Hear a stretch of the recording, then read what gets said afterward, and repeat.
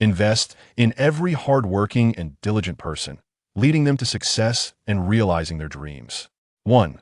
Meimeng worked hard for 18 years for her dreams, day after day, never slacking off. Big investment, big profits. 2.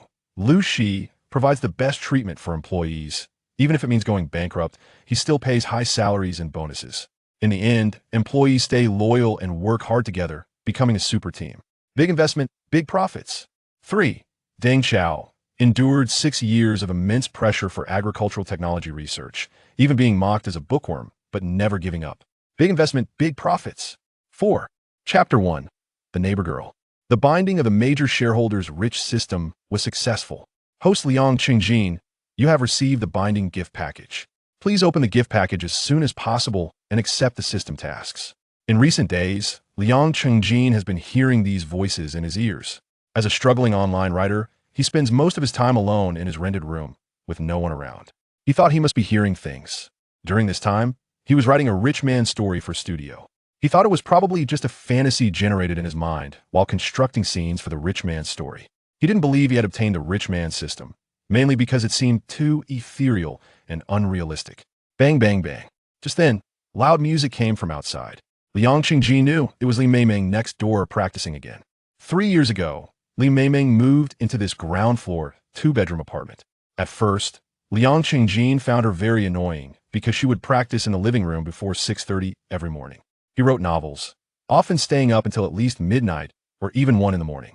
Just when he was deep in sleep, he would be woken up by Meimeng. This affected his spirit, and he found it hard to get inspired while writing. However, every time he rushed out of his room ready to argue with her, he would see her naturally beautiful face and perfect figure, and he couldn't bring himself to confront her. It wasn't about beauty equating to justice, but rather a bit of fantasy in his heart. So, Liu Xi chose to adapt to Meimeng instead. He shifted his sleep schedule from 1 in the morning to midnight, then to 11, and finally to 10. He gradually got used to waking up at 6:30 in the morning. He actually developed a good habit of going to bed early and waking up early. Liu Xi admitted that getting up so early was indeed to appreciate Meimeng's perfect figure in her fitted clothes. But he was too shy to make it obvious, fearing he would be misunderstood as a pervert. So, he followed Meimeng and started doing those exercises. Meimeng seemed to see through his thoughts at a glance, initially scoffing at him, and occasionally rolling her eyes to express her dislike. Moreover, she would wear a pair of shorts over some particularly tight pants. However, 6 months passed, and Liu Xi still woke up at 6:30 to practice with her, day after day, without stopping. Seeing his persistence, Meimeng's opinion of him began to change. She thought that if he were just lusting after her body, he wouldn't have been able to last so long. Even if he were lusting after her body, not getting tired of it after half a year showed a kind of infatuation, which was also pure. So, she didn't dislike him as much anymore. She began to slowly do the movements, intentionally demonstrating, then started to guide him, and finally corrected his movement step by step. Because of this, Liu Xi had his first intimate contact with Meimeng. At that moment, he was particularly excited and almost couldn't sleep all night. However, once he calmed down, he felt that his greatest gain was developing the good habit of going to bed early and waking up early, and exercising. The cervical spondylosis caused by years of typing was gone, and his back no longer hurt.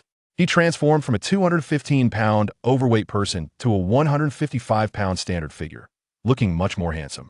He felt more confident when going out shopping. Even when typing, his inspiration exploded, and his speed increased dramatically. But what puzzled Liu Xi was that he still hadn't made any progress on his online writing path. He could still only write for the studio at a maximum price of $10 per 1,000 words. He published one book after another, wrote one opening after another, yet it was very difficult to get signed. Even if he did get signed, he could only get a popular category text promotion. He tried the million-word challenge, even twice. However, the reality proved that writing 1,000,000 words only earned him a little for full attendance. 16 months ago was Liu Xi's 6th year of writing online. After 6 years of no success, he really wanted to give up and find a job. He thought that working a job, no matter what, would be better than writing novels for $2,000 or $3,000 a month. It just so happened that on the day he decided to give up writing online, Meimeng almost got kicked out by the landlord for not being able to pay rent. Liu Xi found it particularly unbelievable. How could Meimeng not afford a monthly rent of 600 yuan? He, a struggling writer, could pay his rent and barely make a living. Having shared a rental for more than a year, Liang Chengji knew a little about Li Meimeng. He knew she was an extra, always dreaming of becoming a big actress, a big star. But even so, how could she not be able to pay rent? Li Meimeng was beautiful, had a great figure, and worked so hard. At least during their time living together, Liang Chengjin had never seen her stop practicing her acting skills, dancing, or martial arts. No matter how difficult it was to make it in the entertainment industry, someone like her couldn't possibly be struggling this badly, right? He was very confused. However, he did notice that she rarely received calls for acting jobs and had almost never been part of film crew. After Liang Qingjin helped her pay the rent, he asked her why she was struggling so much and why she didn't give up. She asked him why she should give up. She had dreamed of being an actress since she was 7, starting to practice acting, learning dance, and martial arts. Now, she had persisted for a full 16 years. After such a long time, why not continue to persevere? And she did just that, still getting up at 6:30 to practice martial arts, dance, and acting. Liang Qingjin was inspired by Li Meimeng's spirit. Originally determined to give up on writing online, he decided to keep going. He began setting one small goal after another for himself. If publishing a book still didn't lead to a contract, he would read more books on the bestseller list and learn from others' techniques. At the same time, he wrote more drafts for the studio. Originally, he averaged 6,000 words a day, with a maximum of 10,000. Now, he averaged 10,000 words a day, with a maximum of 15,000. Now, 16 months later, even though it was still hard to get signed, or even if he did get signed, it was difficult to get a good recommendation. But the price for his writing for the studio was raised to $15 per 1,000 words, and writing 10,000 words a day felt easy. He successfully achieved his small goals of earning 3,000 for 1,000 and 5,000 a month. Moreover, in 1 month, he wrote a total of 580,000 words. Seeing his diligence, the studio gave him a little reward, allowing him to earn the highest amount of 9,000 yuan that month. After receiving that month's payment, Liang Qingjin immediately treated Li Meimeng to a meal. He felt that his ability to earn 9,000 in 1 month was influenced by Li Meimeng. Li Meimeng agreed, marking their first date together. However, this date was not outside. They ordered takeout and had it in the living room of their rental. Li Meimeng kept saying congratulations.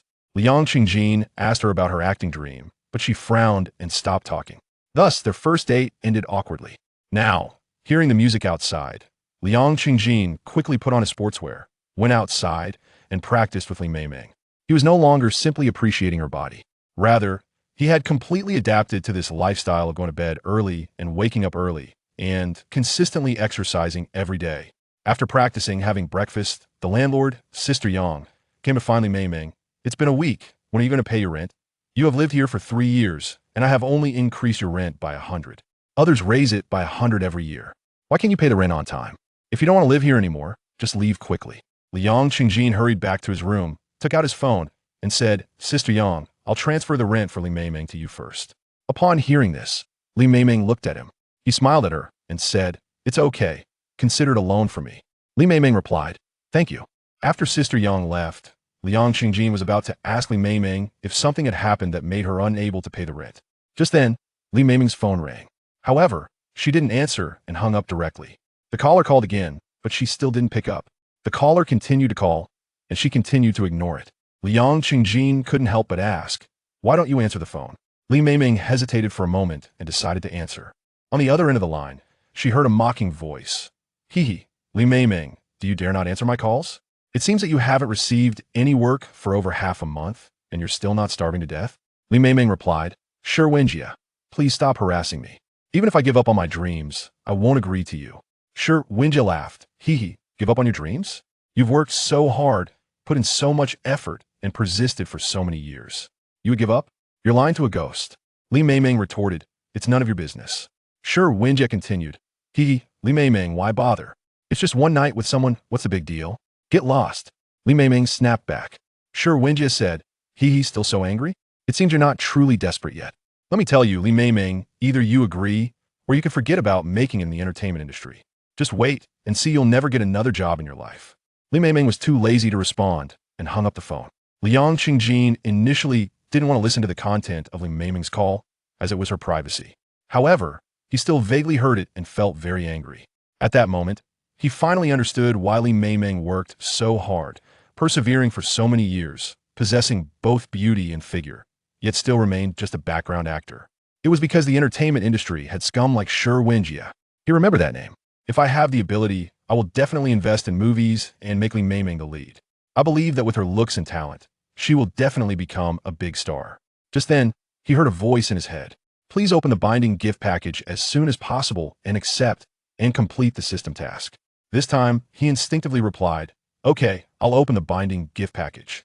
Chapter 2. Really became a major shareholder. That strange voice actually responded again.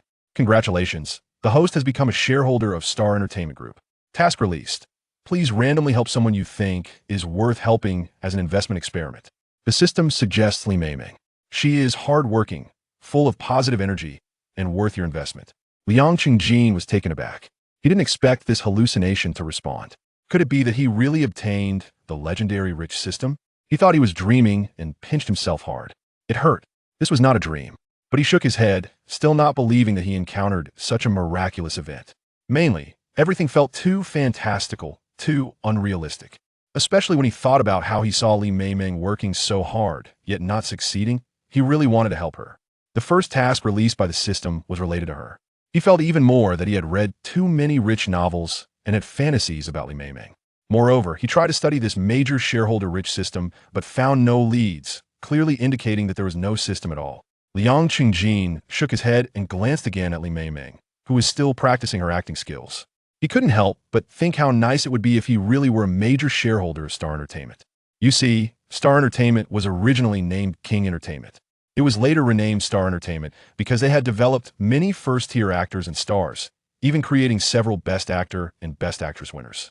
Star means many stars. In such a group, with Li Meimeng's looks and talent, becoming a first-tier actor and star would be a matter of minutes. Li Meimeng worked so hard he truly hoped she could succeed. Unfortunately, everything was just a fantasy. However, that night, Liang Qingjin received a strange phone call. Hello, President Liang. Remember to attend a shareholder meeting at 10 o'clock tomorrow morning. Shareholder meeting? Liang Qingjin couldn't help but laugh, thinking who was playing a prank on him. Although the number was unfamiliar, it must be a familiar person who changed their phone number and was messing with him. Liang Qingjin replied with a smile, what shareholder meeting? President Liang, the Star Entertainment shareholder meeting. Liang Qingjin responded, oh, I see. Then he trembled as he hung up the phone. He was too excited. His heart raced to the extreme, and his whole body couldn't help but tremble. He couldn't help but scream loudly. Really, he actually had a system. Life had truly opened up a cheat. This couldn't be a dream, right? Liang Qingjin pinched himself again. It hurt. This was not a dream. Liang Qingjin shouted excitedly again. Next door, Li Meimeng heard the noise and came over, asking with concern, Liang Qingjin, what's wrong? When Liang Qingjin saw her, he rushed over, hugged her, and lifted her petite body. I've made it. I've made it. Only a sliver of rationality kept him from mentioning the system. Seeing him so excited, Li Meimeng happily said, congratulations. You finally succeeded. Liang Qingjin repeatedly nodded in agreement. After a while, he calmed down and realized he was still holding Li Meimeng, feeling particularly embarrassed, and quickly let her go. Li Meimeng then noticed she had been hugged and instantly blushed, running back to her room. Liang Qingjin savored her lingering fragrance on him, feeling somewhat intoxicated. Thinking about the huge surprise he would give Li Meimeng, he felt incredibly excited. He couldn't sleep all night. However, he found it strange that he tried to study this major shareholder-rich system, but still found no leads. Only when he seriously thought about communicating with the system would the system's voice sound in his ear. Please complete the first task as soon as possible. But he was truly sure he had obtained the system. So he decided not to write gunman script for the studio anymore. Because that had nothing to do with dreams, it was just a forced means to make a living. Now that he had obtained the system, he obviously wanted to write his own work instead of writing for others. That night, he sent a message to the editor of the studio. I'm not going to continue writing your script. The editor replied, why did you suddenly stop writing? It was still early morning, and the editor was also working hard. Liang Qingjin replied, just don't want to write anymore. The editor asked, is it because you think the price is too low? But this is the current market. Liang Qingjin said, I just don't want to write anymore. I just want to write a good book myself. The editor replied, all right, we've cooperated for so long. If you have a bigger dream, I won't stop you. Liang Qingjin thanked him. Thank you. The editor replied, if you become popular, remember to take me along. Liang Qingjin laughed, haha, okay. Although he hadn't slept well all night, Liang Qingjin still got up on time at 6:30 to practice with Li Meimeng. Then at 8:30, He picked out what he thought was the shiniest outfit and went to Star Entertainment to attend the shareholder meeting. Upon arriving at the Star Entertainment headquarters building, he found that he still looked very ordinary. Even the security guard's uniform looked more upscale than his. Having written many face-slapping scenes, Liang Chengjin couldn't help but smile to himself, wondering if he would perform a scene of pretending to be a pig to eat a tiger today. However, the fact is that when he walked to the entrance of Star Entertainment, despite not swiping a card for access, the security guard did not stop him, but instead greeted him with a smile. "Good morning, President Liang." Not only the security guard, but all the employees of Star Entertainment would smile and greet him whenever they saw him. It seemed that everyone recognized his face. Liang Qingjin couldn't help but sigh inwardly. The power of the system was indeed unreasonable. As he entered the Star Entertainment Group building, Liang Qingjin gradually saw many TV and movie stars, as well as some singers and top-tier celebrities. "Huh, isn't that Zhaoying? She looks really cute and beautiful, even better than on TV. I thought the pictures were edited. Isn't that XX? I have to say, this man is really handsome, making people jealous. No wonder so many girls like him. Hello, President Liang." Zhao Ying and XX saw him, and came over one after another to greet him. "Hello." Liang Qingjin responded relatively calmly.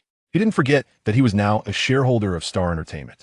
Although he had no real power, everyone still dared not disrespect him. Then, under the guidance of a beautiful woman, Liang Qingjin arrived at the conference room to hold a shareholders meeting.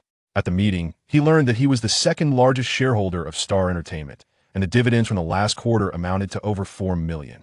This amount was a significant sum for Liang Qingjin, whose savings had never exceeded 20,000. But it really wasn't much. According to normal circumstances, he would receive at least 10 million in dividends from Star Entertainment each quarter. The main reason for this situation was that the review process had become stricter.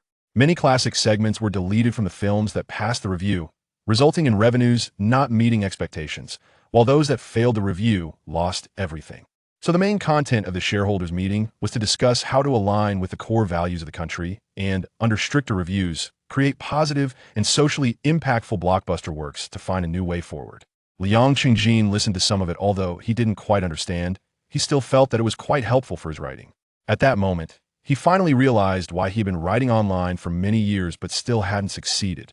His experience, insight, and grasp of the market were far from sufficient. He only had writing skills. It seemed that Li Meimeng was right without success. He really hadn't worked hard enough. Liang Qingjin did not speak at the meeting and naturally did not propose that Star Entertainment sign Li Meimeng. The main reason was that he realized his current identity and status were quite complicated.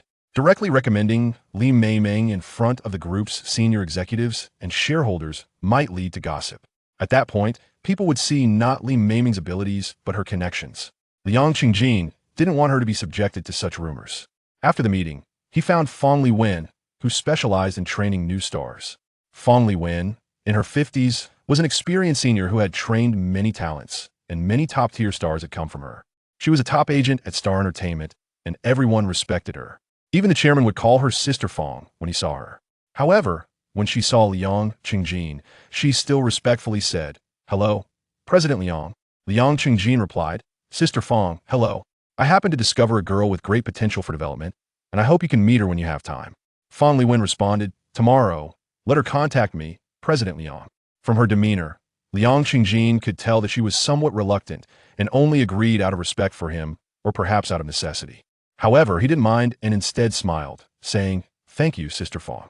I believe you won't be disappointed when you see this girl. I hope you won't let others know that I introduced her, so that everyone doesn't think she relies on connections rather than her abilities." Fong Liwen replied, "Hearing you say that, I'm a bit looking forward to it. Is she studying acting or singing?" Liang Qingjin said, "Her acting is good. She can dance and do martial arts. As for singing, I haven't heard her, so she probably isn't that good." Fong Liwen asked, "Good acting, can dance and do martial arts? What role has caught your eye? What works has she done?" Liang Qingjin replied, "You might not believe it, but she's quite talented. She is just a background actor and rarely gets roles." Hearing this, Fong Liwen's expression showed a hint of disappointment, but she still smiled and said, "Okay, we'll take a look tomorrow." Liang Qingjin thanked her again, took a business card from Fong Liwen, and then left. Chapter 3 developed after Liang Qingjin left Star Entertainment. He immediately took his card and checked his balance at a nearby ATM to see if he really received over 4 million in dividends. This poor kid was wondering if he had truly transformed into a wealthy person. With excitement and anticipation, he inserted the card, entered his password, and clicked to check the balance. 1, 2, and before the decimal point, there were 7 digits. Haha, it really is over 4 million. Liang Qingjin shouted joyfully, his heart racing to the extreme. Bang bang bang. It felt like his heart was about to jump out. Then he realized that his excited shout might have attracted attention. He quickly took a deep breath, patted his chest to calm himself down, but his hands were still trembling as he pressed to take his card. When he saw the ATM spit out his bank card, he was stunned. What was originally an ordinary bank card had transformed into a high-end, luxurious diamond card. He inserted the card again, entered the password, and after confirming it was correct, he couldn't help but marvel at the system's incredible power. The balance in the card changed, and the card itself also changed without needing to go to the bank. It was truly magical. Liang Qingjin took a few deep breaths to calm himself down and carefully put the card away. As he walked down the street, he frequently glanced left and right, wary of suspicious individuals, fearing that a robber or thief might target him. Additionally, he occasionally checked to ensure the card hadn't been lost. Throughout his life, he had never possessed so much money. Over 4 million. He couldn't afford any mistakes. Liang Qingjin walked a full 13,000 steps on the street before finally feeling less excited, less nervous, and less cautious. Then he thought about how, when he wore this outfit to Star Entertainment, he was outdone by the security guard's attire and felt a bit embarrassed. So, he went to buy a set of designer clothes. I have to say, the salespeople in designer stores are indeed beautiful and have great figures. However, Liang Qingjin didn't pay much attention to their service attitude. His mood was explosively good. He wasn't going to think too much about it. It's said that people rely on their clothing. Liang Qingjin discovered that wearing designer clothes felt no different from wearing cheap street market goods. The main thing was that he had been keeping a good physique for 3 years by following Li Meimeng's routine of going to bed early, getting up early, and exercising, making him a living clothes hanger. Everything looked good on him. There was no helping it. He was just too handsome. However, the packaging of the designer clothes was indeed exquisite. Liang Qingjin felt a bit too ostentatious, so he bought a few supermarket shopping bags to cover up the clothes. He didn't want Li Meimeng to see them. He didn't want her to discover that she got into Star Entertainment because of his connections. When he returned home, Liang Qingjin found Li Meimeng not in the living room, but in her room, practicing her acting skills. So he quickly rushed into his own room to put away the several sets of international designer clothes. Then he took Fong Liwen's business card and went to Li Meimeng's door, gently knocking. Li Meimeng looked at him and asked, Liang Qingjin, what's the matter? Liang Qingjin thought for a moment and replied, guess what happened to me today while I was out? Li Meimeng smiled at him and said, did you encounter some good luck? Liang Qingjin, I saw someone trying to scam others, and I exposed them. Guess what happened next? Li Meimeng frowned with worry. You exposed a scam? Are you okay? I heard that many scams are carried out by gangs. They didn't retaliate against you, right? Liang Qingjin waved his hand. I'm fine. Don't forget, I've been learning martial arts with you for 3 years. Facing 3 to 5 people is not a problem. Li Meimeng, as long as you're okay. Liang Qingjin smiled. Hee, not only am I fine, but the female driver I saved has a very impressive identity. Guess who she is? Li Meimeng. Haha, she is not some rich beauty, is she? Liang Qingjin, she counts as a rich beauty, but she is a bit older. However, she is related to you. She might be a benefactor in your life, helping you become a famous actress, a top star, or even a superstar. Li Meimeng got excited. Who is she? Ding ding ding, ding ding. Liang Qingjin smiled as he took out Fong Liwen's business card and handed it to Li Meimeng. When Li Meimeng took the card and looked at it, she was stunned. She exclaimed excitedly, This is Fong Liwen from Star Entertainment, the one who has trained many stars? Liang Qingjin, that is right. And because I helped her, out of gratitude, she said she could fulfill a small wish of mine, so I recommended you to her, giving you a chance. She was very surprised and said she would rather give up her wish to recommend you. So she was very willing to give you the opportunity to contact her and go for an interview tomorrow. After he finished speaking, he felt a bit speechless. He had said not to let Li Meimeng know that he recommended her to Star Entertainment. How did it turn out like this? However, he thought about it and felt that the concept was different. After all, he wasn't recommending her as a major shareholder of Star Entertainment. Liang Qingjin came back to his senses and found that Li Meimeng's pretty face was flushed. She shyly said in a low voice, Liang Qingjin, thank you. Liang Qingjin smiled and waved his hand. No need to thank me. Just do your best, satisfy Fong Liwen, and successfully sign with Star Entertainment. Li Meimeng nodded her fist. I will seize this opportunity well. Liang Qingjin then said, don't be too nervous. You must believe in your abilities. You will definitely succeed. Just maintain a normal mindset. Li Meimeng nodded in agreement. Then Liang Qingjin turned and returned to his room. Li Meimeng then tried to call Fong Liwen. Knowing that she was the girl Liang Qingjin introduced, Fong Liwen readily agreed to let her go for an interview. After hanging up the phone, Li Meimeng excitedly shouted, "Great. This is amazing. I can go for an interview with Fong Liwen at Star Entertainment. After working so hard for so long and preparing for so many years, I finally waited for this day." Hearing her so happy, Liang Qingjin felt very happy too. He hoped even more for her success because she really worked hard and was excellent. Anyone who saw her would think so. At 4 in the afternoon, Li Meimeng came to find him. "Liang Qingjin, don't cook tonight or order takeout. I'll treat you to dinner." "Liang Qingjin, you're treating me to dinner? Do you have enough money?" "Li Meimeng, I'll cook. It won't cost much." "Liang Qingjin, then try to save a bit. You don't even have money for rent and are treating me. I feel a bit embarrassed." "Li Meimeng, you helped me. This is what I should do." After saying that, she turned around and went out to buy groceries. In a short while, she returned from the market with some ingredients. Liang Qingjin took a look. It really wasn't much, just enough for 2 dishes and a soup, but it was sufficient for the 2 of them. Of course, this also indicated that Li Meimeng's current financial situation was really not good. Liang Qingjin wanted to help her while she was busy in the kitchen. But Li Meimeng told him not to worry, saying she could manage, and asked him to write his novel. Liang Qingjin had no choice but to return to his room and continue writing. He was preparing to conceive a new book, aiming to write a good one to prove himself, strive for a contract, and get good recommendations. He wouldn't give up on his dream just because he had the system. Before long, Li Meimeng finished cooking and called him to eat. He released the keyboard and walked out with anticipation. Having shared a rental with Li Meimeng for 3 years, he had eaten her cooking a few times, and each time it was particularly delicious, making him want to eat more. Now he was almost drooling. In fact, when he was just conceiving his new book, he couldn't help but think of writing a food-themed story, with the female protagonist being Li Meimeng, a super incredible chef. Liang Qingjin took a bite of his meal and couldn't help but exclaim, "Li Meimeng, your cooking is truly delicious. Whoever marries you will be so lucky." Li Meimeng blushed and smiled, humbly saying, "I'm not as amazing as you say." Then the 2 continued to eat and chat. Having known each other for so long, the conversation was no longer awkward. It was no longer like the initial stage when they were completely out of sync and the atmosphere was incredibly stiff. The next morning at 6:30, Li Meimeng, as usual, got up to practice her skills in acting. However, instead of practicing until 9 as she usually did, today she stopped at 8 to tidy herself up. Liang Qingjin was stunned when he saw her after she had dressed up.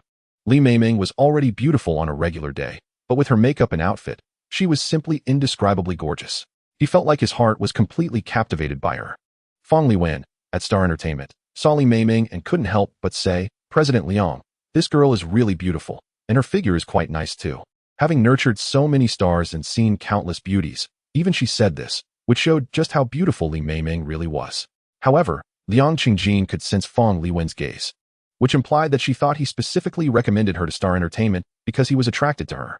Liang Qingjin quickly said, "Sister Fong, Li Meimeng is a girl who could rely on her looks, but chooses to rely on her skills. She is truly outstanding." Fong Liwen smiled gently. "Whether she has talent or is excellent, I will know shortly. Why are you explaining so much?"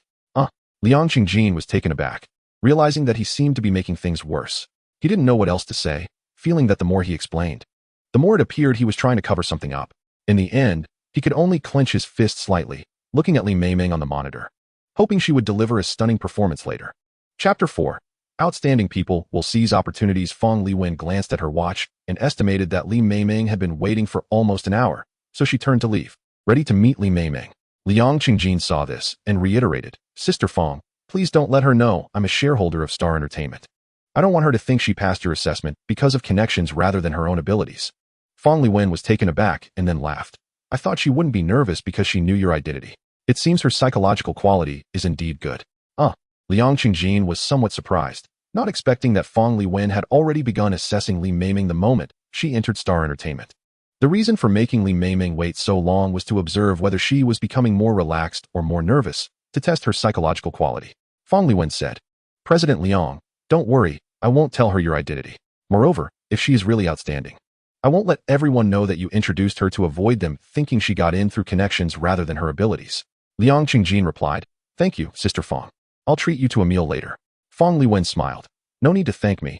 This is what I should do. Moreover, if she is really outstanding, I should thank you even more for recommending such a good talent to me."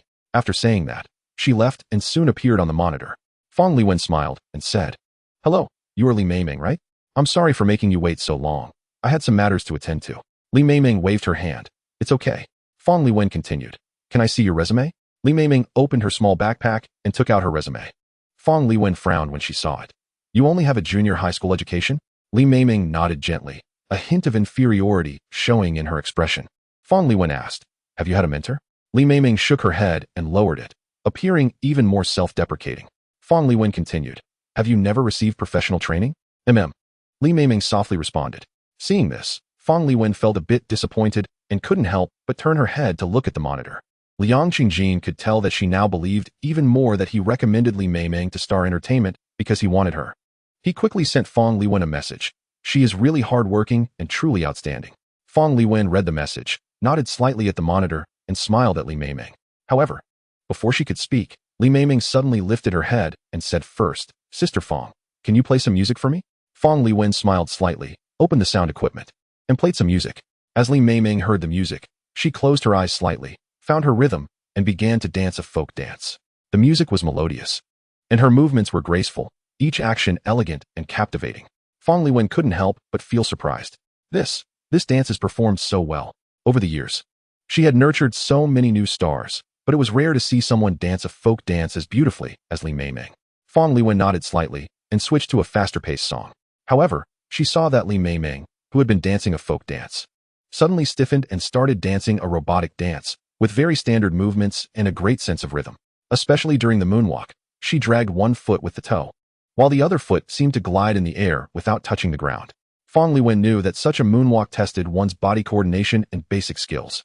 Most people would find it difficult to support their body on one foot, and to dance with rhythm and feel like Li Meimeng did was even harder. Moreover, she was a woman yet displayed such power. Fong Liwen came back to her senses, realizing that she had been so amazed by Li Meimeng's robotic dance that she unknowingly watched almost half of the song. She quickly turned off the music.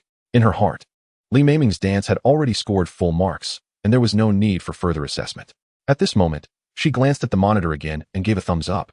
Liang Qingjin smiled at this, secretly relieved that Fong Liwen finally believed that he recommended Li Meimeng because she was truly outstanding. Clap, clap, clap. Fong Liwen clapped her hands, looking at Li Meimeng, and sincerely praised, "Your dance is really great. I can't believe you haven't received professional training or mentorship. Are you really self-taught?" Li Meimeng replied, "Not exactly self-taught. I've watched many related videos and learned from them." Fong Liwen said, "That's still self-taught. You have great talent. No, I should say, you are very hardworking. Now I believe you have been dancing for almost 18 years since you were 7. Your dance foundation cannot be achieved without more than 10 years of practice. Here, I want to say sorry to you. I shouldn't have underestimated you because of your diploma." Li Meimeng waved her hand and said, "It's okay. I've applied many times, and they didn't want me because of my diploma. I've gotten used to it." Fong Liwen smiled upon hearing this. "Haha, it seems I'm lucky to have found a treasure." Then she asked, "By the way, you know martial arts, right?" Li Meimeng replied, "I know Tai Chi and Wing Chun, but not karate or taekwondo." Fong Liwen asked, "Did you learn by watching TV?" Li Meimeng said, "Most of it. And part of it was learned from books at Xinhua bookstore." In fact, she wasn't being completely honest. Her martial arts, dance, and acting skills had received some professional training and were not entirely self-taught. It was just a truth she didn't want to mention. Fong Liwen said, "Then show me a set of Tai Chi and Wing Chun." Li Meimeng nodded and started to perform. After practicing martial arts for 18 years, every punch and move she made was powerful and impressive, once again dazzling Fong Liwen. This time, she not only gave Liang Qingjin a thumbs up, but also sent him a message. Li Meimeng is really exceptional. Just based on her looks, dance skills, and martial arts, she is enough to become a top star.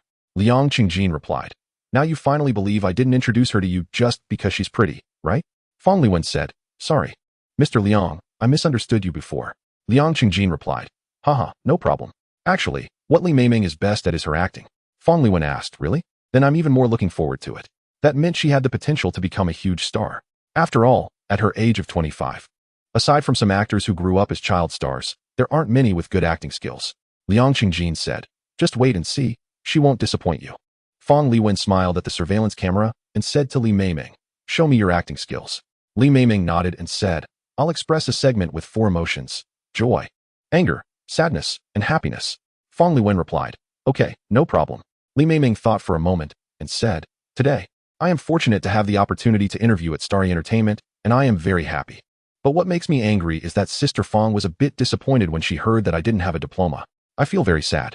Does it mean that someone like me, from a poor family who couldn't go to high school or college, can't become a good actor? No matter how hard we work. Is it still not possible? I refuse to accept this, so I showed Sister Fong my dance skills, martial arts, and acting. What made me happy is that Sister Fong was conquered by my talent, and I proved myself with my strength. While speaking, her expressions naturally changed with joy, anger, sadness, and happiness. What surprised Fong Liwen the most was that Li Meimeng was so bold to express her recent emotional changes through her words and actions. Even more shocking was that her body language was very well executed. It wasn't exaggerated, but left a deep impression. Why do many stars, who have decent looks and good acting skills, fail to become top stars? It's because their body language isn't rich enough or isn't well executed. Many audiences remember a character, not just for their appearance, but often for a specific body language. What a treasure. This is truly a treasure. Good dance skills, good martial arts, good acting, good looks, good figure. Fong Liwen didn't expect to encounter such a perfect candidate, feeling as if she were dreaming, yet everything felt so real. She was very happy in her heart and could already imagine how Li Meimeng's future success would positively impact her reputation. She glanced at the surveillance camera, filled with gratitude towards Liang Qingjin, and sent a message saying she wanted to treat him to a meal as thanks. However, she couldn't understand why someone as excellent as Li Meimeng was still just a background actor. She couldn't help but say, Li Meimeng, you are very outstanding and have great potential to become a top star. I can hardly believe you are just a background actor. Can you tell me why you haven't succeeded yet? Li Meimeng replied, I think the biggest reason I haven't succeeded yet is that I haven't worked hard enough and haven't been diligent enough. Fong Liwen was taken aback upon hearing this. She didn't expect Li Meimeng to be so positive. She thought she would complain about something. This further added to Li Meimeng's points in her heart, making her decide to give Li Meimeng the best contract and the best resources. Chapter 5. She is the one I introduced. Li Meimeng performed so well that it could even be said to be stunning. Usually, Fong Liwen would ask people to go back first, consider it herself, or discuss it with everyone before finally deciding on the signing method. But for Li Meimeng, she just wanted to sign her quickly. So she said, Li Meimeng, I am very satisfied with your performance. Please wait here for a moment while I prepare the contract. We can sign it shortly. Li Meimeng replied, okay. Fong Liwen turned to leave, but then took a few steps, patted her head, and turned back to say, I almost forgot to ask if you have a signing agent. Li Meimeng shook her head, no agent. Fong Liwen nodded, thinking that if Li Meimeng had an agent, she probably wouldn't still be a background actor. Please wait a moment. She instructed again before leaving. Then she found Liang Qingjin. Mr. Liang, thank you for recommending such a great talent to me. I've decided to give her the best contract. However, as you know, the best contracts have limited slots each year. If I give it to Li Meimeng, the originally planned person will lose it, so there will definitely be many objections. So, you might have to stand up and say that Li Meimeng was recommended by you. Liang Qingjin thought for a moment and said, I believe in Li Meimeng's strength. It is enough to make everyone admire her. How about this? You organize everyone for a meeting first to discuss, and let Li Meimeng interview again. If she doesn't conquer them, then I will stand up and say she was recommended by me. Fong Liwen replied, let's do it that way. I believe Li Meimeng can make me admire her, and she can surely make everyone admire her too. She then sent a notice in the Starry Entertainment Senior Group, stating that there would be an impromptu seminar in half an hour. Those in the company should go to the conference room, and those not in the company could join via video. If anyone was driving, they should find a nearby place to park and then sit down to join via video. After that, Fong Liwen and Liang Qingjin had several copies of Li Meimeng's resume printed and sent to the conference room, placing one copy in front of each chair. Half an hour later, the meeting officially began. Fong Liwen briefly said some formalities and then got straight to the point. The person I interviewed today, Li Meimeng, is very outstanding, and I hope the company can give her the best contract. Someone looked at Li Meimeng's information and frowned, saying, Sister Fong, this person only has a junior high school education, is just a background actor, has not received professional training, and has not studied under a famous teacher. Most importantly, at 25 years old, her prime time is almost over. A person like this doesn't even qualify for a contract, let alone the best contract from Starry Entertainment. However, I believe in Sister Fong's ability. She has hardly ever misjudged a person. Since Sister Fong wants to give her the best contract after the interview, there must be a reason. Sister Fong, please don't beat around the bush, just tell us why. Fong Liwen smiled and said, actually, I looked at her resume and thought the same as you initially, believing she was not qualified to sign with Starry Entertainment. But after the interview, I changed my mind. I realized that self-taught individuals can also reach such a high level. Most importantly, I was moved by her persistence and hardworking spirit. I believe that after everyone meets her, they will also change their minds. Without further ado, whether Li Meimeng is qualified to receive the best contract, everyone can see for themselves. Then she led everyone to the interview room where she had previously interviewed. Of course, Liang Qingjin did not follow along to avoid revealing his identity to Li Meimeng. Instead, he continued the video conference with everyone using his phone. Chairs had already been prepared for each company executive. Additionally, Multiple live streaming devices were set up to capture Li Meimeng's performance from various angles, allowing those on the video call to see her act. Everyone saw that Li Meimeng looked good and had a nice figure, clearly showing great potential. Some were even very straightforward in praising her appearance. They all knew that it's more important to encourage people rather than criticize them. Even if someone performed poorly, they wouldn't say, "You did poorly," but rather, "It would be better if you did this or that."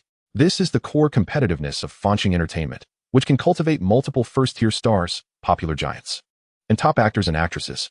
Li Meimeng was initially quite nervous to suddenly have professional live streaming equipment pointed at her with so many distinguished people present. However, after hearing everyone's compliments, she instantly relaxed and became more confident.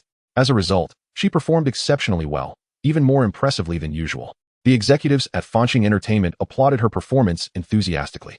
Fang Liwen, seeing that Li Meimeng's performance was even more stunning and that everyone was praising her, felt very happy and was even more pleased for Li Meimeng. She said, "Now that everyone has seen Li Meimeng's performance, do you think she is qualified to receive the best contract from Fanqing Entertainment?" Many people immediately raised their hands in agreement. She is qualified, completely qualified. Li Meimeng is so outstanding. If we cannot make her a first-tier star within a year, it will be our failure. I support giving Li Meimeng the best contract. Hearing this, Li Meimeng was extremely excited. Liang Qingjin, watching this scene from elsewhere, felt a strong urge to cry, especially when he thought about how hard Li Meimeng had worked for her dreams and how difficult it had been for her. He felt even more emotional. He believed that Li Meimeng had waited too long for this day. She should have had all of this long ago. Fang Liwen smiled and was also very happy for Li Meimeng. She said, "Since everyone is satisfied and has no objections, let us sign the contract with Li Meimeng." Just then, someone stood up to oppose. "What's wrong?" Fang Liwen asked. Liang Qingjin frowned slightly, feeling a bit displeased. The person said, "Li Meimeng is very talented, and I am very satisfied. But I'm puzzled. How could a girl who looks so good, has such a nice figure, knows martial arts, dances well, and has outstanding acting skills still only be a background actor at 25 years old? There are so many entertainment companies and various talent shows everywhere. It's really hard to understand why she hasn't succeeded." Fang Jia, you also said that you only interviewed her this morning. Everyone here probably hasn't seen her before. So, at this point, he looked at Li Meimeng. This is all too unreasonable. Upon hearing this, everyone exchanged glances and whispered to each other, deliberately putting on a worried look to test Li Meimeng's psychological quality. This was the final interview. And since Li Meimeng's arrival was sudden, they hadn't conducted any background checks on her yet, and were unaware that she was referred by Major Shareholder Liang Qingjin. They were concerned that Li Meimeng might bring them unnecessary trouble. Although background checks could be conducted later, they were intentionally doing this now to get Li Meimeng to speak up on her own. Li Meimeng felt a bit flustered and quickly said, "Why am I still just a background actor at 25? I think the main reason is that I haven't worked hard enough." Such a statement clearly lacked sufficient persuasive power. In fact, Li Meimeng wanted to explain that she had encountered various rules and that she had refused excessive requests, which was why she was in her current situation. For example, Wenjie had forced her to go along with clients and had nearly made her unable to work for half a month, pushing her to the brink of starvation. But she didn't say this. She believed that it was because she hadn't worked hard enough that people only saw her looks and figure and wanted to impose rules on her. Moreover, she didn't want to cause trouble for Fanqing Entertainment. Seeing that everyone was dissatisfied with Li Meimeng's answer, Liang Qingjin quickly spoke up in the video conference. "I recommended her. If anyone wants to know more about her situation, let us go to the conference room." Everyone was taken aback by Liang Qingjin's words, not expecting that this girl was actually recommended by the major shareholder. They looked at Fang Liwen, who nodded, confirming it was true. Then they said to Li Meimeng, "We need to discuss your contract. Please wait a moment." After saying this, they turned and left for the conference room. Once everyone was gathered, Liang Qingjin directly stated, "Li Meimeng was recommended to Fang Jia for the interview by me. Otherwise, based on her resume, she wouldn't have directly been interviewed by Fang Jia. There are no issues with her background. She comes from a poor mountain village and couldn't afford to attend high school or university, which is why she doesn't have a diploma and hasn't participated in some talent shows, missing out on opportunities that others should have had. She has worked so hard and fought so hard, yet hasn't succeeded, and is still just a background actor because she has principles and doesn't accept disgusting rules. As far as I know, she hasn't received any background acting work for over half a month and is close to being pushed to the edge, almost ready to give up on her dreams. The reason behind this is a scoundrel named Wenjie, who wants her to entertain clients. I recommended her. And aside from Fang Jia, I haven't told anyone else because I believe she can win everyone over with her strength and earn the contract she deserves. Moreover, I thought about it, and since the best contract has limited slots available each year, Giving it directly to Li Meimeng wouldn't be fair to others and could easily create enemies for her within the company. So I suggest that this contract be considered an additional slot for this year. Chapter 6. Finally waiting for this day, as Liu Xi, the second largest shareholder of Fanqing Entertainment, stated that Li Meimeng was his recommendation and that this contract was an additional slot for this year. What else could everyone say? Moreover, Li Meimeng was already quite outstanding. Aside from her average singing ability, her dancing and martial arts were top-notch, and her acting could be considered peak among her peers. Therefore, everyone raised their hands in agreement to give Li Meimeng the best contract. Then Liu Xi said to Fang Liwen, "Sister Fang, you have the most experience in nurturing new stars. I hope you can quickly bring out Li Meimeng's potential and help her realize the value of this contract." As someone said, if we cannot make her a first-tier star within a year, it will be a failure for Fanqing Entertainment. Fang Liwen nodded and said, "Mr. Liang, I guarantee I will complete the task because I believe in Li Meimeng's strength." Liu Xi smiled, but still expressed some concern, saying, "Sister Fang, Li Meimeng is currently just a background actor with almost no fan base. Is that really okay?" Fang Liwen replied, "Not having a fan base means there's no preconceived notion left with the audience. That's actually better. It's like a blank slate, giving us more room to operate. The most important thing is that this blank slate is of top quality." Liu Xi said, "Good, I look forward to it."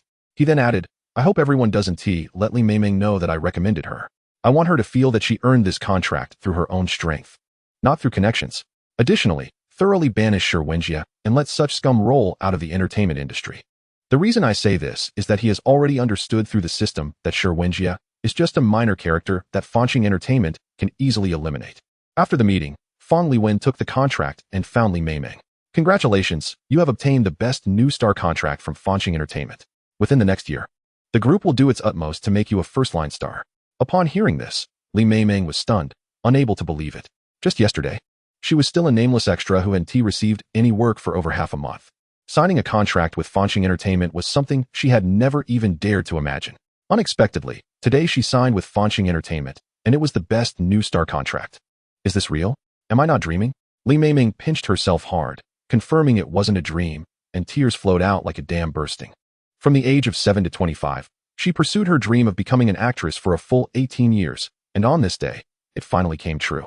How much ridicule did she endure during these 18 years?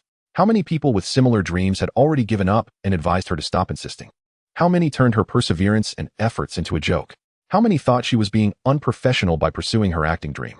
How much humiliation, doubt, and blame did she suffer before finally waiting for today? Everything was incredibly hard-won. Li Meimeng cried out loud, seeing her cry like a child. Fang Liwen couldn't help but hug her. Perhaps other artists, upon hearing that Li Meimeng had obtained the best contract, would feel envy and jealousy.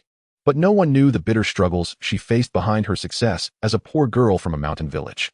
Liu Xi watched through the surveillance, seeing Li Meimeng cry uncontrollably, and thought about how, for the past 3 years of cohabiting, she practiced diligently every day without stopping. He couldn't help but sigh, realizing how tough it had been for her.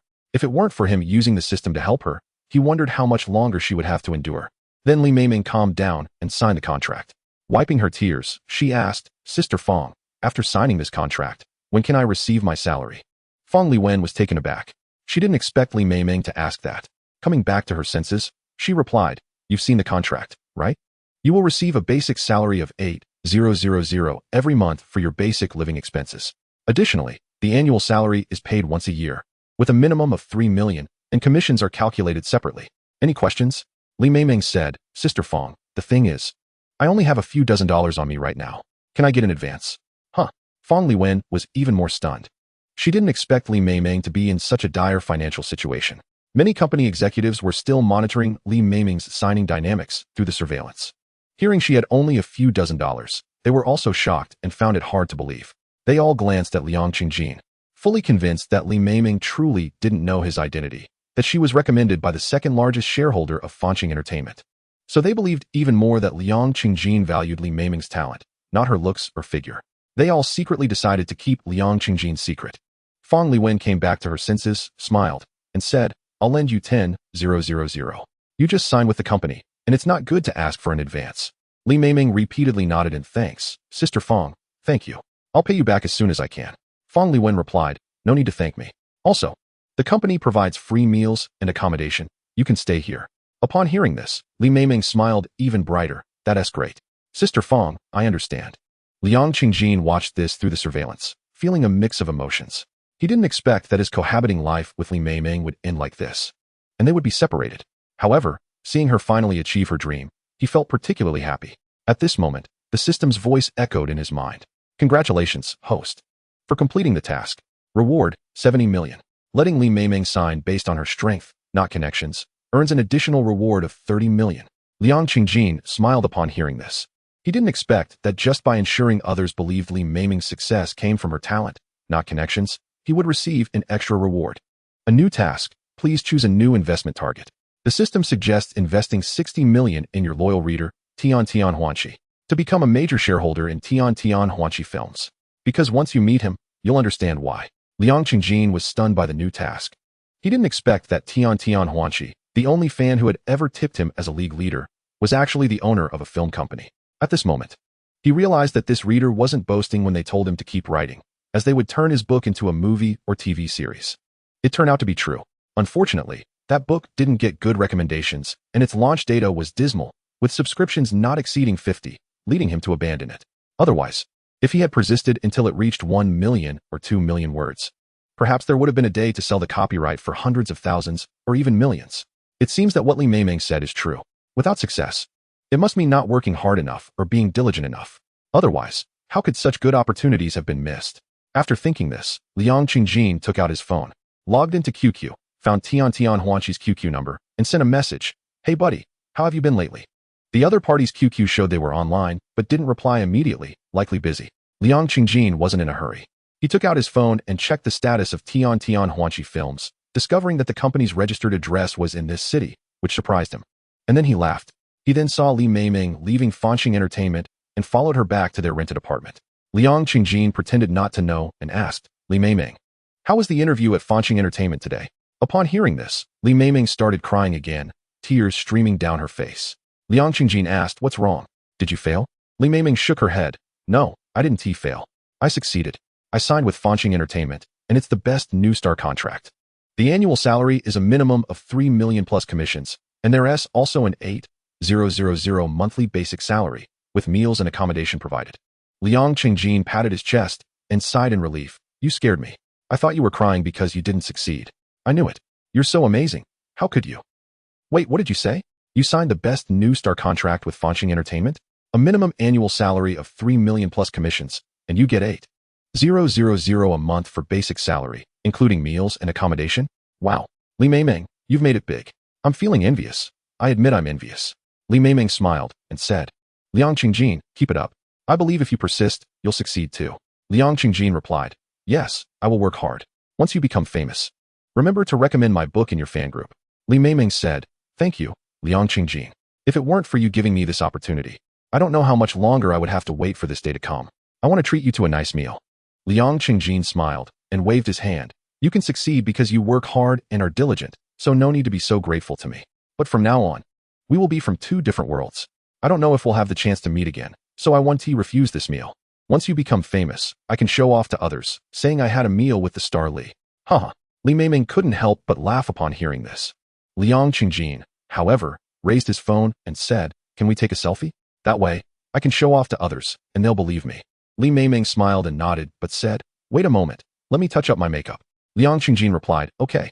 Then, Li Meimeng went to fix her makeup, and they took many selfies together. In some of the pictures, she even deliberately leaned against him. He inhaled her fragrant scent and felt her soft body, which made him a bit lost in thought. However, after taking the selfies, they didn't do anything else, just feeling a bit shy. Then, Li Meimeng returned to her room to pack her things, and Liang Qingjin helped out a bit. They went out to have a nice meal together before parting ways.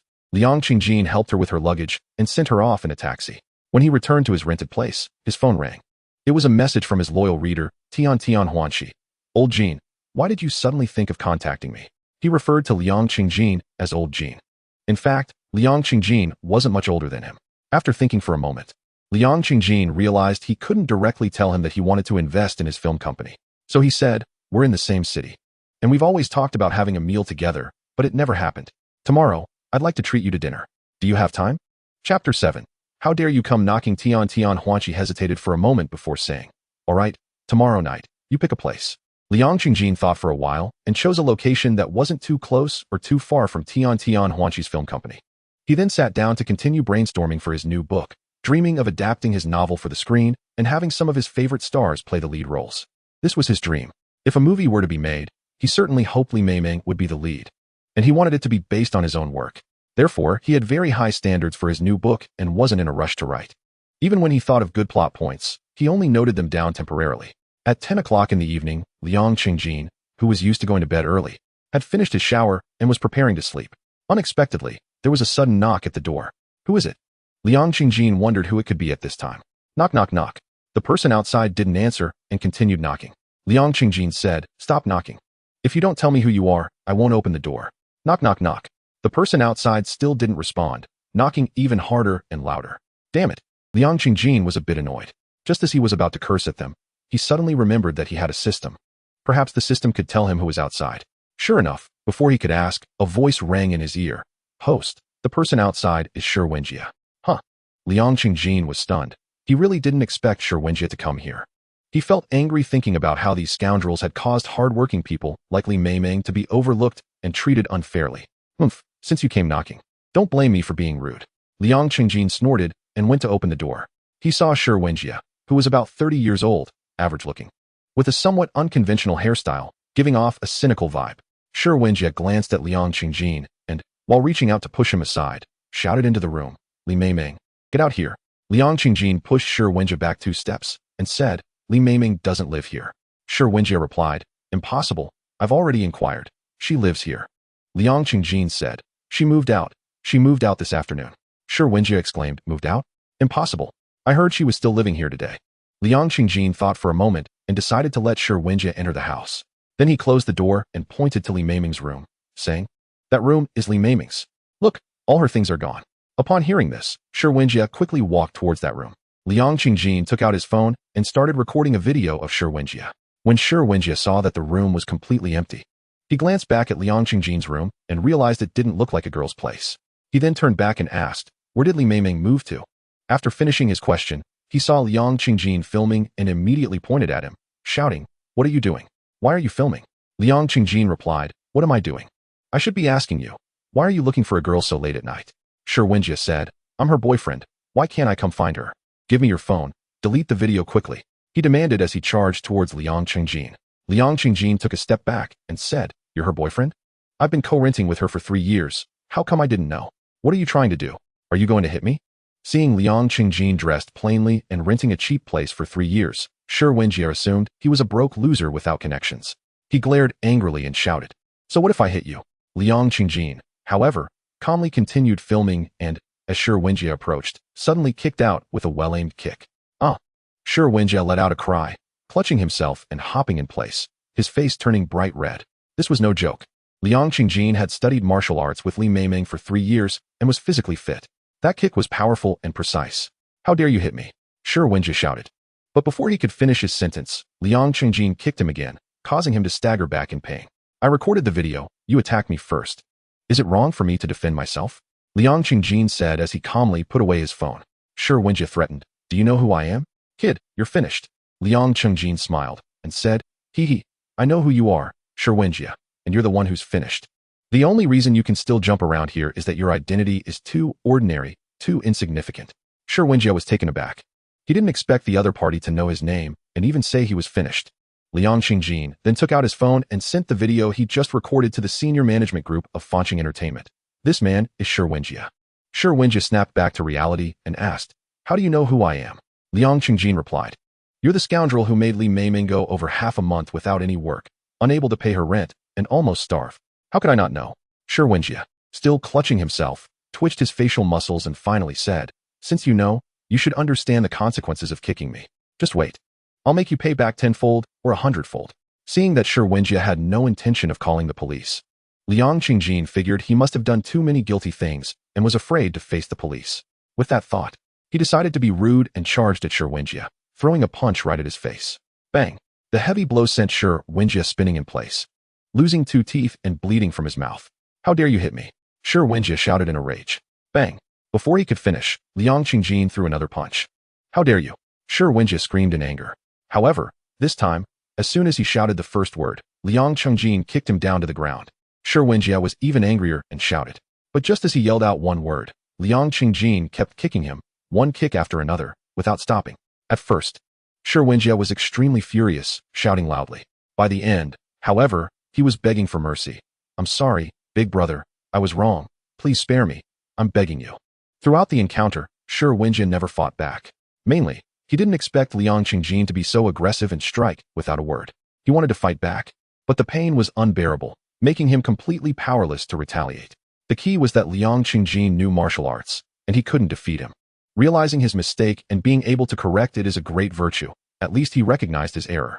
Liang Chengjin felt it was about time to stop, so he withdrew his hand. Who would have thought that just a few minutes later, Shi Wenjie assumed he had given up and started shouting again. "You little brat. If you dare to hit me like that, you're dead." Bang! Liang Chengjin kicked him directly, saying, "I ask you, are you asking for it?" Shi Wenjie pointed at Liang Chengjin, about to shout again. Just then, his phone rang. He saw it was a call from Brother Chang and couldn't help but suppress his pain, sneering coldly. "You wait, I'm calling my friend to come and deal with you." However, when the call connected, he heard someone cursing on the other end. "Damn it, Shi Wenjie. What the hell are you doing out there? Hurry up and apologize to others. Being banned is one thing, but don't drag me down or don't blame me for being rude." Shi Wenjie was stunned. He thought, who the hell did I offend? How could someone want to ban me? Come on, it's someone bullying me, okay? He couldn't understand. But then he remembered that Liang Chengjin had said before that he was going to be finished. Could it be him? But wasn't he just a poor loser? How could he have the power to ban me and possibly affect others? Shi Wenjie quickly picked up his phone and asked, "Brother Chang, can you tell me who I offended?" Brother Chang replied, "You don't know who you offended? Damn it, you offended the major shareholder of Fancheng Entertainment, General Manager Liang. Hurry up and apologize to him." After saying that, he hung up. Shi Wenjie was even more confused. But after thinking it over, he realized that besides offending the person in front of him, he hadn't offended anyone else. He tentatively asked, "Who are you?" Liang Chengjin replied, "My surname is Liang." Liang? General Manager Liang? Could it be he heard my call? Shi Wenjie still had some doubts. At that moment, he suddenly remembered a detail. While investigating Meimeng, he discovered that she was co-renting with someone named Liang Chengjin for 3 years. He had thought Liang Chengjin was Meimeng's boyfriend and that Meimeng rejected his arrangements because of him, so he had some impression. He hadn't thought of this earlier because he was stunned by Liang Chengjin's beating. Moreover, he didn't expect that this ordinary-looking poor loser would be the major shareholder of Fancheng Entertainment. Now it seemed that Liang Chengjin might be hiding his identity to pursue Meimeng and co-rent with her. Realizing this, Shi Wenjie quickly begged for mercy. "General Manager Liang, I'm sorry, I was wrong. I didn't recognize your greatness. Please forgive me." Liang Chengjin said, "So you mean if I were just an ordinary person, you could just bully me at will?" Shi Wenjie was taken aback, then begged even louder, "I'm sorry, General Manager Liang. I won't dare to mess around anymore." Liang Chengjin replied, "Get lost. If I find out again that you're doing those dirty things, don't blame me for being rude." He said this, but in his heart, he had no intention of letting Shi Wenjie go. He just had a better plan. Thank you, General Manager Liang." Shi Wenjie felt like he had received a great reprieve and hurriedly got up and left, limping away. As soon as Liang Chengjin left, he made a phone call and arranged a few things. Shi Wenjie was finished. As for whether he would tell Meimeng that Liang Chengjin was the major shareholder of Fancheng Entertainment, Liang Chengjin didn't care. In fact, he was somewhat looking forward to Meimeng's reaction when she found out. After all, Meimeng had successfully signed a contract and obtained the best deal, mainly based on her own strength. Chapter 8 Familiar scene. Liang Chengjin admitted that he felt particularly good when he beat Shi Wenjie just now. Especially thinking about how such scum made someone as hardworking and diligent as Meimeng face unfair treatment and struggle to succeed made him even happier. It felt like he was a righteous hero. However, once he calmed down, he felt he had acted impulsively and shouldn't have been so violent. After all, he was someone with a wealthy system now. Teaching Shi Wenjie a lesson could easily be handled with a phone call. Getting his hands dirty was really a bit disgraceful. The key was that this was a society governed by law and harmony. If he got arrested for hitting someone and spent a few days in jail, that would be even more not worth it. So, he later let Shi Wenjie go and made other arrangements over the phone. However, Shi Wenjie didn't report it to the police. It seemed that this scum had indeed done a lot of guilty things, even after being beaten to a pulp. He didn't dare to call the cops. But Liang Chengjin didn't feel relieved because of this. He still decided that in similar situations in the future, he should try not to act personally. The next day, Liang Chengjin habitually got up at 6:30 and subconsciously walked to the living room to exercise. Seeing Meimeng's room empty and the living room devoid of anyone, He felt an inexplicable sense of loss. But thinking that she was leaving because of her success, he smiled gently. Looking at the spot where Li Meimeng practiced her dance, memories of her graceful figure flooded his mind. Then, Liang Qingjin prepared to send Li Meimeng a WeChat message. However, he edited the message but ultimately didn't send it. He didn't want to disturb her. Instead, he played some music and began to exercise. After working out until 8:30, he took a hot shower and called Fong Liwen. Sister Fong, is Li Meimeng doing well at Fanqing Entertainment? Fong Liwen replied. She just arrived at Fanqing Entertainment. How can I tell if she is used to it? Liang Qingjin was taken aback and felt a bit embarrassed. He said, then Sister Fong, if there is anything going on with her, just give me a call. Fong Liwen replied, okay. After that, Liang Qingjin had breakfast and returned to his rented room to continue brainstorming for his new book. Perhaps he was so used to his previous state that he hadn't realized he was now wealthy enough to buy a house and change his living situation. Unless this state was broken. As noon approached, there was suddenly some noise outside. Liang Qingjin walked out of his room and saw that it was the landlady, Sister Yang, bringing someone to look at the house. One must say, the rental market in this bustling city was indeed booming. Just yesterday, Li Meimeng moved out, and today someone was coming to rent it. The person looking at the house was a girl. Her figure was passable, but her looks were average. One could even say she was plain. When the girl saw him, she exclaimed, wow, there is still a boy living here? Never mind, I'll go look elsewhere. Her expression was full of disdain. Sister Yang was taken aback. Liang Qingjin was stunned as well. However, he didn't mind the girl's look of disdain. Instead, he was struck by the fact that his habitual state had been disrupted. He had become accustomed to Li Meimeng's habits. It would be difficult to get used to someone else's habits. The key was that such habits were not something ordinary people could easily adapt to. So at that moment, he realized that he was now rich enough and didn't need to rent a house here and deliberately adapt to others. He smiled and said, it's fine. You can stay. I'm not living here anymore and will be moving out soon. Sister Yang was surprised. You're moving out? Although the rental price he discussed with the girl was good, Liang Qingjin had rented here for 7 years, so he felt some attachment. Liang Qingjin replied, yes. I plan to buy a house. Sister Yang asked, buy a house? Did you make a lot of money? Liang Qingjin thought for a moment. Yeah, it's okay. Sister Yang exclaimed, haha, congratulations. Then Liang Qingjin turned and walked back into his room to start packing. The girl, upon hearing Liang Qingjin say he was going to buy a house, couldn't help but snicker in disdain. In her eyes, this ordinary-looking guy who seemed like a loser could never afford to buy a house. However, when she saw Liang Qingjin putting international brand clothes into a suitcase, she was taken aback. Sister Yang was also surprised and said, you've bought so many nice clothes. It seems you've really made it. Liang Qingjin smiled and continued packing. Once he finished, he waved to Sister Yang, saying, I'm leaving. Thank you for taking care of me all these years. Sister Yang replied, haha, you're too polite. Come visit when you have time. Liang Qingjin said, okay. He then picked up his luggage and prepared to leave.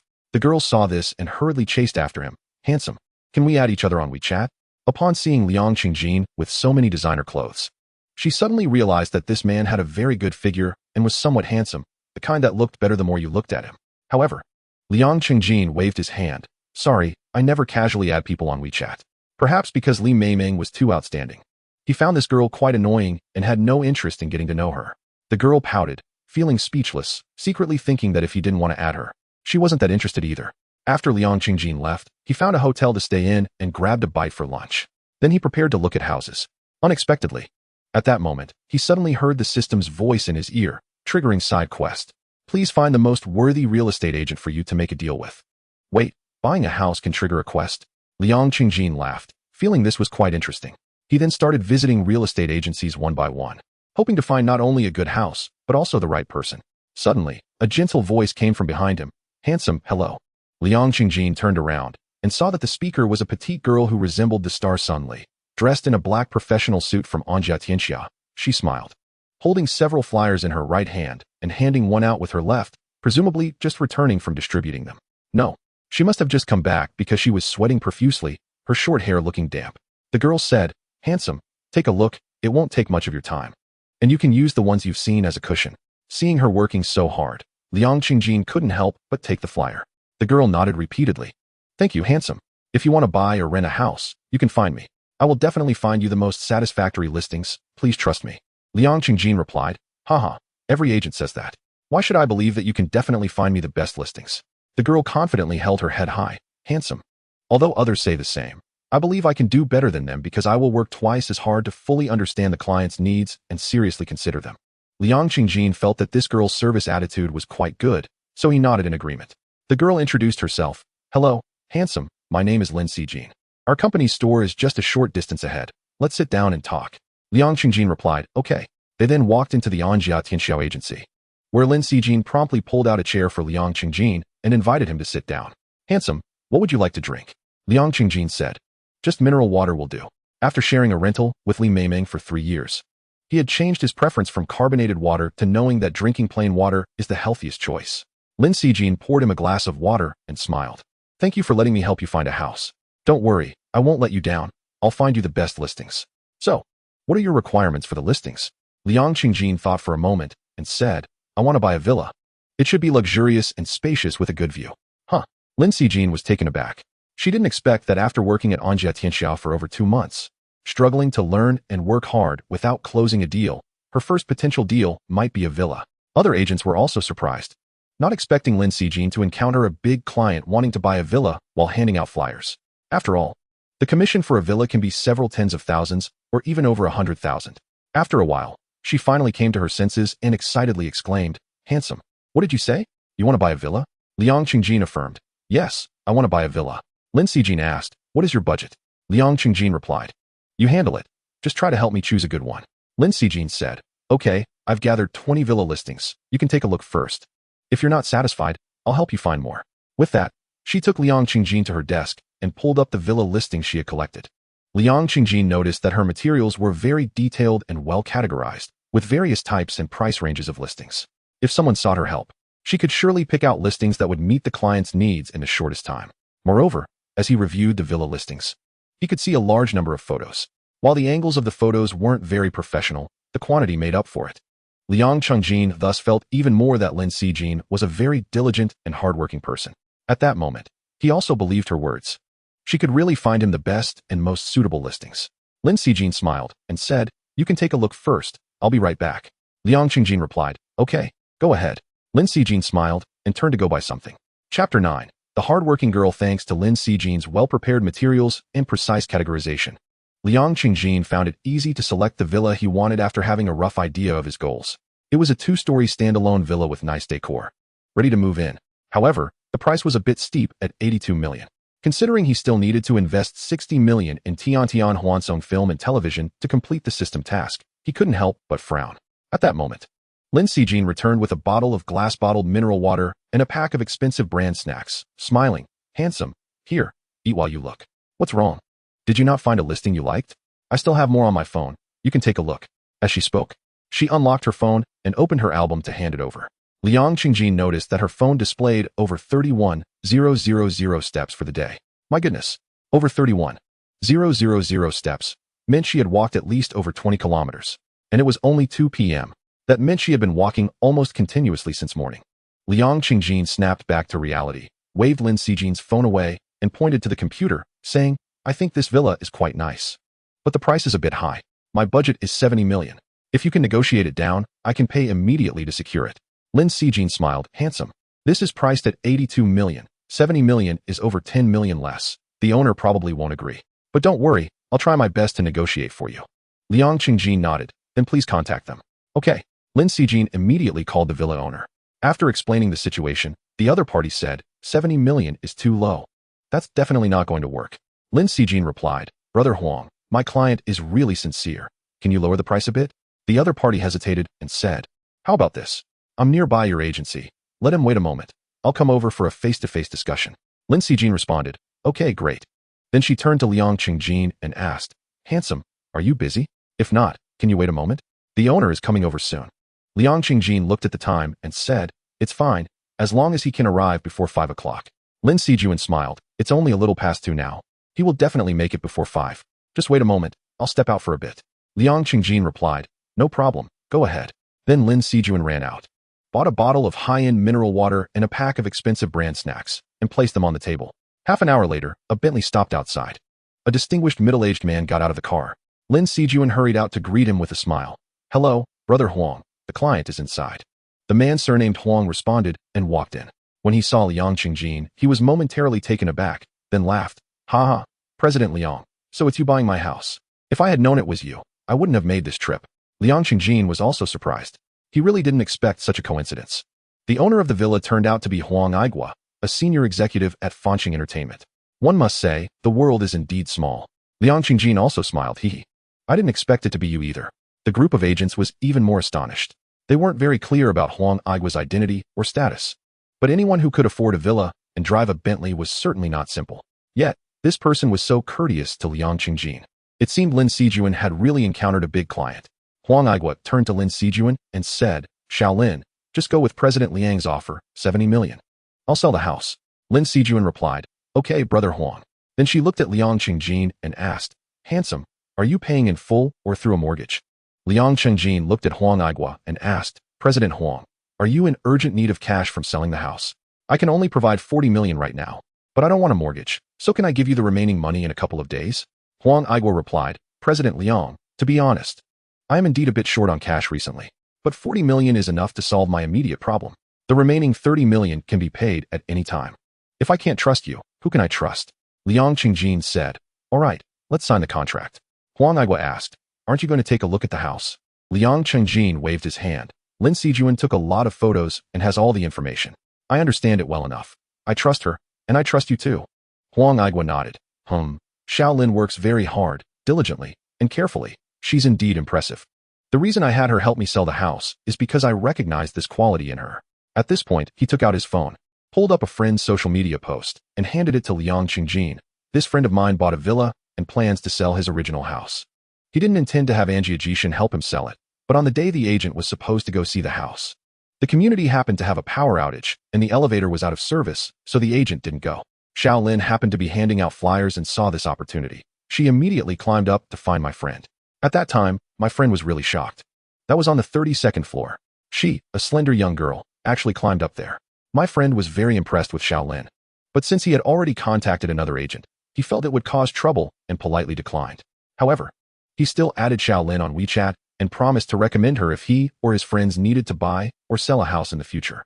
Later, what surprised my friend even more was that Shaolin, seeing it was hot, actually bought a watermelon and delivered it to him. Even more impressively, when she heard there would be another power outage that night, she bought him candles and dinner as well. She made 3 trips to the 32nd floor. My friend was thoroughly impressed with Shaolin and couldn't help but take pictures and post them on social media to recommend her. Moreover, he resolutely entrusted Shaolin to sell his house. I only contacted her to help me sell my house after seeing my friend's post and hearing about this. Liang Qingjin glanced at the social media post from Huang Aigua's friend and confirmed that what he said was true. He couldn't help but admire Lin Sijuan even more. It seemed he hadn't made the wrong choice in selecting an agent. He should be able to receive a good system reward, right? Liang Qingjin couldn't help but feel a bit excited. Then Lin Sijuan quickly prepared the contract documents and presented them to both men for signing. Liang Qingjin followed the process and transferred 40 million to the escrow account. Once the transfer procedures were completed, the money would be transferred to Huang Aigua's account.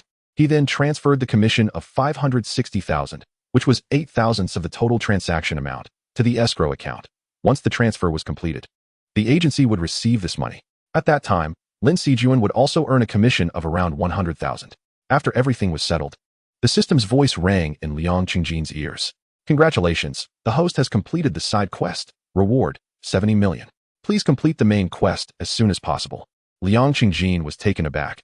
He hadn't expected that after just buying a 70 million villa, the system would reward him with 70 million. Wasn't this like the system giving him a villa for free? This was too great. It seemed he really hadn't made the wrong choice in selecting a real estate agent. He smiled and transferred another 30 million to the escrow account. Huang Aigua, seeing this, was surprised and puzzled by Liang Qingjin's actions. He said, President Liang, I told you. You don't need to transfer the remaining 30 million right away. Liang Qingjin replied, I just happened to receive a dividend, and the money is enough. So it should be transferred. It's a bit embarrassing to say, but I didn't know that I would receive a nice dividend today. Huang Aigua laughed, ha. President Liang is indeed generous. It seems money doesn't mean much to you. The other agents were dumbfounded, shocked beyond measure. No one expected Liang Qingjin to be the legendary big shot, a shareholder of multiple group companies, just like a real estate tycoon. They were all super wealthy individuals. Huang Aigua then asked, President Liang, are you free to have dinner together tonight?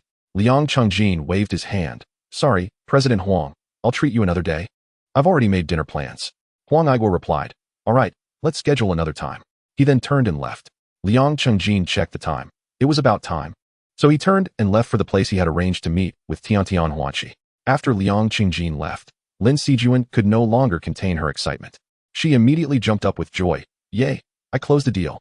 I finally closed a deal, and my first deal is a 70 million villa.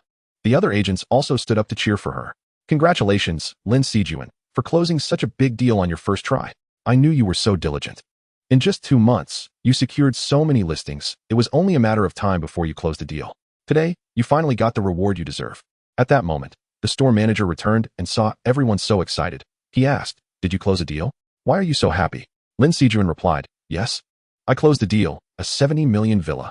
The store manager exclaimed, haha, congratulations. To close such a big deal on your first try. I knew that you were so hardworking and diligent, you would definitely succeed.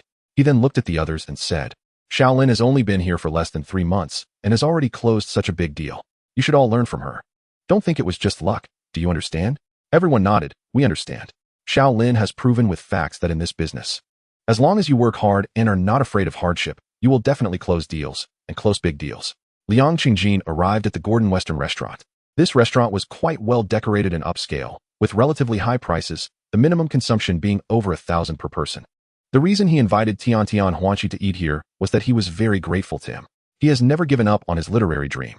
Inspired by the spirit of Li Meimeng, but he also relies on the support and encouragement of this loyal reader, so he wants to treat him to a nice meal. Moreover, since he is the boss of a film and television company, he might not be accustomed to dining in overly cheap places. Tian Huanqi, who is not yet 30, has a buzz cut and looks quite energetic. Liang Qingjin feels a sense of familiarity with him, and they have a good chat.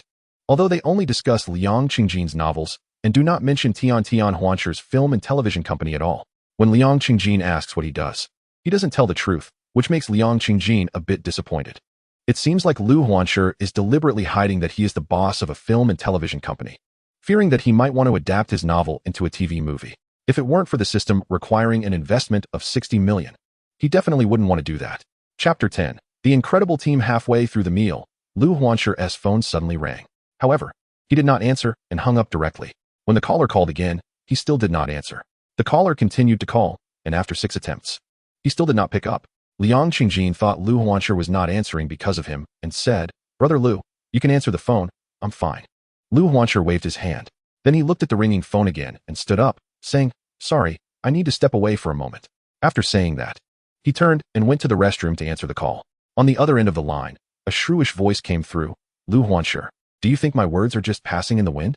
I told you not to distribute salaries or bonuses for now. Let the company get through this period first. Why don't you listen? The company account has less than 100,000 left. What do you think we should do? Let me tell you, Liu Huanqi. If you don't take back the salaries and bonuses given to the employees, I will break up with you, decisively. Liu Huanqi took a deep breath before responding. If you want to break up, then break up. Those are the salaries and bonuses they deserve. There's no way I can take them back. The reason he didn't answer the phone earlier was that he knew his girlfriend was calling about this matter. His girlfriend replied, fine, don't regret it. After saying this, she hung up. Liu Huanqi continued to talk to his phone. You must think my company is going bankrupt and have been wanting to break up with me for a long time, right? What excuse are you looking for?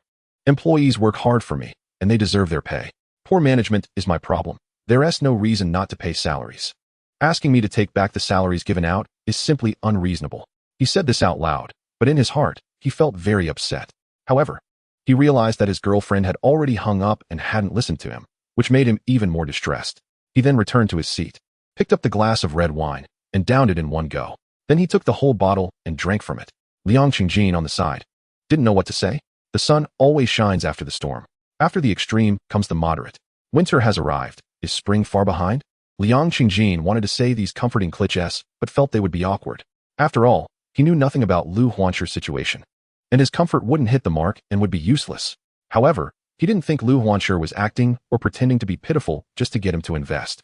Firstly, Liu Huanqi didn't know his identity and only regarded him as an unsuccessful writer. Additionally, Liang Qingjin had studied the first 2 tasks of the system. Whether it was Li Meimeng or Lin Sijuan, they were both filled with positive energy and were hardworking good people. In fact, Liang Qingjin gradually felt that Liu Huanqi was pretty good. He was in a bad mood but didn't vent to him or spread negative energy. He just regretted setting his expectations too high for his first work, with expenses far exceeding his budget. He also said that he couldn't afford to complete the film now. But once he had money in the future, he would definitely finish it and get it released in theaters. Those bosses didn't have faith in his movie. But he didn't believe it. Thinking those bosses had poor judgment, and didn't understand films or the film market. He hoped that, in the end, the box office would slap those bosses in the face. Liu Xi gave Liang Qingjin the impression of a warrior who didn't want to fail, but was helpless and had to face failure. He also understood why Liu Xi hadn't mentioned Tian Film and Television Company earlier, not out of fear of asking him to adapt his novel into a movie, but out of fear that if he spoke about it, he wouldn't be able to produce the film and wouldn't know how to refuse. That night, Liang Qingjin didn't know how much Liu Xi drank. Anyway, the bill came to 10,000 yuan. Liu Xi got drunk and was so dazed that Liang Qingjin took a long time to ask him for his address. Naturally, Liang Qingjin paid the bill, as it was his treat. Spending 10,000 yuan really stung him. After all, for a long time, his monthly income hadn't exceeded 2,000. Before getting the system, his savings had never exceeded 20,000. Then Liang Qingjin sent Liu Xi home, deliberately leaving his ID card at Liu Xi's place so he would have an excuse to visit Liu Xi the next day, before turning around and heading back to the hotel. As for the investment matter, Liu Xi was drunk and, of course, didn't mention it. Moreover, the main point was that he hadn't even looked into the situation of Tian Film and Television Company before investing money, which didn't make sense. Liu Xi probably wouldn't agree. Back at the hotel, Liang Qingjin checked the time. It was only 10 o'clock, so he guessed Li Meimeng might not be asleep yet. He picked up his phone to call her and ask how she was doing. However, he accidentally dialed Fong Liwen's number. Sister Fong. How did Li Meimeng do at the company today? Fong Liwen replied, President Liang, you really care about her. Don't worry, she's doing great, or rather, very well. Liang Qingjin. The other newcomers, I heard she got the best newcomer contract right after joining. Didn't he cause any trouble for her, right? Fong Liwen, They are indeed very envious and jealous, but after witnessing Li Meimeng's strength, they are thoroughly convinced, and many even want to take her as their teacher. They heard that the contract Li Meimeng got was an extra quota added by the company, and they felt very fortunate. Otherwise, they thought they would have no chance this year. Upon hearing this, Liang Qingjin couldn't help but imagine Li Meimeng showing off and dazzling everyone at the company today, stunning the audience and shocking the whole place, feeling very happy. He knew that Li Meimeng could conquer others and earn respect through her strength, not through connections. The next morning, Liang Qingjin got up to exercise at 6:30 as usual. However, after exercising, he thought about whether he might disturb others. After all, most people's habits are to get up around 8. Fortunately, the soundproofing at the high-end hotel was good, and no one came to bother him. Then Liu Xi called him. Old Jean, I'm sorry, I got drunk later and made you pay the bill. How much was it? I'll transfer it to you right away. Liang Qingjin, it's okay, it wasn't that much money. Then he had a free breakfast at the hotel and took a ride to Liu Xi's Tian Film and Television Company to check it out. It wasn't even time to start work yet, but Liu Xi, as the boss, was already at the company. Although he had been drunk the night before, he still looked quite energetic at the moment, clearly putting on a brave face. When he saw Liang Qingjin, he asked, Old Jean, you're here? I'll transfer you the money I spent last night right away. I originally planned to transfer it to you, but then I found out that all the money on my card was withdrawn by Dong Yin, and I'm really sorry. Liang Qingjin waved his hand. Brother Liu, I said it wasn't that much money, no need to pay me back, and it was my treat anyway. I'm here to see you, not for that. He continued. I seem to have lost my ID card. Could you help me check if I left it at your place? Liu Xi, so that's how it is. Please wait a moment, and I'll take you to my home to look for it later. Liang Qingjin, okay. Liu Xi then looked at the time and walked to the front of the company. Clap, clap, clap, while clapping his hands. He called the employees over for a morning meeting. Once the employees were in place, he said to everyone, Good morning, colleagues. Have you all received your salaries and bonuses? Yes, everyone replied in unison. They smiled and looked excited, clearly happy to have just received their salaries. Liu Xi, is there any problem with the salary? No problem. Everyone answered together. Someone stepped forward and said, The only problem is that the bonus you gave is too much, and it's not even a holiday. So we feel a bit embarrassed to take it. Liu Xi smiled and said, Are you satisfied then? Yes, yes, everyone replied enthusiastically. Liu Xi nodded with a smile. That's good. Next, I have something very important to tell everyone. Our movie may not be completed.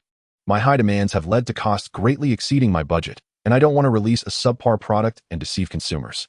So the salaries and bonuses you receive this time are severance pay for you all. If anyone is not satisfied and wants to take something from the company, you can take it. Finally, I just hope that when I have money in the future, I can continue to complete this film. And everyone is willing to come back to help me. Because I believe in your abilities. Most importantly, I believe in your spirit of striving for perfection. Everyone was stunned by Liu Xi's words. They never expected that such a good company would suddenly go bankrupt. They always felt that Liu Xi was a great boss, with very good treatment and benefits, much better than their peers. Some even wanted to work here for a lifetime. Now that the company was suddenly facing bankruptcy, they could not accept it. Immediately, several people stood up. General Liu, the company cannot go bankrupt. Yes, the movie must go on. This is our hard work for more than 2 years. Although everyone was not optimistic, and the bosses were unwilling to invest, we believe that as long as this movie is released, it will definitely be a box office hit. Even if it doesn't do well, it won't lose money. Liu Xi smiled and said, I'm very happy to hear you say this, and I understand your feelings, but I really don't have the money to keep this going. Upon hearing this, the employees exchanged glances, their faces full of disappointment. Then someone actually stood up and said, General Liu, I don't want the salary and bonus this time. You can take it back. Also, the 100,000 yuan deposit in my salary card. I'll give it to you. Please, do not let the company go bankrupt. You must complete this movie. Saying this, he took out a bank card and handed it to Liu Xi. Liu Xi was about to wave his hand to refuse. The person continued, General Liu, you have treated us so well. I really don't want to see the company go bankrupt like this. Last year, my wife fell ill, and without the 200,000 you gave me, I might have lost her by now. I cannot forget this kindness. Now that you are in trouble, you must take this money. Then, another person stood up, General Liu, my salary and bonus this time, plus my savings, total 80,000 yuan, I will also give it to you. My girlfriend was introduced by you, and you also lent me money for our wedding. My happiness now is all because of you. Now it's time for me to repay you. One after another, employees stood up, expressing that they didn't want their salaries and bonuses and were willing to take out their savings. Chapter 11 United as one. Liu General, take my money too. Mine too. Mine as well. Out of 45 employees, 39 stood up, because Liu Xi provided very good treatment and benefits. They felt grateful and regarded Tian Huanxi Film Company as their home. They did not want the movie they had worked so hard on for more than 2 years to just end like this. They were very unwilling. They all wanted to see the day the movie was released. Even if it didn't prove the naysayers wrong, they still wanted to see the final result. Liu Xi stood there in a daze, a smile on his face, but it seemed like sand had entered his eyes, and tears kept flowing down. He was so touched. He never expected that when his company was facing bankruptcy, the employees would stand up for him like this. He admitted that he had treated his employees well. His girlfriend had scolded him more than once, saying he treated employees too well and that they were like insatiable dogs. No matter how good their treatment was, they would never be satisfied.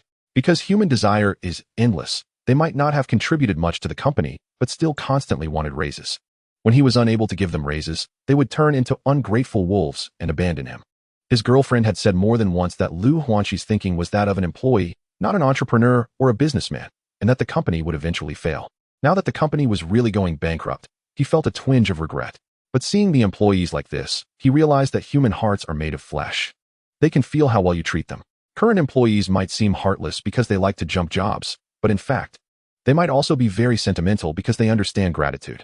Liang Qingjin stood by, deeply shocked. He had never imagined that when a company was facing closure, most of its employees would insist on staying and supporting the company so much. He couldn't believe it was true. It was too magical, too surreal. However, when he rubbed his eyes, he found that this was the reality.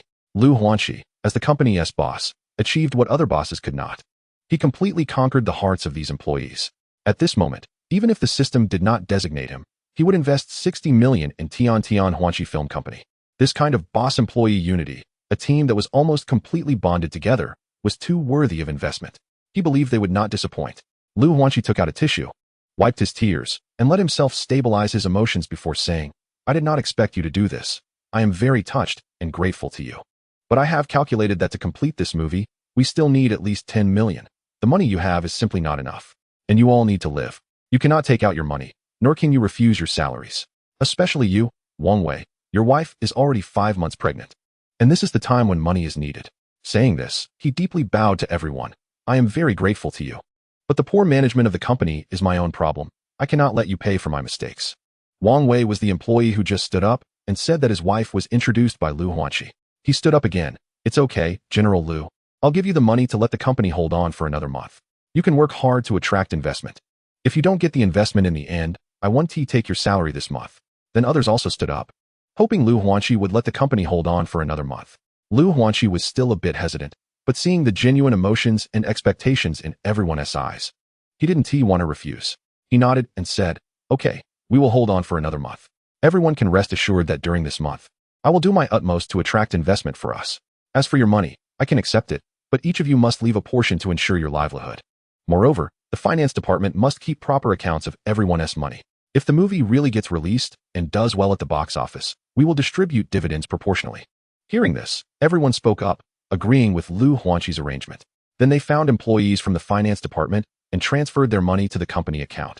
What made Liang Qingjin even more incredulous was that some employees, including Wang Wei, wanted to secretly transfer all their money to the company account. Fortunately, Liu Xuanqi discovered this in time and sternly demanded that they must keep a portion of their money. Otherwise, they wouldn't take their money at all. So they didn't go through with it. After everyone transferred the money, they continued working. Liang Qingjin noticed that each of them was full of enthusiasm for their work, taking it seriously and putting in a lot of effort. Then Liu Xuanqi said to Liang Qingjin, "Sorry to keep you waiting. Let us go? I'll take you to my house to get my ID." "Okay," Liang Qingjin replied. The two then left the company and headed to Liu Xuanqi's house. On the way, Liang Qingjin asked, "Brother Liu, what are your plans next?" Liu Xuanqi replied, "Are you talking about my company?" Liang Qingjin said, "Yes. You mentioned that even if you collected money from the employees, it might not be enough to complete the film and the company might go bankrupt." Liu Xuanqi said, "I will try to attract investment, and I also plan to put my house up for sale through an agency." Liang Qingjin asked, "You're selling your house?" Liu Xuanqi sighed, "Yeah, I originally didn't plan to sell it. But seeing everyone supporting me so much, I don't want to let them down." Liang Qingjin said, "If you sell your house, where will you live?" Liu Xuanqi smiled and said, "If the movie is released and does well at the box office, I'll buy another house. If it flops, I'll rent a place. Hopefully, I can be like Wu Jing." Liang Qingjin suggested, "Why don't you keep your house? I'll invest in you." "Huh."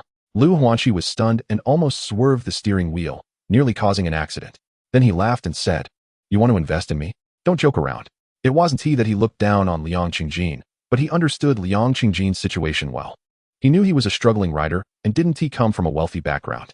Liang Qingjin chuckled and said, "Actually, what I said before was a lie. My family is quite well off. I'm actually a hidden rich second generation. Writing online literature is purely my hobby. The reason I want to invest is that I believe that you and your employees are united as one. And such a team will become increasingly excellent and can definitely create great works. So I'll just ask you one question. Do you think the probability of your movie making a profit is greater or the probability of it losing money?" Liu Xuanqi took Liang Qingjin's words seriously and became earnest. "Of course, I think the probability of making a profit is high. I have a lot of confidence. But do you really want to invest?" Liang Qingjin replied, "If you are so confident, why wouldn't I invest? Or do you not want me to make money with you?" Liu Xuanqi said, "If you want to invest, I certainly welcome it. You've seen that I'm trying to find investors. So tell me, how much are you planning to invest?" Liang Qingjin thought for a moment and said, "You drive well first. When we get to your house, tell me about your movie so I can understand it better before deciding how much to invest." He said this because, on one hand, he wanted to learn about the movie and was curious why Liu Xuanqi was so confident while no one else believed in him enough to invest. On the other hand, he hoped Liu Xuanqi would feel that he was investing because of his team and the quality of his work, not purely to help him. Liu Xuanqi said, "Okay, no problem." When they arrived home, he first brewed a pot of good tea for Liang Qingjin and then went to get the materials. He was always prepared to attract investment, so he had materials at home, and they were very complete. Liu Xuanqi said, "Old Jin, you drink tea first, and I'll go find my ID for you." Liang Qingjin nodded and began to drink tea while looking at the materials. Through the materials, he learned that the Tian Film Company was producing a 3D animated film. Due to Liu Xuanqi's high standards for quality and the fact that good technology had been directed towards making games, it had taken over 2 years without completion. Originally, high-quality animated films like The King's Avatar, White Snake, and Neza had been released and made big box office successes, especially Neza, which grossed 5 billion, ranking second in historical box office rankings. The market had gained confidence in animated films, so it should have been easy to attract investment. However, after Liang Qingjin looked at the story content, he felt that Liu Xuanqi was too bold. His source material was neither a widely known myth nor a famous web novel or comic. Instead, it was an unconventional fantasy story, which was the least likely to be supported. It's no wonder it wasn't well received. After all, no boss would be willing to risk their money on it. Liang Qingjin asked, "Brother Liu, why didn't you choose a mythological or popular theme for this animated film?" Liu Xuanqi replied, "The copyright fees for those are too high. I didn't want to waste money on that, and it's easy to be criticized by original fans. I wanted to spend more money on the film's production. I just didn't expect that everyone would be so unsupportive, and the production costs would greatly exceed my budget, leading to the point of bankruptcy now."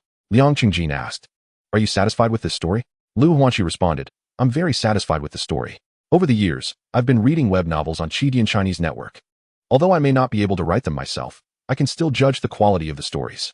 Plus, I consulted with platinum authors like Chen Dong and was sure Shi Hong sure, and I've also consulted many ordinary writers, so it should be fine. You can take a look at the movie's story content. Okay, Liang Qingjin replied. He then began to look at the story content.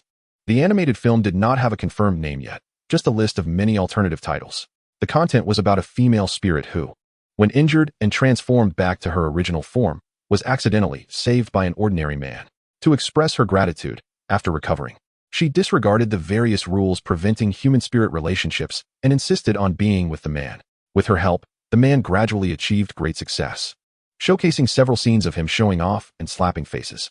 However, in order to protect the man from being affected by spirit poison, the spirit gradually lost her powers and became less attractive.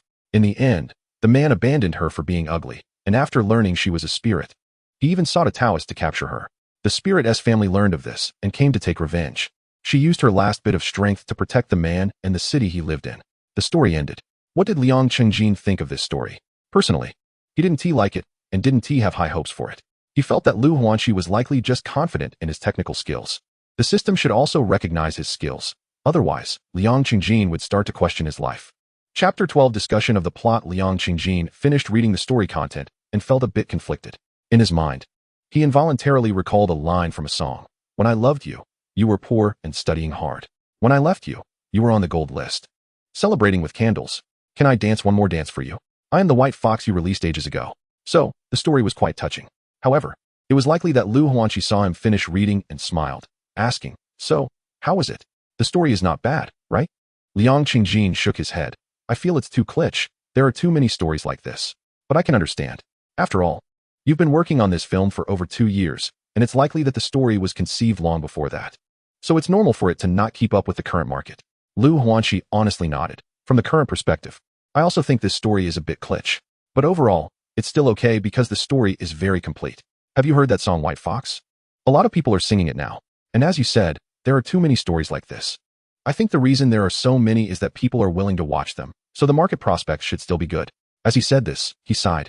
The most important thing is that it's impossible to change the story now. We simply don't have enough money. Liang Qingjin thought for a moment and said, how about this? I'll invest 60 million. We can rethink the story and try to improve it without significantly increasing production costs. Huh. Liu Huan was taken aback. After a while, he finally reacted. You said you want to invest how much? Liang Qingjin, 60 million. Liu Huan, really? Or is it a joke? Liang Qingjin, of course it's real. Liu Huan, wow, you're really something. If you're willing to invest 60 million, I'm definitely up for changing the story. But don't go overboard, because animated films really burn money. I've already spent 80 million, and the movie isn't even made yet. Liang Qingjin smiled and waved his hand. Don't worry, I won't go overboard. Otherwise, it would be better to just make another movie. The reason I want you to change it is not just because I think the story is kitsch, but also because this movie is too conventional. Liu Huan was stunned for a moment, then chuckled. Hee, it seems my story really is kitsch. Liang Qingjin, yes. Kitsch movies, while having a certain audience, are really not appealing. They might get some box office when they first release. But do you think a poorly regarded animated film can get much screening time? Without screening, you can't rely on word of mouth to succeed. How can you ensure the box office won't flop? The most important thing is that your movie lacks depth and high ideals. Plus, with the fairy elements, we don't even know if it will pass approval. After listening to Liang Qingjin, Liu Huan lowered his head in thought for a moment and said, what you said makes a lot of sense. But changing the story of an animated film involves many aspects. So let's go back to the company and gather everyone to discuss it. Let's see how we can improve the story while also ensuring we don't waste the effort we've already put in. Liang Qingjin thought this was a good idea as well. So the two returned to the company. Clap, clap, clap. Liu Huan clapped his hands and asked everyone to bring their chairs to the front for a meeting. There was no choice. The conference room in his company was not big enough. Seeing another meeting, everyone looked a bit puzzled. When Liu Huan said that Liang Qingjin was going to invest money so that the movie could continue production and the company wouldn't go bankrupt, everyone felt very happy. They looked at Liang Qingjin and kept thanking him. Liang Qingjin waved his hand. No need to thank me. You should thank yourselves. It was your performance and team spirit shown in the earlier meeting that moved me. All right, to cut to the chase. I've called everyone here because I think the movie's story isn't good, and I want to discuss some changes. Upon hearing this, everyone exchanged glances and began to murmur. Clearly, they all hoped Liang Qingjin wouldn't intervene too much, as it would greatly increase their workload and might even lead to unnecessary efforts. In fact, they also felt the story wasn't perfect, but they were afraid that with insufficient funds, they wouldn't be able to complete the movie and release it successfully. Liu Huan saw through everyone's thoughts and smiled. Don't worry, President Liang called everyone together to discuss considering all aspects, to see how we can improve the story without making significant changes or discarding the content we've already completed. Additionally, he expressed Liang Qingjin's concerns that the animated film might flop at the box office and could fail to pass approval. Finally, he said, in fact, President Liang is very considerate of us and is quite sincere. Unlike some bosses who want to invest money but demand that the story be completely changed to their liking, and then blame us when it flops, that's simply unreasonable. Moreover, President Liang has written web fiction for many years, so he has a relatively professional grasp of story content compared to us. After hearing this, everyone felt it made sense, and they recognized that Liang Qingjin was indeed sincere and not making significant modifications to the content, so they all nodded in agreement. Then they began to discuss how to change the story. After a long discussion, they finally reached a consensus. Since the original story's climax involved the demon tribe helping the female demon take revenge on humans, which hadn't even been worked on yet, and the earlier parts had very little content about the female demon in the demon tribe, they decided to make significant cuts to the overly lengthy and technically simple scenes where the female demon helps the male protagonist succeed and show off. They also determined that changing the female demon to a male demon and the male protagonist to a female protagonist wouldn't take too much effort. So they ultimately revised the story to this. Two male demon friends are playing together when they suddenly encounter an attack from a Taoist.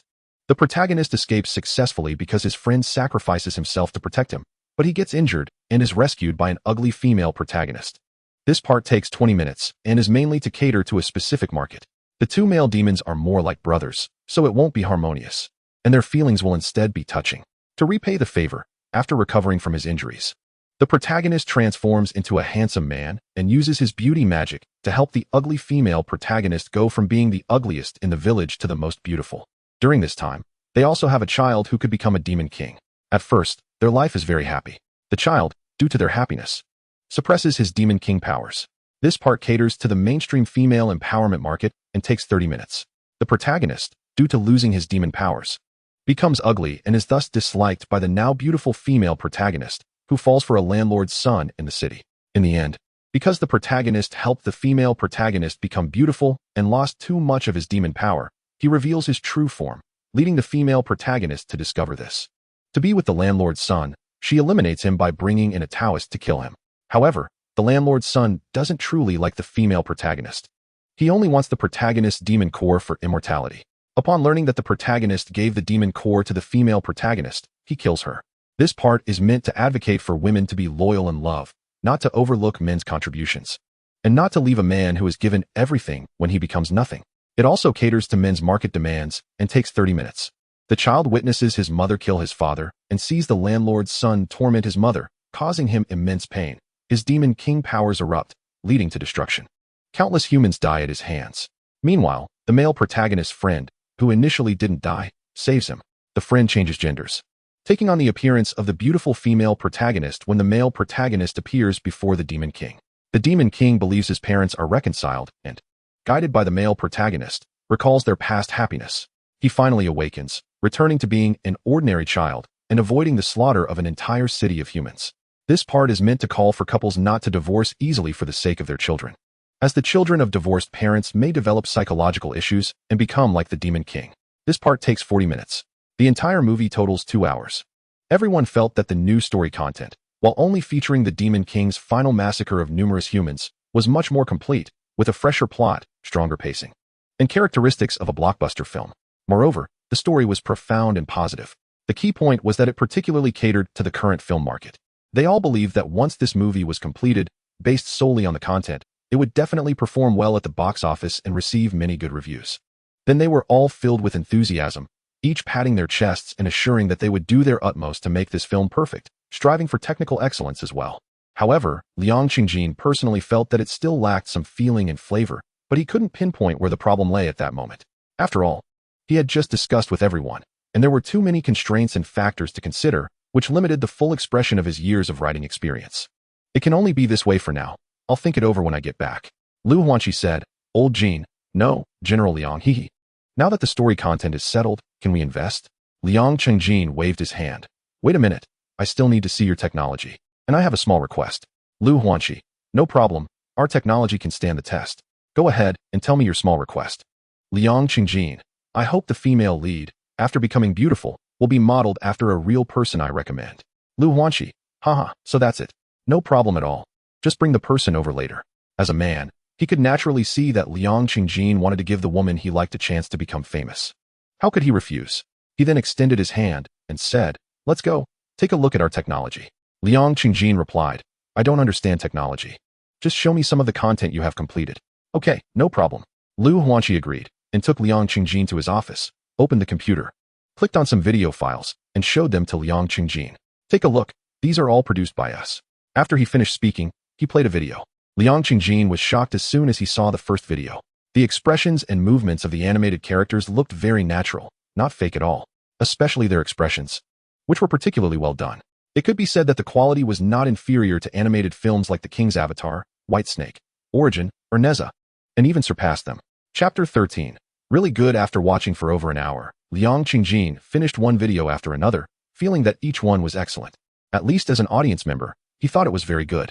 Seeing that he had nearly finished watching, Liu Xi smiled and asked, how does it feel? Liang Qingjin unreservedly gave a thumbs up. Not bad, very good. In fact, seeing everyone working so hard, I already sensed that your work wouldn't be poor. I'm curious about how good the work of a team like yours can be, so I insisted on watching. The surprising result is that your work is too good, stunning, even better than I expected. With such good technology and a story content that I think is not bad. I am full of confidence in this film and look forward to its performance after release. Liu Xi humbly smiled. You're flattering me. I'm feeling a bit embarrassed. So now, can we invest? Liang Qingjin, of course. Liu Xi, well, here's what I think. Although I initially invested 80 million and you only invested 60 million, you saved my company. So I will give you 49 of the company's shares. From now on, you will be the first shareholder of the company.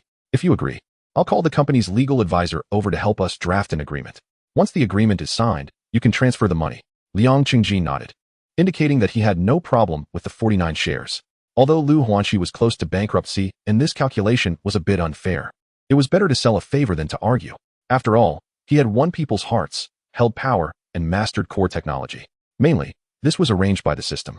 And he also felt that instead of being a weary boss, it was better to be a quiet shareholder enjoying dividends. Liu Xi then called and brought in the legal advisor to discuss the details of the agreement with him and Liang Qingjin. They would go back to draft the contract, which would likely take 3 to 5 days to complete, at which point they could sign the contract, and Liang Qingjin could transfer the funds. Liang Qingjin was not in a hurry. Although this was a task from the system, the necessary procedures still had to be followed. He believed the system would understand. Just like the earlier task regarding Li Meimeng, he insisted that Li Meimeng earn the contract with her strength and was rewarded with an additional 30 million in the end. That evening, Liu Xi treated Liang Qingjin to dinner to express his gratitude. Afterward, Liang Qingjin returned to the hotel, and his phone suddenly rang. To his delight, it was a call from Li Meimeng. Li Meimeng, I heard from Sister Yang that you moved. Liang Qingjin, yeah? How did you know? Did you come looking for me? Li Meimeng, Liang Qingjin, is there something you need? Li Meimeng, not really. Liang Qingjin was taken aback and then smiled. He didn't expect Li Meimeng would come looking for him for no reason. At the same time, he scolded himself for not being good at conversation and being too straightforward. He thought for a moment and quickly changed the subject. How have you been at Star Entertainment these days? No one has bullied you, right? I heard many people like to bully newcomers. Li Meimeng laughed and said, haha, that's just a rumor. Everyone is really nice. We get along very well. They all want to be friends with me. Liang Qingjin, haha, that's good. Then he remembered the matter of using Li Meimeng for modeling and said, by the way, Li Meimeng, I have some good news to tell you. Li Meimeng, what good news? Liang Qingjin, the novel I wrote is going to be adapted into a movie. Li Meimeng, wow, congratulations. After so many years of persistence, your dream has finally come true. Liang Qingjin, and I told the film company that I want you to play the female lead. Are you willing? Li Meimeng, of course. But I need to discuss it with Star Entertainment first, since I'm currently their signed artist. Plus, I have the best newcomer contract. Liang Qingjin, no problem. At the same time, he sighed inwardly about Shi Wenjie, clearly not having told Li Meimeng his identity. Otherwise, Li Meimeng wouldn't have said that. After chatting for a while, they hung up the phone. The next day, Liang Qingjin did not go to Tiantian Huanqi Film Company, but instead went to handle the transfer procedures for the villa, conveniently moving his belongings into the villa. He then had a brief chat with Huang Aigua. Liang Qingjin, Mr. Huang, you are mainly responsible for publicity and distribution at Star Entertainment, right? Huang Aigua, yes. Liang Qingjin, I invested in a movie, and I might need to trouble you later. Huang Aigua, haha, no problem. I'll make sure it goes smoothly. Liang Qingjin, smoothly. Are you from Sichuan? Huang Aigua, yes. Are you too? Liang Qingjin nodded. Fellow townsman, fellow townsman. In the afternoon, Li Meimeng called him, Liang Qingjin. We want to understand what kind of role I will be playing and what the story is about. Can you have a representative from the film company come with you to discuss it at Star Entertainment? After all, they gave me the best newcomer contract. And I hope the projects I take on aren't bad films, and the roles are positive so that I don't leave a bad impression on the audience. I'm actually very confident in your novel, and I fully support you, but the company has their considerations, and I hope you can understand. After listening, Liang Qingjin smiled and said, no problem. This is a normal procedure. I completely understand. Li Meimeng, then you can come to discuss it tomorrow. I will talk to the leaders here. Okay. Liang Qingjin thought that Li Meimeng would probably find out about his status as a major shareholder of Star Entertainment. I wonder what Li Meimeng will think. Just let everything happen naturally. He then contacted Liu Xi and told him about this. Liu Xi, however, said what? Old Jean. The person you are looking for is a signed artist of Star Entertainment? Liang Qingjin. Yes, what's wrong? Is there a problem? Liu Xi. Isn't that too expensive? I really don't want to waste the budget on this. I hope all the money is spent on production. Liang Qingjin. Don't worry. She's just a newly signed artist. And we are only using her for modeling, not asking her to act. Liu Xi thought for a moment and felt this should be a woman Liang Qingjin liked. So he ought to support it, and he agreed. Then Liang Qingjin received a message from the executives of Starry Entertainment, President Liang, to help Li Meimeng grow better. We suggest that you temporarily do not let her know about your identity as a shareholder. Liang Qingjin smiled upon reading the message. It seems that Li Meimeng has truly conquered Starry Entertainment with her talent, making them genuinely eager to nurture her. He then sent a message to Liu Xi. Brother Liu, don't let them know that I invested in the film.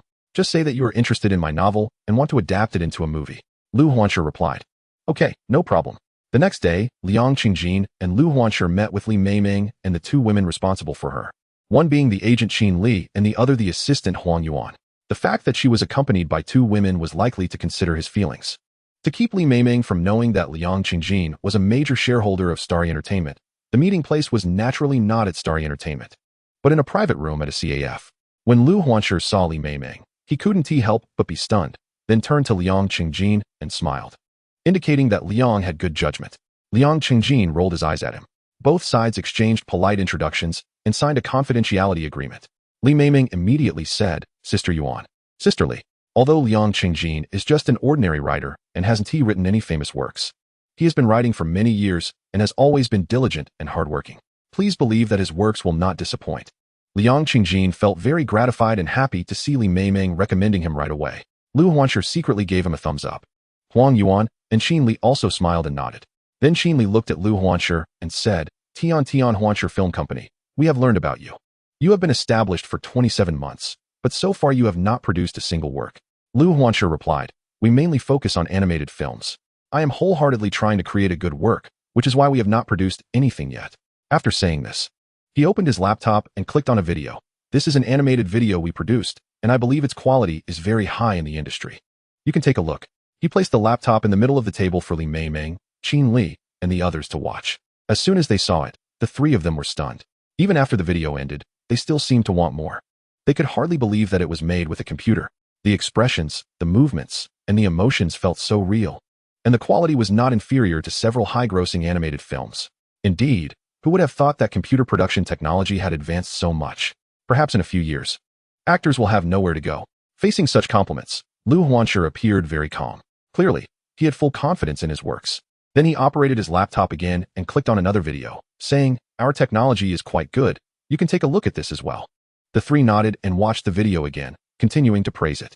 In fact, aside from the impressive computer technology displayed in the works, it was also part of Starry Entertainment's rules. They usually do not hesitate to compliment, even if there is no collaboration in the end, to avoid discouraging others and to leave a good impression. Such words create opportunities for future cooperation. This is the emotional intelligence of Starry Entertainment. Then Huang Yuan said, you are making animated films. How did you come to find Li Meimeng? Is it a story like Monster Hunt, with live action and animated characters? Liu Xi shook his head. No. It's just that Liang Qingjin and Li Meimeng are friends, and he thinks her image and temperament are very good. So he wants us to use her for modeling and promote her. This way, they naturally hoped that Starry Entertainment would not ask for too high a price.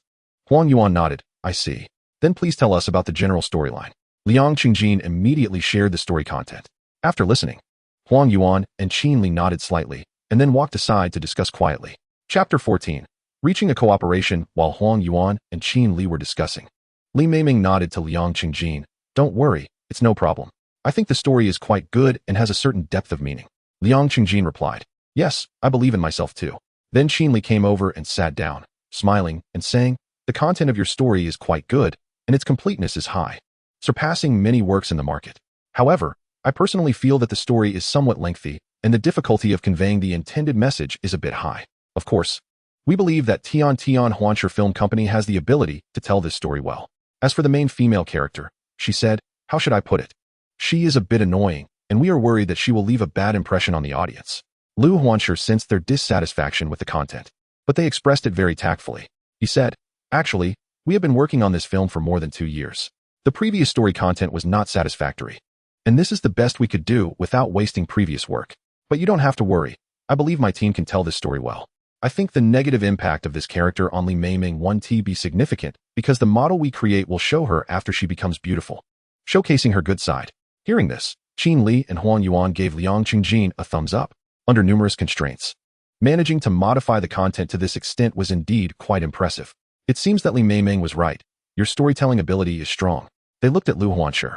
However, we still hope to make some small changes to the story content. If there are budget constraints, that is fine. Starry Entertainment is willing to invest. After watching the animated video produced by Mr. Liu's company, we are full of confidence in their technology. Liu Huanshe, upon hearing this, turned to Liang Qingjin. Liang Qingjin smiled and said, if it can make the work better, I am certainly willing. Qin Li said, good, since you agree. I will contact the in-house screenwriters at Starry Entertainment to come and discuss the plot together. Then she made a call and brought in 2 screenwriters. To Liang Qingjin's surprise, one of the screenwriters was a master from Qidian Chinese Network, and the other was also not simple, being a well-known joke writer. Liang Qingjin naturally would not miss such a good opportunity for communication and had a good chat with the 2 screenwriters. Ultimately, they made new adjustments to the story content. The main structure of the story did not change much. They just added a major scene at the beginning to avoid starting the movie on a dull note. In the beginning, the camera shows a peaceful and harmonious demon clan village, where the male lead is playing with his friends. Suddenly, a group of immortal cultivators appears in the sky and begins to slaughter the demon clan village mercilessly. Countless demon clan citizens die tragically, turning into resentment that merges into the male lead's demon core. His friend gets separated while trying to help him escape. The male lead also gets injured while fleeing. The unattractive female lead, who is not well liked, is attracted by the male lead's looks and saves him. In gratitude, the male lead offers himself, using his demon power to help the ugly female turn beautiful, and they have a demon child together, making the female lead particularly enviable. The resentment of the demon clan wants to help the demon child unleash the power of the demon king to slaughter humans and take revenge. However, the male lead does not want to harm the female lead or humans, so he suppresses the power of the demon king with all his might. In the end, because he helped the ugly female become beautiful and suppressed the child's demon king power, he becomes ugly and old. Coupled with his lack of skills, he can only make a living by selling pancakes, gradually becoming despised by the female lead. When the female lead meets the young master of the landlord's family, she despises the male lead even more and ultimately calls the young master to bring in the immortal cultivators to kill the male lead. But he is saved by his friend. The result is that the landlord's young master wants the male lead's demon core for immortality. Upon learning that the demon core is in the female lead, he decides to kill her to obtain it. The demon pill is actually with the child. The landlord's young master wants to kill the child again. However, the child, betrayed by his mother after his father, with the demon king's power not suppressed, shows signs of breaking the seal. Ultimately, when the landlord's young master strikes, the demon king's power erupts, killing him and crazily slaughtering humans. A large number of human powerhouses come out, but fail to deal with the demon child. In the end, the male protagonist's friend transforms into the female protagonist's appearance and, together with the male protagonist, approaches the demon child, persuading him to recall the beautiful past, thus suppressing the demon king's power, leading to the story's conclusion. The reason for this change is that the theme and intention have become clearer, focusing on the child. After all, the main audience for animated films is still children. The well-made White Snake origin had low box office earnings because the story wasn't child-friendly enough. Neza, Birth of the Demon Child was popular precisely because the story revolves around children, attracting a large number of elementary and middle school students, who brought their parents to the cinema repeatedly. The newly revised story, titled Demon Child, corresponds with Demon Child, also riding on Neza's coattails. Additionally, Since the demon clan has been changed to tree spirits, the initial scene of the Taoists slaughtering the demon clan subtly refers to humans' massive destruction of vegetation, aiming to call for environmental protection. The male protagonist has no skills and only sells pancakes for a living, resembling the character Wu Dalong, which is a classic reference, making the character more vivid. Liang Qingjin sincerely praised, "Impressive, impressive. No wonder you're a master from Qitian. Your storytelling ability is indeed remarkable." The comedian king, referencing the classic trope of Wu Dalong and Pan Jinlian, undoubtedly adds more appeal. The Qitian master replied, "Haha, you're not bad either. The reason it hasn't become popular yet is probably due to your understanding of the market, which still needs some improvement. Keep going, believe in yourself, and you will also become a master." The comedian king said, "Hee, you're much stronger than I am. I'm okay at telling jokes, but I'm still lacking in storytelling." They complimented each other for a while. Then Qin Li said, "The story has improved, but this female lead seems to be getting more and more annoying." Liang Qingjin replied, "Actually, I personally think that Li Meimeng is essentially playing two roles. One is the beautiful female lead after her transformation, and the other is the female character after the male lead's friend changes. One is bad, and one is good. This really tests her acting skills. I think this is an opportunity for her to showcase her acting abilities and avoid being seen as just a pretty face from the start." Li Meimeng looked at Liang Qingjin gratefully. "I didn't expect you to have so much confidence in my acting skills. Thank you." Then she looked at Huang Yuan and Qin Li. "I am willing to take this role." The two nodded. "Since you are willing, we will support you. Good luck." As Mr. Liang said, "This is your chance to showcase your acting skills, so you must give it your all." Lu Huanqi said, "Since you all agree, let's discuss the price." In fact, they just needed Li Meimeng to capture various expressions and actions correctly so they could finalize the modeling. This implies asking if the price can be lower. Li Meimeng said, "Yuan, Jia, I think this is an opportunity one don't want to miss." Huang Yuan and Qin Li nodded and went to discuss in a corner. 1 million. In the end, they offered this price. For a rising star who signed the best contract with Star Entertainment, this was already quite cheap. Lu Huanqi was also very satisfied. But he didn't know that the reason behind this was Liang Qingjin's identity as a major shareholder of Star Entertainment. As for the screenwriter, Lu Huanqi considered Liang Qingjin and didn't let the Qitian master participate. He only offered a 50,000 yuan appearance fee. After all, when the movie comes out, if Liang Qingjin's name is placed before the Qitian master, it might attract criticism. Moreover, the movie needs good jokes and punchlines, which is something Tian Huanqi Film Company lacks. Liang Qingjin's ability in this regard certainly cannot match that of the comedian king. So he was invited to participate in the screenplay, with a price of 4,000 yuan per 1,000 words. Liang Qingjin felt a bit envious, but also impressed. As for how much Star Entertainment would invest, it would have to be reported back by Qin Li and Huang Yuan for the company to decide. Lu Huanqi definitely hoped they would invest, as this would allow for the use of some resources from Star Entertainment in the future. Then both parties brought in legal advisors to discuss contract details. After that, they waited for the contract to be finalized before scheduling a time to sign. Later, Li Meimeng smiled at Liang Qingjin. "Thank you for giving me such a good opportunity to showcase my acting skills, and I earned a 350,000 yuan commission. Now she is a rising star, and Star Entertainment is spending a lot of financial resources to promote her, plus she has her salary, and 35 is already considerable." Liang Qingjin replied, "It's mainly because you're too outstanding. I have to give you this opportunity. I just didn't expect that when I said one day my novel would be adapted, I would want you to be the female lead. I didn't expect this wish to come true now." Li Meimeng said, "This is also the result of your hard work and persistence." Then the two chatted for a while before reluctantly parting ways. After Lu Huanqi saw them walk away, he couldn't help but say to Liang Qingjin, "Old Jin, not bad. Your taste is good. This Li Meimeng is too beautiful. At first glance, she's stunning, and upon closer inspection, she's simply a beauty like a celestial being, captivating." Liang Qingjin replied, "It's not good to stare at my crush like that, is it?" Lu Huanqi was taken aback and stopped joking. He then said, on a serious note, "You let me say that this movie is adapted from your book. I think you should take responsibility for this. Otherwise, when the movie comes out, if the screenwriter or the original work has your name on it, the screenwriter I hired might be a bit dissatisfied." Liang Qingjin replied, "Speak your mind." Lu Huanqi continued, "I see you haven't been writing books lately. Why not help out with the screenplay?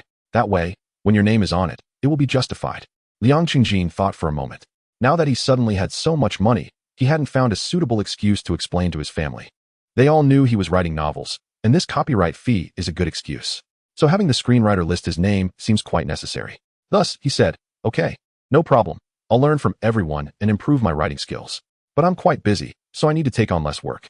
Also, the manuscript fee should be counted." Liu Xi asked. You're the second largest shareholder of the company. Do you still want this little manuscript fee? Liang Qingjin replied. If I've put in the effort, how can I not get paid?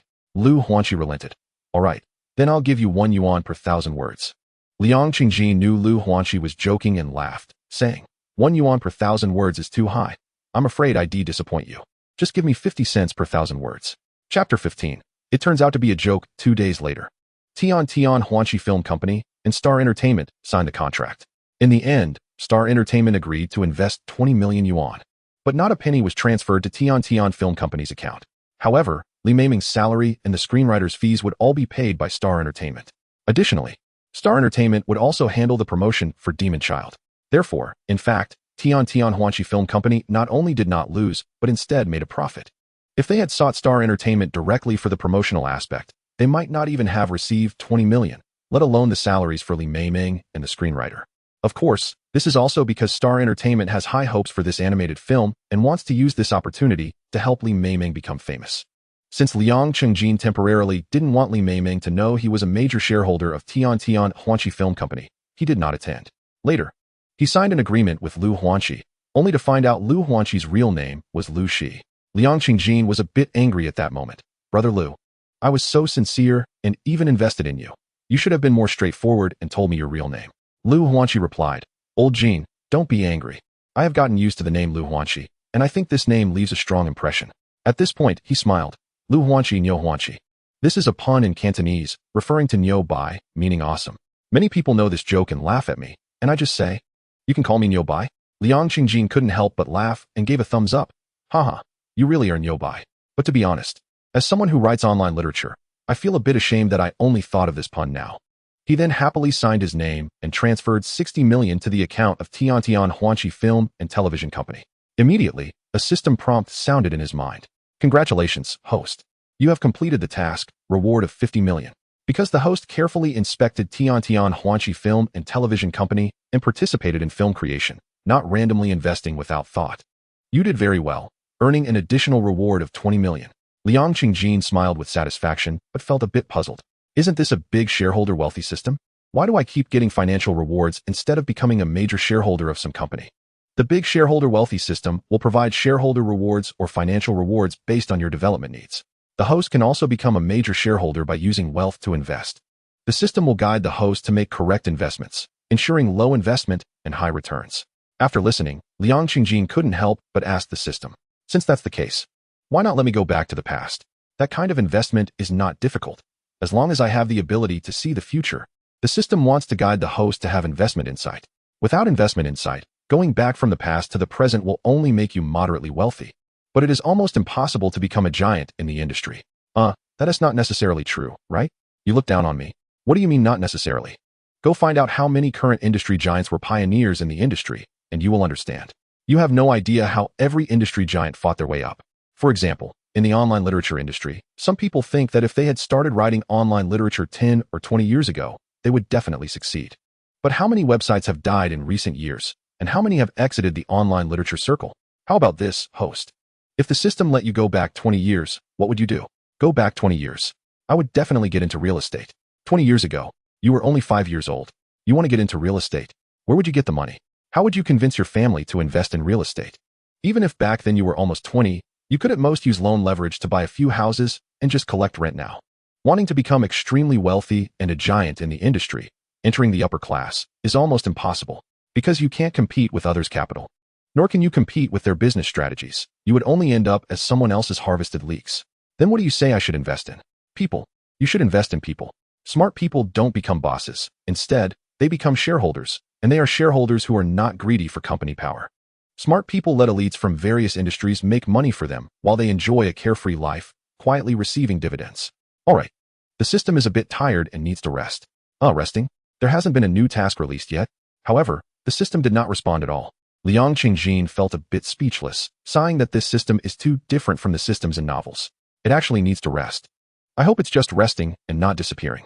After staying in the villa for 2 or 3 days, Liang Qingjin found that having a big house also comes with big house troubles.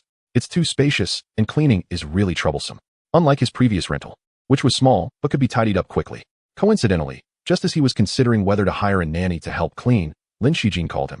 Hey handsome, Do you need to hire a nanny? Liang Qingjin smiled. Haha, how did you know I wanted to hire a nanny?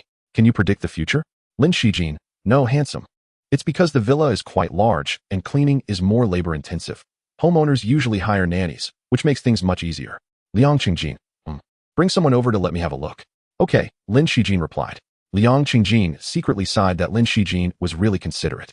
The key is that what she did not only won the homeowner's favor, but also helped the housekeeping company, accumulating many potential clients in the process. I have to say, she is quite talented. However, he still trusted Lin Shijin because she was an excellent girl. To Liang Qingjin's surprise, the nanny had gray hair and seemed a bit older. The key was that she seemed to have a disability in her leg, making it a bit inconvenient for her to walk. Along with her was a security guard from the villa area. Lin Shijin clearly noticed that Liang Qingjin was not very satisfied with this nanny and smiled. Handsome. Sister Yu is really good. She works very hard and is very serious. She has been a nanny for homeowners in high-end communities and has received a lot of positive reviews. If you don't believe it, you can ask this security guard. Security guard. Handsome. Sister Yu is really good. She has been a nanny in this villa area for 8 years and is highly praised.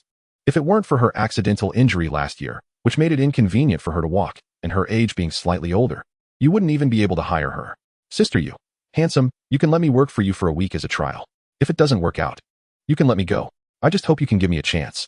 Liang Qingjin looked at her, and then at Lin Shijin and the security guard. Seeing their sincere expressions, he hesitated for a moment and nodded. All right, let us keep you for a week and see how it goes. Sister Yu immediately bowed repeatedly. Thank you, thank you. Lin Shijin smiled. Handsome, thank you. You are really a good person. But don't worry. Sister Yu will definitely not let you down. The security guard echoed. Yes, you will soon find out that Sister Yu is really good and worth the money. Then they left. Sister Yu went to tidy up some things and moved into the villa. Liang Qingjin learned that her name was Yu Shufan. She said everyone was used to calling her Sister Yu, and he could call her that or her name. At first, Liang Qingjin decided to call her by her name. But when he found that Yu Shufan worked very seriously, cleaning the villa very thoroughly and cooking delicious meals, and she even organized all the supermarket receipts and made very clear accounts, he felt a sense of familiarity and gradually began to call her Sister Yu. And Sister Yu. He saw a shadow of his mother and couldn't help but think of his parents at home. His parents raised him and worked hard for a lifetime, which is not easy. Now that he has money, he should let them enjoy life with him. He had not informed them earlier simply because he hadn't found a suitable excuse. Now he had an excuse. The novel was going to be adapted into a movie, earning a large sum of copyright fees. He, along with Liu Xi and a few screenwriters, had already agreed that when the movie was released, only his name would be on the original work, and the screenwriters would be listed in the first position. So all of this makes sense.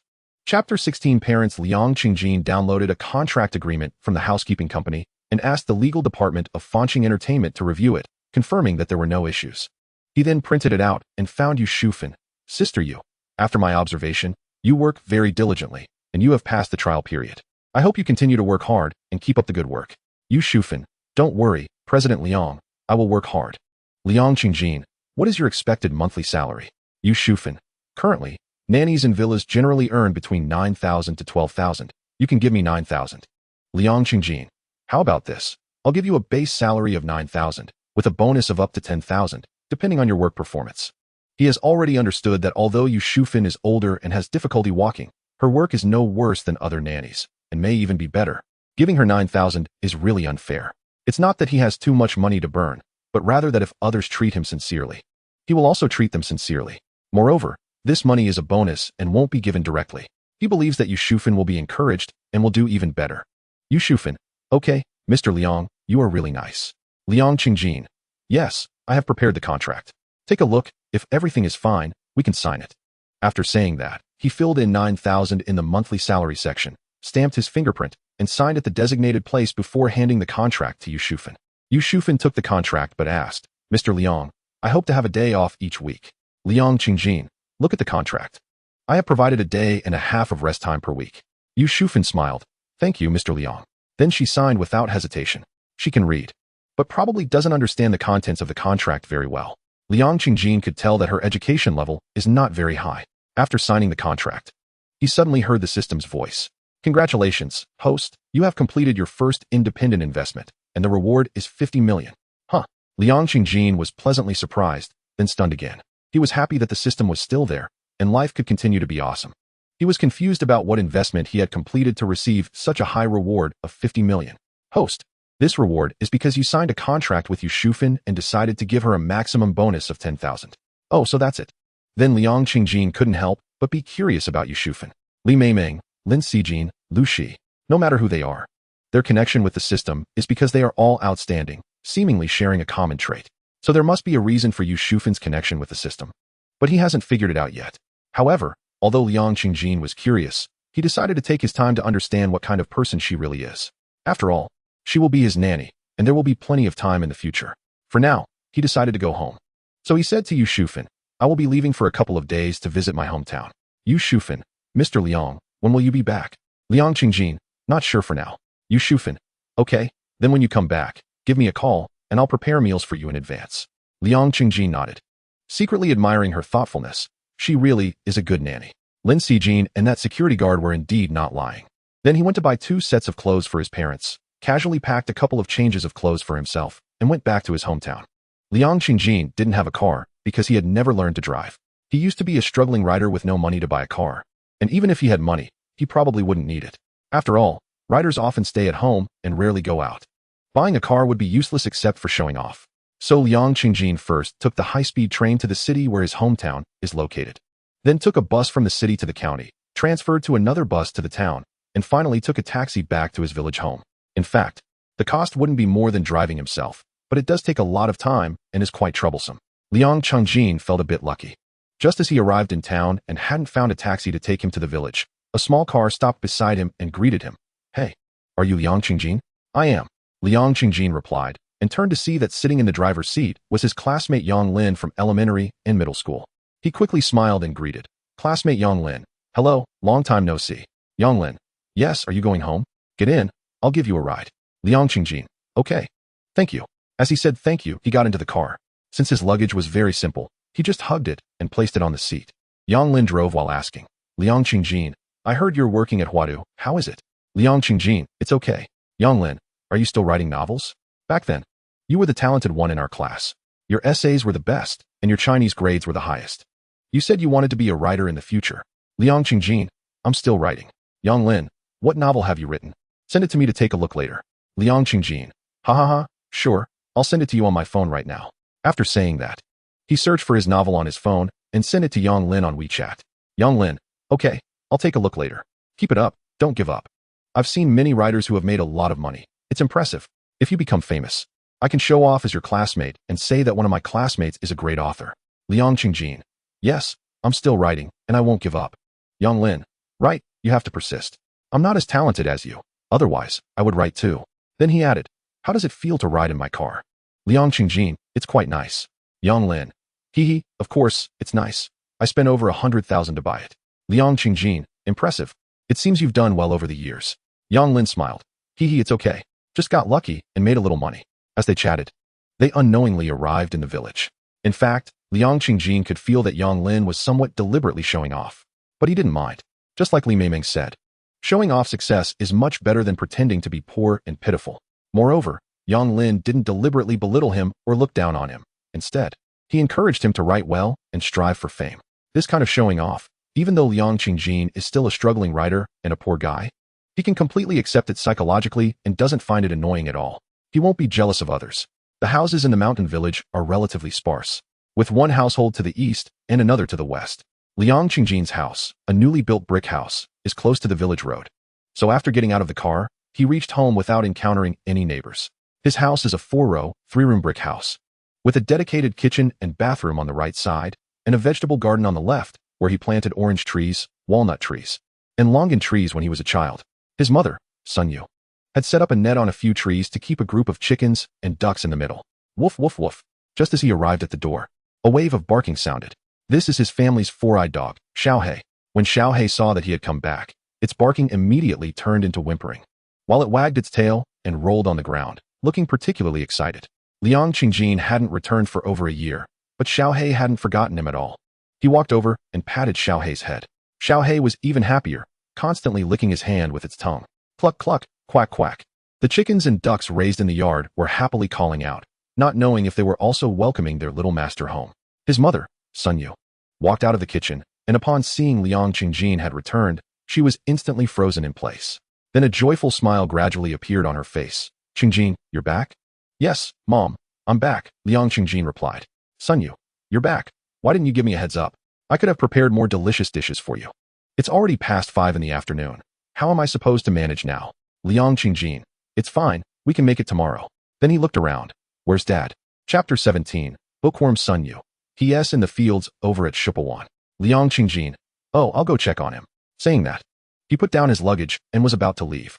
Sun Yu, change your clothes first. Your clothes are nice. Don't get them dirty. Actually, the clothes Liang Qingjin is wearing now are not brand name clothes, but ordinary market goods. However, his parents think they are great, at least better than what they wear. Liang Qingjin waved his hand and said, it's fine, I'll just be careful. After saying that, he walked away. Shangpaoan is a small place name, a bit far from Liang Qingjin's home.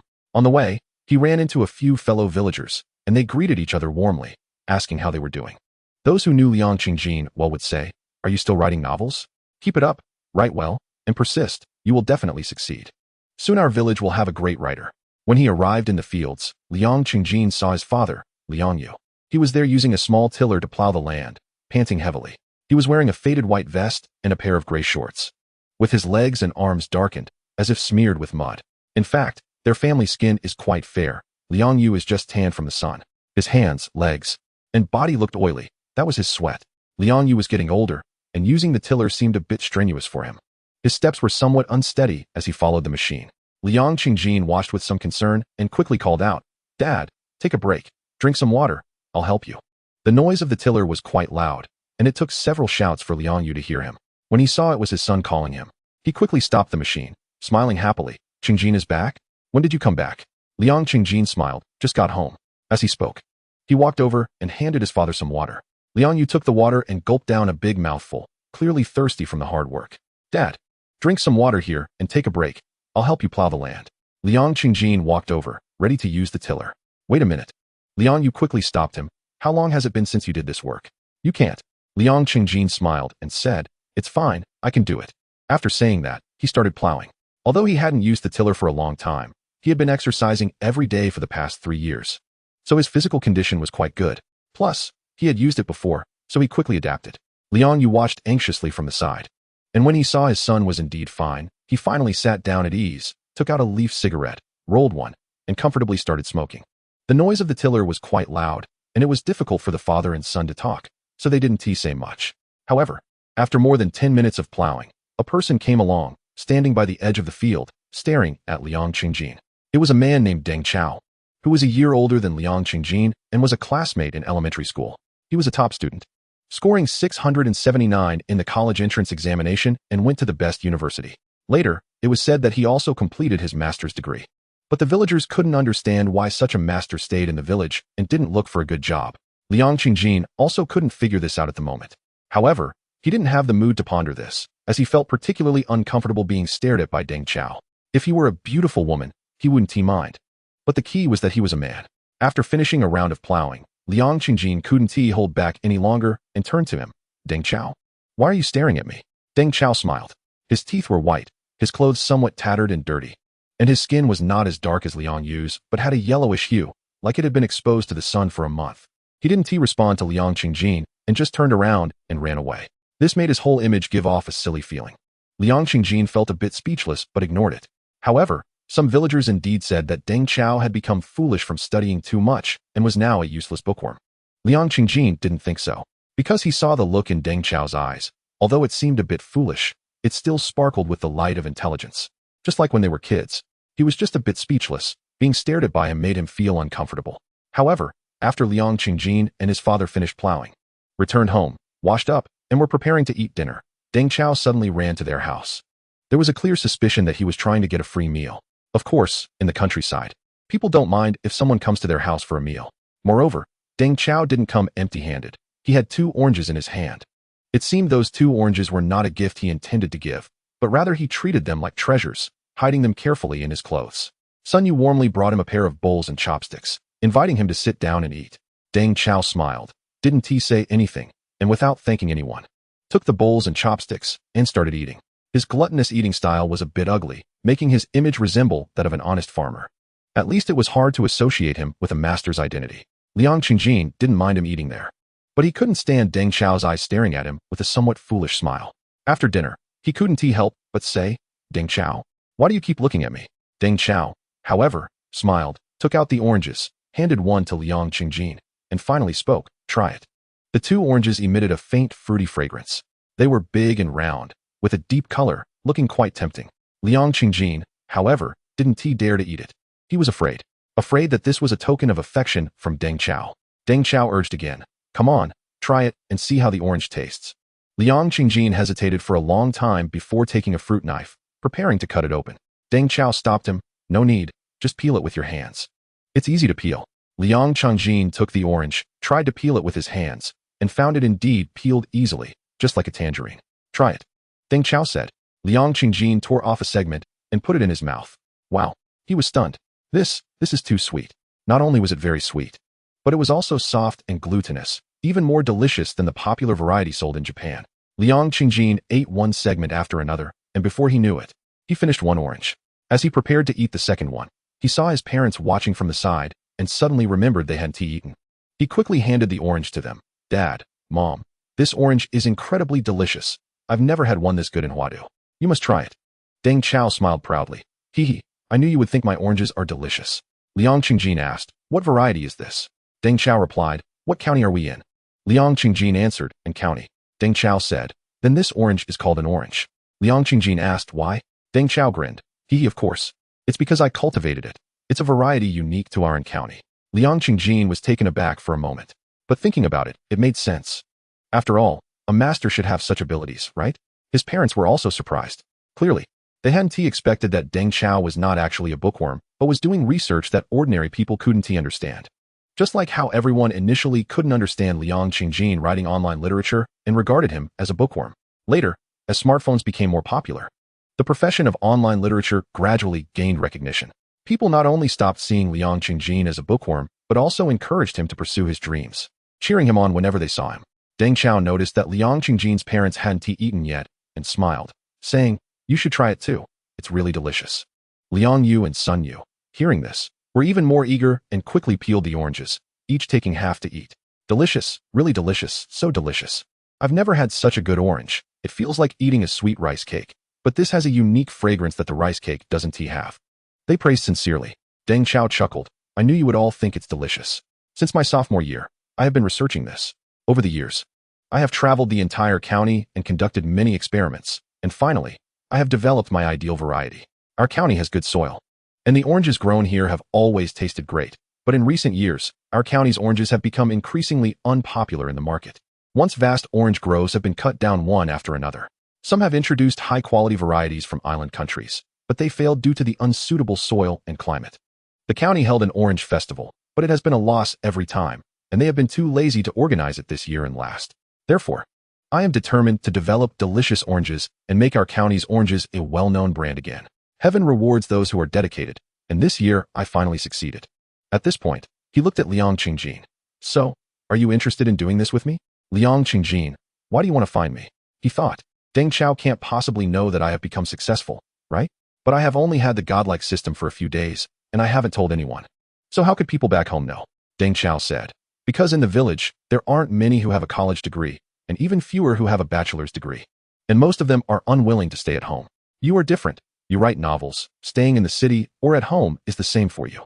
Besides, I know that if it weren't for Uncle Liang and Aunt Liang not understanding your writing, forcing you to find a job, you wouldn't have left your hometown at all. The key is, you have been able to stick to writing novels for so many years, which shows you are as persistent as I am, and you are honest. Just like me, without any tricks. I can trust you." That was the reason. Liu Xi nodded. "So what are your plans? How much funding are you planning to invest?" Deng Chao, "I plan to contract the entire village first. As for funding, I don't have it right now, and I still owe 50,000 in student loans. But I am already writing materials to apply for an entrepreneurial fund from the county. I believe that once they taste my oranges, they will immediately approve the funds for me." Chapter 18. Nose-itching Liu Xi listened to Deng Chao's words and couldn't help but sigh. He really has it tough. Owing 50,000 in student loans, not immediately working to pay it back, yet persisting in the research he started in his sophomore year. How much pressure must he be under? Perhaps being misunderstood as a bookworm or even a fool is actually better for him, because no one can truly understand him. If treated as a normal person, he would only face insults and criticisms. Truly a top student, indeed different from the rest. After thinking this, Liang Chengjin called Deng Chao aside. I can follow you to do this, but you have to tell me, is there something wrong with your orientation? Why do you keep staring at me and grinning foolishly? Deng Chao, you're the one with a problem? When did I stare at you and grin? I was just happy because I successfully researched the orange variety I wanted, and you came back, able to find a partner to do this with me. Liang Chengjin, but you can't keep staring at me. It makes me feel really awkward. Deng Chao, I wasn't staring at you. I'm just the kind of person who likes to think and easily enters a state of self-forgetfulness. Forget it, you wouldn't understand. Liang Chengjin was taken aback, then smiled a bit awkwardly. But anyway, as long as Deng Chao's orientation is fine, that's good. He said, how about this, Deng Chao, you trust me. And I trust you too. You take 40 of the shares for your technology, and I'll invest for 60 of the shares. You don't need to write materials to apply for the entrepreneurial fund. Just figure out how much land you want to contract, how many people you need to hire, and how much it will cost in total. Go back and calculate, and I will invest in you. However, the accounts must be clear, no fraud is allowed. He felt that being a quiet shareholder sharing dividends is a pretty good option. Acquiring Deng Chao's patent, whether he sells it or not, is another matter. Doing it himself would be labor-intensive and stressful, and in the end, he wouldn't know if it would profit or lose. Being Deng Chao's boss isn't great either. Manipulating others means they will eventually leave. He is talented and has the technology. If you don't treat him well, don't expect him to treat you well in return. So, he invests money, and Deng Chao provides technology. Giving Deng Chao more shares to ensure he works hard for him is the best choice. Overthinking is just small cleverness. As a man, one should be more magnanimous. The mindset shouldn't be small. Of course, most importantly, it's because he understands Deng Chao and trusts this person. Deng Chao thought for a moment and said, if you invest money and I provide the technology, and you take 60 of the shares, I certainly have no objections. But the key is, do you have that much money? I roughly calculated that just to contract our village, the initial investment might not even be enough with 2 million. Do you have that much money? Liang Chengjin smiled. Don't worry, my novel is going to be adapted into a movie and also into a game. I have money. Deng Chao, your novel is going to be made into a movie and a game? Ha ha, I knew it. You have persisted for so many years. And you will definitely succeed. Just like me, I finally developed the variety I wanted. Persistence will lead to victory. Liang Chengjin nodded. Yes, keep going. And we will eventually succeed. If you don't give up, you will come out on top. Deng Chao, so how much money do you have? Liang Chengjin, you don't need to worry about how much money I have. You just need to go back and make a plan. Estimate how much investment is needed in total, and I'll invest. Okay, then I'll go back. Deng Chao responded happily and ran off. Liang Chengjin watched his departing figure and couldn't help but smile slightly. Then he walked into the house. Liang Yu asked, Liang Chengjin, are you really going to grow oranges with Deng Chao? Sun Yu was also staring at him. Clearly, they had heard Deng Chao's excited voice and knew Liang Chengjin had agreed. Liang Chengjin, Dad, Mom, you have tasted how delicious these oranges are. And Deng Chao has worked hard for so many years to research this variety. I believe in him, so why shouldn't I agree? Liang Yu frowned and said nothing. Looking at Sun Yu said, Chengjin, I know you have great ideas. But have you thought about it? Staying in the countryside has no future at all. Many girls nowadays look down on rural people and would never marry someone from the countryside. Look at how many bachelors there are in our village. And you are not young anymore. It's time to get married. Liang Chengjin sighed. Returning home always leads to pressure to marry. He thought for a moment and quickly sent a WeChat message to Li Meimeng. Can you help me out by temporarily pretending to be my girlfriend to deal with my parents? After sending the message, he felt a bit anxious, afraid that Li Meimeng wouldn't agree. Unexpectedly, she quickly replied, sure, no problem. But you have to treat me to dinner afterward as thanks. Liang Chengjin, thank you. I will definitely treat you to a big meal later. After sending the WeChat message, he noticed a bank card on the table that he didn't know when it had appeared. Liang Yu said, Chengjin, there is 200,000 in this card. It's the money we've saved for you over the years. It's not much, but you know your parents have limited ability. I hope you can understand. We hope you can take it and use it to mortgage a house in the county, and then find a good girl to marry and have children. Liang Chengjin looked at the bank card and listened to his father's words, and suddenly felt a bit teary-eyed. He smiled and said, Dad, Mom, you should keep the money. I will earn money. The rights to my novel have been sold. It's going to be adapted into an animated movie and also into a game. After some time, you will be able to see the movie in theaters. Liang Yu and Sun Yu were taken aback at first, then they were overjoyed, but finally, they shook their heads, somewhat disbelieving. You're not lying to us, are you? It can't be that easy, right?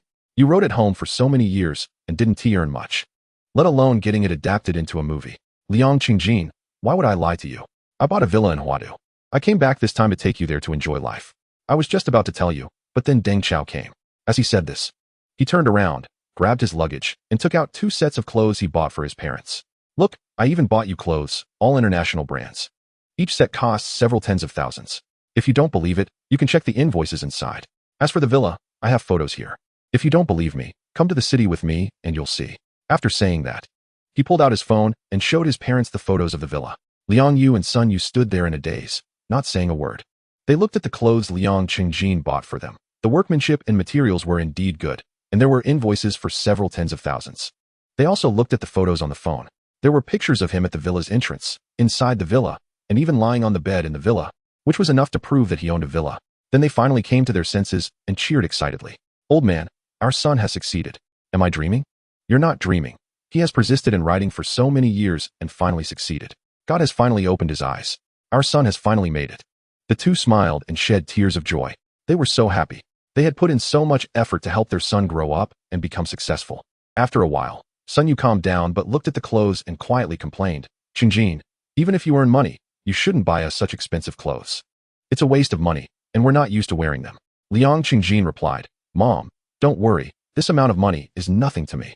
Sun Yu said, I know you want to do good for us, but don't spend such unnecessary money in the future, okay? Liang Yu then asked, Qingjin, how much money have you made from writing novels? You even bought a villa in Huadu. Sun Yu added, yeah, don't spend money recklessly. You need to keep some savings for yourself. Otherwise, if you encounter difficulties, it will be very troublesome. Liang Qingjin reassured them, Dad, Mom, don't worry. I've earned a lot. Although I've bought a villa, there is still enough money in my card for us to live a lifetime. That's good, Liang Yu responded. Sun Yu also breathed a sigh of relief. Then Liang Yu said, I'm sorry, Qingjin. I shouldn't have stopped you from writing novels and forced you to go work. Sun Yu added, I'm sorry, Qingjin. I shouldn't have said that writing novels was bad. You are amazing. No matter how much pressure you faced, you persevered and achieved success in the end. Liang Qingjin smiled and said, Dad, Mom, don't say that. I know you were doing it for my own good. Worried that writing novels would waste my life. Also, I know you didn't truly oppose my writing. You just wanted me to succeed. Hearing this, Liang Yu and Sun Yu nodded and smiled, but there were 1,000 words left unspoken. After a while, Liang Yu said, Qingjin, since you want to take us to live in the city, how will you still agree to help Deng Chao plant oranges? Sun Yu added, yes. Now that you have succeeded in writing novels, you need to find a girl to marry and have children. Otherwise, when you grow old, who will take care of you? Liang Qingjin replied, Dad, Mom, don't worry. I have a girlfriend. Liang Yu and Sun Yu were delighted and immediately urged Liang Qingjin to show them a photo of her. Liang Qingjin quickly showed them a picture of him with Li Meimeng. In some of the photos, they were cuddling together, looking very intimate. His parents completely believed Liang Qingjin and didn't need to video call Li Meimeng for proof. They saw how beautiful his girlfriend was and were very happy, praising her repeatedly. This girl is so pretty and charming. Our son finding such a girlfriend is really a blessing for our family. Qingjin, you must cherish her well. A girl as beautiful as this, being interested in you, is truly your fortune. You must never do anything to hurt her, understand? Liang Qingjin repeatedly assured them, don't worry. I'm not that kind of person. Then Sun Yu calmed down but asked, Qingjin, what does this girl do for a living? Liang Qingjin replied, she is an actress. To his surprise, Sun Yu frowned upon hearing this. An actress? Chapter 19. Just so confident, Liang Yu said, what's wrong with being an actress? I think actresses are great. Sun Yu responded, but they are often close with those men, being affectionate, and sometimes even sleeping together. I've also heard that the entertainment industry is very chaotic and messy. Liang Yu fell silent for a while before saying, be content. It's good enough that she likes our son. Sun Yu retorted, you are underestimating our son too much. Now that he has adapted his novel into a movie and is turning it into a game, and he has bought a large villa, he is a successful person and won't have trouble finding women who like him. Liang Yu said, I think the two of us shouldn't interfere too much in the child's feelings. He then looked at Liang Qingjin and asked, what do you think? Liang Qingjin replied, Dad, Mom, I think you might have some misunderstandings about actors. For intimate scenes, they can use body doubles, they can stage or edit, and it can all be fake. I admit that there are indeed some chaotic things in the entertainment industry, but you can't generalize. Li Meimeng is a special person. Someone who has succeeded through hard work and talent. Although he and Li Meimeng are just friends for now, we shouldn't let you hold any prejudices against her. Liang Yu said, I support Qingjin. As long as he likes her, that is good. Sun Yu nodded and said, yes, as long as they love each other. I support it too.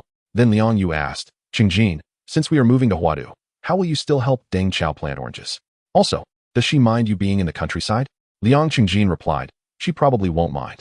But I didn't say I would plant oranges with Deng Chao. I just want to invest money to help him get started. Sun Yu said, "That's more like it." Liang Yu asked, "You're investing money? Do you have that much money?" Liang Qingjin replied with a grin, "I've said it before, the money in my card is enough for a lifetime. Since it's never-ending, I want to use it to do something meaningful. If Deng Chao fails, that's my bad luck. If he succeeds, then that's a big profit for me. But I believe he won't fail because I trust him, and he has prepared for this day for a long time." Sun Yu and Liang Yu listened and didn't have much doubt, thinking that Liang Qingjin's approach was quite good. They weren't very educated and didn't know how much money could be made from adapting a novel into a movie and turning it into a game. But they believed Liang Qingjin knew how to manage things and wouldn't spend money recklessly. After all, he was already 25 years old. The next day at 6:30, Liang Qingjin had just gotten up and was preparing to exercise. Qingjin, I've finished the plan." Deng Chao excitedly rushed over with a notebook. "You finished a plan in just one night?" Liang Qingjin was a bit surprised. He took the notebook and saw that Deng Chao had written over 20 pages and noticed the deep dark circles under his eyes. He was somewhat shocked. Liang Qingjin asked, "Deng Chao, did you not sleep all night?" Deng Chao replied, "You should take a look at my plan." "Okay," Liang Qingjin responded. He then started to read it seriously. Since Deng Chao had stayed up all night to create it, he had to take it seriously as well. Through the plan, he learned that Deng Chao planned to contract the entire village, leaving each household only responsible for the land in front of their own home. The initial costs included land rent, cold storage office, well drilling machine, fertilizer, seedling greenhouses, vehicles, wages, etc., totaling 2,700,000. Liang Qingjin noticed that Deng Chao, who had been doing research for a long time, was somewhat out of touch with reality. For example, a budget of only 200,000 for the cold storage office was definitely not enough. Right now, 200,000 could barely build a small building with 4 rows of 3 rooms. How could a cold storage plus office be enough with just 200,000? There are also employee wages. Deng Chao offers 70 yuan a day, calculated by the day. 70 yuan a day is already very little, and it's calculated daily. Who would want to do this job? However, Deng Chao is very detailed, considering all aspects thoroughly, but the budget is somewhat lower than the actual situation. Liang Qingjin took a pen and added some money to the budget. In the end, the total came to 4 million. He then prepared to discuss it with Deng Chao, but found him already asleep in a bamboo chair. He smiled and shook his head, ran to get a small wooden stool to place in front of the chair, put Deng Chao's legs on it, and then found a thin blanket to cover him. Liang Qingjin then went to the hillside next to the house to continue exercising. Usually, during this season, his parents would go to work in the fields at 6 and come back home to make breakfast by 8. Today was a rare leisurely day. They slept until almost 8 before getting up to make breakfast. They were surprised to see Liang Qingjin already up and exercising. When he last came back, he got up early to exercise, and they thought he was just being overly enthusiastic. Now they realized he had been persistent and had never stopped. Then they noticed Deng Chao sleeping under the eaves and were momentarily stunned, trying to keep quiet so as not to wake him. At 8:30, they called Liang Qingjin inside for breakfast. Deng Chao also woke up, not sure if he woke up by himself or because he smelled the food. The first thing he did upon waking was to find Liang Qingjin. "So, how's my plan?" Liang Qingjin replied, "Yes, I've read it. It's very detailed. From seedling cultivation to planting, management, and sales. Every step is well planned, but there are some issues with the budget. I've made some adjustments. Take a look." Deng Chao responded casually, thinking that Liang Qingjin was saying this because he believed the budget was too high for him to manage. However, he saw that Liang Qingjin had increased almost every budget item, some even doubling. Liang Qingjin said, "Your budget is too low in every aspect.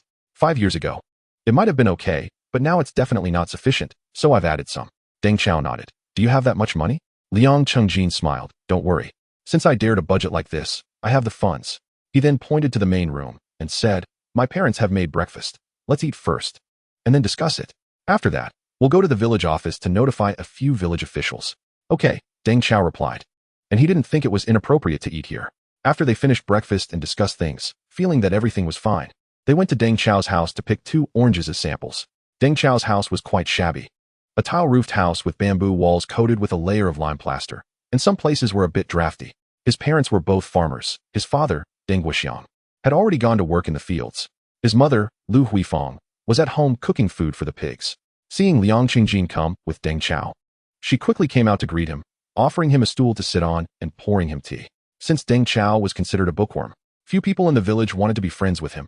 They looked down on him and even secretly laughed at him. So, seeing Liang Qingjin not minding Deng Chao made her very happy, and she hoped Liang Qingjin could help Deng Chao change his mindset and get a normal job. "Thank you, Aunt Liu, but I won't sit down. I have business with Deng Chao. and we need to go to the village office later, Liu Xi said with a smile. Following Deng Chao to the backyard. Despite the shabby house, Deng Chao had arranged the backyard very well. The entire backyard was separated from the outside world by wooden boards.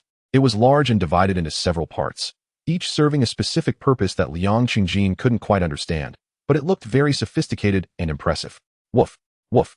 There were two large, fierce dogs in the yard that barked furiously upon seeing Liu Xi.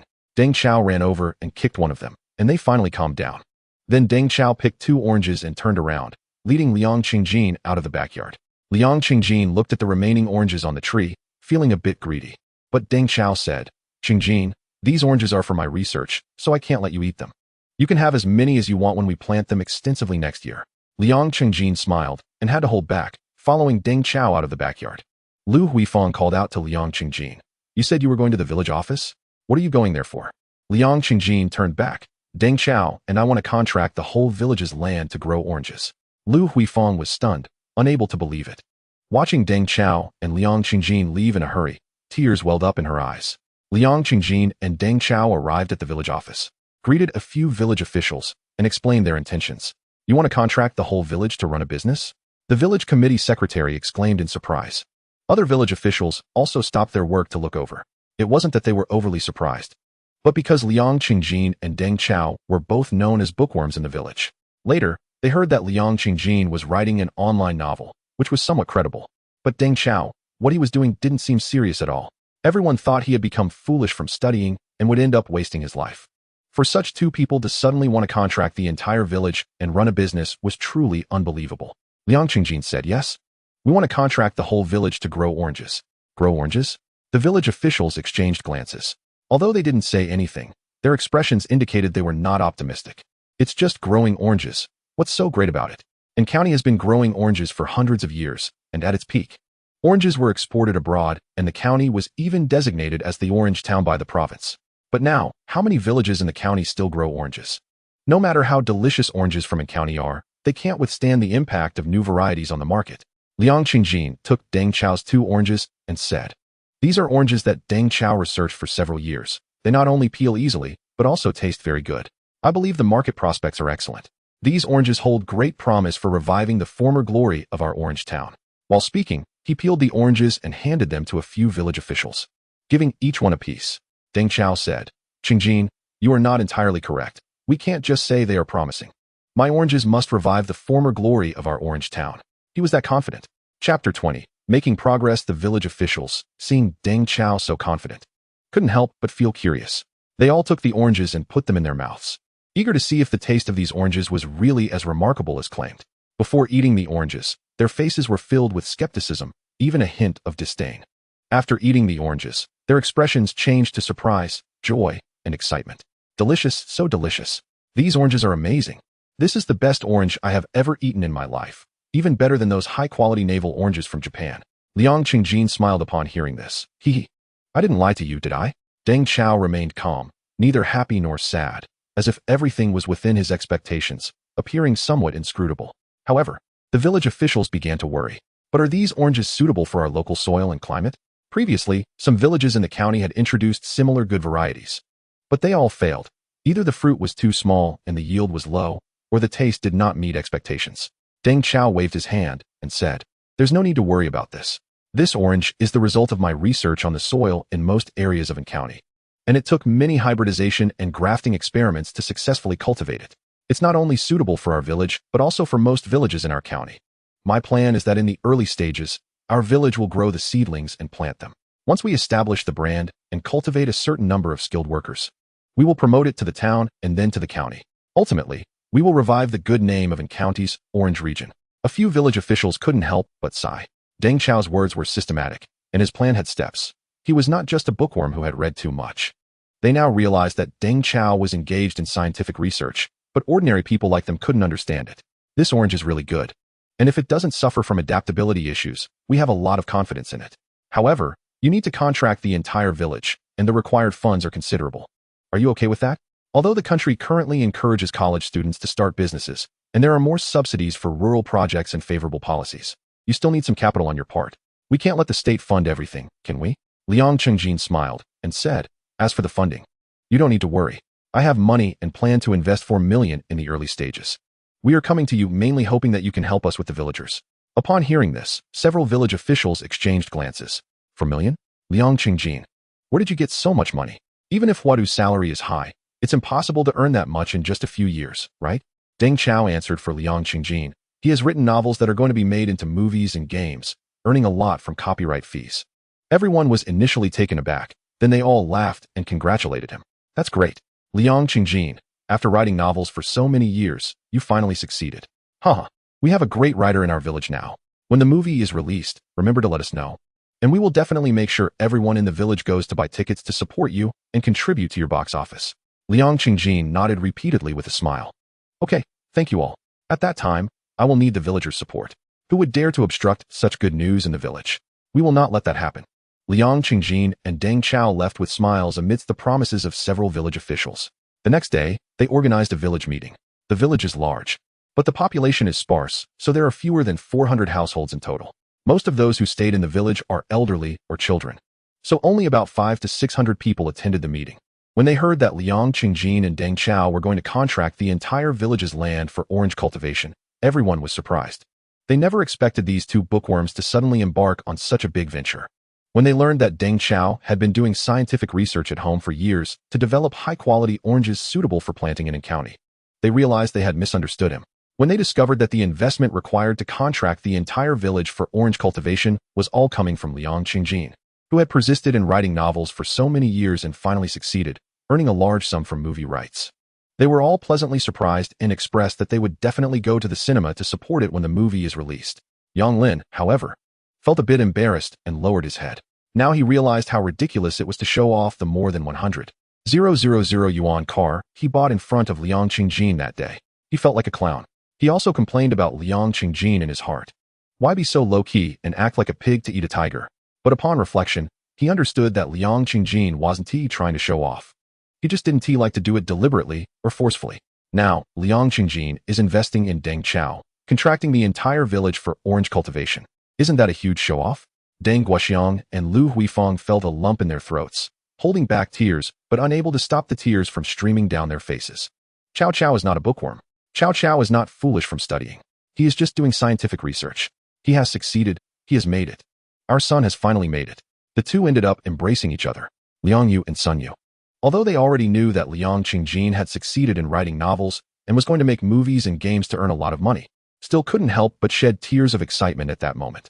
Nearby villagers looked at the two elderly couples with envy but no jealousy, as they understood how much hardship they had endured and the enormous pressure they had carried over the years. If it were them, they might have forced their children to go to the city to find jobs, becoming an ordinary person with at most a little achievement. The village children, seeing Liang Qingjin and Deng Chao, were greatly encouraged. Originally, they thought studying was useless, but now seeing educated people succeed, they all secretly vowed to study hard and strive to become successful individuals like Liang Qingjin and Deng Chao. As for the village girls, there were no girls in the village, only single men, because the girls had all gone out to work or married far away. But the single men were all smiling, knowing that their days of being single were numbered. Finally, the villagers voted on Liang Qingjin and Deng Chao's plan to contract the entire village for orange cultivation. More than 90 of the villagers approved, with only a few dissenters needing the village officials and other villagers to persuade them. After all, this was Deng Chao's dream for many years, and they knew how difficult it was for him. This was a matter of helping others and adding flowers to the brocade. How could they deliberately make things difficult? Moreover, they would also benefit greatly from it. The most practical benefit was that the land rent Liang Qingjin offered was considerable, almost double the usual annual yield they would get from farming themselves. At the same time, they could find temporary workers outside or work for Liang Qingjin and Deng Chao. Liang Qingjin offered a monthly salary system with a minimum of 200 yuan plus performance bonuses. During busy times, the salary would be higher. During slow times, there was still a basic salary of 200 yuan. How could they refuse such a good deal? In fact, the few dissenters mainly wanted their families to be able to work for Liang Qingjin and Deng Chao in the future. They just shot themselves in the foot by being too clever. Liang Qingjin blacklisted them, not only denying them work, but also refusing to contract their land. As a result, they panicked and immediately approached the village officials to plead with Liang Qingjin, assuring him that they would not cause trouble, after which Liang Qingjin agreed to contract their land. Liang Qingjin and Deng Chao then went to a law firm to draft several agreements. They signed contracts with the villagers, and one with Deng Chao. They then went to the county seat to register a company, Deng Chao Agricultural Technology Company, Limited, with a registered capital of 4 million. Once the company was successfully registered, the system's voice echoed in Liu Xi's mind. Congratulations, host, on completing your second self-investment. Reward, major shareholder of Guogua Entertainment. Hee. Liu Xi was delighted to hear this, not only because the system awarded him the major shareholder of Guogua Entertainment, but also because since the system gave a reward, it meant that this investment was sound and would definitely be profitable. Host, you are really smart to have discovered this. In the future, the host can invest independently. If worried about potential issues, they can spend 500,000 to let the system check if the investment target is worth it, but there will be no rewards. Is it possible to do that? Huh, that's great. However, 500,000 is a bit expensive, right? And there are no rewards. Host, it's not expensive. You need to know that if you succeed in your investment once, the profit earned will far exceed 500,000. Moreover, your first investment is 500,000. The second is 1 million, and so on. Liu Xi was somewhat speechless and didn't want to communicate with the system anymore. Host, this is to cultivate your judgment ability in independent investments. It is to help you grow. Be more confident in yourself. Look at your 2 recent investments. Weren't they very successful? Additionally, you can spend 100,000 to listen to success stories through the system and learn from their experiences. That sounds better. How do I operate it? Host, the system has been upgraded and the mall function has been opened. You can enter the system mall through your consciousness to check it out. Liu Xi then entered the system mall through his consciousness. He found that the so-called system mall only had 2 items, one for examining investment targets and the other for listening to success stories, which are the 2 types the system just introduced. To study this, Liu Xi decided to spend 100,000 soft sister coins to listen to a success story. Host, this function takes a long time and may affect your normal work and life, so it's recommended to use it before resting. Alright. Then let's try examining an investment target. Although 500,000 is a bit painful, Liu Xi feels it's necessary to thoroughly study the system. After all, now that the mall function is available, it feels different from before when he couldn't sense the system's existence at all. Host, please select an examination target. Liu Xi was walking on the main street of the county town with Deng Chao, and there were quite a few people coming and going. Let us go with him. He looked around and randomly pointed to a vendor selling fried vegetables and potatoes from a pushcart. Chapter 21. Experiencing New System Functions. Host, please confirm whether to spend 500,000 to examine the target. Confirmed. Liu Xi decisively nodded. Immediately, he had detailed information about the vendor selling fried vegetables and potatoes in his mind. From this, he learned that the vendor's name is Chun Yong. He has been selling fried vegetables and potatoes for 7 years. By insisting on not using gutter oil and using fresh ingredients along with a fairly decent taste, he has accumulated a good reputation. From initially earning 3,000 to 5,000 a month, he has now increased to 20,000 a month. He bought a house in the county town, married a wife, and rented a small storefront for his fried food business. Part of the house purchase was financed through a loan, and he has to repay over 1,000 in mortgage each month. He spent over 100,000 on renovations and gave a dowry of 200,000, plus expenses for the wedding banquet and honeymoon, totaling 300,000 for the marriage. After years of savings, he has spent it all. His wife doesn't work. Sometimes she helps him in business, and sometimes she goes gambling. Although the storefront is small, less than 5 square meters, it is located on a pedestrian street with high foot traffic, costing 5,000 in rent each month. His pressure has increased significantly. His wife also says he doesn't know how to do business, that buying fresh ingredients and not using gutter oil incurs too high costs, and he can't make money at all. So he started to cut corners on ingredients and oil. He began to secretly use gutter oil and bought cheap, stale ingredients. Moreover, he wouldn't change the oil in the pot for several days. Initially, he made quite a bit more money, but savvy regular customers noticed something was off. His business started to decline day by day. However, he didn't realize it was due to his use of oil and ingredients. Instead, he thought his regular customers might not know about his storefront. Coupled with the high rent, he transferred the storefront and continued selling fried vegetables and potatoes from his pushcart. As a result, his business continued to decline. Now, he only earns 4,000 to 5,000 a month. He often laments that there are too many people in the catering industry now, and business is getting harder day by day. His wife also started to despise him. Recently, they have been fighting over divorce and have been separated for 1 or 2 months. In the end, the system gave Chun Yong an investment rating, extremely unqualified. If the host is foolish with money and wants to do good, they can invest in him to reopen a store. Liu Xi obviously wouldn't invest in Chun Yong. However, he felt a bit regretful. At the beginning, Chun Yong's life should have been heading towards a better future, but in the end, it resulted in such a conclusion. It can almost be considered a tragedy. However, what caused all this? Was it because he used gutter oil and stale ingredients? Liu Xi chuckled and sighed. Hee. If the reason were that simple, it would be great. However, he felt that the 500,000 spent was still relatively worthwhile. Although Chen Yong is not worth investing in, he has seen a failed example. He has gained certain insights into how to assess people for investment. Therefore, he couldn't help but feel somewhat excited about the system's other function, listening to success stories. That night, when he went to sleep, he directly spent 100,000 to randomly listen to a successful person's story. A light music began to play in his ears. This piece of music had a very slow rhythm, seemingly possessing a hypnotic power. Liu Xi unknowingly fell asleep. In his dreams, a scene appeared in his mind. It was a very remote mountain village. It looked even more secluded than Liu Xi's hometown. The population was extremely sparse. The mountain village was beautiful, the sky exceptionally blue. The trees exceptionally green, and white mist enveloped the distant mountains, making it look like a fairyland. He found himself transformed into a woman. No, she should be a girl. A girl named Ahua. Her parents might have a preference for male children and were determined to have a son. It could also be due to the belief that having more children would lead to more wealth. In any case, she had 7 older sisters. Although the eldest and second sisters could help with household chores and sometimes earn a little money, life was still very tough. There were no clothes to wear. They could hardly afford to eat. The dining table almost never had meat dishes. It was all vegetables, and they were boiled in plain water. To make the vegetables and radishes taste better, Ahua learned from a young age to make the chili sauce as delicious as possible, mixing it with the too much husked rice. School? That was impossible. None of the 8 sisters had ever attended school, not even for a day. From birth to growing up, Ahua had endured a lot of hardships over the years.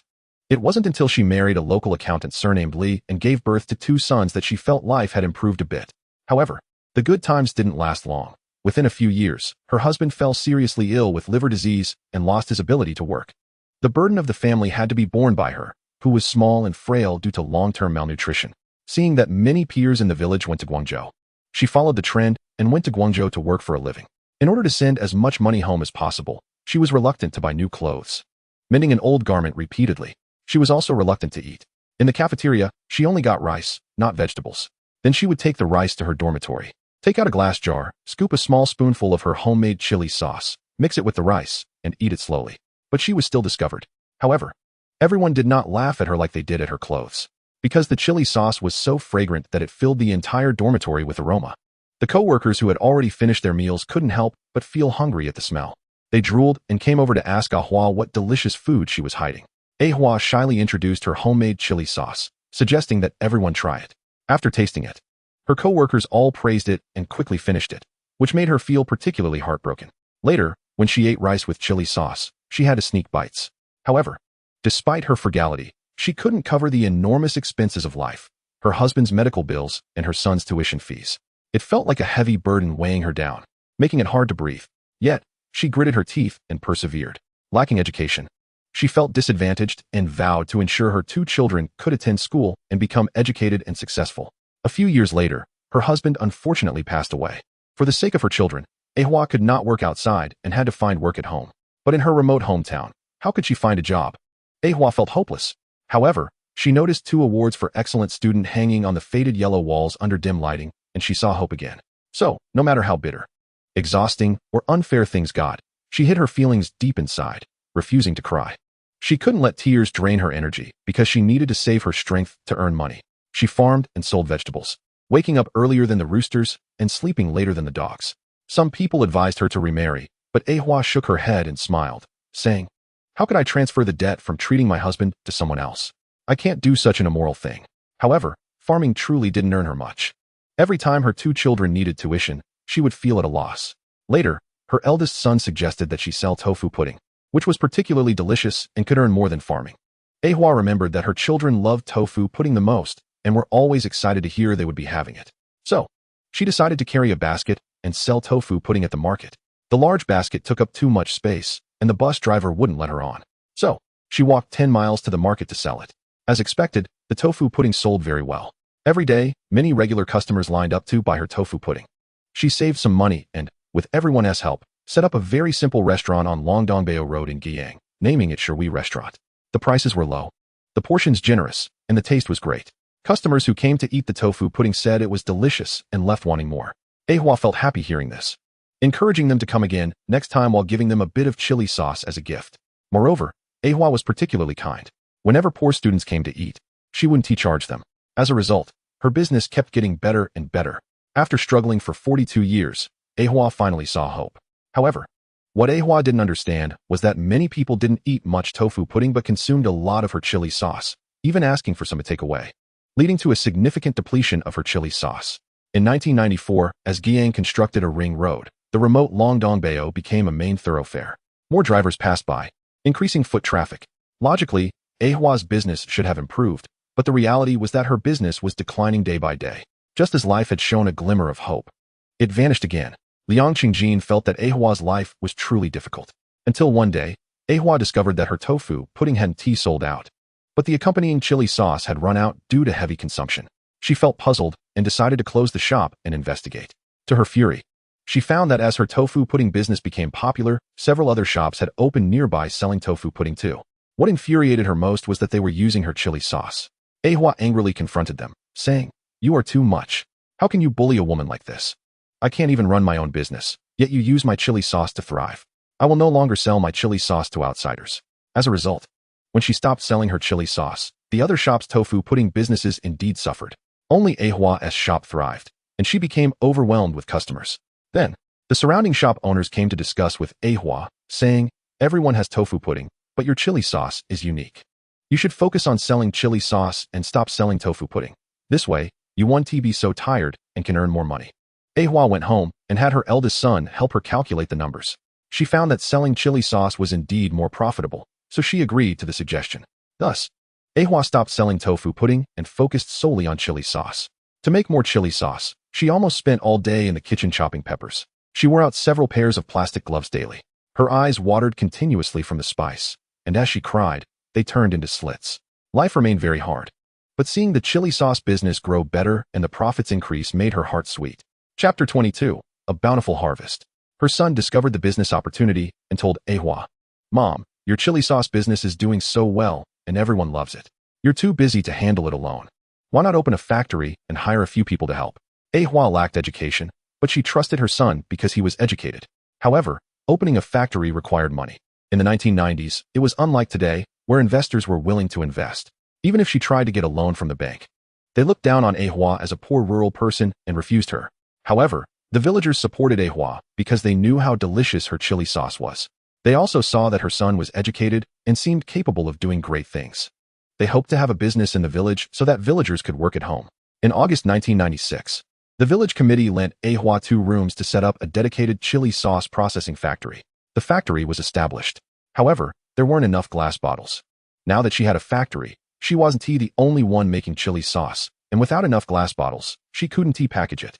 Ahua went to the city's first glass factory to order bottles. However, when they saw she was a poor rural woman, they looked down on her and wouldn't even let her in. Ahua then went to the second glass factory.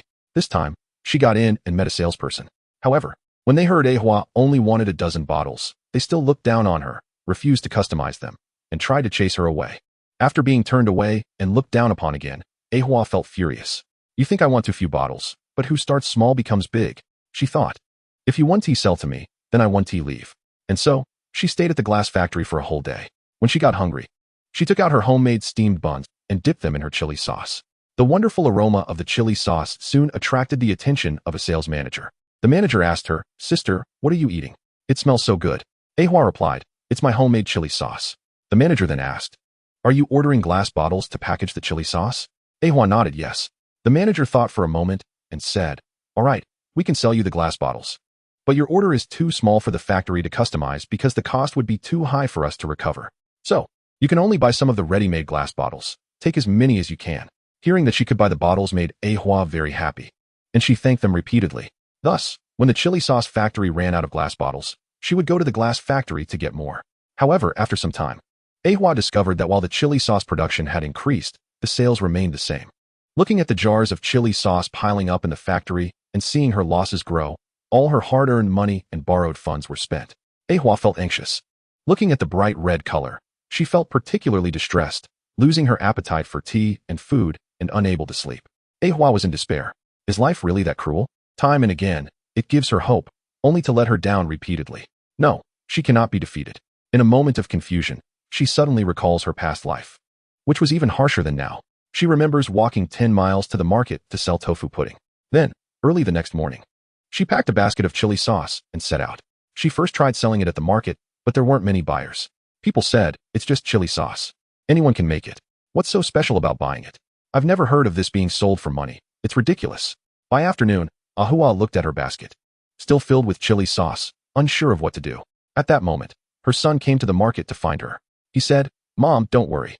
Your chili sauce is so delicious and unique. Someone will definitely buy it. Let's put it in the convenience store and have them help us sell it. We'll agree on a price, and we can split the profits 80 to 20, or even 70 to 30 if needed." Hearing this, Ahua was delighted, thinking her son was smart and cultured. The plan was feasible. They then went from store to store, finally managing to leave the basket of chili sauce at a convenience store for them to sell. In the following days, Ahua did this every day, getting up early with a basket of chili sauce, seeking help from various convenience stores to sell it. After finishing one market, she would head to the next. She didn't care whether the stores sold any. As long as she saw the stock of chili sauce at the factory decreasing, she felt happy. When the stock at the factory was running low, she stayed by the telephone at the factory. Days passed, and finally, the phone rang. She excitedly answered. It was a convenience store owner, speaking urgently. "Sister, your chili sauce is sold out. Hurry and restock. A lot of people are asking for it." This call seemed to have some kind of magic. Ding ding ding. Do. From that moment on, the phone rang one after another. Each call was from a store owner asking for a restock. Ding ding ding. Do. The most ordinary phone ring sounded to Ahua like the most beautiful music in the world. After answering all the calls, Ahua composed herself and took the initiative to call the sales manager at the glass factory to order glass bottles. The manager said, "Sister, you don't need to call. Just bring your basket over, and you can take them back." Ahua replied, "No, I want to place an order this time." The manager asked, "How many do you need?" Ahua calmly coughed twice and said, "I want 10,000. 10,000. The manager was shocked. "Are you joking? You want 10,000? Ahua insisted, 10,000. "Will you take the order or not? If not, I will find another glass factory." The manager replied, "Yes, we will definitely take the order." Years later, many glass factories went bankrupt or were merged, but this glass factory not only survived but thrived, all because it was backed by Ahua, the sales manager. Having sensed the aroma of Ahua's chili sauce and having a bit of confidence in her, was kind to her. As a result, he was promoted from sales manager to sales director. His salary multiplied many times over. Perhaps he never imagined that a small act of kindness would change his and the glass factory's fate. After turning 50, Ahua's business continued to prosper. Her chili sauce warmed the hearts of countless workers and strivers. As a local enterprise, she achieved an annual sales revenue of 4.5 billion. Now, she has a fortune of 6.8 billion. Ahua has also maintained what many consider an old-fashioned and stubborn style. For instance, she insists on not going public, not taking loans, and not seeking investment. When employees need to travel, she would boil a few eggs and remind her children to eat on the way. When employees get married, she personally acts as the witness.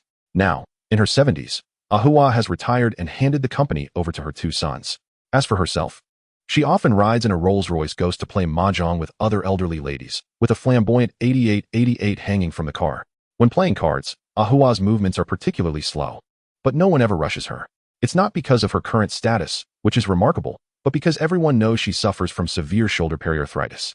In the past, in two small factories, she endured tears from the chili fumes, chopping the peppers meticulously, as if using her limited obsession and strength to fight back against life.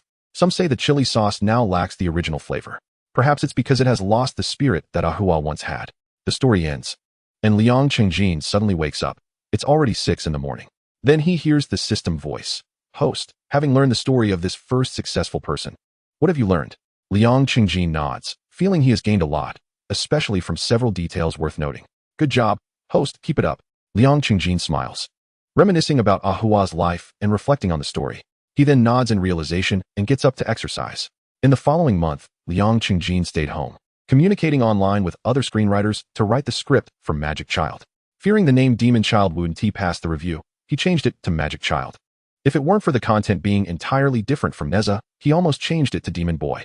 The movie's content also shifted from the original Demon Clan to the Tree Clan, becoming more child-friendly, and the opening section advocating for nature conservation became clearer. Besides writing the script, Liang Chengjin also began the initial construction of the company with Deng Chao. He didn't want to work too hard, but since he invested all the money, he couldn't ignore it completely, and he also wanted to try and develop his ability to judge people. However, The core members hired by the company were mainly Liang Qingjin or Deng Chao's college classmates willing to endure hardships in the countryside. During this month, some older single women who had been working outside returned to the village. They had heard about Liang Qingjin and Deng Chao and thought they were young and promising, wanted to marry them. After all, they wouldn't have to marry far away, and finding someone as excellent as Liang Qingjin and Deng Chao in the city wasn't guaranteed. Most importantly, they knew the two well and understood they were honest people well suited for life. Thus, to handle these women, Liang Qingjin continued to have Li Meimeng act as his shield. Fortunately, Li Meimeng didn't mind, and even said she could show their photos to others. When those girls saw how beautiful and charming Liang Qingjin's girlfriend was, they felt ashamed and had to give up. As for Deng Chao, he didn't give the village girls a chance, as he got together with the goddess who had pursued him for a long time. In terms of romance, he has achieved a fulfilling life. The girl is also decent, although not very beautiful. She is hardworking and kind, unafraid of hardship, and helps Deng Chao manage the company diligently. Therefore, some village girls left again to work in the city. However, a portion chose to stay to see if Liang Qingjin and Deng Chao's orange farming could succeed. This gave some single men in the village an opportunity. It can already be seen that some older single men and women are talking and falling in love by the river, in the fields, in the cornfields, and in the sweet potato fields. They truly have hope of bidding farewell to being single. After all, those girls were not disdainful of the countryside itself, but felt there was no hope in the village. Liang Qingjin and Deng Chao have given the village hope. Chapter 23 Principles During the month at home. Liang Qingjin found Deng Chao to be quite a good person, very honest and principled. None of the key members of the company were his relatives. Liang Qingjin also did not favor relatives for positions. The matter with Zhu Jiwen made him understand that one must have principles in life, cannot be soft-hearted, and must have bottom lines. If they really couldn't avoid personal feelings, they would arrange relatives according to their actual abilities in suitable or less important positions. If not, they would still let them go. At first, both Liang Qingjin and Deng Chao offended quite a few of their respective relatives and were scolded harshly, being accused of being ungrateful. However, gradually, all their relatives realized that they treated everyone the same way and understood their strange temperament, which led to a sense of balance in their hearts, so they no longer blamed them. Thus, some of Liang Qingjin's relatives, seeing him become wealthy and investing in Deng Chao's big venture, came to borrow money from him or asked for his help to start companies and do big things. He remained principled, treating relatives according to their actual situations, leaving them with no way to complain. After handling most of the family matters and completing the team building at the company, Liang Qingjin felt reassured about Deng Chao's trustworthiness. He thought he could now be a hands-off owner and quietly enjoy his dividends as a shareholder. He planned to take his parents to live in a big villa in Huadu. For this entire month, his parents had not gone to Huadu. Liang Qingjin offered to take them, suggesting they stay in the villa, but they did not agree. Mainly, they had lived in the village their whole lives, and leaving so suddenly felt a bit uncomfortable, having an inexplicable sentiment. Additionally, they needed to manage the crops in the fields and couldn't just leave everything unattended. Now that everything was taken care of, Liang Qingjin was set to go to Huadu, and only then did they happily agree. Liang Qingjin remembered the long and tiring journey he took when he first returned, with several transfers making it quite inconvenient. He somewhat blamed himself for not having adapted to his new identity yet, still being frugal with money. With money, he should be more carefree, not a show-off, but for convenience. So, Liang Qingjin arranged a chartered vehicle to take them directly to Huadu. As it turned out, his classmate Yang Lin took the initiative to take this job. After all, Liang Qingjin was quite generous and offered a good amount of money. Liang Qingjin agreed out of friendship from their school days. As soon as they arrived at the villa area, Yang Lin couldn't help but exclaim, "Liang Qingjin, you live in here?" Liang Qingjin smiled faintly. "Yes, otherwise how would I have a pass for this place?" Yang Lin swallowed hard. He originally thought Liang Qingjin was bragging about buying a villa in Huadu, as the villas there were very expensive, probably costing at least 50 million. He didn't expect it to be true. He couldn't help but wonder how much money Liang Qingjin really had. Yang Lin asked, "Which building do you live in?" Liang Qingjin replied, "Just ahead, building 9. Yang Lin responded and drove the car to building 9. The big iron gate was closed. Liang Qingjin said there were people inside. Yang Lin gently honked the horn. Soon, Yu Shufan walked out from inside. Upon seeing Liang Qingjin sitting in the front passenger seat, she quickly smiled and said, "President Liang, you're back." He didn't sit in the back because it was safer and more comfortable, and the front seat was generally reserved for his parents. "Uh-huh, I'm back." Liang Qingjin smiled in response. Yu Shufan then opened the big iron gate. Liang Qingjin introduced his parents, "Dad, Mom. This is the nanny I mentioned to you, Yu Shufan, sister Yu. She is quite nice and very diligent." His parents lightly acknowledged her. They knew Liang Qingjin was paying Yu Shufan a salary of 9,000 plus bonuses, which was somewhat hard for them to accept. After all, the two of them working in the fields for 3 months might not even earn 9,000, just cooking and cleaning for a month. And earning 9,000 seemed too easy. They felt Liang Qingjin was spending money too lavishly. Yang Lin secretly sighed, thinking Liang Qingjin's life was really comfortable. Not only did he buy a big villa in the city, but he also hired a nanny. The life of the rich was indeed different and enjoyable. Yang Lin then parked the car in the yard. Yu Shufan hurried over to help with the luggage. Liang Yu and Sun Yu noticed that she had difficulty walking and didn't let her carry anything, taking care of it themselves. In fact, there wasn't much luggage. Liang Qingjin had insisted several times that his parents shouldn't bring too many local specialties or clothes. The organic, pollution-free vegetables could also be bought in Huadu, albeit at slightly higher prices. So, Liang Qingjin didn't want to complicate things. As for the clothes his parents wore, they had been worn for many years and were long overdue for replacement. Liang Qingjin planned to buy them new ones. Liang Qingjin told Yang Lin, "You can park the car in the garage and stay here for a couple of days before heading back. You've driven such a long way and must be tired. You need to rest well." Yang Lin also wanted to enjoy staying in the big villa, so he readily agreed. Yu Shufan brewed a pot of good tea. Her tea-making skills were quite impressive, clearly showing she had received professional training. After brewing the tea, she smiled and said, "President Liang, please enjoy the tea while I go prepare lunch." Liang Qingjin said, "Wait a moment, let me introduce you. This is my dad, Liang Yu. This is my mom, Sun Yu. This is my classmate, Yang Lin." Yu Shufan nodded, "Big brother Liang, sister Sun, little Yang, hello." Liang Yu and Sun Yu responded lightly. Yang Lin quickly smiled and replied, "Hello, hello." Yu Shufan said, "Please enjoy the tea, I'll go cook." After saying that, she turned and went to the kitchen to get busy.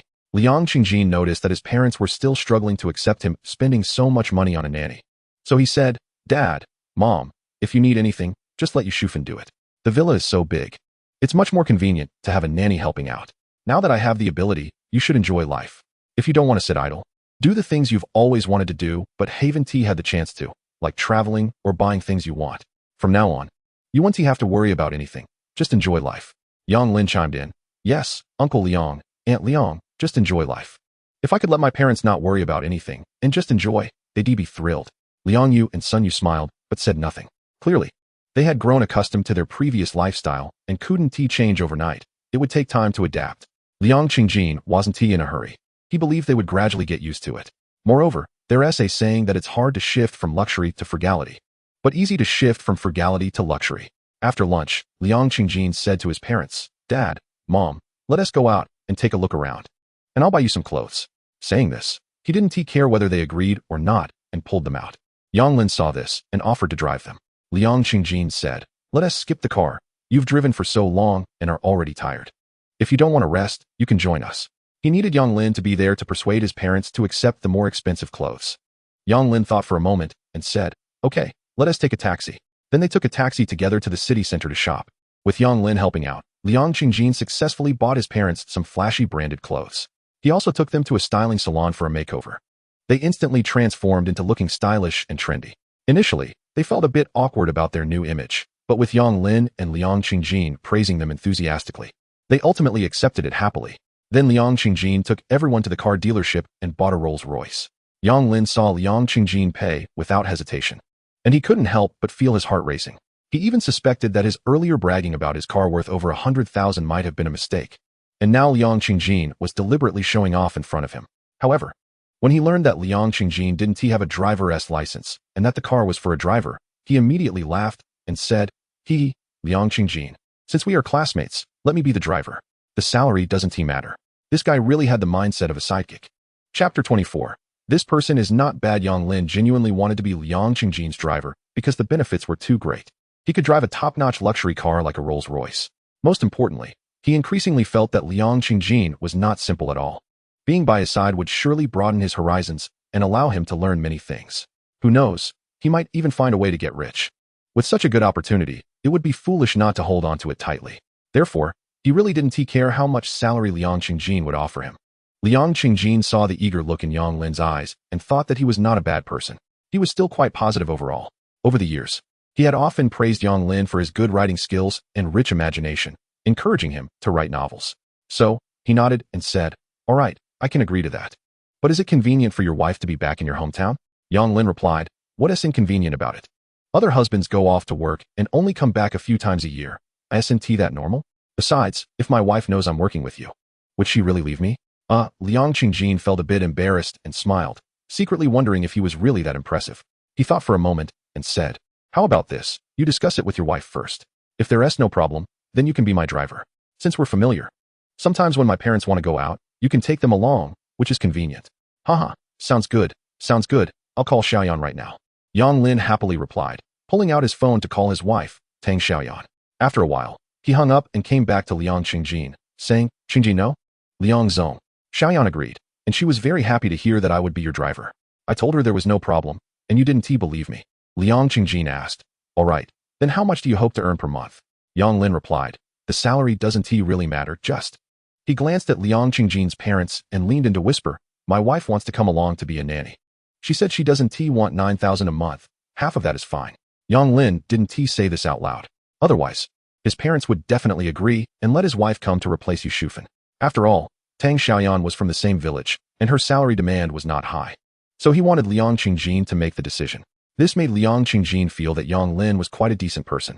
He thought for a moment and said, all right, I'll consider this matter and let you know later. Yang Lin smiled and shook his head, whispering, it's fine, you don't have to agree. After saying this, he felt a bit anxious, fearing that he might upset Liang Qingjin and lose his job. That night, Liang Qingjin found a driver employment contract, sent it to the legal department of Fanqing Entertainment to review, and once there were no issues, he printed it out and prepared to call Yang Lin to sign the contract. However, his parents were the first to find him. Qingjin, you really can't spend money so extravagantly. Yeah, we're not saying you don't understand the importance of being cautious. You could run into problems, they added. Liang Qingjin replied, Mom, that's called being cautious in times of peace. Don't worry, I know my limits. I want to spend on things I can't afford. And I want to overspend or overdraw my future. After saying this, a light bulb went off in his head, and he added, how about this? I'll deposit 2 million with you, and in the future, I'll also deposit some of what I earn with you. If one day I really run out of money, you can help me out in an emergency. He thought this would be the best way to ease his parents' worries. Liang Yu and Sun Yu felt that this was a feasible plan and finally relaxed. However, they still reminded him, no matter how much money you have, you can't spend it recklessly, understand? Liang Qingjin smiled and nodded, Dad, Mom, I understand. He then called Yang Lin into the study, saying, I can't agree to your wife's request. Yu Shufan is someone connected to the system. I feel that she shouldn't leave. Moreover, Tang Xiaoyan's attempt to poach someone with a low salary also bothers me a bit. I can even imagine that after a while, she would demand the same 9,000 salary, saying everyone else gets that much. Why should she only take half? Is this how you treat your fellow villagers? Yang Lin chuckled, hee, I knew you wouldn't agree. If it were me, I wouldn't agree either. Liang Qingjin replied, as long as you understand. Yang Lin asked, so you're not angry, right? I can still be your driver? Liang Qingjin confirmed, yes. But if you bring your wife to Huadu, she must rent a place outside. She can't live in the villa. As for the reason, well, I'm afraid my charm might be too great, and I might accidentally steal your wife away. And then you would come find me for trouble. Yang Lin was taken aback and then burst into laughter. He knew Liang Qingjin was joking.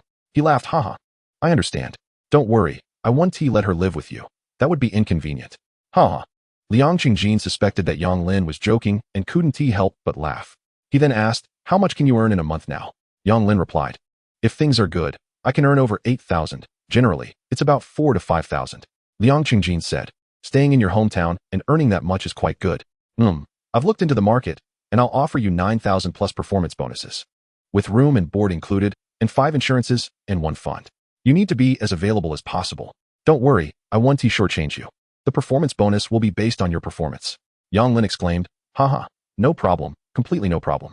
Such a high salary, plus room and board, and insurance. Liang Zong. Don't worry, I will work hard. Liang Qingjin replied, then take a look at the contract, and if there are no problems, just sign it. He didn't mind Yang Lin calling him Liang Zong. It wasn't because he liked being called boss, but because after forming an employment relationship, maintaining a bit of distance made it easier to get along.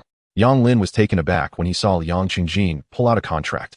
I didn't expect you to prepare a contract. Liang Qingjin explained, this is the rule. This is the procedure. Yang Lin gave a thumbs up. I've heard you are very principled in your work.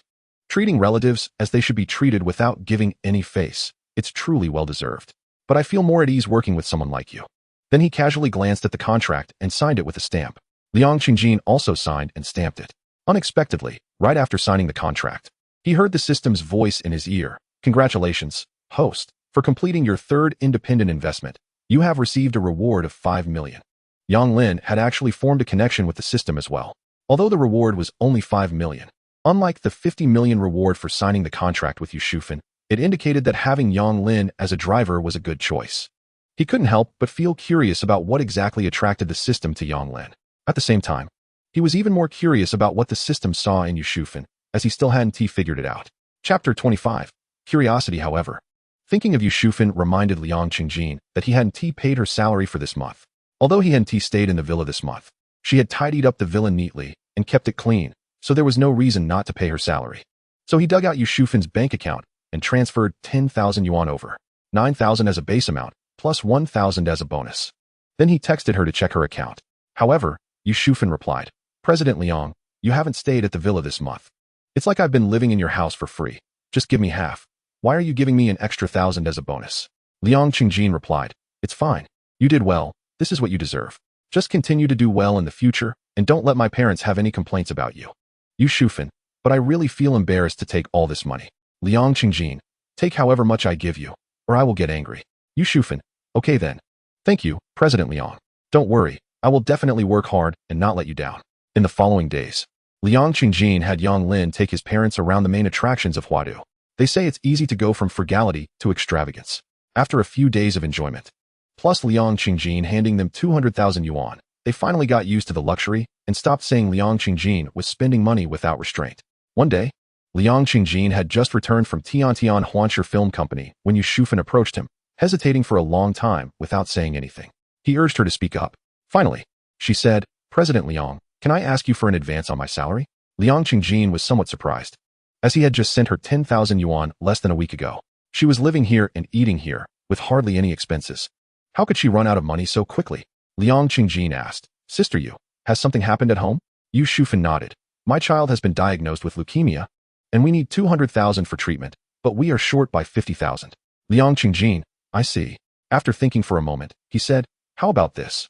I will give you 50,000, 40,000 as an advance, and 10,000 as a visit for your child." He didn't give her the full 50,000 directly because he considered Yu Shufan's dignity. He felt that giving someone money directly would be insulting. Helping others earn money through their own labor is the real respect. However, Yu Shufan still felt a bit embarrassed. "President Liang, I've only worked for you for a month, and I'm already satisfied that you can advance me money." Liang Qingjin, "I said I would give you 10,000, so take it, or I will get angry." Yu Shufan, "Then, okay."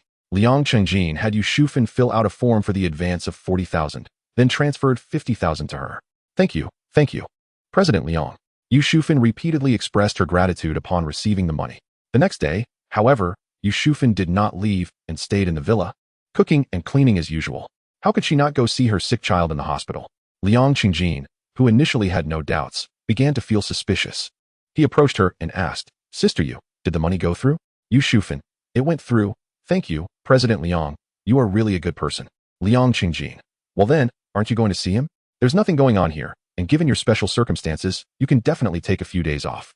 Yu Shufan, "No need. He will take care of himself. You're so good to me. I feel embarrassed to ask for leave." Liang Qingjin, "I said there's nothing going on here. You can take a few days off to take care of your child." Yu Shufan waved her hand again. "No need. Really no need, President Liang. Don't worry. He has friends to take care of him." Liang Qingjin thought for a moment and said, "All right, do as you wish." But in his heart, he was even more suspicious of Yu Shufan. Even if her child had friends looking after him, as a mother, wouldn't she want to see him? Moreover, he noticed Yu Shufan's demeanor was rather calm. If it were his own parents, they would definitely be frantic. Liang Qingjin simply called Lin Xijin. After some polite greetings, he asked, "Lin Xijin, you strongly recommended Yu Shufan to me before. Do you know her well?" Lin Xijin, "Handsome guy, what's up? I know her fairly well. She really does a great job as a nanny and has received a lot of praise. Otherwise, I wouldn't have recommended her to you, because I also hope you can recommend your friends to buy houses from me. I know your circle must have many potential clients." Liang Qingjin, "So when she worked as a nanny before, did she ever borrow money or ask for an advance on her salary?" Lin Xijin, "I'm not sure about that. But, handsome guy, I think if she is borrowing money, it must be because she has encountered difficulties. I don't think she is a scammer. The security guards in your villa community also think highly of her." Liang Qingjin thought for a moment and also felt that Yu Shufan wasn't a scammer. Otherwise, she wouldn't have just asked for an advance of 50,000. After receiving the money, she would have likely run away immediately. Liang Qingjin suddenly realized that he wasn't suspicious, just curious. He just wanted to know what Yu Shufan was going to do with the 50,000 yuan. Liang Qingjin remembered the security guard who had brought Yu Shufan here with Lin Xijin and went to find him. After a brief greeting, he asked, Sister Yu has encountered some difficulties at home. Do you know the specifics? The security guard, what happened? What difficulties did she encounter? Liang Qingjin, her child has leukemia. The security guard, child? She has no child. 9 years ago, her child died. Liang Qingjin was taken aback. Then he felt a bit upset and silently cursed Yu Shufan for deceiving him. How could she claim to have a child when she didn't? How could she say her child was sick and needed 50,000 for treatment? Liang Qingjin thought about Yu Shufan's connection with the system and felt she shouldn't be a bad person. So he took a deep breath and quickly calmed down. He asked, so did she ever have another child after that? The security guard shook his head. No. Her husband had a violent temper. When their child was 2 years old, he killed someone who bullied her and was sentenced to life imprisonment. He heard that he might have his sentence reduced, but it will probably be several more years before he gets out. She loved her husband very much. Or maybe she thought he committed murder for her sake. Or she might be afraid of him. In any case, she never wanted to remarry and raise the child alone. But Sister Yu really has a hard life. 9 years ago, for some reason, her child suddenly jumped into a river and committed suicide. Since then, Sister Yu has been all alone. After hearing the security guard's words, Liang Qingjin realized that Yu Shufan had such a tragic life experience. He then asked the security guard, how do you know all this? Chapter 26 Truth. The security guard replied, there was a security guard here before who was from the same village as Yu Shufan. At that time, he was the one who introduced Yu Shufan to work here as a nanny. I heard all this from that security guard. Liang Qingjin, that security guard has already left, right? The security guard. Yes, he was too old to work here anymore, so he went elsewhere. Liang Qingjin nodded. The security guards in this villa community were indeed all relatively young, none over 45. After all, with such a high salary, they could easily find strong young people. He then asked, do you know where he went? The security guard shook his head. No, I'm not very familiar with him either. However, President Liang, if you doubt Sister Yu, you can rest assured. I can guarantee she is not a bad person. She has worked here as a nanny for 8 years. And I've never heard of her doing anything bad. You can ask others. Liang Qingjin smiled. I just want to know what she is doing with the money she advanced. I'm actually afraid she might get scammed. The security guard shook his head again. Sister Yu is quite clever. I don't think she would get scammed. But if you are really worried, you could ask her directly. All right, I will ask her myself. Liang Qingjin replied and turned to leave. But how could he ask Yu Shufan without making her feel like he was doubting her? He thought for a moment and decided to contact someone from Star Entertainment to help investigate Yu Shufan and what she had done with the 50,000 yuan. In the afternoon, the other party called him. Hello, Mr. Liang. We found out that Yu Shufan recently transferred 2 payments totaling 60,000 yuan to someone named Zhou Jiaming. I also looked into Zhou Jiaming. He is a junior college student from a small mountain village in the province, and his family is not well off. It's quite difficult for him to get into college, and he supports himself through part-time jobs. A few days ago, he suddenly fainted and was taken to the hospital, where he was diagnosed with leukemia. He is quite a pitiful person. Liang Qingjin listened and replied, thank you. I appreciate your help. I'll treat you to a meal when you have time. Have you found out what the relationship between Zhou Jiaming and Yu Shufan is? The other party said, Mr. Liang, no need to be so polite. It's just a small favor. As for whether Zhou Jiaming and Yu Shufan have any relationship, what I found out from friends is that there is none. Liang Qingjin. So they are just 2 unrelated people? The other party, yes. All right, I understand, Liang Qingjin replied. He thought about how Yu Shufan's ID showed her registered residence was in Guangxi, which indeed made it hard to connect her with Zhou Jiaming, a college student from Yunnan. He couldn't help but feel a bit uneasy, with an indescribable feeling in his heart. At that moment, he finally understood why Yu Shufan was associated with the system. However, he still asked the other party to look into Yu Shufan's financial activities over the years. Over the 9 years Yu Shufan worked as a nanny, she had donated almost all her salary to support college students from impoverished mountain villages. Liang Qingjin also learned that Yu Shufan insisted on having 1 day off each week because she volunteered at an orphanage. She provided a little hope for many children. In the end, Liang Qingjin decided to give Yu Shufan 19,000 yuan every month. This way, it respected her hard work while also allowing her to help more people. In just a few days, Yang Lin, along with Liang Yu and Sun Yu, had almost visited all the attractions in Huadu. One day, Liang Yu and Sun Yu found Liang Qingjin. Where is your girlfriend Li Meimeng? We haven't seen her in so many days. Liang Qingjin replied, she is quite busy. Sun Yu said, even if she is busy, she should make some time to come and see you. How can a couple not meet for a long time? Liang Qingjin, absence makes the heart grow fonder, right? Sun Yu, is this really absence? You've been home for a month. And it's one thing that she didn't go to your hometown to see you, but she should have come to see you on your first day in Huadu. It's been a week, and she still hasn't come to find you. At this point, she changed her tone. Liang Qingjin, tell me the truth. Is she really your girlfriend? Liang Qingjin quickly nodded. Yes, of course she is. The reason she hasn't come to see me is that she is really busy. And she is a bit shy to meet you all, not quite ready yet. But I can call her right now and see if she has free time in the next few days. While saying this, he felt quite insecure inside, fearing that his parents would see through something. However, Li Meimeng had indeed been very busy lately. Star Entertainment was promoting her on Douyin with short videos. For the past month, she had either been filming short videos or traveling to film them. In a month, she had produced over 60 works, covering 4 different types. This was because Star Entertainment wanted to create 4 different images for her to see the effect and ultimately determine one that could make her popular quickly. Liang Qingjin liked and commented on her posts every day. By the end of the month, among the 4 accounts with different types, the best performing one received 2.85 million likes and had 120,000 followers, while the worst one still garnered 800,000 likes and 35,000 followers. For an ordinary person, such results were already quite good. But for Li Meimeng, it wasn't enough, because she had a powerful team that ordinary people didn't have. She had a salary of 5 million a year, and she signed the best rookie contract at Star Entertainment. The company planned to make her a top star within a year. This situation couldn't continue. The other newcomers at Star Entertainment initially respected Li Meimeng, but because her performance in short video promotions was mediocre and not outstanding enough, they had begun to gossip about her. After hearing this, Li Meimeng felt a bit uncomfortable. She thought it was because she hadn't practiced enough and hadn't worked hard enough, so she secretly went to the training room alone every night to practice. Meanwhile, Fang Liwen, Huang Yuan, and Qin Li, who were also worried about her situation, happened to see her practicing in a black outfit and looking particularly cool. They instantly had a new idea.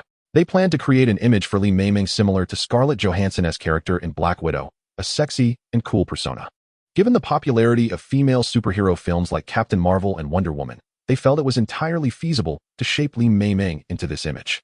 The key was that this would also highlight Li Meimeng's advantages in acting and martial arts, potentially changing the awkward situation where most Chinese female stars debuted as mere pretty faces.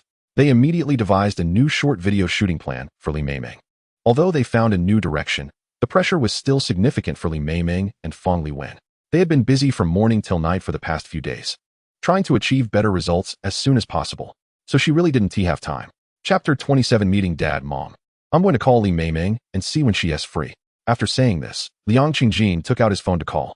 At that moment, Li Meimeng was busy shooting a short video and didn't answer, directly hanging up. Seeing this, Sun Yu couldn't help but ask, what happened, Qingjin? Didn't she pick up? Liang Qingjin nodded. No, she didn't. Sun Yu really didn't pick up? No matter how busy she is, she should answer her boyfriend's call, right? How can she do this as your girlfriend? Qingjin, tell me the truth. Is she really your girlfriend? Liang Qingjin. Oh, Mom. Everyone is an independent individual with their own things to do. It's impossible for her to pay attention to your situation all the time. Maybe she is really busy right now? How about this? I'll send her a message. If she doesn't reply, I'll call her again during lunch break. Liang Yu chimed in. Yeah, Sun is right. She might be busy. Sun Yu looked at Liang Qingjin suspiciously for a moment before saying, all right, let us contact her later. Meanwhile, on Li Meimeng's side, her manager Qin Li saw that Li Meimeng had hung up a call and worried it was a call from Major Shareholder Liang Qingjin. So she asked, Meimeng, who called? Li Meimeng, it's my writer friend, the one you've met, who wrote Magic Child, named Liang Qingjin. Qin Li, then why didn't you pick up? Li Meimeng, I'm just too busy. Qin Li, but not answering a call is still a bit rude. You should quickly call him back. Li Meimeng was taken aback. She didn't expect Qin Li to say that. Recently, for some reason, she had received many calls inviting her for small roles, so she had been getting a lot of calls. But Qin Li had told her to ignore them. She had avoided answering Liang Qingjin's call because she was afraid Qin Li would be upset. She didn't expect that upon learning it was Liang Qingjin calling, she would say this. Qin Li noticed Li Meimeng's expression and quickly explained with a smile. I just think Liang Qingjin is quite a good person. The novel he wrote is being adapted into an anime movie, and they specifically want you to do the modeling for it, giving you a chance to become popular. Li Meimeng smiled and nodded. He is indeed quite nice. I'll call him back right now. After saying that, she dialed Liang Qingjin's number. Liang Qingjin was still editing messages. And when he saw it was her calling, he couldn't help but say to Sun Yu, Mom, look, I haven't even sent the message yet, and she's calling me back. I told you, she might have been busy at that time, but you didn't believe me. Sun Yu. All right, then hurry up and answer the phone. Ask her when she's free to meet us for a meal. Okay, Liang Qingjin replied with a smile. Then he answered the call. But he heard Li Meimeng say, "Sorry, I was busy just now and couldn't answer your call." Liang Qingjin, "It's all right. It's my fault for suddenly disturbing you." Li Meimeng, "Do you have something to discuss?" Liang Qingjin, "Are you free recently? My parents want to meet you for a meal." Li Meimeng, "I've been quite busy lately. Let me see. And I'll get back to you later." Liang Qingjin, "All right, then you go ahead and be busy." After hanging up, Sun Yu asked, "So, did she agree to meet?" Liang Qingjin shook his head. "She's very busy and wants to see if she can find time." Liang Yu said from the side, "She's indeed busy. And a shy daughter-in-law might be a bit embarrassed to meet her in-laws." Liang Qingjin quickly agreed, "Yes." Sun Yu, "Well, let's wait for her reply then." After hanging up the phone, Li Meimeng was asked by Qin Li, "Meimeng, what did Liang Qingjin want to talk to you about?" Li Meimeng, "He wants to invite me to dinner." Qin Li, "Then you should go." Li Meimeng was even more stunned. She didn't expect Qin Li to say that. Qin Li added, "Meimeng, don't put too much pressure on yourself. Now both Sister Fang and Huang Yuan have confirmed your role positioning. The response to your first work was average, but it was still better than your previous works. To make better works, you need to find inspiration in life. We can't keep shooting like this crazily. It's exhausting, and it might not yield good results. And Liang Qingjin is a writer. His perspective on things is different. Maybe he can help you find inspiration and give us good creative ideas." This reasoning sounds good. Qin Li sighed inwardly. It wasn't easy to hide Liang Qingjin's identity in front of Li Meimeng so she could grow better. Everyone was afraid of Li Meimeng, thinking she entered the Star Entertainment through connections and couldn't accept it. They were even more afraid that she might think she has a relationship with a major shareholder and would be unwilling to work hard, which could lead to her downfall. Seeing that Qin Li said this, Li Meimeng nodded. "All right, then I'll go meet him." Then she called Liang Qingjin. "This afternoon, the company gave me half a day off. So you can arrange it." Liang Qingjin, "Okay, I'll send you the address shortly." But Li Meimeng said, "Liang Qingjin, do we really have to meet your parents?" Liang Qingjin, "Yes, please." Li Meimeng, "All right then, who told me to agree to you back then? Let's not miss this meeting. Let's not miss it." After that, Liang Qingjin hung up the phone and said to Sun Yu, "Mom, Li Meimeng specifically asked the company for half a day off to meet us this afternoon." Liang Yu, "Now you believe it, right?" Sun Yu smiled and replied, "Yes, I believe it." Liang Yu, "Haha, I see you're eager to meet your future daughter-in-law." Sun Yu laughed, which was a tacit acknowledgement. Then Liang Qingjin said, "By the way, Dad, Mom, when we meet Li Meimeng later, don't mention that I bought a villa. Just say I mortgaged a second-hand house here." Liang Yu and Sun Yu were taken aback upon hearing this. They didn't understand what Liang Qingjin meant. Liang Yu said, "Qingjin, you need to be sincere. This won't do." Sun Yu, "Yes, and you haven't seen her for over a month. So you don't want to bring her back to stay?" Liang Qingjin thought for a moment. "Dad, Mom, I don't know how to explain it to you right now. In short, if you want this daughter-in-law, just listen to me." He had the same idea as Qin Li. Therefore, to help Li Meimeng achieve greater success in her acting career, he felt it was better to temporarily hide his identity as the major shareholder of Star Entertainment. Sun Yu and Liang Yu exchanged glances, genuinely puzzled about why Liang Qingjin was doing this. But seeing Liang Qingjin's earnest expression, they nodded in agreement. Liang Qingjin then asked them again, feeling completely at ease. He found a traditional and elegant tea house and arranged to meet Li Meimeng there for afternoon tea. Chapter 28 First impression. At the agreed time of 3 o'clock, Liang Qingjin and his parents arrived 10 minutes early. Li Meimeng arrived shortly after, but was also very punctual. When she saw the fancy tea house Liang Qingjin chose, she couldn't help but say, "Liang Qingjin, why did you pick this place?" Liang Yu and Sun Yu were momentarily stunned. They thought this was quite rude. Liang Qingjin was also taken aback. Then Li Meimeng added, "It must be very expensive, right? Although you're making money from your novels being turned into movies and games, you shouldn't spend money recklessly. Have you forgotten the hard days of eating instant noodles when you were struggling? One should be mindful of potential dangers even in times of peace." Liang Yu and Sun Yu exchanged smiles and nodded, thinking this girl is quite nice. She understands how to save money for their son and isn't materialistic. Liang Qingjin smiled and said, "Meimeng, the main reason for today is for you to meet my parents. I thought a more formal setting would be better. Life does need some sense of ritual." Li Meimeng nodded. "Then how about this, later we?" Then she looked at Liang Yu and Sun Yu. "Uncle, Aunt, hello." Although she didn't greet them first and immediately started teasing Liang Qingjin, Liang Yu and Sun Yu didn't find her impolite at all. In fact, they were quite happy. Because this showed that Li Meimeng and Liang Qingjin were very familiar with each other. This is what a couple should be like. Sun Yu rolled her eyes at Liang Qingjin and huffed. "You really don't know manners. You didn't even think to introduce us to her?" Liang Qingjin smiled awkwardly and quickly introduced. "Li Meimeng, this is my dad, Liang Yu, and this is my mom, Sun Yu." "Dad, "Mom, this is my girlfriend, Li Meimeng." After hearing this, Li Meimeng greeted them again. Liang Yu and Sun Yu responded with smiles, and each took out a red envelope. "Since it's our first meeting, we didn't know what gift to prepare for you, so we just sealed a red envelope. We hope you don't mind." "I don't mind, I don't mind." Li Meimeng smiled and accepted their red envelopes. Seeing this, Liang Qingjin couldn't help but feel delighted. Having interacted with Li Meimeng for 3 years, he knew very well that she would never easily accept gifts from others. Now she accepted his parents' red envelopes, and she surely knew what these red envelopes represented. It seemed she had some feelings for him after all. Thinking about it, if she didn't have feelings, she wouldn't have taken pictures with him or agreed to pretend to be his girlfriend, right? Then everyone chatted while drinking tea. After a while, Li Meimeng said, "By the way, Liang Qingjin, I've been busy filming Douyin short videos recently, and the image the company created for me before wasn't very successful. But now I've finally confirmed the direction, filmed 2 works, gained about 20,000 followers, and received over 100,000 likes. The results are decent. However, matching my contract and the resources the company uses for me is still not enough. Now we're lacking materials and inspiration for our works. And since you're a writer with lots of inspiration, I hope you can help me think of something." Liang Qingjin replied, "I've watched both of your latest works. The black leather jacket and pants, the sexy and tough female hero look, really gives people a refreshing feeling. The key is this: it can prevent people from treating you as just a pretty face, and more people will focus on your acting skills." At this point, he changed the subject. "However, I think the work itself is still somewhat ordinary and does not fully showcase your abilities." Li Meimeng smiled. "It seems I've really found the right person to talk to. You have such insights. So what are your thoughts about the work?" Liang Qingjin, "Let me think for a moment." He quickly thought of a certain 5th-level author on Qidian Chinese Network who is currently serializing a groundbreaking interactive boutique novel.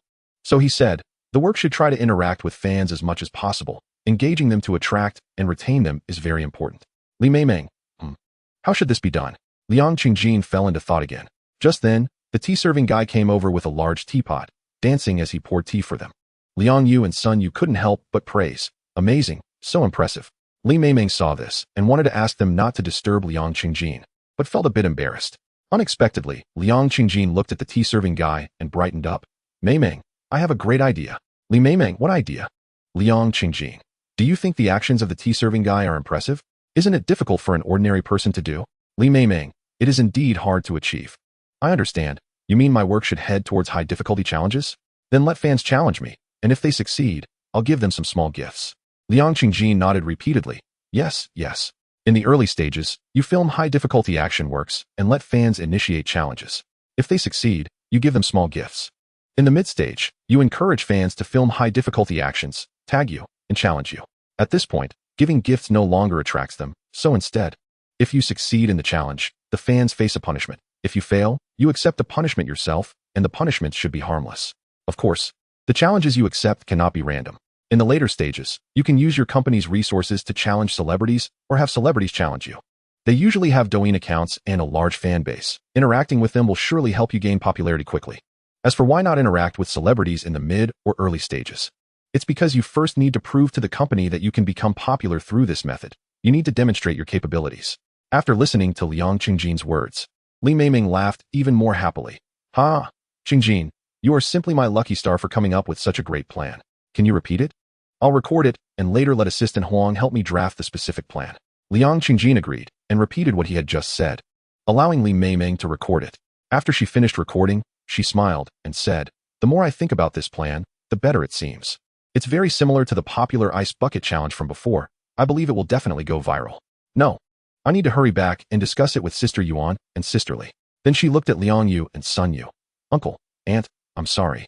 I have to go back to the company for something. I'll treat you to dinner when I have time." She then looked at Liang Qingjin. "Let us meet up again later." Liang Qingjin, "It's fine. You go ahead and be busy. Good luck. Believe in yourself and your abilities. You will definitely succeed." "Yes, I will definitely succeed." Li Meimeng nodded with a smile. After saying that, she turned and left. Liang Qingjin watched her leave and thought it was good this way. He wouldn't have to worry about her parents accidentally spilling the beans about him buying a villa and revealing his identity as a shareholder. In the end, he asked his parents what they thought of Li Meimeng. His parents gave Li Meimeng a high evaluation, saying she is thrifty, hardworking, confident, sunny, and full of positive energy. Liang Yu even said that Liang Qingjin is lucky to have found such a girlfriend. It must be due to several lifetimes of virtue. Even Sun Yu couldn't help but say a trendy phrase, that Liang Qingjin must have saved the galaxy in his past life. In short, Liang Yu and Sun Yu were very satisfied with Li Meimeng. Sun Yu even changed her prejudice against actors because of this. Chapter 29. Unwilling to meet her Sun Yu. Qingjin, your girlfriend is great in every way, but there is one thing I'm not very satisfied with. Liang Yu, don't nitpick. It's already hard to find a girl like Xiao Li who has such a proper worldview. You should be content. Don't always look at the next mountain thinking it's higher. There will always be more outstanding people in this world. The more you pick, the more confused you will become. Children will have their own blessings. As parents, it's best not to interfere too much with your children. It was your strong opposition to him writing novels back then. If I hadn't been supporting him in secret, would he have achieved what he has today? Sun Yu pinched Liang Yu. What are you rambling about? If you're going to ramble, at least don't say so much nonsense. Liang Yu raised his hands in surrender and fell silent. Then Sun Yu looked at Liang Qingjin. Do you know what kind of people Li Meimeng's parents are? Liang Qingjin shook his head. Not very clear. I've only heard that her hometown, like ours, is a very poor mountain village, so her parents should be farmers too. Sun Yu, look at you. As her boyfriend, you don't even know about her parents' situation. And just now when we met, she didn't mention her parents at all. Although we didn't talk about her parents, she immediately started talking to you about her work. But I still feel like she is intentionally avoiding it. Saying this, she patted Liang Qingjin on the shoulder. I worry that she is too heartless, not even caring about her own parents. Liang Qingjin shook his head. Mom, I think you're overthinking it. Li Meimeng is not that kind of person. Liang Yu agreed. Yes, I also feel she doesn't seem like that kind of person. Sun Yu, then how about this? You call Li Meimeng and have her arrange for her parents to meet us. Let us see what she says. Liang Qingjin was taken aback, secretly sighing that having Li Meimeng pretend to be his girlfriend was going further and further away. Liang Yu also chimed in. Son, I actually agree with your mom on this point. She has met your parents, so you should also meet her parents to understand her family situation. Looking at his mother's gaze, he hesitated for a moment and then took out his phone. All right, I'll call her now. Then he called Li Meimeng. Li Meimeng, Qingjin, I'm sorry. I was so happy to rush back to the company to plan new works with Sister Li and Sister Yuan that I didn't continue to accompany you. Liang Qingjin, it's fine. My parents are very satisfied with you and think you are great. They hope that you can arrange for your parents to have a meal together with us later. However, upon hearing this, Li Meimeng fell silent for a long time. Liang Qingjin, what's wrong? Is there a problem? Li Meimeng, no, there's no problem. But I've been quite busy lately. So let us arrange it when I have time. Liang Qingjin, okay. Sun Yu saw her hang up the phone and asked, Son, what did Li Meimeng say? Did she agree to let her parents meet us? Liang Qingjin nodded. She agreed. Sun Yu, when will we schedule the meeting? Liang Qingjin, there's no time for now. You also saw how busy Meimeng is lately. She really doesn't have time. Sun Yu smiled. That's fine. As long as she agrees, it's good. Liang Qingjin, however, felt a bit conflicted and uneasy, because when Li Meimeng replied to him just now, she clearly hesitated. He didn't know whether it was because she was not agreeing or for some other reason. Liang Qingjin thought for a moment and felt that perhaps Li Meimeng was also quite conflicted. After all, the two of them were not really a couple yet, and meeting their parents would mean they were truly in a relationship. However, Li Meimeng still agreed in the end. This indicated that she was still willing to be his girlfriend. Yet, when it was 10 o'clock at night and Liang Qingjin was getting ready for bed, Li Meimeng sent a WeChat message. Qingjin, can I not meet my parents? Liang Qingjin stared at this message for a long time, not knowing how to respond. He thought for a while before saying, it's fine. If it's not convenient, just forget it. Li Meimeng replied, actually, I also hope my parents can meet your parents and have a meal together, but they can't. Liang Qingjin said, it's okay. Let's talk about this later. Li Meimeng continued. My dad is a murderer, and he's in prison now. As for my mom, I don't want to see her, and I don't know where she is. Liang Qingjin was taken aback. He didn't expect Li Meimeng's family to be so complicated. Perhaps her lack of success despite her hard work was not only due to her strong principles and refusal to compromise, but also because of her family circumstances. Later, Li Meimeng didn't send any more messages, probably because she went to sleep. However, Liang Qingjin didn't ask further, because Li Meimeng is a very positive and sunny person. She almost never vents her frustrations to others. Now, suddenly sharing her troubles with him indicates that she trusts him deeply, at least considering him a true friend. So, if she needed to say something, she would. It would be inappropriate for him to pry and bring up her bad memories. The next day, Liang Qingjin went to the Tian Huanxi Film Company as usual, working with the screenwriters on the script and discussing the details of the plot, while also checking on the progress of the film production. In the past month, due to the 60 million yuan investment from Liang Qingjin, along with the revised content, a large amount of the original computer special effects could be retained. Therefore, the progress was rapid, and Magic Kid was very likely to be released during the summer vacation next year. Just before noon, Two unexpected guests arrived at the company. Liu Xi's girlfriend. No, she should be called his ex-girlfriend. And a man who looked ordinary but was dressed in designer clothes, wearing a Rolex watch, with his head held high and a somewhat arrogant demeanor. When Liu Xi saw her holding onto a man, he was quite displeased. He bluntly said, "What are you doing here? You're not welcome." The ex-girlfriend replied, "Liu Huanxi, what's your attitude? I'm here to help you." Liu Xi retorted, "Help me? You were the one who transferred the last of the company's money away, nearly causing it to go bankrupt." The ex-girlfriend said, "Forget it. I'm not going to argue with you about that. This is by Jiadi, the chairman of a gaming company. He thinks your team's technology is good, and it's a pity to waste it on animated films. He intends to invest 10 million to fully acquire your company." Liu Xi was taken aback by this. He then pointed at Jiadi and snorted, "So you're the chairman of the gaming company. It turns out you were the one trying to poach my staff?" At this point, he looked at his ex-girlfriend and continued, "You know I have a bad relationship with the gaming company, yet you brought them here to acquire my company? You want me to give up making movies and help them make games? Don't you know that making a good animated film is my dream? And after being with me for 2 years, don't you know I've invested over 80 million in this company? And now you want him to buy us out for just 10 million? Damn, if you weren't my ex-girlfriend, I'd really want to kick you to the moon." Liu Xi was genuinely furious, completely losing his usual demeanor as a boss. Chapter 30. Fired up, the ex-girlfriend shook her head and said, "Liu Huanxi, please get a grip. Your company is about to go bankrupt, and you can't even pay salaries. President Bai is willing to invest 10 million for a full acquisition because I've said many good things about you behind your back. When your company is truly about to declare bankruptcy, trust me, not just 10 million, even 1 million could fully acquire your worthless company. Do you believe that?" Jiadi looked at Liu Xi with disdain, smiling as he shook his head, then turned to leave. Although he didn't say a word, his demeanor conveyed a message that nearly made Liu Xi explode with anger. The ex-girlfriend mockingly laughed. "Haha, Liu Huanxi, now that he's gone, are you happy?" Liu Xi looked at her, too angry to speak. Haha, haha. Liang Qingjin stepped forward and kept smiling at Liu Xi's ex-girlfriend. In fact, he didn't want to get involved in Liu Xi's personal matters, as interfering in others' relationships is one of the most foolish actions and easily leaves one in a difficult position. However, his ex-girlfriend's behavior was too bullying and infuriating. He couldn't stand by and watch.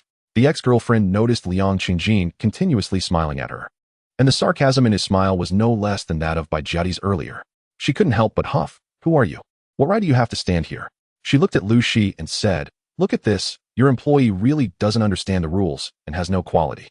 Liu Xi replied, "He's not my employee. He's a major shareholder of Tian Huanxi Film Company." The ex-girlfriend was instantly stunned. Liang Qingjin smiled and said, "Haha, do you know why I'm laughing? I'm laughing because by something, let's call him by scumbag, wants to acquire Tian Huanxi Film Company without even doing his homework. Over a month ago, I invested 60 million yuan. Not only that, the movie we are producing has also received a 20 million investment from Star Entertainment. By scumbag actually wants to acquire the company for 10 million. Does he think everyone is as foolish as he is? Or does he simply lack the ability to understand the situation of Tian Huanxi Film Company?" The ex-girlfriend's expression became even more awkward and shocked. In the end, she could no longer stay, turning around and leaving. Liang Qingjin thought she might stay and shamelessly tell Liu Xi she was wrong. It seems that reality is indeed different from some scenarios in novels. Then he looked at Liu Xi and said, "I made your ex-girlfriend leave. I'm sorry." Liu Xi replied, "Why are you apologizing? If you hadn't chased her away, I would have died from anger." After saying that, he shook his head, his eyes turning red, looking like he wanted to cry but couldn't. Liang Qingjin saw this and couldn't help but pat his shoulder. Liu Xi shook his head and said, "Liang Qingjin, I really don't understand. Why is it that most of the employees I encounter are good employees, yet the woman I once loved is such a weirdo? What do you think is wrong with me?" This question was a bit profound. Liang Qingjin didn't know what to say and could only suggest, "Let's find a place to drink tonight." Upon hearing this, Liu Xi nodded heavily, feeling that meeting Liang Qingjin was his greatest fortune. Li Meimeng returned to the company and shared Liang Qingjin's ideas, direction, and plans with Huang Yuan and Qin Li. They all thought Liang Qingjin's ideas were quite good. Feng Liwen also agreed. They all said Liang Qingjin was indeed a novelist, rich in inspiration and full of good ideas. Then they used Kung Fu tea as the material, with the aim of promoting traditional Chinese culture, and shot a video. In the video, Li Meimeng appeared wearing a cheongsam. The fitted cheongsam perfectly showcased her proportions. As soon as she appeared, she was stunning, drawing people in with her beauty. Just when everyone thought this was another pretty face, the male actor casually threw a tea cake, and without even looking, Li Meimeng caught it with her hand, completing a difficult move. Instantly, she changed the audience's impression of her as just a pretty face. Then, the camera shifted, and the female actor, holding a teapot and preparing to pour tea, stood at a distance with her back to the tea table. Li Meimeng casually threw a piece of tea, accurately landing it in the kettle. Then the female actor opened the preservation box, and Li Meimeng picked up the remaining tea cake, turning her back and casually tossing it into the preservation box. The lens shifts, and the male extra casually throws his hat away. Li Meimeng stands still, suddenly reaching out to catch the hat. Next, there are increasingly difficult high-difficulty actions, such as lighting a candle, pushing it to a designated position while ensuring it doesn't go out, and catching a teacup from behind, among others. The most classic move is pushing the teacup to the very edge of the table, where it's just a tiny bit away from falling, without spilling the tea inside. Even the male extra, watching this, breaks out in a cold sweat, feeling deep admiration. Many of these high-difficulty actions could have been synthesized in post-production, but at Li Meimeng's strong request, no synthesis was done. Instead, she practiced over and over, breaking one tea cake after another and one teacup after another until she succeeded. Therefore, each shot is particularly real, completely authentic. As a result, because it is so authentic, once the video was released, it went viral, earning her a lot of fans. In this episode, Li Meimeng did not ask her fans to take on challenges, mainly because they wanted to see the results first. Moreover, interacting with fans from the beginning would seem too commercial and might turn fans off. Unexpectedly, the effect was explosive. Everyone was very happy. Fang Liwen, Qin Li, and Huang Yuan all breathed a sigh of relief, secretly marveling that they had truly found the right direction for Li Meimeng. Moving forward, they just needed to find good ideas based on this direction, create works for Li Meimeng, and implement the plan step by step. They were not worried about her not becoming popular on Douyin. Within a year, there was a plan to turn Li Meimeng into a top-tier star. They were hopeful of achieving that. Furthermore, Fanxing Entertainment, based on Li Meimeng's new image, gave her a new stage name, Dream Master. To promote this stage name, they specially filmed a short video where Li Meimeng first appeared as a refined lady. After being bullied, she transformed into a powerful female boss, dominating everyone with her presence. Due to Li Meimeng's solid acting skills, both the refined lady and powerful female boss images were performed very well. This not only left a deep impression of the stage name Dream Master, but also showcased her superb acting skills, thus winning her more fans. Chapter 31. Li Meimeng's background. Li Meimeng's short video about Kung Fu Tea not only became popular, but also received praise from the company. Those who had been gossiping about her no longer spoke of her. She felt very happy. She did not forget that this success was partly due to Liang Qingjin's efforts. The key was that she wanted to share her joy with Liang Qingjin. So she specifically took a leave of absence to invite Liang Qingjin out for dinner as a form of gratitude. The company learned that she was going on a date with Liang Qingjin and approved her leave readily. After receiving the leave slip, Li Meimeng called Liang Qingjin. "Have you seen the Kung Fu Tea video I filmed?" Liang Qingjin: "Of course, I watched it, and I even liked it. The video is really popular. Congratulations." Li Meimeng: Yes, but this video became popular also thanks to your suggestion. I want to treat you to dinner, both to express my gratitude and to apologize for leaving suddenly that day." Liang Qingjin: Huh? Treating to dinner to express two meanings? Shouldn't you treat me to dinner twice? Li Meimeng: Haha, okay, I'll treat you twice. This time will count as an apology, and next time, when I'm more popular, I'll properly thank you. Liang Qingjin: Haha, good. Li Meimeng: Then remember to bring your parents tomorrow. I've already booked a place and will send you the details. After hanging up, Liang Qingjin told his parents about Li Meimeng inviting him to dinner. His parents were particularly happy to hear this. "Qingjin, you go accompany her. We won't go. It's not good to disturb your two-person world. Yes, take her out to have some fun. Get your brain working. Don't be so dull." Liang Qingjin also wanted to date Li Meimeng alone, but after thinking, he said, "If she invites you, you should go. Otherwise, she might think you don't like her." Sun Yu and Liang Yu exchanged glances and felt this made sense, so they nodded and said, "All right, we'll go too." But Liang Qingjin added, "However, Dad, Mom, don't mention her parents tomorrow. What is wrong with her parents?" Liang Qingjin: "I've already looked into it. In short, try not to mention her parents." Sun Yu and Liang Yu felt there must be a reason behind this, so they nodded in agreement. However, Liang Qingjin suddenly became very curious about Li Meimeng's parents. He wanted to know why her father was a murderer and why she didn't tea like her mother. Liang Qingjin thought that Fanxing Entertainment must have done a background check on Li Meimeng, so he called to ask if there was any background information on her. It turned out there was indeed information. Due to his identity as a major shareholder, they sent the information over. After reviewing the data, Liang Qingjin finally gained a comprehensive understanding of Li Meimeng's family situation. It turned out that Li Meimeng was not from a small mountain village. She was born in a city, and it was a second-tier city at that. Her father's name was Li Jianya, and her mother's name was Zhou Huifang. When she was 5 years old, Zhou Huifang left them, living with a man named Huang Jun for 3 years. Although Zhou Huifang committed the major mistake of cheating, her actions were also due to Li Jianya's hot temper and penchant for trouble, which had landed him in prison for 6 months.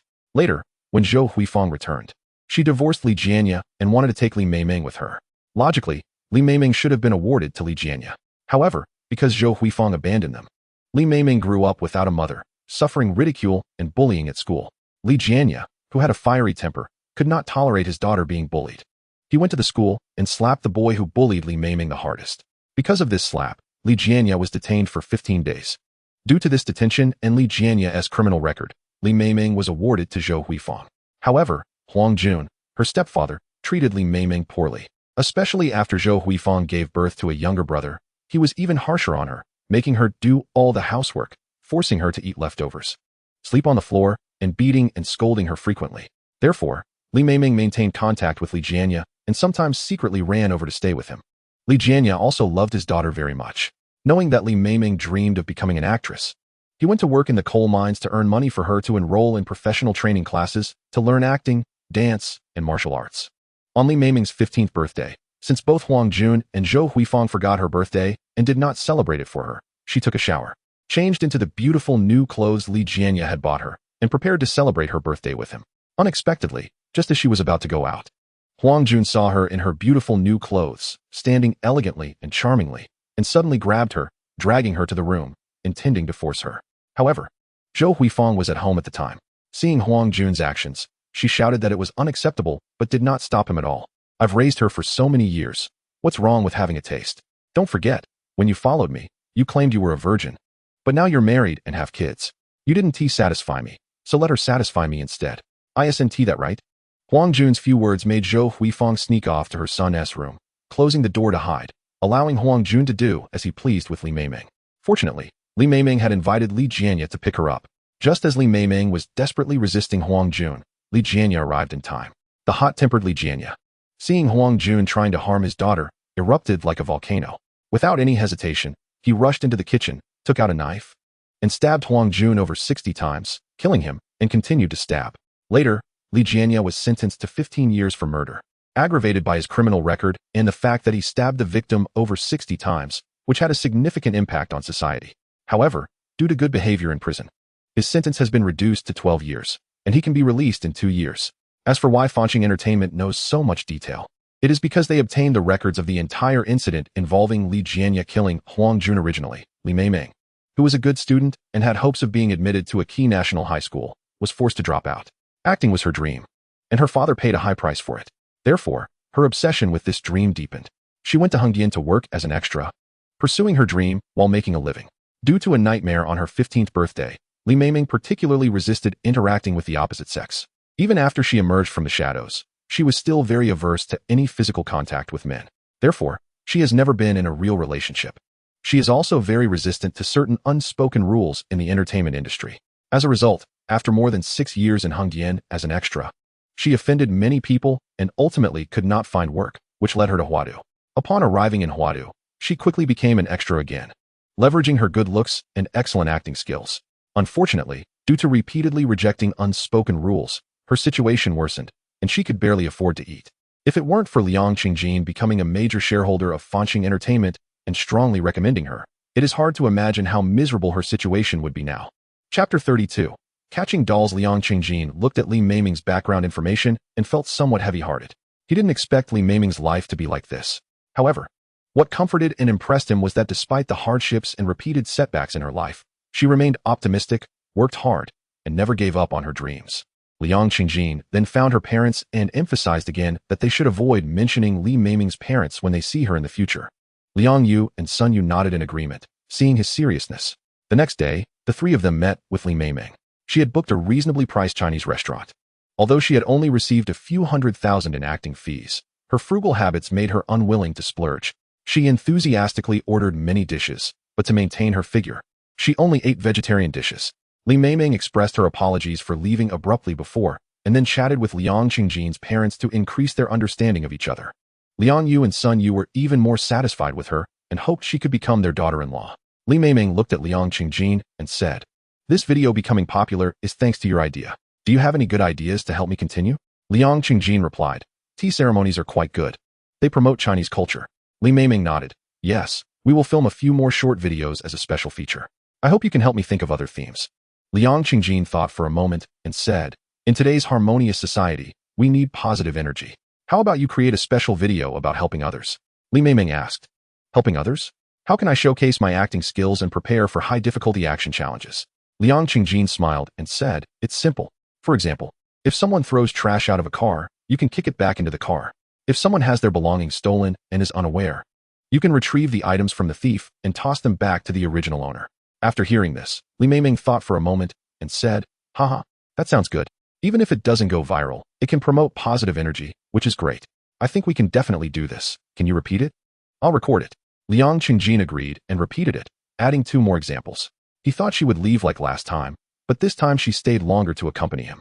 Liang Yu and Sun Yu cleverly found an excuse to leave after dinner, allowing Liang Qingjin and Li Meimeng to be alone. In the afternoon, Liang Qingjin took Li Meimeng to watch a movie. This was his first time taking her to the cinema. Liang Qingjin noticed that Li Meimeng was particularly focused while watching the film. She carefully observed the expressions and actions of each character. After the movie, she told him which actors performed well, which did not display the emotions the characters were meant to express, and how she would perform differently. Liang Qingjin couldn't help but marvel. Li Meimeng is truly born to be an actress. After leaving the movie theater, Liang Qingjin saw a claw machine and said, Meimeng, let me catch a doll for you. Li Meimeng replied, sure. However, Liang Qingjin awkwardly spent over 40 coins without catching a single doll. He smiled and said, sorry. I tried for a long time, but couldn't catch any. I think the machine's claws are too loose. Li Meimeng said, it's okay, let me try. How many coins do you have left? Liang Qingjin replied, 7 coins left. He then gave all the coins to Li Meimeng. Unexpectedly, she only used 3 coins to catch a doll. Liang Qingjin couldn't help but exclaim, wow, you're amazing. Did you hack the machine? Li Meimeng smiled and handed the doll to Liang Qingjin, saying, this is for you. Liang Qingjin said, I don't want it. I want to catch one myself. Li Meimeng replied, you couldn't catch any even after trying over 40 times. Do you think you can catch one yourself? Liang Qingjin said, teach me then. If I didn't catch it myself, I wouldn't feel a sense of accomplishment. Li Meimeng said, okay, I'll teach you. She then guided Liang Qingjin on how to catch the doll. You can drop the claw now. Oh no, why are you dropping it so slowly? It's off target. Move a little to the left. No, I said a little to the left. See, it's off again. Move a little to the right. Yes, drop it. She was exasperated. Why did you drop it slowly again? Look, it's just a little off. Seeing Liang Qingjin miss every time by just a little, she got anxious and couldn't help but step forward to hold his hand, teaching him hand in hand. It seemed she forgot the boundaries between genders. Finally, after spending over 10 more coins, with Li Meimeng's assistance, Liang Qingjin successfully caught a doll. He cheered, I did it. Finally succeeded, you're amazing. Li Meimeng, however, blushed and stood aside, as she realized she had been too close to Liang Qingjin. Liang Qingjin also felt a bit shy at that moment, but inside he was overjoyed. Knowing Li Meimeng's background, he was aware she was a girl who was very resistant to interacting with the opposite sex.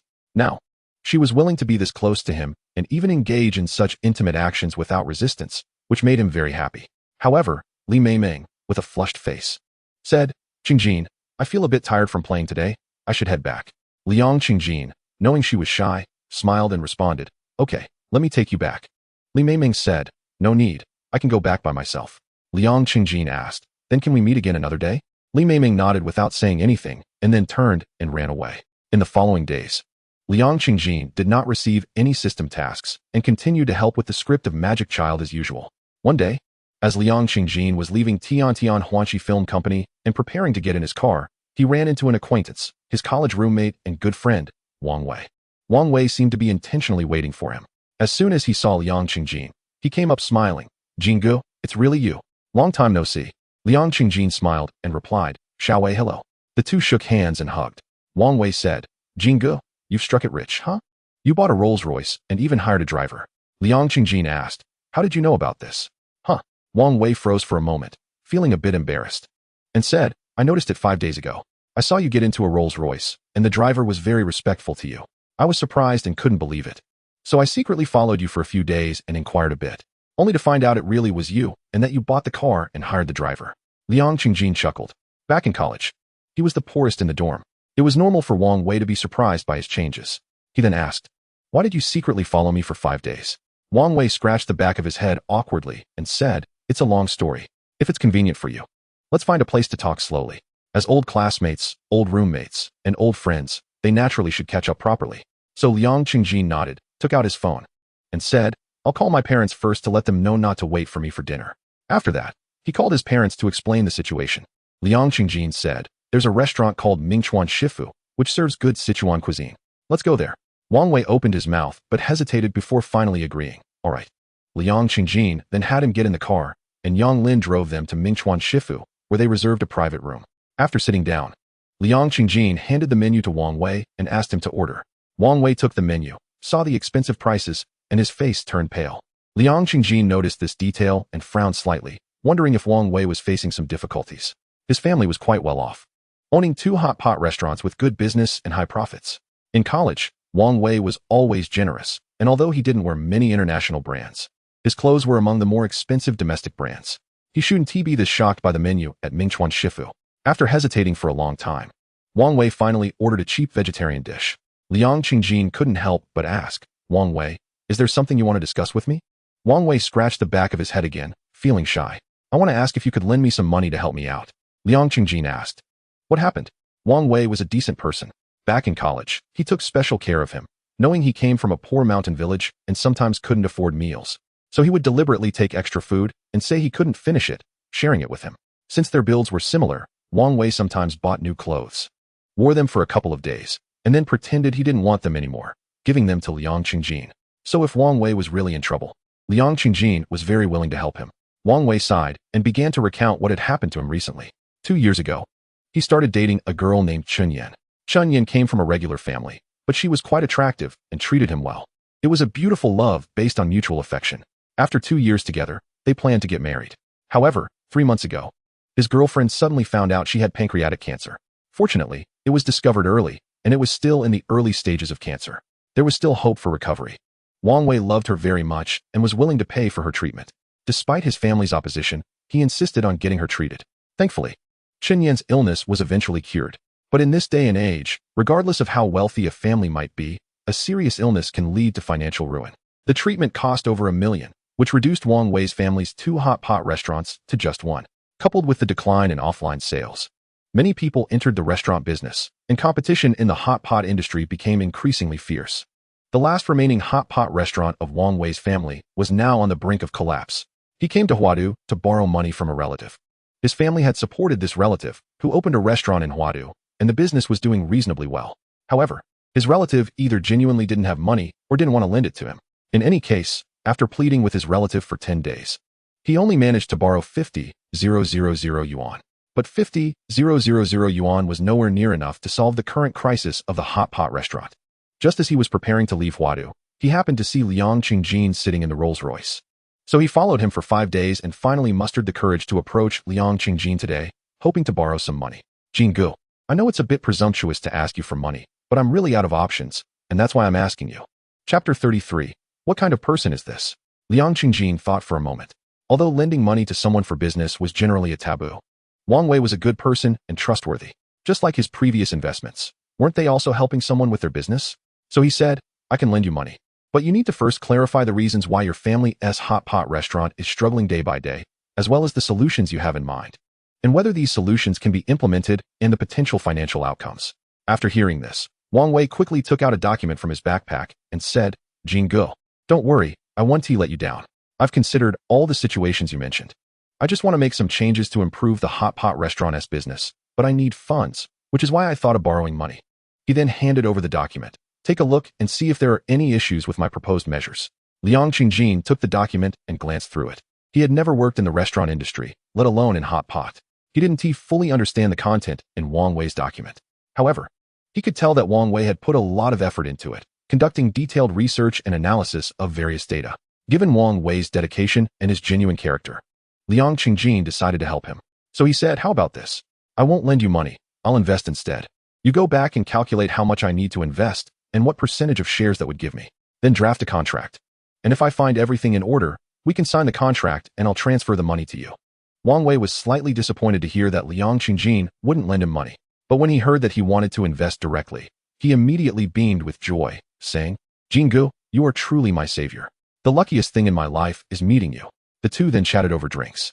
After years of not seeing each other, they had a lot to catch up on and needed to reminisce. They drank heavily and talked late into the night. Wang Wei was still very efficient. If it weren't for drinking too much with Liang Qingjin, he would have been in a working state and would have wanted to get the contract ready that night. He managed to finalize the contract by the afternoon of the next day and sent it to Liang Qingjin. Liang Qingjin looked it over and saw that Wang Wei hoped for a 250,000 yuan investment in exchange for a 30 stake. Wang Wei's family hot pot restaurant had a large storefront, and offering a 30 stake for 250,000 yuan was already a significant concession. Liang Qingjin had no objections to this, so he immediately sent the contract to the legal department to check for any issues in the clauses. After the legal team reviewed it and said there were no problems, he called Wang Wei to say they could sign the contract. Wang Wei repeatedly thanked him and then scheduled to meet him the next day at 6 p.m. at a Chinese restaurant to sign the contract. The reason for choosing a Chinese restaurant was likely because Wang Wei wanted to treat him to a meal. After all, it was Liang Qingjin who paid during their previous visit to Mingchuan Shifu. Liang Qingjin understood his intention, smiled, and agreed. The next afternoon, Liang Qingjin brought along the legal team and went to the Chinese restaurant where Wang Wei had arranged to meet. However, just as they were approaching the entrance of the restaurant, he encountered a rather absurd situation. A Buick sedan suddenly stopped next to a cleaner who was tidying up the garbage and kept throwing trash out of the car. There were fruit peels, as well as sunflower seed and peanut shells, and finally, a black garbage bag was thrown out. Then the Buick drove away. The cars behind rushed past, creating a gust of wind that scattered the trash everywhere. The cleaner was on the edge of the motor vehicle lane, looking quite dangerous. What kind of quality is this? It's so disrespectful. Liang Qingjin shook his head and said to Yang Lin, "Pull the car over to the side. Then you can just drive to the Chinese restaurant. It's only 200 or 300 meters away. I can walk there." "Okay," Yang Lin replied. He then pulled the car over. Liang Qingjin got out of the car. The legal advisor hesitated for a moment, but also got out. Liang Qingjin walked straight over to help the cleaner clean up. Seeing this, the legal advisor couldn't help but admire Liang Qingjin, thinking he was a really nice person with a high quality, truly a good man. He quickly helped to stop the cars to prevent them from hitting Liang Qingjin and the cleaner. After Liang Qingjin finished helping the cleaner, he and the legal advisor walked together to the Chinese restaurant. They first went to wash their hands and then prepared to find Wang Wei. Wang Wei did not reserve a private room. It seemed his financial situation was not very optimistic. Even for signing contracts, he did not choose a private room. Liang Qingjin walked out of the restroom, glanced around, and quickly spotted Wang Wei sitting by the window. Beside him was a girl who looked decent and had a good figure, wearing a hat, presumably his girlfriend, Chun Yan. Liang Qingjin walked straight over. But after taking a few steps, he heard Chun Yan loudly say, "I am a customer. I am God. I want whoever I want to order, call her over." The waitress in the red uniform nodded and walked over to a girl in a blue uniform. "That person insists you go take their order. Is she sick?" The girl in the blue uniform smiled and said, "It's fine. I can go over." She then came to Wang Wei and Chun Yan. "Hello? What would you like to eat? Let's order some dishes." "Wang Wei, I'll order." "Chun Yan, you order, you eat." "Wang Wei, then you order." "Chun Yan, what's the rush?" Wang Wei shook his head. "Chun Yan, can you stop messing around? I need to sign a contract with my classmate today. It's not good for people to see you like this. If this falls through, our hot pot restaurant will be even harder to improve." Chun Yan, then wait for him to come before ordering. "Wang Wei, he sent a message saying he will be here soon. We can order 2 dishes he likes first, and when he arrives, we can have the waiter serve them. After all, it takes time to serve the dishes." "Waitress, yes, you can order the dishes first. And when your friend arrives, we will serve the food." "Chun Yan, what we say is none of your business. Why are you butting in?" "Qin Luoxua, who do you think you are? You're just a waitress." Qin Luoxua pouted. "Then how about this? You can discuss what dishes you want, or wait until your friend arrives to order." After saying that, she turned to leave. But Chun Yan looked at her and said coldly, "Stop. What kind of attitude is that? Customers are gods. Do you know that? I haven't ordered yet. Why are you leaving?" "Qin Luoxua, I was going to get you 2 cups of sour plum soup." "Chun Yan, I don't drink that." "Qin Luoxua, then what do you want to drink?" "Chun Yan, I haven't thought about it yet." "Wang Wei, give me a beer." "Chun Yan, are you ordering or am I?" "Wang Wei, then you order." "Chun Yan, come on, stop messing around, okay?" Chun Yan looked disdainfully at Qin Luoxua. "What are your signature dishes?" "Qin Luoxua, you can look at the menu. The front has our specialty dishes." Saying this, she handed the menu to Chun Yan. But Chun Yan directly threw the menu on the table, snorting, "I won't look. It's a waste of my eyes." "Qin Luoxua, all right, then I'll recommend a few dishes to you. Boiled fish, kung pao chicken, li zhuang white meat." "Chun Yan, you said so many. How am I supposed to remember? Are you trying to make things difficult for us on purpose?" "Wang Wei, these are all fine. All dishes my classmate likes to eat." "Chun Yan, anything is fine. I want to order what I like. Do I need her to recommend? Is it that white meat and chicken that can't be sold anymore, so it's going bad?" Qin Luoxua. We buy fresh ingredients every day, all preserved. Chinyan. Then just wait for me to order. Liang Qingjin frowned, secretly sighing about what kind of girlfriend Wang Wei had. How can she be so lacking in quality? Even if she had a grudge against that waitress, was it necessary to embarrass her like this? Just then, Yang Lin came to Liang Qingjin's side and whispered, Mr. Liang, can I have a word? Liang Qingjin nodded and followed him to a corner. Yang Lin said, Mr. Liang, there's something I don't know if I should say. That Buick car belongs to your classmate Wang Wei. Liang Qingjin, the one that threw garbage? Yang Lin, exactly. Liang Qingjin recalled and found that the hand that threw the garbage was indeed a woman's hand, and the woman's sleeve was a red sweater. And Chun Yin was wearing a red sweater. Liang Qingjin shook his head, secretly sighing. Wang Wei, you're a good person. I'm willing to help you, but unfortunately, you've met the wrong person. But how to refuse? Liang Qingjin felt a bit of a headache. He asked Yang Lin, I don't want to cooperate with Wang Wei anymore. What should I do now? Yang Lin thought for a moment and said, Mr. Liang, how about this? I'll talk to the legal advisor and have him cooperate with you to put on a show. We can do it this way. Liang Qingjin. That's a good idea. Let's arrange it like that. Yang Lin then pulled the legal advisor aside and told him about his plan. Then Liang Qingjin pretended he had just arrived, took out his phone, and called Wang Wei to ask for his location. After Wang Wei told him the location, he walked over. Wang Wei hurriedly turned to Chun Yin after finishing the call. Stop messing around. My classmate has already arrived. Only then did Chun Yin let Qin Luoxua go. Then she took out a mirror and tidied up her makeup a bit. When Liang Qingjin arrived, Chun Yin enthusiastically extended her hand. Hello, Brother Jin, I am Chun Yin. Seeing that she did not mention that she was Wang Wei's girlfriend, and even took the initiative to shake hands, Liang Qingjin was even more speechless about this woman.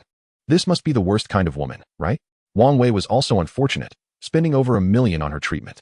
He didn't know what he saw in her. Just because she had a good figure and looked decent? Liang Qingjin found it hard to understand. He said, Wang Wei, is this your girlfriend? Wang Wei smiled and hugged Chun Yin. Yes, my girlfriend. How about it? She looks okay, right? Although she had cancer and had chemotherapy, she still looks so good. Liang Qingjin noticed that when he hugged Chun Yin, she frowned slightly, clearly unwilling. Chun Yin, Jin Dai, do you have a girlfriend? Liang Qingjin, I have a girlfriend. Oh. Chun Yin replied lightly, her expression clearly a bit disappointed. I was going to introduce someone to you, but it seems it's not needed. Wang Wei laughed. Liang Qingjin is young, rich, and handsome. How could he not have a girlfriend? Chun Yin, what is it to you? Wang Wei awkwardly smiled, took out documents from his backpack, and said, Brother Jin, please take another look at the contract. If there are no issues, let us sign it. Liang Qingjin took the contract and replied, all right. He then deliberately looked over the contract repeatedly, just not signing, until his phone rang. The legal advisor, following Yang Lin's arrangement, called him. Chapter 34 The best outcome. Liang Qingjin answered the phone and heard the other side say, Mr. Liang, it's bad. The company is in big trouble. What happened? You need to come quickly. We don't know how to handle it. All right, I'll be right there. After Liang Qingjin finished the call, he looked at Wang Wei and said apologetically, I'm sorry, classmate Wang Wei. My company has encountered some issues, and I have to go deal with them right away. We'll have to sign the contract another day. Wang Wei replied, it's fine. You go ahead and take care of it. I'm really sorry. Liang Qingjin apologized again before turning to leave. Later, Wang Wei contacted Liang Qingjin about borrowing money. Liang Qingjin refused, citing the company's problems and lack of extra funds. 3 days later, Liang Qingjin saw a message from classmate Zhou Jia in their university group. Zhou Jia wrote, damn. Such an honest and sincere person like Wang Wei actually encountered an epic-level scumbag. I can no longer believe in love. What happened? Several classmates, seeing the message, curiously asked for details. Zhou Jia replied, Wang Wei's girlfriend Chun Yin was diagnosed with cancer a while ago. Wang Wei spent over $1 million on her treatment, even transferring the ownership of a hot pot restaurant and accumulating over $300,000 in debt. Now that Chun Yin is better, she just up and left, proposing to break up with Wang Wei. The classmates reacted with disdain. Damn, that's too scummy. We must expose her, so she can't marry anyone for the rest of her life and won't harm others. Yes, such an epic-level scumbag must be severely punished. Zhou Jia, do you have a photo of her? Send it out quickly. Our company does media, and we have millions of followers. Exposing her will definitely ruin her reputation. Both male and female classmates expressed their hatred for such a scumbag. Zhou Jia replied, wait a minute, I'll send her photo right away. Just then, Wang Wei suddenly spoke up. Zhou Jia, don't you dare post her photo. I just told you that I broke up with Chun Yin. Why are you talking bad about her in the group? Fortunately, she isn't our classmate. Otherwise, how would she face people in the future? And it wasn't her who proposed the breakup, it was me. Zhou Jia responded. Wang Wei, you would propose a breakup? You love her so much. spent over $1 million on her treatment, and if you wanted to break up, you should have done it when she was diagnosed with cancer. Wang Wei insisted. I truly proposed the breakup because she might not be able to have children, and I still want to have a child in the future. The classmates, however, uniformly responded with a string of hee-hee, filled with sarcasm. Clearly, no one believed Wang Wei's words. Wang Wei continued, no matter what, Chun Yin is not a scumbag. She has had a tough time, and I hope everyone does not harm her. Also, Zhou Jia, if you dare to expose Chun Yan's photo, I'll cut ties with you. The classmates remained silent for a long time after reading Wang Wei's message. Eventually, a classmate who worked at a media company said, forget it. Wang Wei loves Chun Yin so much. Exposing her will only make you sadder. Hang in there, Wang Wei. Good people will be rewarded. You are so sincere. You will definitely meet a good girl who cherishes you. Wang Wei, keep your eyes open in the future. Make sure to understand whether the other person is a scumbag before treating them well and getting involved. Don't get fooled again. The classmates encouraged Wang Wei. Then, a little while later, Wang Wei said in the group, everyone, please stop transferring money to me. I appreciate your kindness, but I won't accept your money. Although I have a bit of debt now, my family still has a hot pot restaurant, and I believe it won't take long to get it up and running again. I already have a plan. Liang Qingjin read the messages in the group and felt that Wang Wei was quite a good person. He was very sincere, just like when they were in college. Even though his kindness did not receive good returns, and he was even met with bad returns, he did not hold it against anyone. Just like now, he had been hurt by Chun Yin, yet he still did not want to harm her and even wanted to protect her, maintaining his original intentions. Some people once thought Wang Wei was foolish, giving him the nickname Wang Guapi. But if this world had no such fools, no such Guapi, would there still be warmth and humanity? Could ordinary people continue to survive? Would the poor have a chance to turn their lives around? To put it simply, if all bosses lacked a conscience and ran away without paying workers, how could the people working for them survive? Therefore, people like Wang Wei deserve to be treated well and are worth it. It is the existence of such people that allows many in society to uphold integrity and conscience, doing kind deeds, keeping love and warmth alive in the world. So Liang Qingjin picked up his phone and called Wang Wei. I have resolved the issues at my company, and I can free up 300,000 in funds. Are you still in Huadu? Set a time and place, and we will sign the contract. Of course. The main reason he agreed to invest in Wang Wei was that he had broken up with Chun Yin, so he wasn't afraid of being scammed. Wang Wei replied, Brother Jean, it's okay. I can manage here. Don't feel like you have to pull funds to help me just because of what Zhou Jia said in the group. Liang Qingjin reassured him, don't worry. The issues on my side have truly been resolved. Investing 25,000 in you really won't have a significant impact. Otherwise, I wouldn't be calling you. Besides, I have always been optimistic about your plan for the hot pot restaurant. I wanted to invest before, but my company had some minor problems at that time. So I'm not helping you.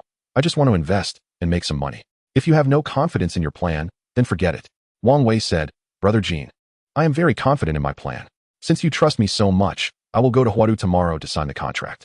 They agreed on a time and place to meet the next day. Before signing the contract, Liang Qingjin asked, Wang Wei, have you really broken up with Chun Yin? Wang Wei nodded.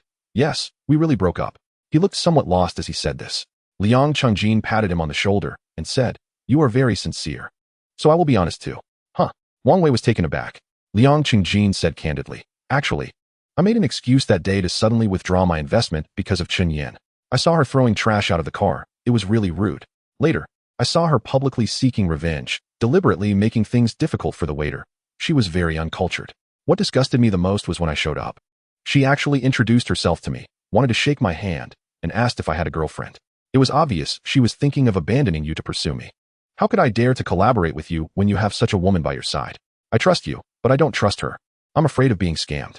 Hearing this, Wang Wei carefully recalled the events and realized that Chun Yin had indeed been staring at Liang Qingjin that day with admiration in her eyes and had attempted to shake his hand, among other details. Most importantly, after he told Chun Yin that Liang Qingjin had gotten rich and bought a Rolls-Royce and hired a driver, she had subtly asked him about Liang Qingjin, wanting to know more about him. Clearly, Chun Yin had already thought about using him as a stepping stone to get to know Liang Qingjin and be with him. Wang Wei felt even more lost thinking about this. He sighed deeply. So that's how it is. He then looked up at Liang Qingjin. Brother Jean, thank you for helping me see Chun Yin for who she really is. Liang Qingjin replied, it's nothing. We are good friends. And I naturally want to pull you back when I see you heading towards a deep abyss. But don't be too sad. Scumbags like Chun Yin are just exceptions. Don't give up on love, kindness, and sincerity because of her. You just need to learn to open your eyes, recognize people, and get to know someone before getting close. Wang Wei said, yeah, thank you, Brother Jean, I understand. The two then signed a contract. After signing, Liang Qingjin transferred 25,000 to Wang Wei's account, and the system's voice echoed in his mind. Congratulations, host, for completing a self-directed investment, rewarded with 10 million. Congratulations, host, for not blindly investing. Discovering Yang Yan's dishonest character and rejecting her, rewarded with 10 million. Congratulations, host, for confessing to Wang Wei and advising him to remain kind and sincere. An additional reward of 10 million. He invested 250,000 and received 30 million in rewards. Profitable, very profitable. Soon after, Zhou Jia sent a message in the class group. Ha ha ha, so refreshing, so exhilarating. Wang Wei, not knowing where he got the funds from, completed the renovations for the hot pot restaurant, making the business booming again.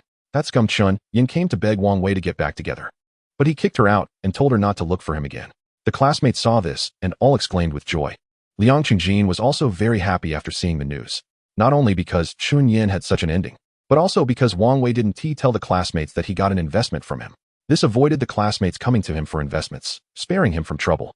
Chapter 35. Something is about to happen. Li Meimeng filmed 2 short videos of Kung Fu Tea. Fancheng Entertainment also accepted Liang Qingjin's suggestion and filmed 3 short videos about helping others. Each video received a good response. It became popular. Li Meimeng's Douyin account Meng Yi truly became popular this time. Coupled with Fancheng Entertainment utilizing media resources to promote her achievements on Douyin, she became a complete sensation, gaining valuable traffic. Those in the company who had privately discussed her no longer talked about her and even called her Meng Yi. After becoming popular, Li Meimeng felt much more relaxed, mainly because there was less pressure. Taking leave also became easier. Moreover, the company knew that her leave was to meet Liang Qingjin and said it didn't count as leave. Whenever it was related to Liang Qingjin, the company was particularly lenient. Li Meimeng began to feel a bit strange. She should have been happy about the company's attitude. After all, taking leave would mean a pay cut. If it didn't count as leave, there would be no deduction. But she couldn't help but be curious. Of course, she wouldn't be foolish enough to ask directly.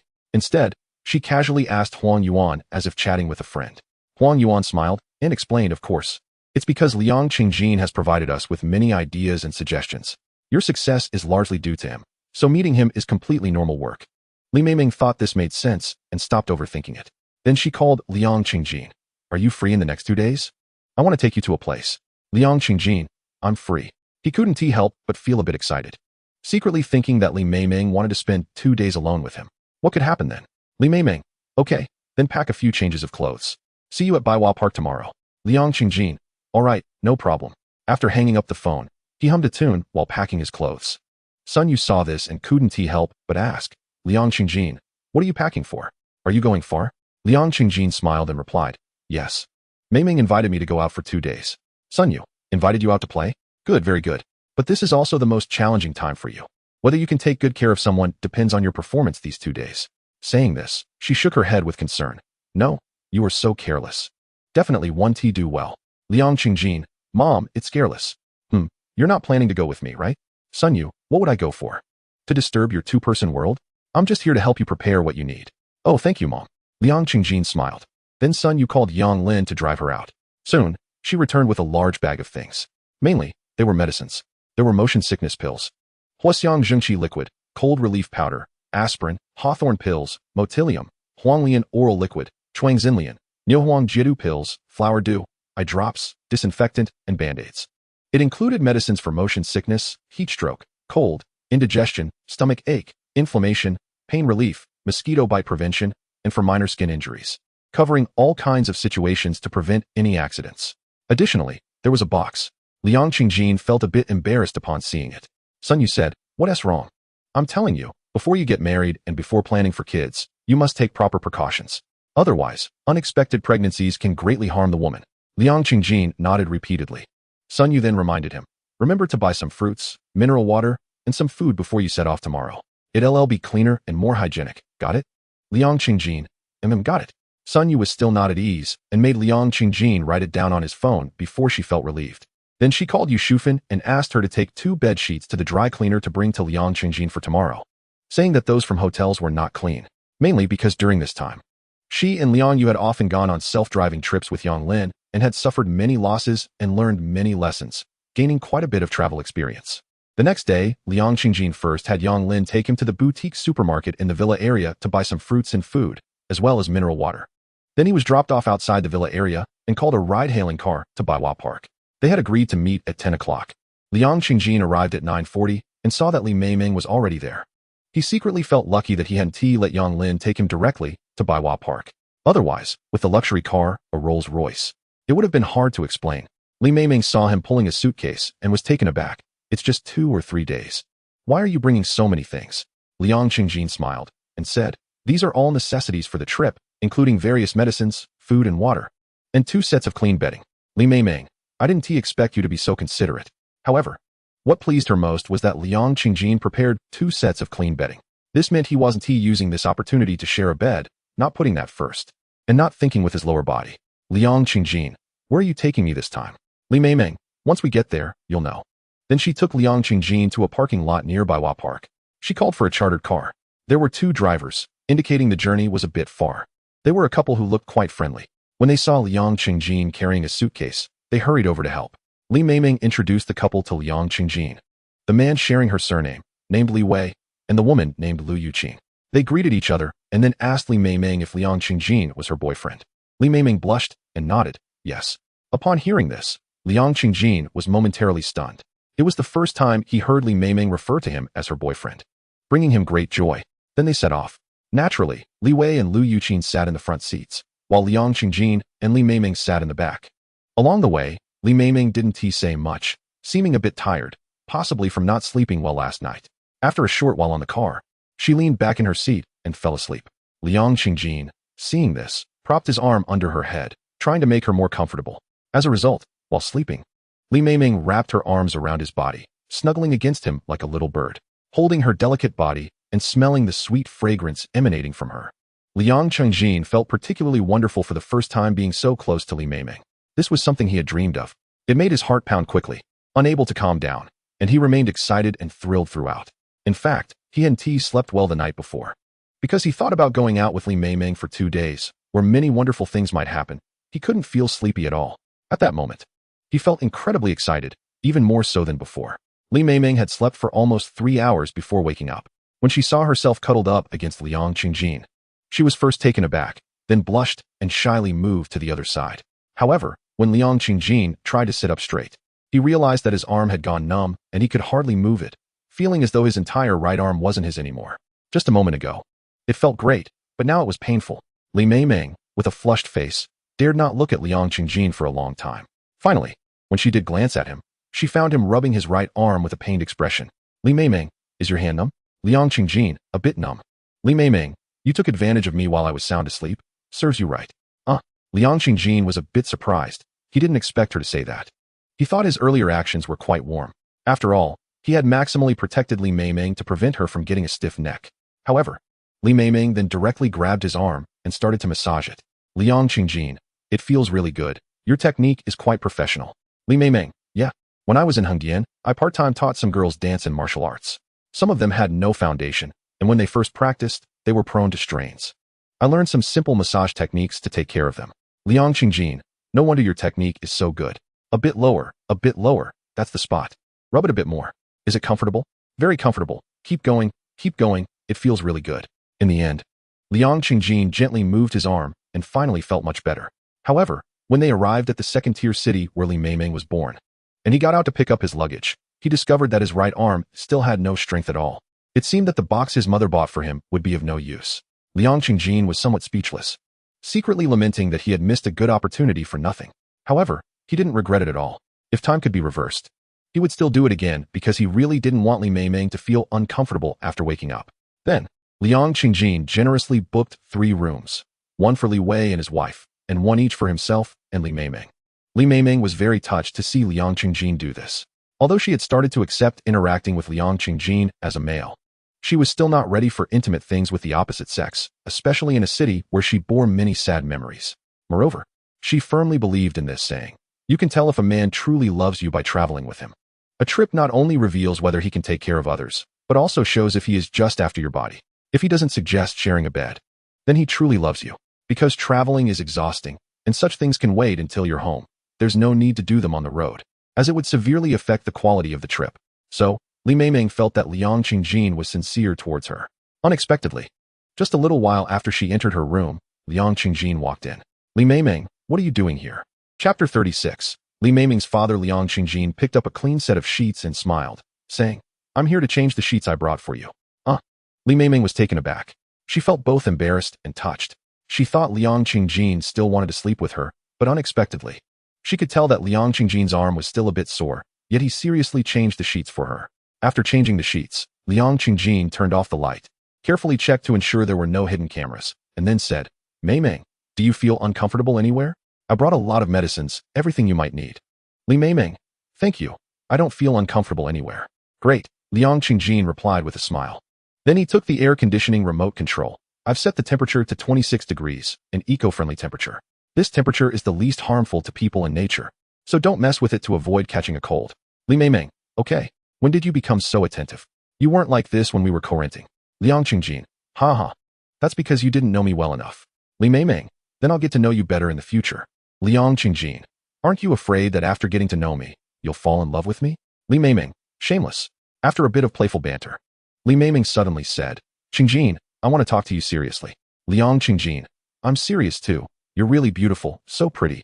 I think you look good no matter how I look at you. Li Meimeng, no more jokes, listen to me seriously. Seeing her suddenly become serious, Liang Qingjin stopped joking and nodded. Go ahead. Li Meimeng, earlier, I told you my dad is a murderer. I didn't want to see the person who gave me life. And I haven't told you the reason. Then she shared her story, which was similar to what Liang Qingjin had learned, but more detailed and vivid. He gained a deeper understanding of how profound Li Jianya's love for Li Meimeng was, realizing what it meant to have a father's love like a mountain. It could be said that Li Jianya had lived his entire life for her. Li Meimeng explained why she worked so hard to learn dance, martial arts, and acting in the training class.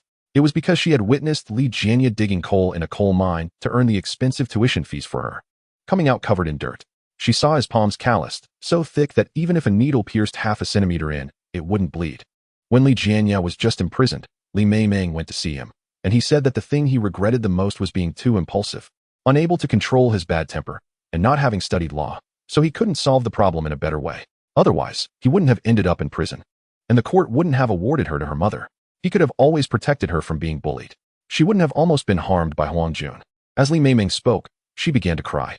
Liang Qingjin handed her a tissue to wipe her tears. Then Li Meimeng said, Liang Qingjin, tomorrow is my dad's birthday. I brought you here so you can meet him. You won't mind that he's a murderer, will you? Liang Qingjin, why would I mind? He's a good person, different from other murderers. After hearing you, I really want to meet him. Li Meimeng, good. I'm glad you don't mind. Then they chatted a bit more, mainly with Liang Qingjin comforting Li Meimeng. The next day, Li Meimeng didn't take Liang Qingjin directly to the prison, but first went to the place where the nightmare had happened. She stood there, quietly looking at the building and that window. At first, she was very excited, then she couldn't help but cry. Finally, she gradually calmed down. Liang Qingjin, seeing this, smiled with relief. He knew that Li Meimeng had probably completely walked out of that shadow. As Liang Qingjin and Li Meimeng were about to leave, they suddenly heard a shout from behind them. Sister, is that you, Li Meimeng?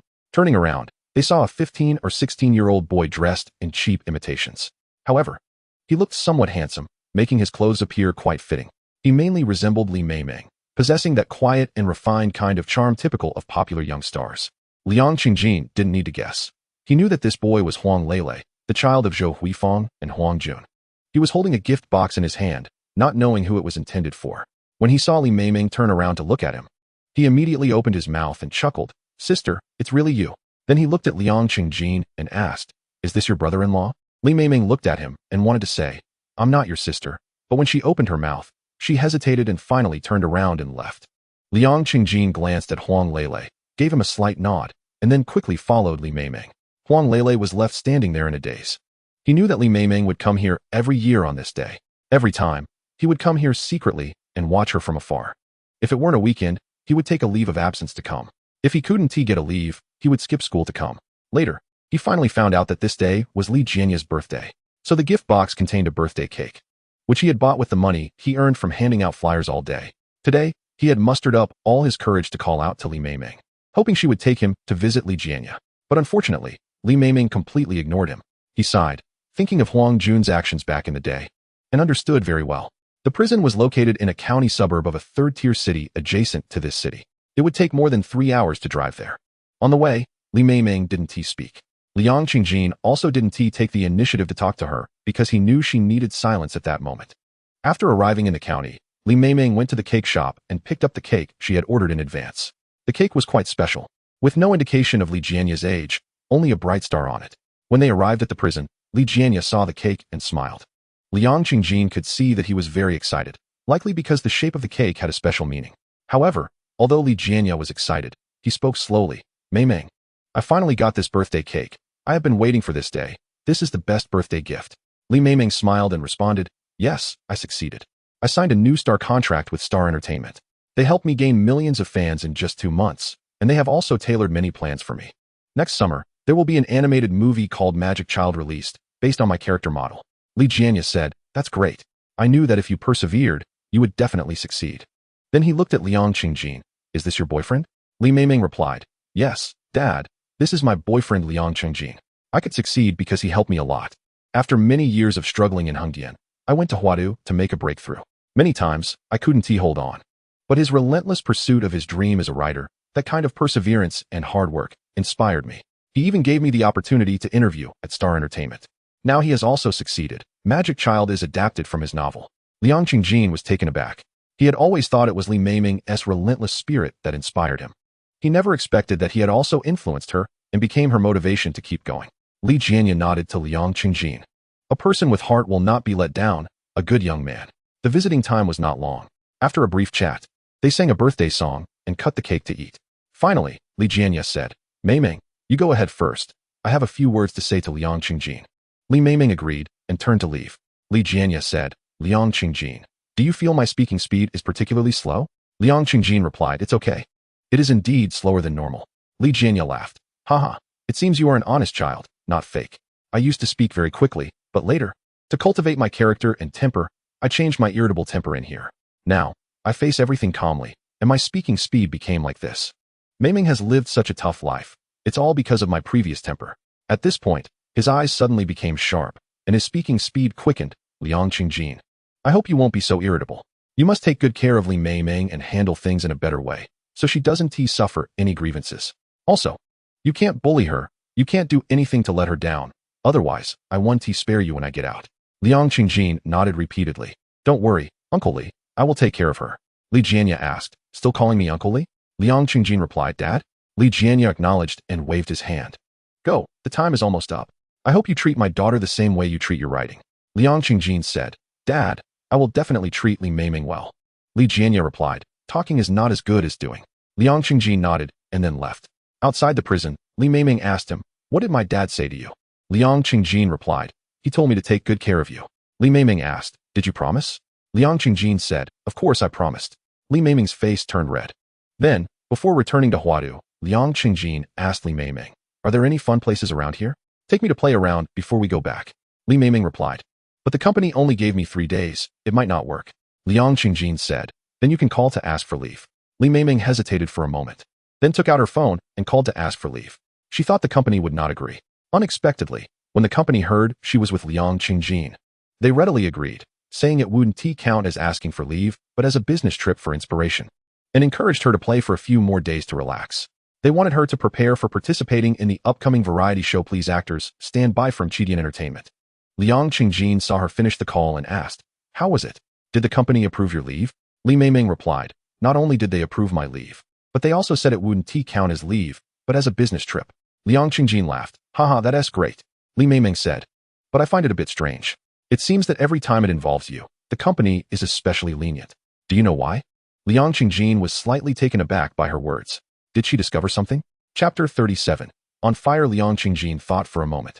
Now, Li Meimeng could be considered quite popular. They had also become a couple and had met each other's elders so openly. The key was that he believed Li Meimeng was a persistent and hardworking person who wouldn't slack off just because she knew his relationship with her.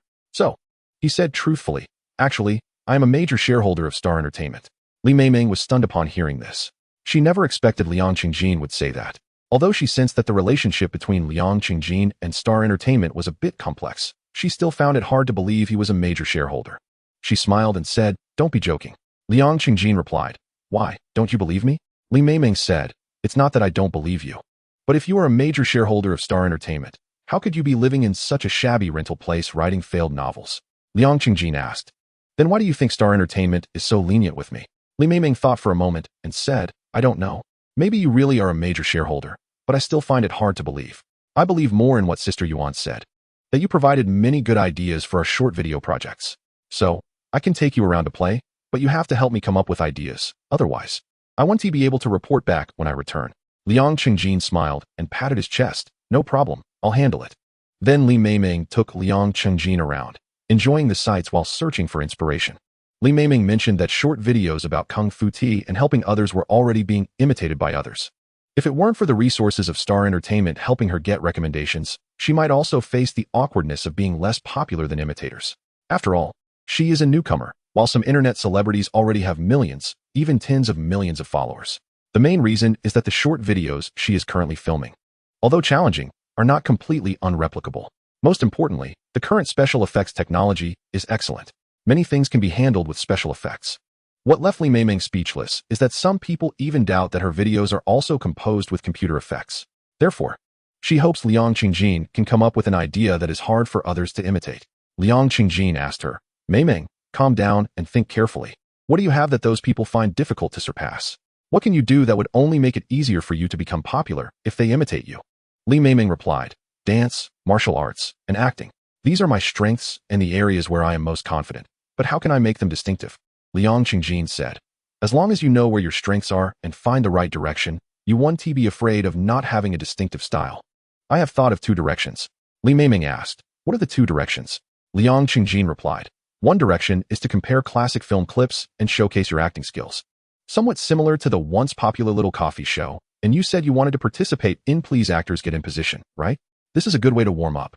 The other direction is to promote Chinese culture and the positive energy of a harmonious society. As long as you do well, you can still use it to interact and challenge fans in the later stages. Li Meimeng thought for a moment, found these 2 methods quite good, and gave Liang Qingjin a thumbs up. Liang Qingjin, you are amazing. You helped me come up with great ideas. You are truly my lucky star. She asked Liang Qingjin to repeat it and recorded it with her phone. Liang Qingjin said, now we can wrap this up and enjoy our time, right? Li Meimeng replied, of course. Then they became even happier and relaxed while having fun. When they went hiking, she, who usually exercises frequently, didn't feel tired at all. However, she noticed other couples, and halfway up, the women asked their partners to carry them. So she deliberately stopped and said, oh, I'm so tired. My legs feel so weak.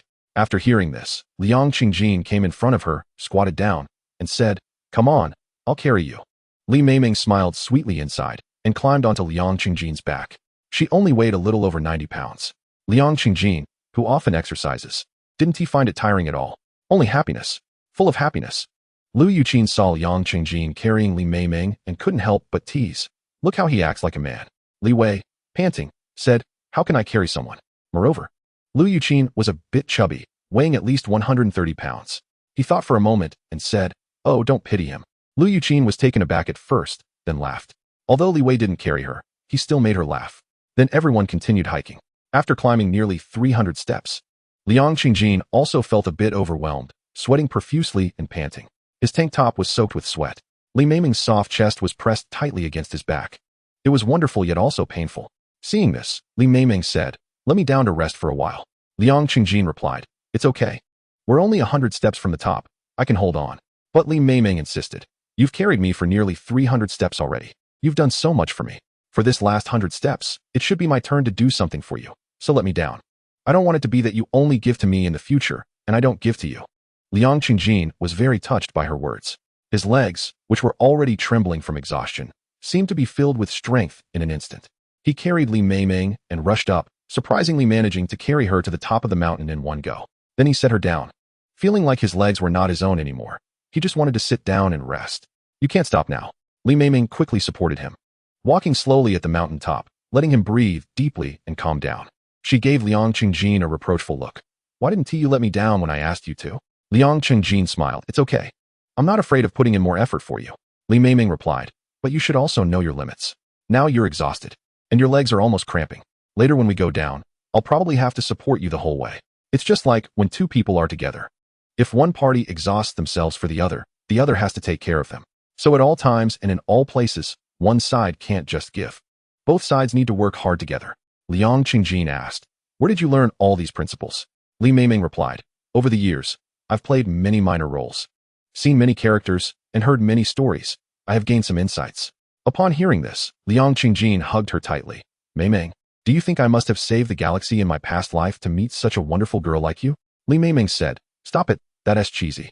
Then the two enjoyed the scenery at the mountaintop, watching the sea of clouds and the sunset, sharing their stories and discussing their dreams and future. On the way down, Liu Xi indeed felt his legs were too painful to move, and Meimeng rolled her eyes at him before supporting him slowly to the cable car. Seeing this, Liu couldn't help but say, see, he can't even walk anymore. That's what happens. Liu Xi, hearing this, pinched him hard. Liu wasn't actually in pain. He pretended to scream, which made Liu Xi laugh. When Meimeng returned to Starry Entertainment, she shared Liu Xi's ideas. Everyone thought it was great, and they immediately confirmed the main creative direction for Meimeng's short video project. In terms of promoting traditional Chinese culture, they identified martial arts culture, Taoist culture, and opera culture as the three core areas and confirmed the shooting direction for 3 major compilation projects. They also planned multiple compilation projects focusing on folk customs, such as dragon dancing and lion dancing. For the positive energy aspect, they would mainly look for inspiration from everyday life. In terms of showcasing acting skills and imitating classic film clips, the focus would be on Meimeng imitating exciting scenes from female hero films, both domestic and international. The videos would involve many high-difficulty actions, so they wouldn't affect the original plan for Meimeng to interact with fans later on. Since Meimeng was going to participate in the variety show Please Actors Get in Position, and she didn't have any standout works. Her recent short video projects on Douyin mainly focused on imitating classic film clips while promoting the movies and TV shows of those clips. Her acting skills were good. Starry Entertainment provided professional costumes and props, and there was also a great computer effects team. This resulted in a high output. Almost 3 works were produced every week, and the quality of each work was also high, especially her imitation of the classic fight scenes from the female protagonist of Resident Evil. Meimeng perfectly portrayed that sexy and cool look. Among them, the most classic was the scene in Resident Evil 4, where she faced off against the clone army at the beginning. A group of fully armed clones with steel helmets surrounded the elevator door, staring at the elevator number. As soon as the female lead appeared, she would be shot down in a hail of bullets. However, the female lead, carrying dual knives, leaped down from the vent, appearing behind them, slowly walking towards them without being noticed, until the elevator door opened, and the clones saw that there was no one inside. One clone felt a chill down his spine, turned around, and discovered the female lead behind him. At this point, the video was almost identical to the scene from Resident Evil, with no standout moments, except that the female lead had changed from actress Milla Jovovich to Meimeng. The only highlight is the perfectly curved Meimeng, dressed in leather jacket and pants, looking no less impressive than the original lead. Just then, the camera unexpectedly shifts from the style of Resident Evil to focus on Meimeng's back. She then performs a classic move from Chinese martial arts, throwing out 4 Chinese flying darts. All the darts accurately hit the necks of 4 clones. This slight adjustment makes the act of throwing darts much more challenging, as it cannot be edited together like in the original video. Following this, the camera shifts to Meimeng's front as she draws 2 swords from her back. No, they are dual swords, not the samurai swords from Island Nations, but real swords. Holding the dual swords, she charges into the crowd and engages in a fight with the clone army. Unlike the original video, Meimeng's movements are replaced with Chinese martial arts, and she does not use guns. Everything is resolved with the dual swords, making it look more dynamic and aesthetic. It continues until the first batch of the clone army is completely defeated. Only when the second batch of fully armed clones appears does Meimeng quickly return her swords to her back, pick up dual guns, and rush towards the clone army while continuously shooting.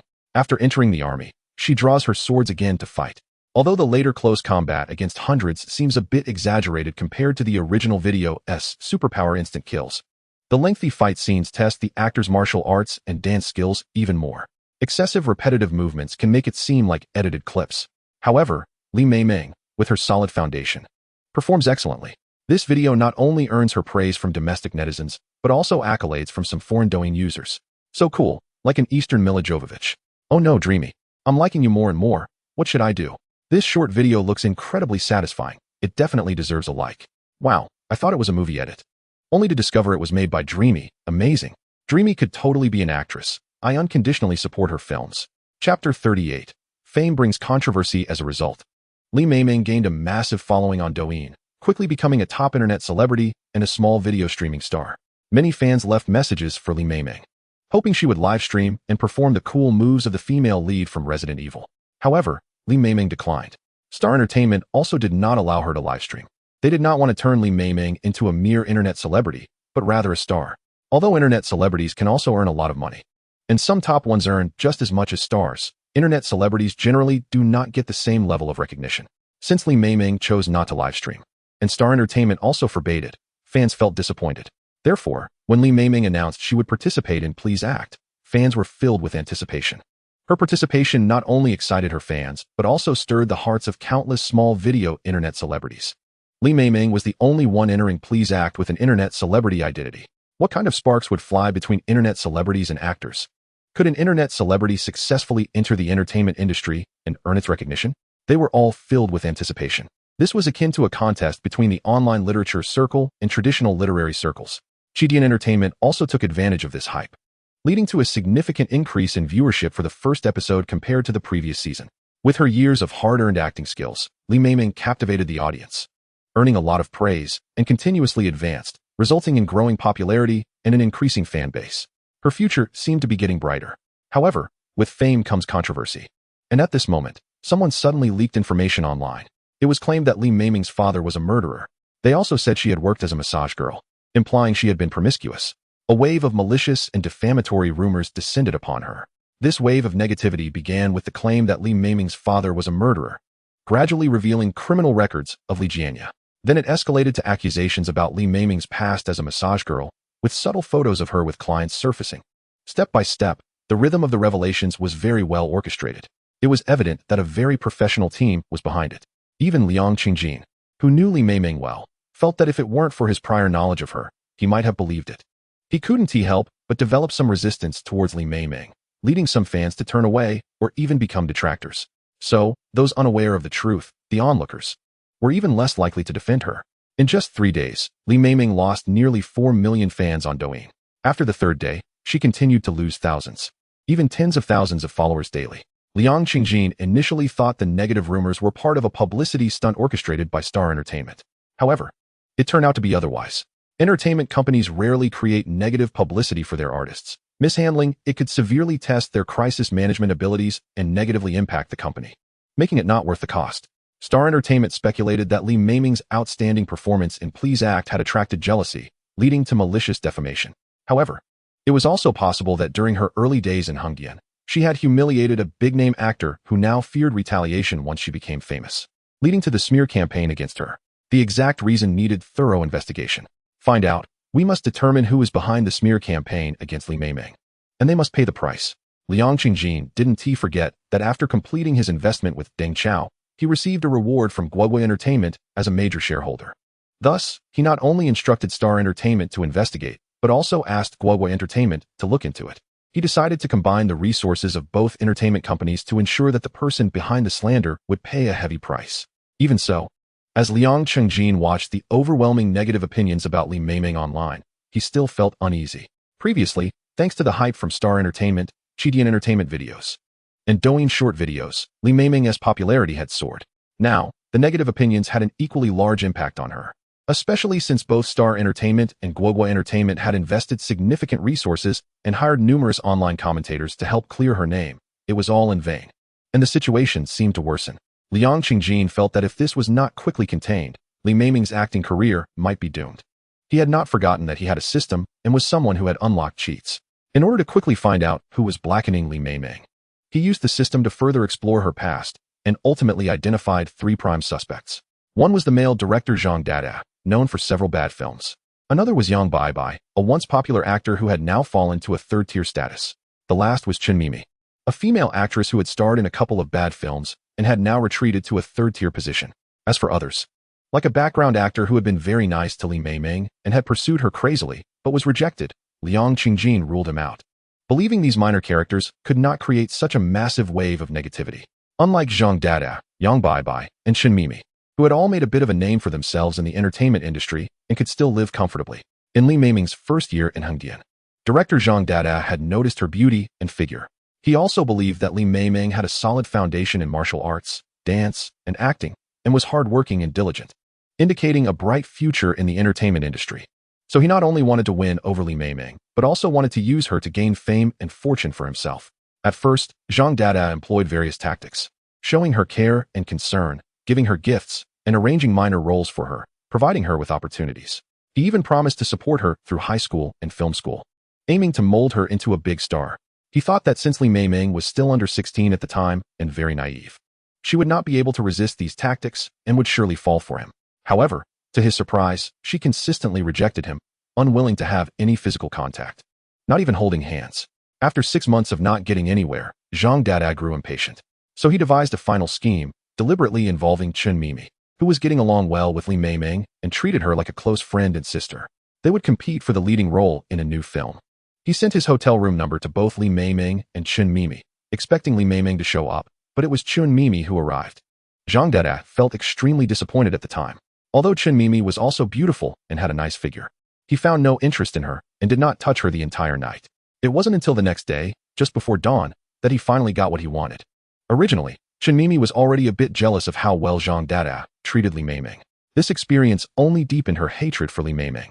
Moreover, Chen Mimi was inherently narrow-minded. When she tried to buy a house at Anjia Tianxia, she made the sellers work tirelessly for days without compensation, and in the end, she still wanted to exploit them for money. Thus, her resentment toward Li Meimeng ran deep. In the 4th year of Li Meimeng's struggles in Hengdian, Chen Mimi came to Hengdian to shoot a film and happened to encounter Li Meimeng, who was acting in the same scene.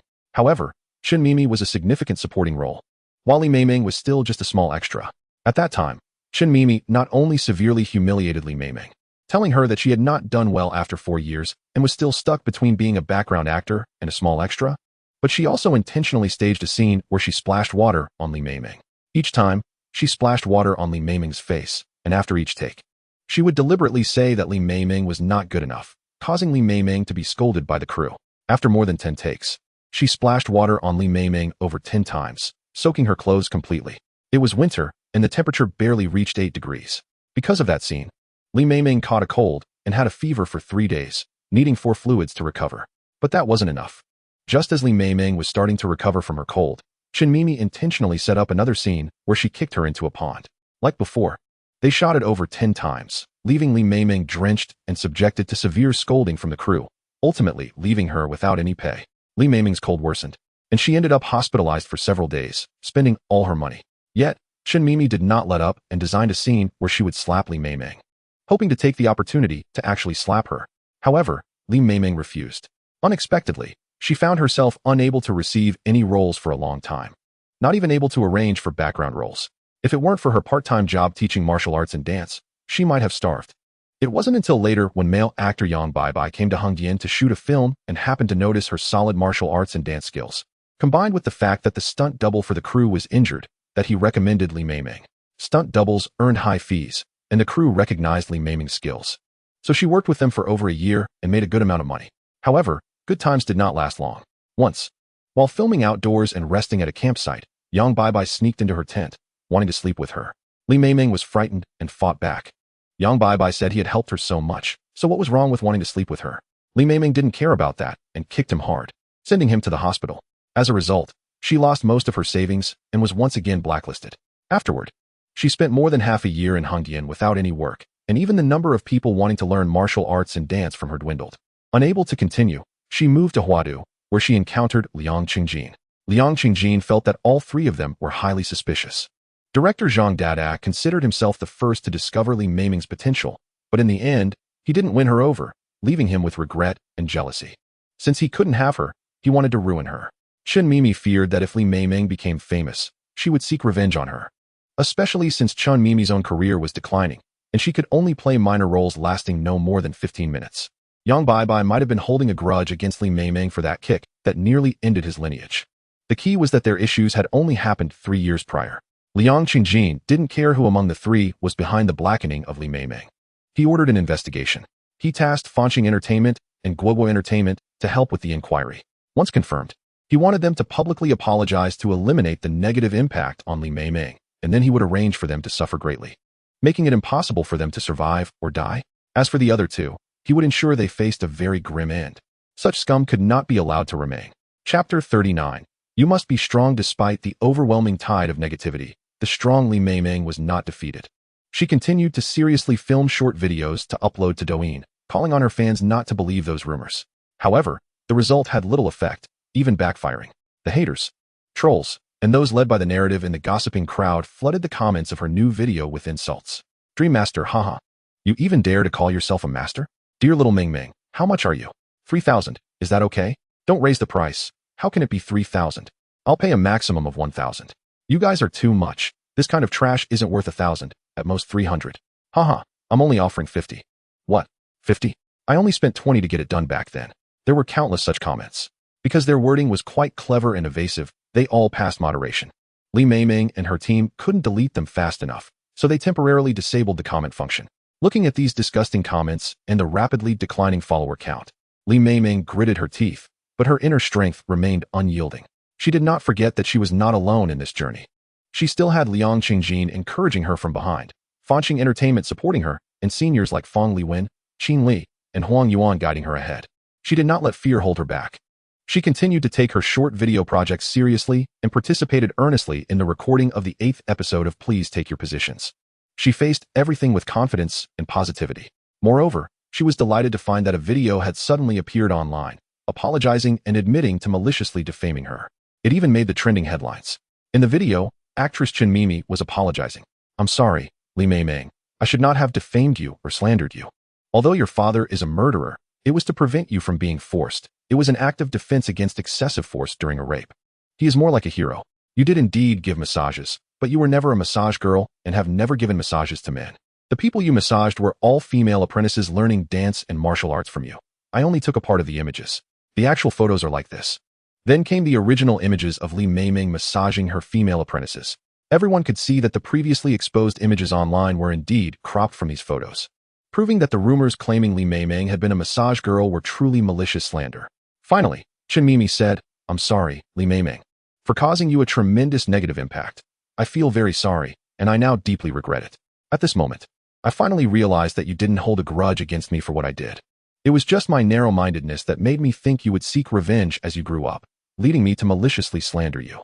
At this moment, I understand that it was my narrow-mindedness and dark heart, lacking positive energy, that caused me to struggle in the entertainment industry and nearly fall into oblivion. Because of my narrow-mindedness, I did bad things out of fear of retaliation, which led me to do even more wrong, attack my competitors, and ultimately suffer retaliation, creating a vicious cycle. I'm sorry, Li Meimeng, my actions almost ruined a person as positive as you. Finally, I want to say to all my friends in the entertainment industry, this circle can be tough, but as long as you keep your heart towards the light, maintain positive energy, stick to your principles, and work hard, you too can achieve success like Li Meimeng. If everyone is filled with positive energy, avoids taking the wrong path, and only looks for the reasons within themselves, believing that it is not social injustice but personal shortcomings, and continuously hones themselves to improve their abilities, we will also succeed. The entertainment industry and society will not change. Some words and phrases are blocked and muted, but everyone understands. Unexpectedly, the script of the work Li Meimeng participated in this time was not very good. The protagonist faced difficulties but did not try to solve them on his own. He only complained and quarreled until a sudden hero appeared to solve everything for him. It's like in Harry Potter, when Harry is about to face Voldemort. Suddenly a deity comes and defeats Voldemort in one move, making it irrelevant to Harry. So, although Li Meimeng performed very well and expressed her character's emotions appropriately, she did not complete the character's dimensional transformation. From beginning to end, she gave off a sense of uselessness, which was quite frustrating to watch. Therefore, the 4 directors seriously criticized her. Although Chen Mimi's apology video trended, it did not alleviate much of the negative impact on Li Meimeng. The trolls and water army already had their narrative set and did not care about much. They just wanted to attack, as it is not illegal to insult people online. If they could completely ruin Li Meimeng, they would feel a sense of accomplishment. On the contrary, if Li Meimeng succeeds, they would feel slapped in the face and very displeased. At the same time, there are conspiracy theorists who believe that Li Meimeng is maliciously hyping herself up, and that her methods are disgusting. They say that Li Meimeng has no acting skills and can only gain popularity through hype. They even claim she has strength, but it's not talent, just wet strength, referring to her physical appearance. Li Meimeng, who was already barely holding on, finally found it hard to keep going. That night, she called Liang Qingjin, crying, Qingjin, where are you? I want to see you. Liang Qingjin understood her feelings and immediately arranged to meet her at the arcade. As soon as they met, Li Meimeng threw herself into Liang Qingjin's arms. Even though my dad is a murderer, he killed to protect me. I have given massages, but only to girls, those who are my martial arts or dance apprentices. Why do they have to say such things about my dad just because he is killed?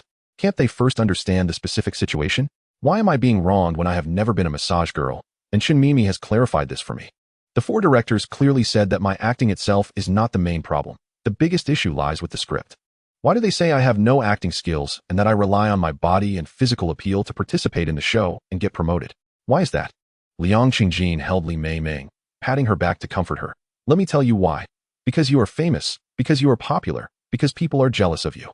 Just like Mimi, those who think they work hard but actually don't, are full of complaints about society and have dark hearts. They envy your success and deliberately smear and slander you. Mediocre people do not attract jealousy. Meimeng, don't be sad.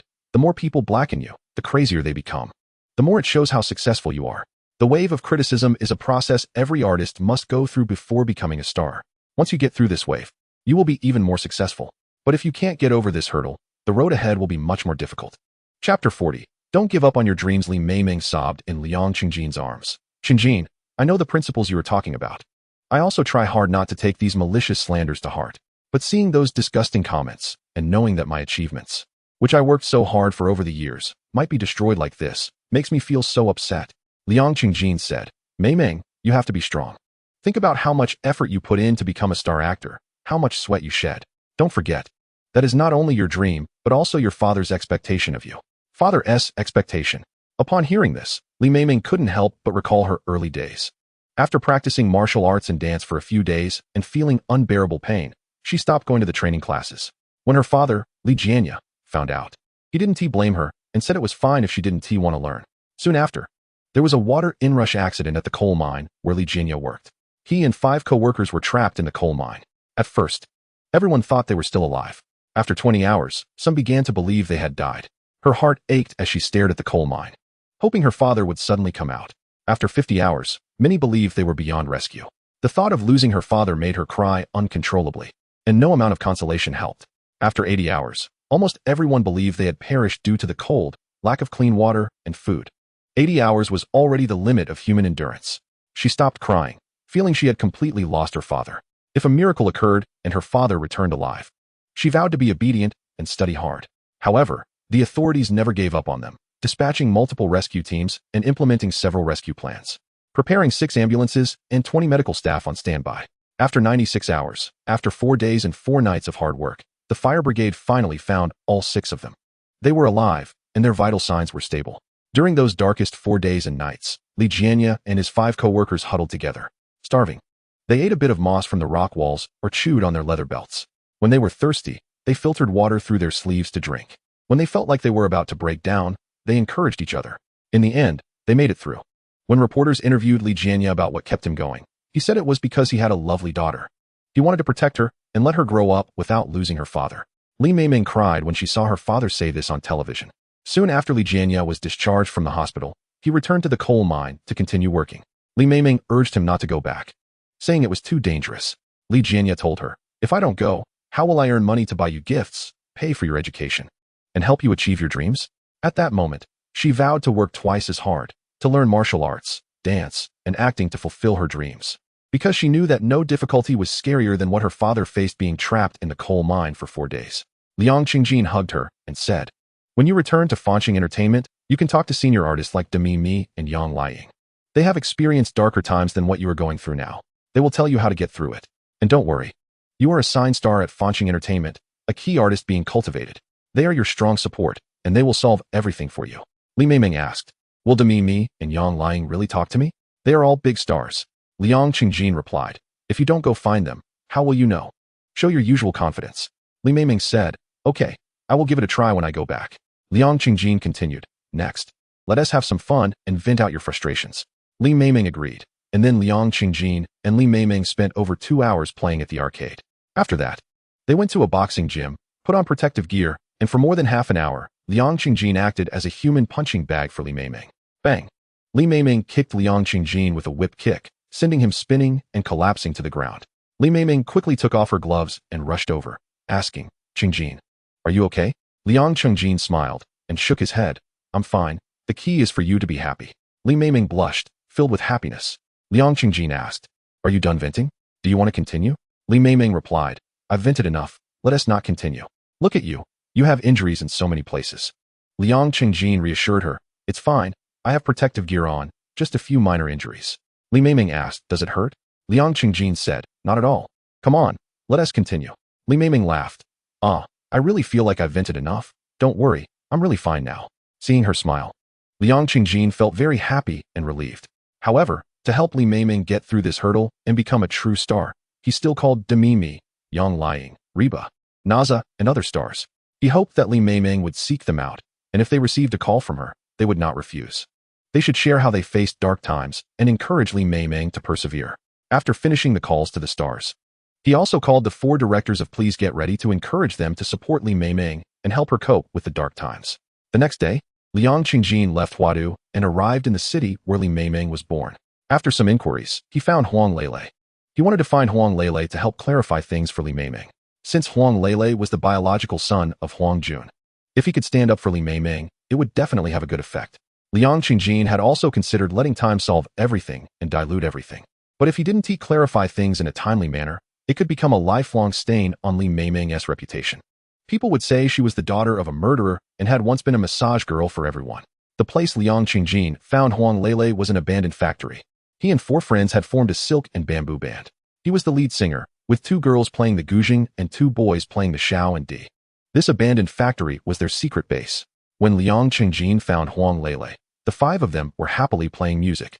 He didn't want to interrupt, so he stood aside, quietly watching and listening. Chapter 41.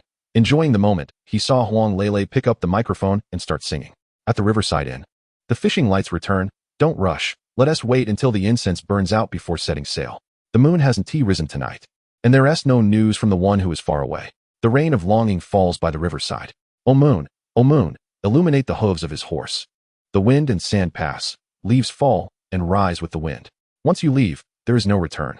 His voice was melodious and ethereal, like a heavenly sound. His expression lacked much emotion, yet one could hear the faint sadness in the lyrics through his voice. After frost, the zither and flute harmonize, washing away the dust. Love grows longer. May we grow old together in this life, no matter how the wind and rain sweep across the cold bed. The harmonious zither and flute played by the 2 girls filled the song with emotion. Several times I sat under the flowers playing the flute, gazing at the silver river and red walls far away. Such stars are not from last night, but for whom do the winds and dew stand in the midnight. The melodious sounds of the xiao and di played by the 2 boys made one involuntarily calm their hearts. The zither and flute made Huang Lele's voice even more graceful and emotional. Liang Qingjin quickly became completely immersed in it, unable to help but follow the song in his mind. Sketching the scenes depicted in the world is not worth it.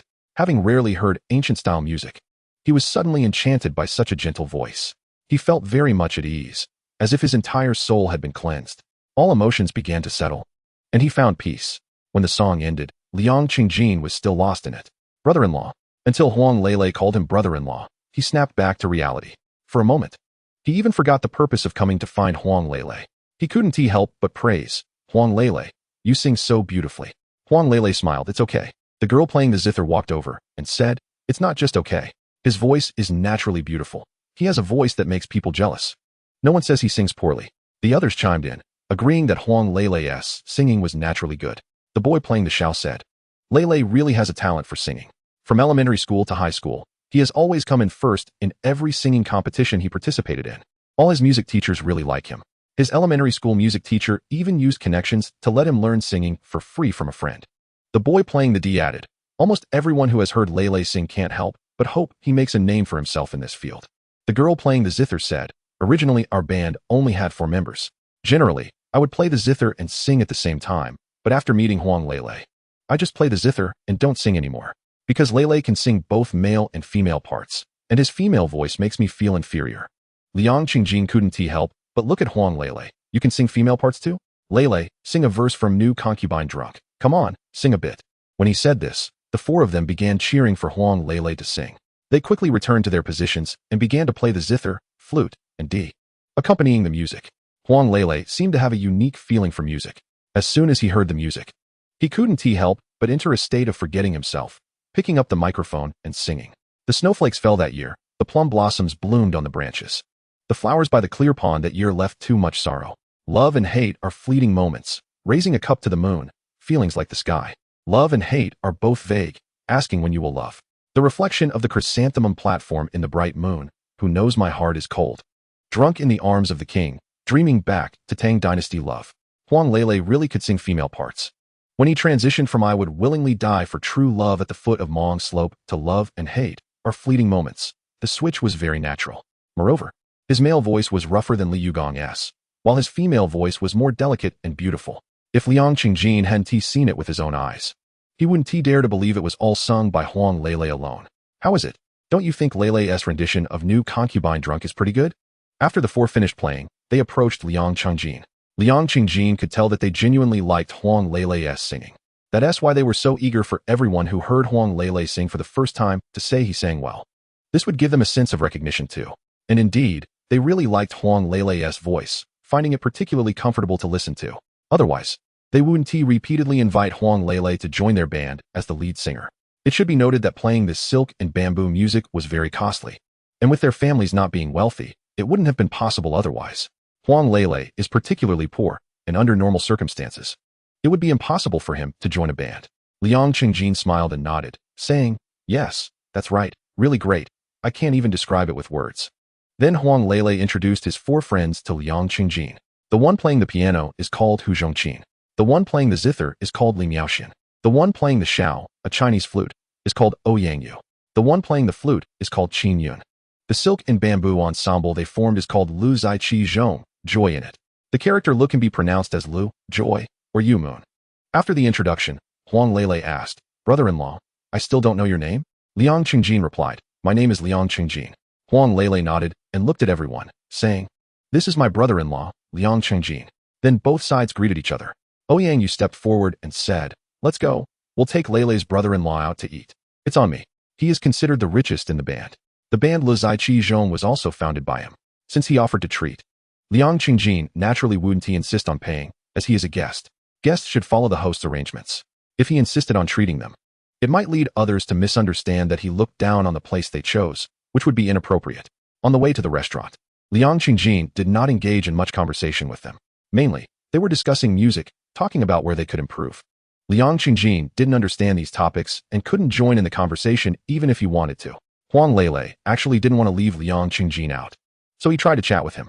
However, Liang Qingjin waved his hand and said it was okay. He felt that it would be worse and more awkward to interrupt Huang Lele's communication with his friends about music. Seeing that Liang Qingjin didn't mind, Huang Lele decided not to worry too much. His love for music made him prefer discussing the pieces with his friends. When they arrived at the restaurant, Ouyang's choice was not too bad. For a group of high school students, it was considered quite luxurious. And it was clear they had put in a lot of effort to welcome Liang Qingjin. After sitting down, Huang Lele asked, "Brother-in-law, did you come to find me for something?" Upon hearing this, Liang Qingjin remembered the purpose of his visit. He said, "Huang Lele, have you seen the recent comments about your sister online?" Huang Lele replied, "I have. Is my sister doing okay?" Liang Qingjin continued, "Are you willing to help her?" Huang Lele said, "I am very willing." Chapter 42. Surprise and unexpectedness. Huang Lele genuinely wanted to help Li Meimeng.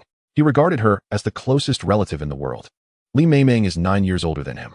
When he was young, it was almost always Li Meimeng who took care of him. This sister left him with many profound and beautiful memories. The day Huang Jun was killed was the most painful day for Huang Lele. It wasn't because Huang Jun died, but because from that day on, Li Meimeng left his world. At that time, he missed Li Meimeng every moment. Even when he was sleeping, he couldn't help but whisper, "Sister, Meimeng's sister, where are you?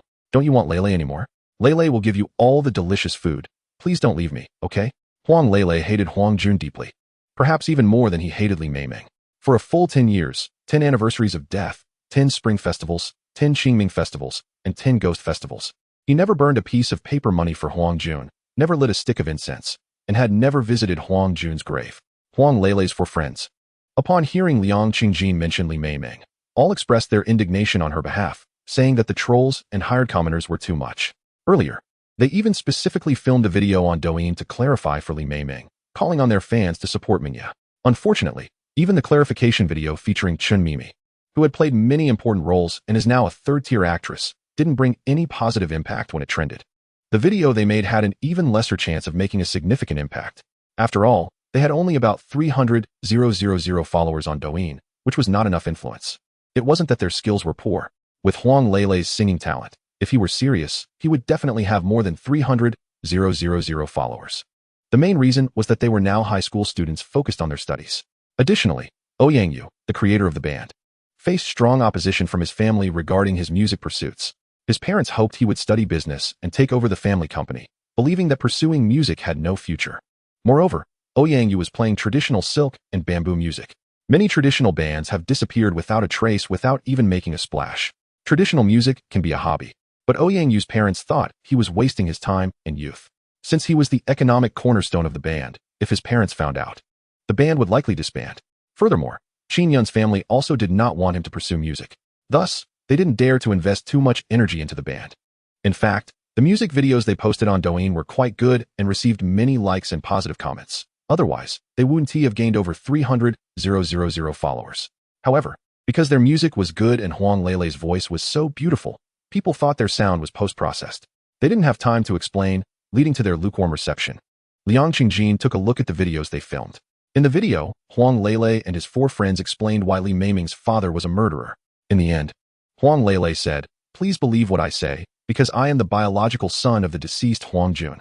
If you don't believe it, you can check my household registration book. We are indeed father and son." He then took out his household registration book as proof of his relationship with Huang Jun. "Mingye's father is my father's murderer. He made me lose my father, forcing me to live a very poor life with my grandparents for the past 10 years. Yet I speak for him. Don't you think Huang Jun deserved to die? I never thought Mingye's father was a murderer. I always regarded him as a hero. If he hadn't killed Huang Jun at that time, I can't even imagine what would have happened." Liang Qingjin was very surprised and delighted after watching the video, because the purpose of his visit to Huang Leilei was to persuade him to explain the reasons behind Li Meimeng's father's actions. When he visited Li Jianya with Li Meimeng, he noticed Huang Leilei's complex emotions towards Li Meimeng in his eyes, which made him think there might be a chance to persuade Huang Leilei. Unexpectedly, Huang Leilei had already filmed a video to explain for Li Meimeng. It seemed that Huang Leilei truly cared for his half-sister Li Meimeng. Liang Qingjin said, "Huang Leilei, and everyone, I want to promote the video explaining Li Meimeng's situation to make it trend. However, this might also let your parents know, so you need to be mentally prepared." After saying this, he looked at Yang and Qin Yun. The two exchanged glances, waved their hands, indicating it was okay, and said that if they could help clarify for Li Meimeng, they would be very happy. Because they all knew that Li Meimeng had gone out to forge her own path at the age of 15, and it took her a whole decade to finally have the chance to succeed, which was truly not easy. They all said it was okay. Hu Zhongqin and Li Miaoxian, the 2 beautiful girls, had no objections either. This was because Hu Zhongqin's mother and Li Miaoxian's parents were both traditional musicians, especially Li Miaoxian's parents, who strongly supported her playing traditional silk and bamboo music. Otherwise, she wouldn't have been able to play the zither at just 15 or 16 years old. It is worth noting that in ancient times, one couldn't master such an instrument unless they were in their 40s or 50s. Now Li Miaoxuan can't fully master it either. But because there are not many people playing the zither now, and she has learned for a full 10 years under her parents' guidance since childhood, she appears somewhat outstanding. Liang Qingjin smiled and said after everyone agreed, "Actually, I have an immature suggestion. I will arrange a professional music recording for you, where you will sing your best songs to impress Yang and Qin Yun's parents. The key is whether you have this confidence." Li Miaoxuan and Hu Zhongqin directly nodded with a smile. "We have confidence. We have confidence." Then Qin Yun said, "I also have confidence." But she didn't seem as confident as the 2 beauties. Finally, everyone looked at Yang, who gritted his teeth, and his eyes suddenly filled with fighting spirit. "I have always hoped to conquer them, to make them support my music. Brother Jean, just arrange it. We will definitely not disappoint you." Obviously, he was the least confident. It was unclear whether it was his lack of confidence in his own abilities or his parents' strong opposition that filled him with fear. Liang Qingjin said, "Okay, since you all have confidence, then you should prepare well. The day after tomorrow happens to be the weekend, so I will arrange it for that afternoon." Yang weakly asked, "Brother Jean, do you have a way to invite my parents?" Liang Qingjin replied, "You don't necessarily need to invite your parents. I'm mainly arranging the recording for you, and then promoting it. Of course, if we can invite them to the live performance, that would be best." Chapter 43. Don't get me wrong, Yang. Brother Jean, I hope you can invite my parents. I hope to gain their approval through this opportunity and get their support for my flute playing, because I really love playing the flute. Liang Qingjin asked, "What company do your parents run?" The reason for asking this was because the system's arbitrary investment function could help him understand the basic situation of any company or group. If it was worth investing in, he would invest a little. If it wasn't worth it, it didn't matter. He was just using the system anyway. After all, he mainly wanted to understand Yang's parents. This way, persuading them would be much easier. If he really couldn't persuade them, he would let Starry Entertainment film this music well and try to help them impress Yang and Qin Yun's parents. Even if they couldn't conquer them, Leaving behind a beautiful memory of their youth would also be nice. Ouyang Yu. They run a hotel, the Shuxin Chain Hotels, which is run by our family. Liang Qingjin got it. After having dinner, Liang Qingjin returned the original 5-star hotel room and checked into a luxury suite at the nearby Shuxin Chain Hotel. He found that the price of the luxury suite at Shuxin was about 100 yuan cheaper than a standard room at a 5-star hotel. But the decoration level was much better, and the service was attentive and considerate. Liang Qingjin couldn't help but become curious about this Shuxin hotel. He immediately used the system function to learn about the Shuxin Chain Hotels. Through his research, he learned that Ouyang Yu's parents were named Ouyang Feng and Long Waner. They had run a 5-star hotel for 10 years. Due to increasing competition in the 5-star hotel market and various reasons, such as the country's anti-corruption efforts, they sold the 5-star hotel 3 years ago and founded the Shuxin 3-star chain hotel, focusing on the mid-range market. They do not compete with star-rated hotels in big cities, but mainly compete with ordinary hotels in county towns, industrial areas, and university towns. Their target audience mainly consists of ordinary wage earners and university students.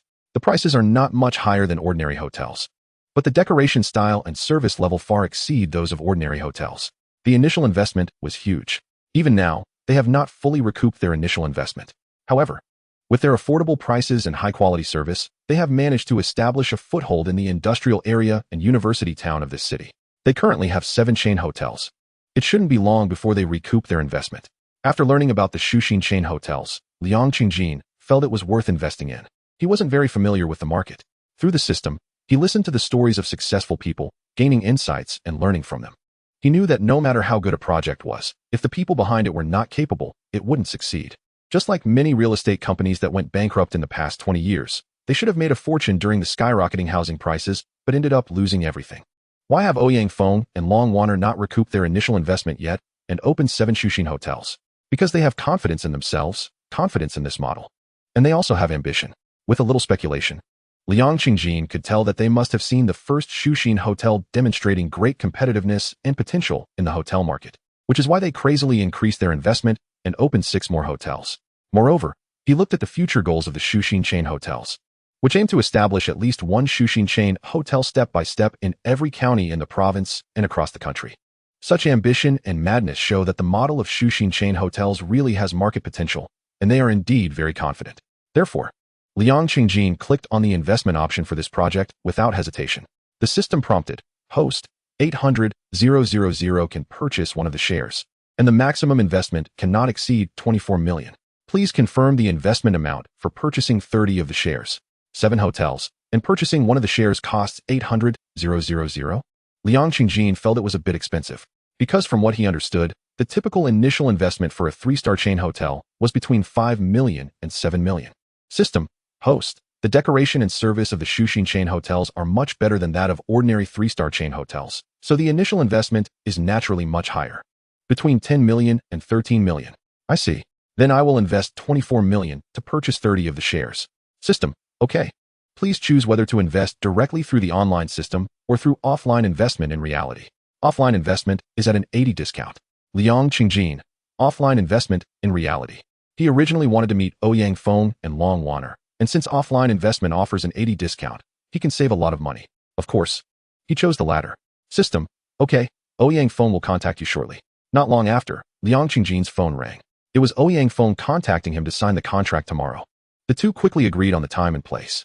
However, because Liang Qingjin wanted to meet Long Waner as well to discuss Ouyang Yu and the band, he specifically asked Ouyang Feng to bring Long Waner along. This surprised Ouyang Feng, who thought he was interested in his wife, almost causing a misunderstanding. Liang Qingjin explained that the Shuxin chain hotels were founded by both of them, so he wanted to discuss matters with both of them, which cleared up the misunderstanding. After the call, Liang Qingjin thought about how the couple started the business together, and from Ouyang Feng's tone, he could tell that he loved his wife very much, which made him more at ease with this investment. A couple working together can achieve great things. Then Liang Qingjin called Starry Entertainment, asking them to arrange for professionals to come over and prepare to film a song for the band. He didn't directly let Starry Entertainment sign a contract with the band Le Zai Chi Zhong, not because he didn't have confidence in them, but because the 5 members of the band were all high school students. He didn't want to make decisions for them too easily. Therefore, he used this method to let Starry Entertainment discover this band. At the same time, he wanted Ouyang Yu and Qin Yun's parents to see the band's strength and the dreams of these young people. Finally, he would let both parties choose for themselves. The system told Liang Qingjin that not interfering too much was the correct way for a shareholder to operate. Otherwise, due to excessive interference from shareholders, factional struggles will form within the company, and the company will quickly go under, leading to failed investments. Being a shareholder should be like Sun investing in Alibaba, treating the company as a cash machine. Of course, Sun's approach is correct, but his character is debatable. The next day, Liang Qingjin arrived at the agreed location to meet Ouyang Feng and his wife. Liang Qingjin smiled and asked, "Do you know why I want to invest in Shuxin chain hotels?" Ouyang Feng replied, "Isn't it because you see the market potential of our Shuxin hotel, General Liang?" Liang Qingjin shook his head. "There are many projects with more potential than this, and other projects won't have a return on investment as slow as yours. As far as I know, you have been running Shuxin Hotel for 3 years and are still in a state of loss. Moreover, due to rapid expansion, the financial pressure is quite significant now. Therefore, the real reason I am investing in Shuxin Hotel is..." He didn't state the answer, but directly looked at Ouyang Feng and Long Wanner.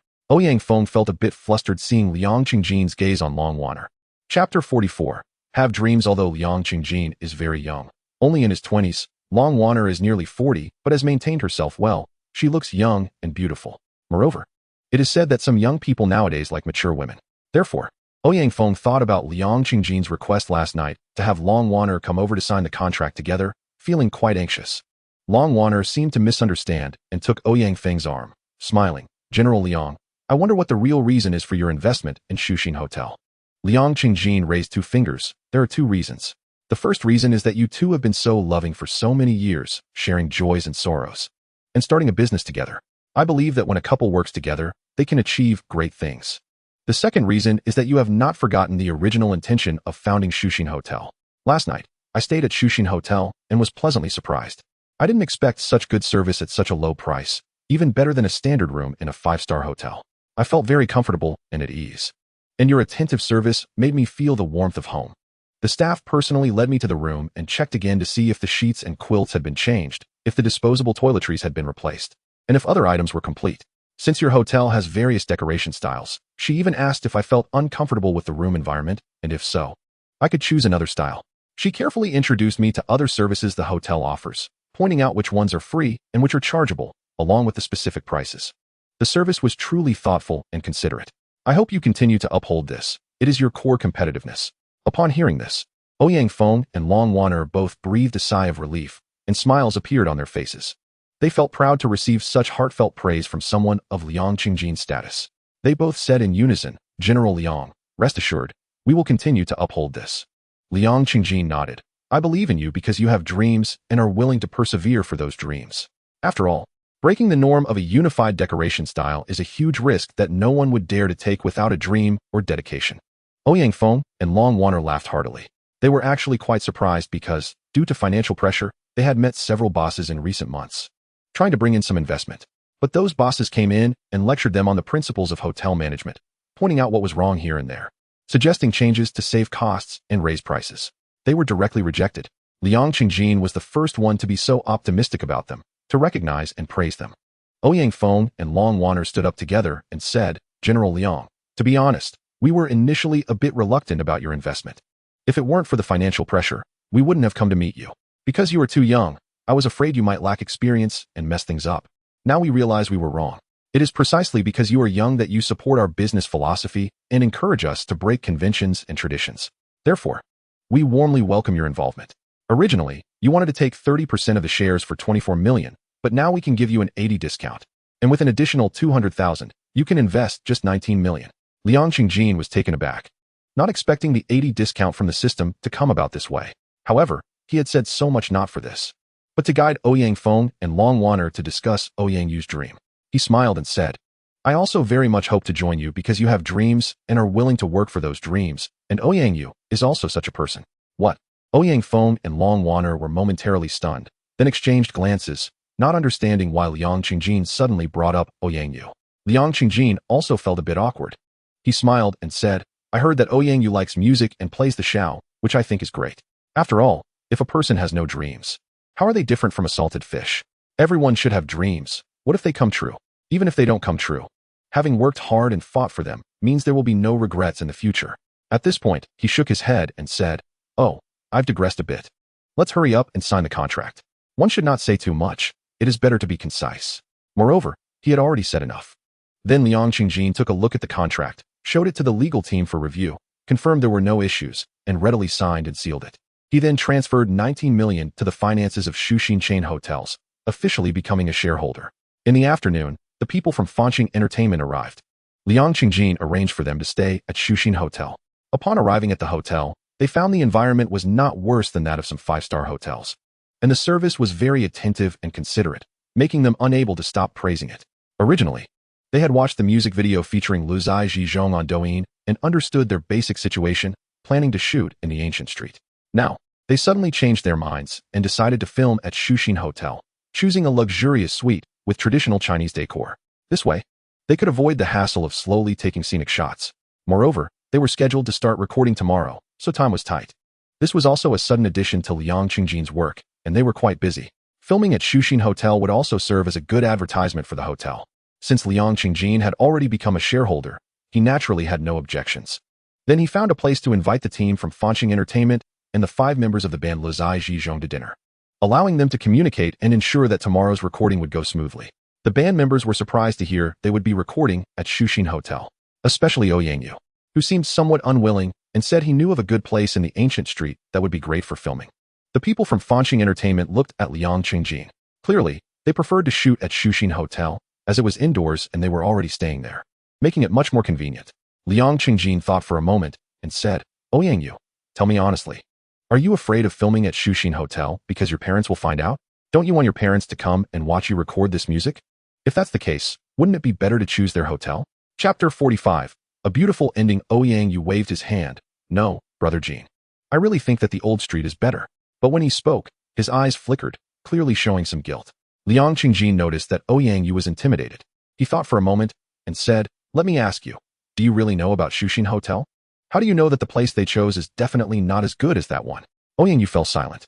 It was obvious that he had never truly understood Shuxin Hotel. Liang Qingjin continued, if you haven't looked into Shuxin Hotel, if you've never supported your parents' career, how can you expect them to support you? Ouyangyu was stunned, then lowered his head, unable to respond. Liang Qingjin said, how about this? First, go check out the place they chose for you. If you really feel it's not suitable, then we can go to the old street. What do you think? Before Ouyangyu could answer, Huang Lele and the others spoke up first, agreeing to take a look. The people from Fanqing Entertainment also mentioned that the weather outside was quite cold, and when shooting character styles, they needed a fan to blow their hair and clothes to create the right atmosphere, so shooting outside could be very chilly. Seeing that everyone was saying this, Ouyangyu, despite feeling intimidated, had no choice but to agree to check out Shuxin Hotel. Upon arriving at Shuxin Hotel, Ouyangyu learned about its unique decoration style and attentive service, and he truly felt the effort his parents had put into it. He realized that Shuxin Hotel was not only their career, but also carried their dreams. He had never understood or supported their dreams, but expected them to support his own dreams. It was really selfish. Ouyangyu couldn't help but cast a grateful glance at Liang Qingjin for guiding him to understand Shuxin Hotel, where he might never have known these things. Liang Qingjin smiled with satisfaction, happy to see Ouyangyu appreciating and supporting his parents. A family should admire and support each other to be harmonious. Everyone agreed to shoot at Shuxin Hotel, and they chose a Chinese-style ancient suite, preparing for the work. Originally, they were supposed to start recording in the afternoon the next day, but they ended up starting in the morning. The indoor setting was indeed much more convenient than outside. However, Ouyangyu still felt a bit intimidated. He prepared many red envelopes for the staff at Shuxin Hotel, giving each one a packet, telling them not to inform his parents. They chose to record the martial arts ancient-style song, Xiang Wang Jiang Hu, and the 5-member band all dressed up in martial arts ancient style. Huang Lele, Qin Yun, and Ouyangyu all wore long wigs, resembling wandering heroes of the martial arts world. Hu Zhongqin wore a white dress, sitting in front and playing the piano. Li Miaoshuan wore a green silk dress, sitting behind and playing the zither. The two looked like fairies descended from heaven. Between them was a semi-transparent screen, adding a special charm to their beauty. Ouyangyu, in white, stood on the left, looking sad and gazing deeply out the window while playing the flute. The fan outside blew his long wig back elegantly. Qin Yun, dressed in green, played the flute in front of the fake plum and bamboo flowers, as the fan occasionally lifted his clothes and long hair. Huang Lele, with a big knife on her back, sang deeply in front, recounting a tragic tale of the martial arts world. They had also found a man and a woman to dance with swords beside him. Everyone was very serious. The melodious and enchanting song attracted quite a few hotel staff and customers to come and watch. They didn't care much and just focused on doing their own thing. As a result, Ouyang Yu's parents and Qin Yun's parents arrived, unaware of the situation. Qin Yun's parents were called by Ouyang Yu's parents. After Ouyang Feng and Long Wanner signed the contract with Liang Qingjin and returned, they became particularly concerned about Ouyang Yu and learned last night that their son would be recording a song here today. Seeing their son seriously playing the flute and the bamboo instruments, making the piece more ethereal and beautiful, the onlookers were filled with admiration. They couldn't help but feel a bit moved. At that moment, they truly felt their dedication and love for bamboo and silk music, realizing this was their dream. They had genuinely put in hard work, not just a fleeting interest. Originally, Qin Yun's parents intended to cause some trouble, but they decided to quietly stand there, listening to the beautiful and enchanting song. Clap, clap, clap. The recording was completed. Everyone couldn't help but applaud, praising their performance. Facing everyone's compliments, they were very happy and couldn't resist high-fiving each other. However, when they saw Ouyang Yu's and Qin Yun's parents, they were all stunned. Ouyang Yu and Qin Yun were even at a loss for what to do, but their parents smiled at them and gave them a thumbs up. The two exchanged glances and then smiled joyfully. They knew that their parents were finally going to support them in pursuing bamboo and silk ancient-style music. Their dreams had finally received their parents' support. Then the band followed the people from Fanqing Entertainment to a professional recording studio to record. After all, this place was mainly for filming. They needed to sing and match the music to find that feeling, while also facilitating later music synthesis to avoid the background music being too obvious, making it seem like lip-syncing or fake music. Then Liang Qingjin heard the system's voice in his mind. Congratulations, host, for completing self-investment, obtaining shares in Douyin Entertainment, and becoming a major shareholder of Douyin Entertainment. Hehe. Liang Qingjin smiled happily, not only because he received a system reward, but also because his small action could help several people who persist in their dreams go further on this path.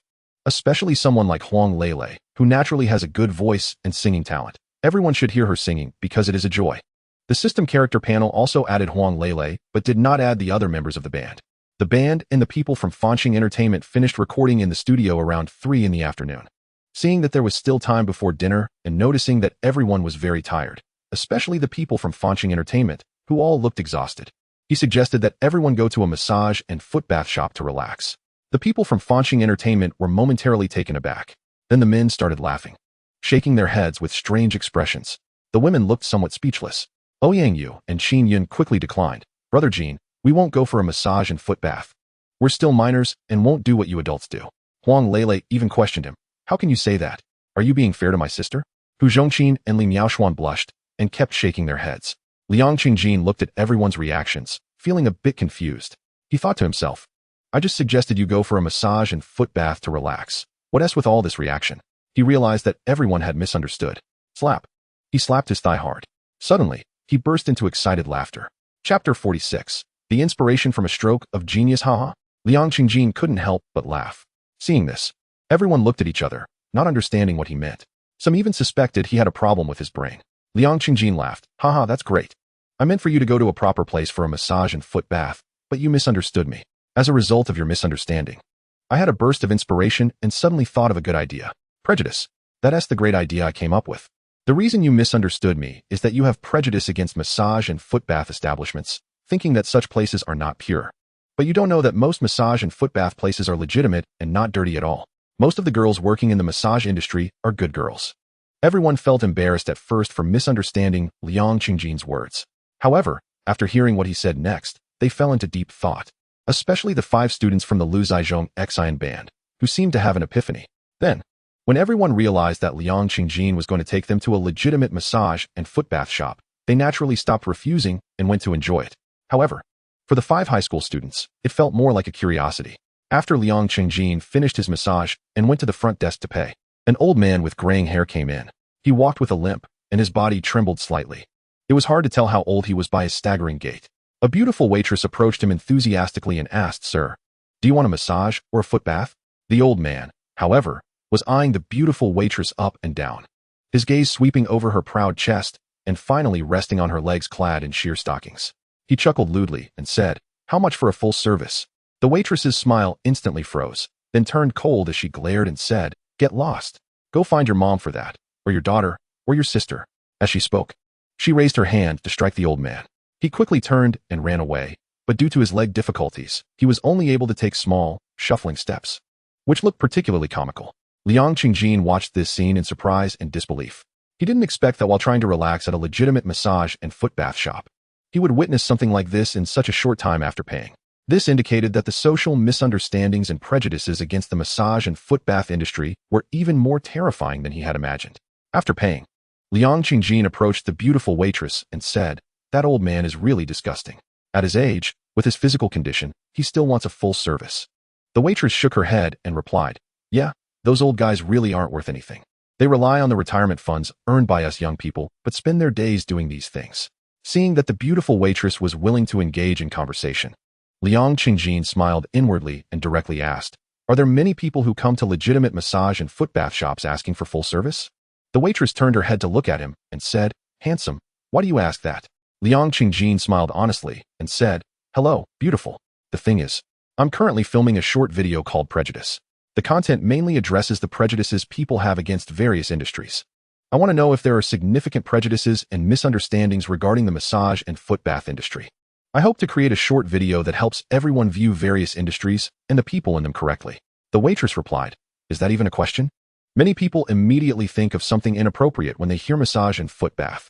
Every day, a few people come in asking for full services. Some people, upon hearing that I work at a massage and foot bath shop, look at me with strange eyes, treating me like one of those unprincipled women." Liu Xi asked, "Would you be willing to help me film a segment?" The waitress did not respond, neither agreeing nor refusing. Instead, another beautiful waitress at the front desk came over and said, "If you genuinely want to speak for our legitimate massage industry, we would certainly be willing to help. We just worry that you might, like in a previous documentary about massage women, fabricate a story about a woman who, under repeated requests from her boss, agreed to become the boss's mistress and destroyed someone else's happy family, deepening the misunderstandings and prejudices against our industry." Liu Xi quickly waved his hand and assured her, "Don't worry, I definitely won't do that. Because this short video involves various industries, and your massage industry is just one segment. I just want a group of girls working in the massage industry to speak on camera about how massage is a traditional Chinese medicine practice that has been passed down for thousands of years. I hope everyone won't view it with colored glasses, nor should they look at the girls in this industry with prejudice and misunderstanding." Upon hearing this, the two beautiful waitresses exchanged glances and then said, "If that's the case, we would certainly be willing." Liu Xi replied, "Great. After my friends finish their massages, I hope you can call over a few massage girls to cooperate with the filming. I'll write the script for you. You can take a look and try to memorize it. If you can't memorize it, that's fine. Just remember the gist, and we can do voiceover later." After that, he had the front desk waitress get a pen and paper to write down a segment of the script. Since he often writes novels, writing a segment of dialogue was a piece of cake for him. After finishing the script, he took another piece of paper and wrote a guarantee, assuring that he was helping to eliminate prejudices against the massage industry and not creating more misunderstandings like that documentary about massage women. If he failed to do so, he would compensate them $1 million. He then signed and stamped it. The two beautiful waitresses were taken aback. They didn't expect him to be so serious and solemn. This made them trust him even more. So they eagerly found 4 massage girls to join them and cooperate with Liu Xi. Liu Xi then had the people from Fanching Entertainment film the video. They were all professionals, so even without a camera, just using a phone, he didn't worry that they couldn't produce the desired video. After the filming was completed, Liu Xi planned to give each of the 6 girls a red envelope as a thank you. However, all 6 girls refused, saying, "We don't want the red envelope. We just hope your short video can succeed and help reduce the prejudices and misunderstandings about our industry. We want to be able to tell our family and friends openly that we work in the massage industry." Liu Xi looked at their eager expressions and nodded seriously. "Rest assured, we have a professional team that will take this short video very seriously." Chapter 47. 1 week to release the video. The people from Fanching Entertainment, seeing the 6 girls filled with anticipation, reassured them that they would definitely make the short video well and not let them down. The 5 members of the band also expressed their willingness to join in and help with the filming. They all felt that Liu Xi's idea was good, very meaningful, and full of positive energy, and they wanted to participate in completing this significant project, even if it meant temporarily putting aside their work and studies. They were determined to do a good job with the short video. Liu Xi was pleased about this, but reminded the 5 band members that they needed to prioritize their studies since they had classes on Monday. He then called Fanching Entertainment to communicate and asked the filming team to stay and help him complete the filming of Prejudice. After understanding the content of Prejudice, Fanching Entertainment found it very good and supportive, readily agreeing to let the filming team stay. As for their current work, it could be postponed, and they would focus on completing the filming of Prejudice as the top priority. As a result, filming this short video only took 2 days. This was mainly due to Liu Xi, who had a background as an online writer and was bursting with inspiration, with strong creative abilities. Writing dialogue was like play for him. He finished over 20 segments of dialogue in just 2 hours. Plus, the filming team was very professional, with a dedicated director. So there was no need to write a script. They could directly direct on-site to convey what Liu Xi wanted to express. After filming the material, the filming team returned to Fanxing Entertainment to edit together, aiming to produce the short video as soon as possible. They knew that the short video Prejudice was specially filmed by President Liang for Li Meimeng and needed to be completed quickly. Ideally, it should be released before the storm surrounding Li Meimeng had passed. Otherwise, once this wave of criticism faded and everything returned to calm, it could become a stain on Li Meimeng's life. No matter how famous or successful she became in the future, when people think of this wave of negative publicity, they often assume that she used to be a massage girl, had many partners, and was very cheap, costing just a few dozen bucks. Just like some celebrities. Before they became famous, they clearly didn't have such experiences, but when they are criticized, they choose to let time dilute it, resulting in many people believing it as fact. Liu Xi chose to confront the negative publicity head-on to help Li Meimeng. This was a huge challenge, and everyone hoped he could succeed. If he succeeded, the positive impact on Star Entertainment and even the entire entertainment industry would be immeasurable. As a result, with everyone working together and putting in extra hours, they completed the post-editing of Prejudice in just 2 days. Following that, Liu Xi utilized the powerful resources of Star Entertainment, Global Entertainment, and Douyin Entertainment to obtain video filing within half a day. They managed to get it online on various video platforms just before the 8th episode of Please Position the Actors, which Li Meimeng participated in. At the same time, Liu Xi used resources to have the band Lazai Qizhong explain in a video why Li Meimeng's father committed murder, which quickly trended. Since Huang Lele is the biological son of the victim, it carried a lot of persuasive weight. Additionally, Li Meimeng had previously gained quite a few loyal fans from her quality videos on Douyin. Coupled with Liu Xing's efforts in finding a large number of online supporters to mitigate the negative impact, there began to be a flood of supportive comments for Li Meimeng online. "I'm sorry, Mengyi, I misunderstood you before. After watching Chun Mimi's clarification video for you, I realized you never worked as that kind of massage girl. After watching Huang Lele's explanation video, I learned that the person your father killed was utterly evil and deserved to die. Keep going, Mengyi, let's not pay attention to the haters, we support you." These comments brought Li Meimeng a lot of positive influence. Although she still couldn't withstand the impact of negative publicity, especially some of Meng Ye's fans who, in their attempts to defend her, lashed out at haters and trolls, only to face an even more ferocious backlash. However, Li Meimeng still received a lot of encouragement. Seeing Huang Lele explain so much for her moved her, and she slowly began to accept this younger brother in her heart. In recent days, Li Meimeng listened to Liu Xi and tried to reach out to celebrities like Yang Mi, Dilly Reba, and Angelababy. She initially thought these big-name stars would ignore her. To her surprise, none of them treated her poorly. Knowing her situation, they offered her much comfort and encouragement. In particular, someone told her that Han Hong personally delivered supplies to the disaster-stricken areas, truly getting rescue materials to those in need right away, yet she was also criticized. This resonated deeply with her, making her realize that no matter how well someone performs, there will always be people who speak ill of them. However, compared to ordinary people, celebrities face much more criticism, leading to a wave of negative publicity. To become a star, one must be brave enough to face this negativity. If one does not swim against the current, they can only be overwhelmed by it. At the same time, Li Meimeng also felt the difficulty of being a star. As a celebrity, one must be more self-disciplined because any flaw can be magnified infinitely, bringing about a new wave of huge negative publicity. In the end, Li Meimeng participated in the recording of the 9th episode of Please Position the Actors, completely relaxed and performing at her true level. This time, she played a girl who loved volleyball. Due to her not being very tall, her parents did not support her, and her friends also did not think highly of her. The school's volleyball team did not allow her to join, but she did not give up.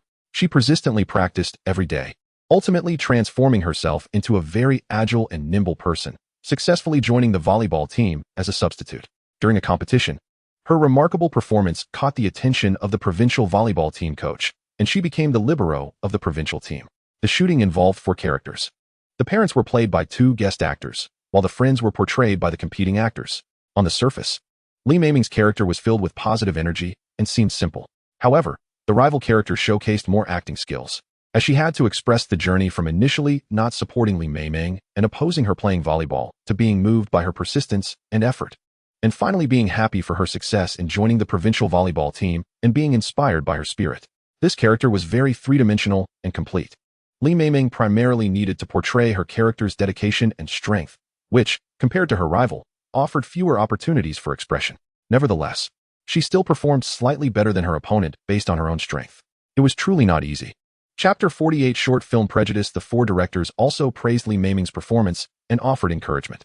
Director Zhao Wei said, "Your performance this time is really much better than last time. This character is relatively simple, but you still portrayed it very three-dimensionally. You showed the character's love for volleyball, the persistence in this sport, and the rebelliousness and stubbornness towards parents during puberty. Really great, excellent. I hope you won't be influenced by public opinion and continue to perform well, going further in this arena and in your acting career. I am also a woman and have been an actress. The slander and defamation I faced were even more terrifying than what you are facing now. So I hope you stay strong and not be affected." Director Li Xiaong said, "Yes, many people have misunderstandings about the entertainment industry and celebrities, thinking that female actors and stars rise through underhanded means. In fact, the vast majority of female stars rise through talent. Those so-called dark pasts are not true, but intentional smear campaigns. Therefore, if you want to succeed, you must not overly focus on negative public opinion." Director Kaiga said, "Meimeng, you are excellent. Your martial arts, dance, and acting skills are all good, and your basic skills are solid.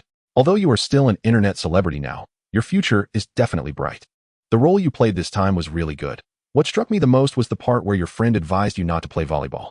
In that segment, you originally had lines, but you only said one sentence and then continued to practice hard. Even if your clothes were soaked with sweat, you didn't stop and persisted. I think your small change was done very well. You truly immersed yourself in the role. Finally, I hope you won't be influenced by public opinion and the prejudice against the entertainment industry. Keep working hard and do well." Director Xiao Si said, "Meimeng, I particularly liked the part where you held the volleyball and seriously wiped it. Your expression at that moment showed the character's love for volleyball very well." At this point, he made a gesture of encouragement. "Keep it up, believe in yourself, and don't be influenced by people's prejudices against the entertainment industry. We cannot change people's biases. The only thing we can do is to do our best and let everyone see the spirit and positive energy we express." Prejudice, prejudice, prejudice. Almost every one of the four directors mentioned this term or its meaning. This is naturally because Liang Qingjin's original short film Prejudice has already been launched on various video platforms. This is using the program to create momentum and promote Liang Qingjin. At the same time, it also calls on everyone not to have such a strong prejudice against the entertainment industry, believing that every star rises through underhanded means, while ignoring the efforts they put in behind the scenes. In addition to Qijin Entertainment promoting the short film Prejudice in the variety show Please Act, Liang Qingjin also used his position as a shareholder of Douyin Entertainment to feature Prejudice at the top of the homepage, ensuring that every user who opened Douyin would see the short film Prejudice as their first video. Furthermore, he created a theme around Prejudice on Douyin, encouraging all short video creators to shoot similar segments to Prejudice. At the same time, he leveraged the resources of Douyin Entertainment, Fanqing Entertainment, and Guoguo Entertainment to push Prejudice onto trending searches. In the past few days, there has been an overwhelming amount of clips from the short film Prejudice. This frenzied promotion and explosive marketing have piqued the curiosity of countless viewers, prompting them to watch the short film Prejudice. The first part of the short film focuses on the prejudice against the poor. This section consists of 5 segments. The first segment features a girl pointing at a messy and untidy rental apartment where a boy lives, saying, "Do you know why you are so poor? Because you are too lazy." However, under the bed, there is a visible paycheck showing that the boy worked 330 hours last month at an electronics factory and earned 7,150 yuan. The screen then goes black, displaying white text. He is not poor because he is lazy or because he doesn't clean his room well. He is poor because he is truly too busy. Don't hold so many prejudices. The second segment takes place on a bus, where a group of people points at a seemingly honest-looking girl dressed plainly, accusing her of stealing because she is poor. The girl, facing the accusations from the crowd, tries desperately to defend herself but ends up crying, allowing everyone to search her body, but they find nothing. The screen goes black again, displaying white text. Being poor does not equal being a thief. Don't hold so many prejudices. Following this, there are 2 different perspectives showcasing people's prejudices against the poor. The final 5th segment changes to a grid layout with each cell containing a man or a woman. They all say in unison, "Never marry a poor person because they are poor due to laziness. Poor people have bad character and lack quality. Being with a poor person will not bring happiness." The screen goes black, displaying white text. Is poverty really just due to laziness? Do poor people's characters really lack quality? Don't hold so many prejudices against the poor. In the eyes of wealthier people, you are also poor. The second part of the short film focuses on the prejudice against the rich second generation. It primarily consists of 3 segments. The first segment features an ordinary-looking elderly woman who accidentally scratches an Audi while riding her bicycle through an outdoor parking lot, right in front of the wealthy car owner.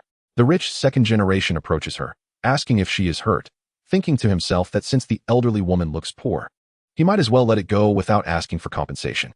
To his surprise, the elderly woman loudly exclaims, "You can afford such a luxury car.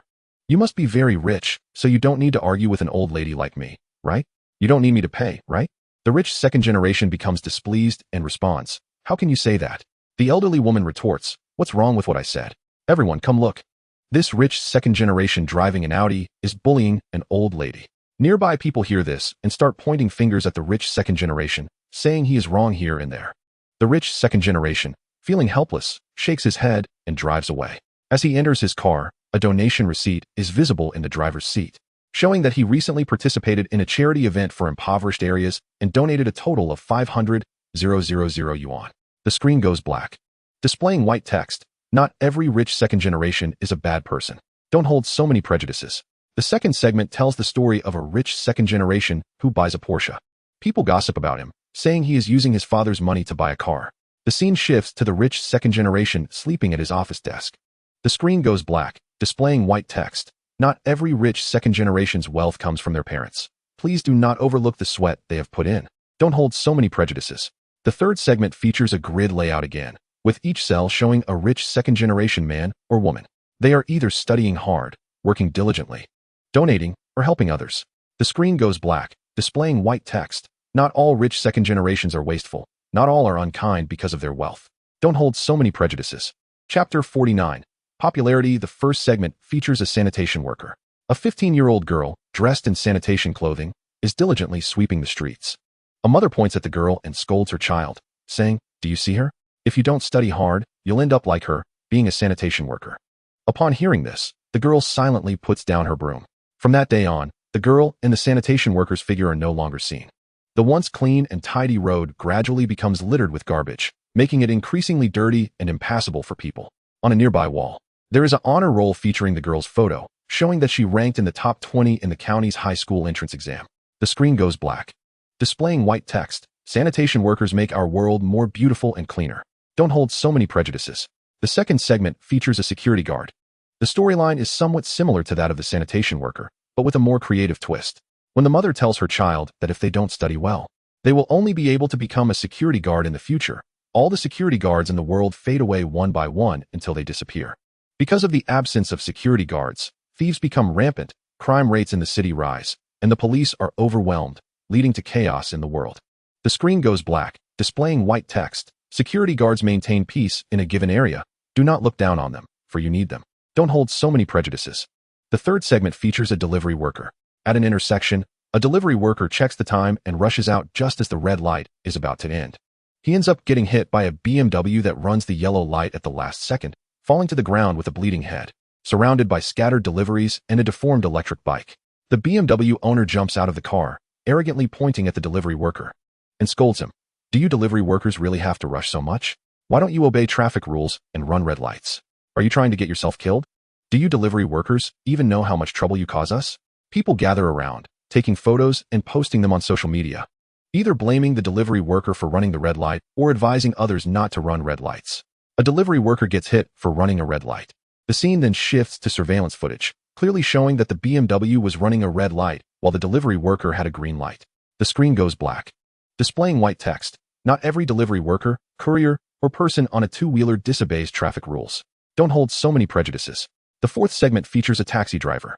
The driver receives a phone call from a friend and, due to traffic, takes a longer but alternative route. When the passenger sees the meter, he angrily shouts, "Usually, when I take a taxi here, it's only 15 yuan. Why is it 22 yuan today? Why did you take me this way? This is such a detour. You taxi drivers are really heartless to make money." After scolding the driver, he took a picture of the taxi meter and screenshot the route the driver took, posting it on social media to accuse the taxi of deliberately taking a longer route to make more money. The post was filled with accusations and insults directed at taxi drivers. A black screen displayed white text. Not every time a taxi takes a detour is it to earn more money. Sometimes it's to avoid traffic jams. Otherwise, you might waste more time and end up paying more for the fare. Don't hold so many prejudices. In the fifth segment, professional gamers. 5 professional gamers spoke in unison. We play games not just for fun. We are not wasting time. This is our profession. In the 6th segment, online writers. 5 online writers spoke in unison. The online literature we write is not just superficial boasting or face-slapping. We don't write adult content. Our online literature has positive energy and depth. In the second to last segment, massage therapists. 6 girls working in the massage industry spoke in unison. Massage is a traditional Chinese medicine that has been passed down for thousands of years. It can help relieve fatigue, relax muscles, and unblock meridians. In high-intensity sports competitions, there are always masseurs to serve the athletes, effectively preventing cramps and muscle strains. In the last segment, female stars. A bit longer. Yangmi. I know that due to the existence of hidden rules, society is filled with prejudice against female actors and singers. I don't want to explain too much about my scandals. Ing Bao. Those who say I've worked in that industry must have had their heads caught in the door. Most of us female actors are very pure. Some people have had enough. If you want to be famous, fine, but don't use me for hype. Li Riba. After years of hard work, I finally achieved some small success in the entertainment industry, only to find it was the beginning of a nightmare. I really didn't expect that everyone would have such immense malice towards female stars in the entertainment industry. Fortunately, I have the support of my fans and friends, which helped me get through it. Jing Tian. If you are not in the entertainment industry, please do not maliciously slander this circle. If you are in the entertainment industry and have been subjected to hidden rules, then you definitely won't succeed. Because a person who does not rely on effort but on unscrupulous means will not succeed. You should reflect on yourself instead of busying yourself with blackening us for marketing. Li Meimeng. It's truly terrifying. Even though someone has already clarified for me that those scandals are false, there are still so many people who don't believe it. Finally, a group of female actors and singers. The entertainment industry is not that dirty. Just like women in the workplace who get promotions and raises. The vast majority of us achieve success through our own efforts. Please do not hold such prejudices against us. A black screen displayed white text. The world does not need prejudice. It needs positive energy. If your heart faces the sunshine, you will see light. If your heart faces darkness, you will lose the light. In fact, the world is a mirror. Whatever expression you make towards the mirror, it will reflect back at you. No one likes to see you frowning and scowling, not even yourself. Let us put down our prejudices together, respect everyone, and respect every profession. The short film Prejudice has ended. This short film touches on various social strata and features over 30 representative professions that suffer the most discrimination and prejudice. It resonated with many people. After watching, many felt deeply and recommended it to those around them. Many video bloggers also edited certain segments to post or participated in filming on the popular theme of prejudice. As a result, without buying trending topics, the keyword prejudice topped the trending list for more than 10 days. It became a hit. Chapter 50. This is very meaningful. The short film Prejudice has completely exploded in popularity. Liang Qingjin has also become famous. His parents feel very proud, wanting to tell everyone, "My son is Liang Qingjin. Prejudice is his creation. Isn't that amazing?" The folks in his hometown proudly say, "The author of Prejudice, Liang Qingjin, is from our village." Our village truly produces talented people, giving rise to great writers like Liang Qingjin and agricultural scientists like Deng Chao. His classmates proudly say, "I'm not bragging, Liang Qingjin, who created Prejudice, is my classmate. Don't believe it? I still have our big head stickers from when we took pictures together." His readers proudly say, "Huh? I've read the novels written by Liang Qingjin. I thought he wrote well and would become famous." You didn't believe it back then. His editors walk with confidence, advertising in their spaces. "See? The author I worked with has become famous and created such a masterpiece as Prejudice." Some girls proudly say, "The producer of Prejudice, Liang Qingjin, even pursued me back then." Surprising, right? I've been pursued by a celebrity too. Because Prejudice is filled with positive energy. It even made it onto the CCTV news broadcast, and the Focus interview specifically did an episode on the topic of prejudice, calling for everyone to hold fewer prejudices. It was also nominated for the Best Public Welfare Short Film of the Year and has been played multiple times on CCTV. Of course, the segments played on CCTV regarding prejudice in the entertainment industry were not as long. They only included the words spoken by the female stars at the end. Many of the other segments' lines were also refined, making them more touching and more rhythmic.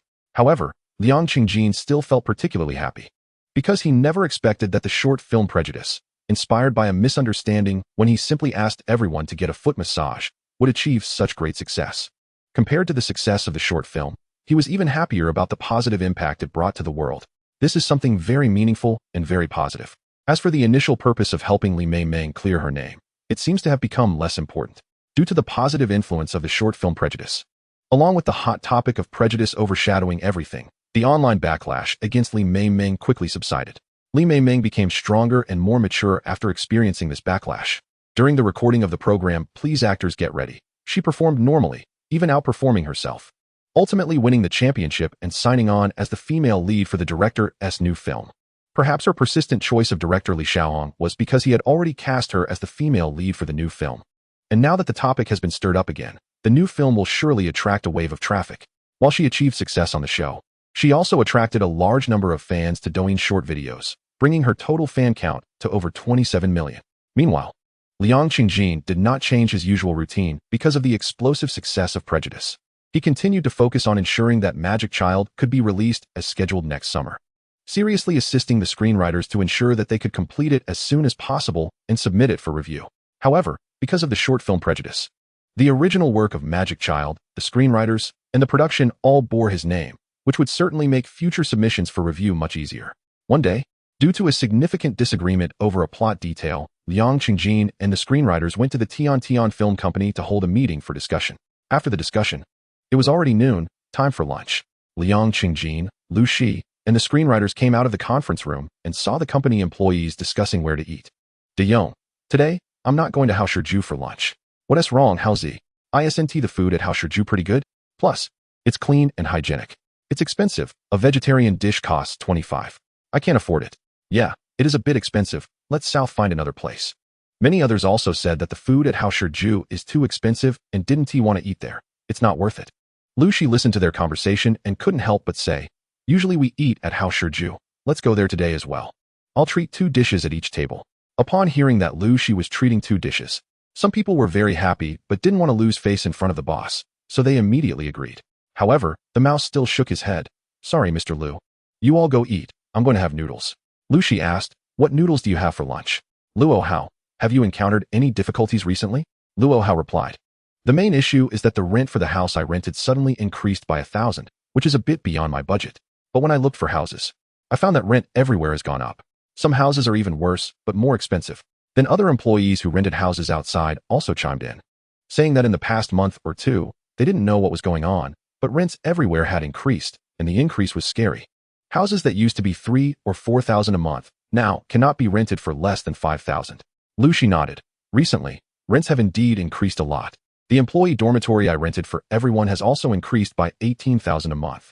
How about this? From now on, for employees renting houses outside, the housing subsidy will be raised from 1,200 to 1,500. Upon hearing Liu Xi's words, everyone waved their hands repeatedly. Mr. Liu, we don't mean to ask you to raise our salaries. Yes, Mr. Liu, you should spend the money on film production instead. Don't spend it all before completing the film. We can save a bit and not eat at too expensive places. Or you can help us think of ways to see if we can find cheaper houses. The boss has more connections in society, so that's why they said that. Liu Xi smiled and responded, okay, I'll ask my friends in real estate. Liu Xi then planned to find Lin Xijin to see if she had any cheaper housing options. After all, many people at Tian Huanxi Film Company needed to find new housing, and there was a large demand, so they could organize a group purchase. After having a simple lunch with everyone, he called Lin Xijin. Lin Xijin, hello, Mr. Liang. Liu Xijin, haha, you finally stopped calling me handsome. Lin Xijin, hee. I was still an intern then, just knew to call guys handsome and girls beautiful. Liu Xijin, after all this time. You called me handsome not because I look good. Lin Xijin, no, you do look handsome. You are very handsome. Liu Xijin, I'm not joking with you anymore. I want to ask if you have any houses for rent that are close to the Science City and a bit cheaper. We have many people in our company who need to rent and hope to get a group purchase discount. However, Lin Xijin said, sorry, Mr. Liang. In the past 2 to 3 months, rents have generally increased by about 30%. The main reason is that the government has banned speculation in housing. So everyone has turned their attention to the rental market. Our company started adjusting rents 3 months ago, increasing by 10% each month for 3 consecutive months. At this point, she changed the subject. However, Mr. Liang, my boyfriend Yu Wenchang and I are planning to create a more suitable apartment for young people to live in. The supporting services will be more complete, and the prices will be more favorable. Although it's a bit far from the Science City, it's very convenient to take the subway. If there are many of you, the discount will be greater. Moreover, if it's from the same company, living together also provides some mutual support. Chapter 51. A good investment project. Liu Xijin. So your apartment hasn't been established yet? Lin Xijin. It hasn't been established yet, but it will open in, at most, 5 months. You can make a reservation in advance. Don't worry. The price we offer you will definitely be lower compared to similar properties. If you have time, you can come and have a look. Also, I don't recommend your employees rent houses at this time because it's really hard to find a house of the same quality at the same price. And it could instead exacerbate the rising rents. If you really need to rent, I can introduce you to former colleagues who can help you look at houses. I've resigned from my job and am now focusing on the apartment. Liu Xi thought about it and realized it made sense. If they rushed to change rental houses now, it would make the rental market very active, making available housing seem scarce and further driving up rental prices. Although he hasn't invested in real estate, he still needs to pay attention to rental prices. After all, he is already a shareholder in multiple companies, and he doesn't know how many employees will have rental needs. If rents increase excessively, he would have to raise salaries for employees, and raising salaries would increase costs, squeezing profits and reducing dividends. This is a matter of personal interest. Liu Xi immediately sent a message to the 5 employee groups of Fanqing Entertainment, Guoguo Entertainment, Douyin Entertainment, Tian Huanxi Film Company, and Shuxin Chain Hotels. He notified employees renting outside that if they encounter rising rents, they should not rush to change houses. Everyone should wait a while and see. Moreover, the company will also consider this issue for everyone. However, Liu Xi was quite interested in the apartment Lin Xijin mentioned, mainly because she said the supporting services would be more complete and the prices would be more favorable. This is genuinely considering the tenants. This is considering the harmonious development of society as a whole. Very positive energy. A very meaningful thing. So he sent a WeChat message to Lin Xijin. This afternoon, I can spare some time to learn about your apartment. If it's convenient for you, please arrange a time for us to meet and talk. Lin Xijin. Okay, Mr. Liang. I'll arrange it right away. Soon after, she sent the address to Liu Xi. Liu Xi then left Tian Huanxi Film Company and arrived at the CAF where Lin Xijin had arranged to meet. He saw her talking with a man who looked like Luo Jin and a middle-aged man. It seems she is indeed a bit busy, meeting 2 groups of people at the same time. Liu Xi didn't approach to disturb them, but planned to send a message to Lin Xijin to let her know he had arrived. However, he took out his phone and ultimately did not send the message. It wasn't that he was angry. Rather, he was quite interested in this apartment. And they happened to be discussing the apartment, so he wanted to listen to what they were talking about. Thus, Liu Xi sat down at a seat behind Lin Xijin and ordered a cup of coffee. The man who looked like Luo Jin should be Lin Xijin's boyfriend, Yuan Chang. He said to the middle-aged man, Boss Chiu, please rent the Guang'an building to me. I want to turn this Guang'an building into a high-quality apartment suitable for young people to live in. Specifically, I want young people to be able to open their doors and socialize happily, but when they close their doors, they can live the high-quality life they aspire to. He continued, this project, you definitely don't have to worry about finding tenants. I have conducted market research, and there are many office buildings in this area, with many companies being young companies. Most of their employees are young people in their 20s. The target audience for my project is precisely these people. I hope to provide them with a place to live that is not expensive, but safe and standardized, allowing them to live more comfortably and cleanly. I want to turn this building into a space where young people can live together and grow together, truly achieving a livable, homey, and social environment.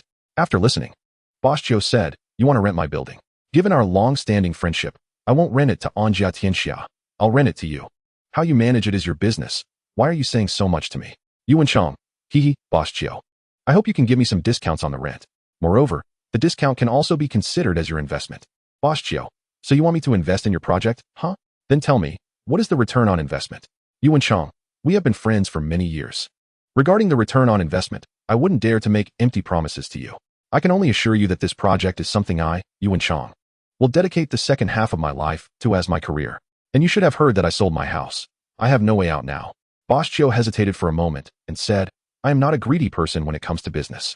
Regarding your Anjia Tianxia, using capital to lease large buildings and then increasing the rent by 10% for 3 consecutive months, what was originally 3,000 in rent has now become 4,000.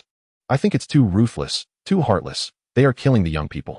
If they continue like this, they will drive the young people away. How can we develop industries? Without industries, how can cities develop? And how can countries develop? It's not that I have a high understanding, but there is no development. We, who collect rents, have no one to collect rent from. At this point, he looked at Yuan Chang and smiled. After so many years of friendship, I know what kind of person you are. I believe in you, so I can rent the Guang'an building to you, charging you half the rent, and the other half as an investment. You can calculate how much shares you should give me. Liu Xi listened to their conversation and gained a more comprehensive understanding of the Chengjiao apartment project. He also checked the information and confirmed that Boss Chiu was indeed the owner of the Guang'an building, looking exactly like the guy across from him. So this was really just a coincidence, not some trick. Therefore, he planned to invest in this project. On one hand, because this project is genuinely positive and meaningful, truly considering the needs of young people, industries, and society. On the other hand, because Boss Chiu has been friends with Yu Wenchang for many years, his trust in Yu Wenchang indicates that this person is not problematic. Lin Xijin, being associated with the system, naturally wouldn't have major issues either. The project is positive, and the people involved are good, so what other problems could there be? Just then, his phone rang.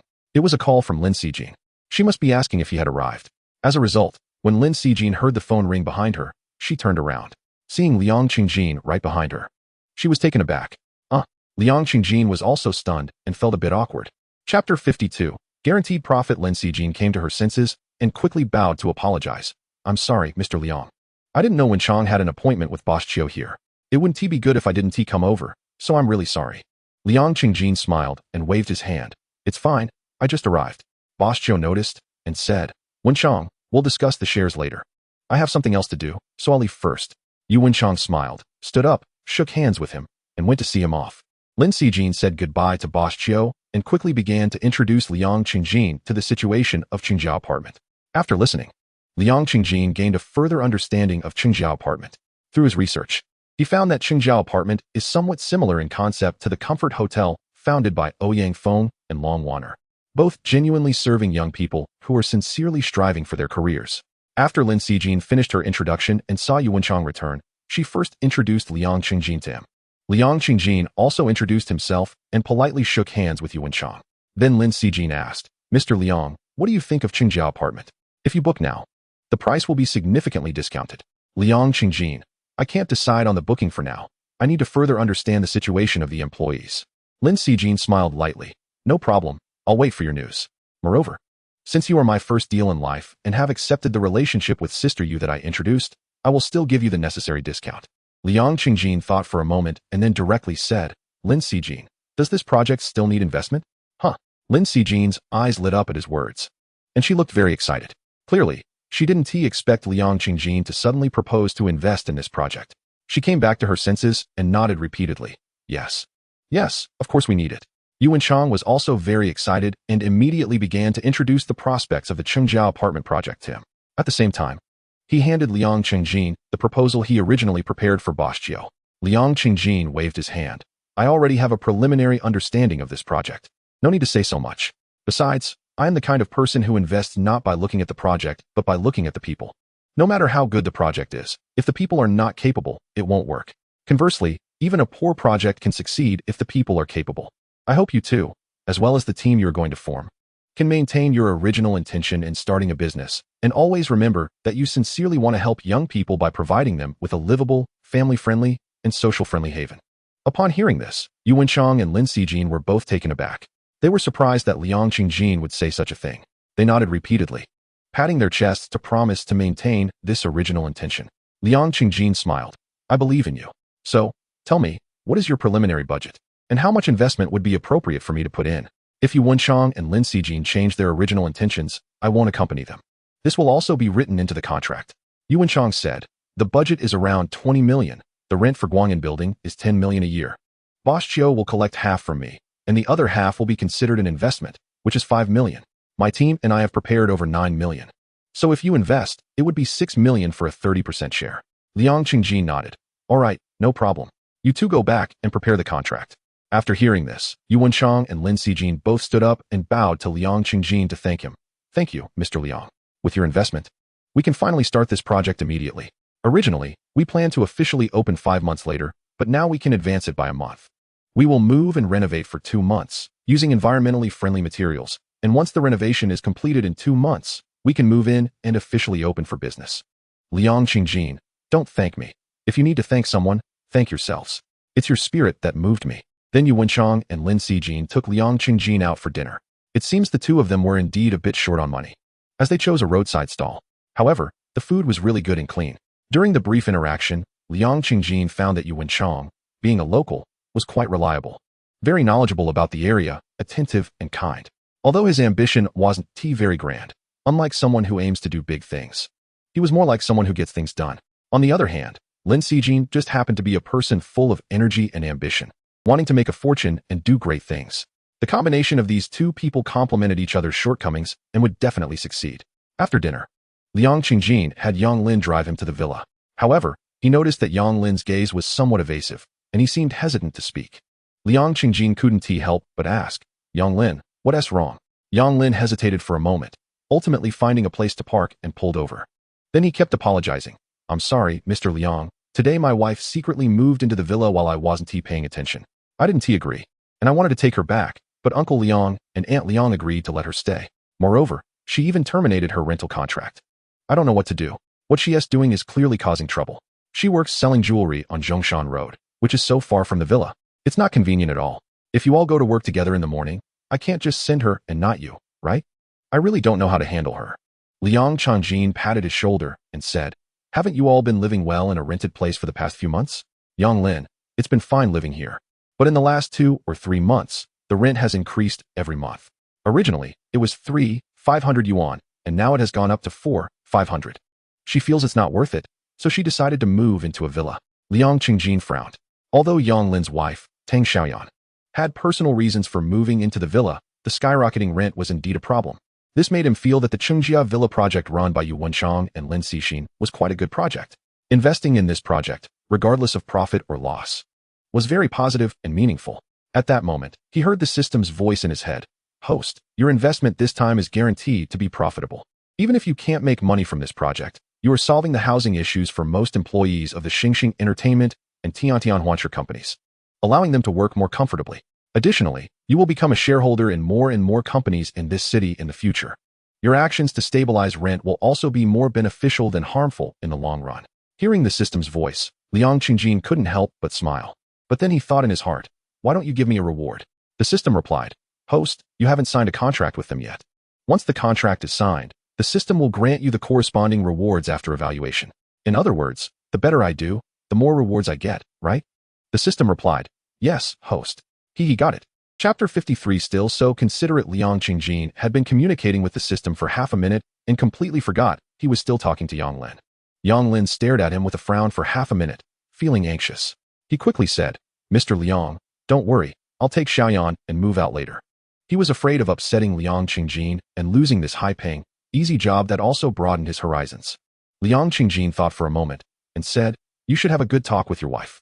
In fact, he subconsciously wanted to give Yang Lin a housing subsidy, but he immediately dismissed that thought, because Yang Lin's situation was different from that of the employees at Tiantianhuanshe. They were just complaining about rising rents and the difficulty of life, and when Liu Xi proposed giving them a rent subsidy, they didn't agree. But Yang Lin's wife, Deng Chao, felt that the rent increase made living there not worthwhile, so she moved into the villa. This was clearly a form of disguised threat. If he gave her a raise after being threatened once, she would only become more demanding. The key was that such people did not understand gratitude. No matter how well you treated them, it wouldn't matter, and it could even lead to resentment. Furthermore, Liang Qingjin was worried that Deng Xiaoyan moving into the villa was an attempt to push out Yu Shufan and take her place as a maid. In short, people like her could do anything. The more Liang Qingjin thought about it, the more he couldn't bear to think about it. He could only say that Yang Lin was somewhat unfortunate to be associated with the system, but ended up with such a wife. Of course, he would not advise others to get a divorce. Interfering in others' relationships casually is the most foolish thing to do, as it can lead to being caught in the middle. After considering this, Liang Qingjin sent a WeChat message to his parents, asking them not to get involved in the matters between Yang Lin and Deng Xiaoyan, and that Deng Xiaoyan must move out of the villa. At first, his parents found it hard to accept the message.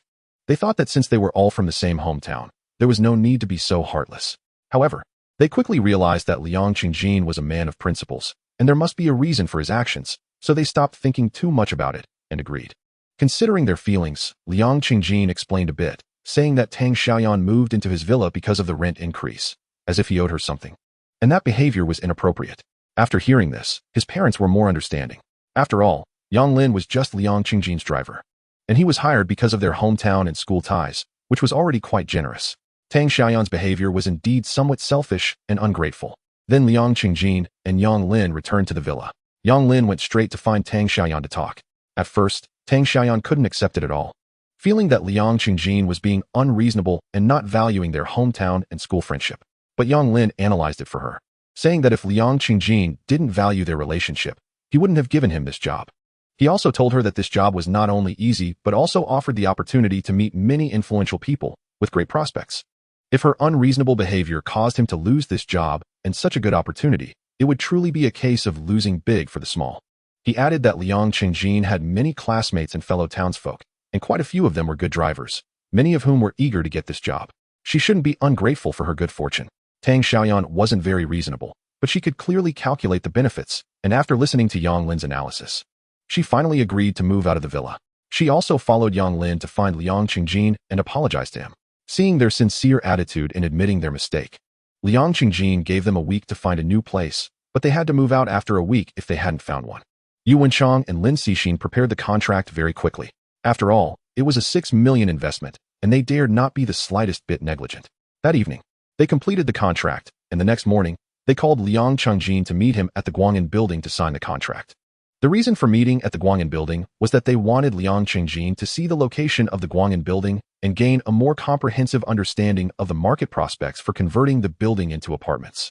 Mainly, Yu Wenchang was quite sincere and felt that Liang Qingjin had agreed too readily yesterday.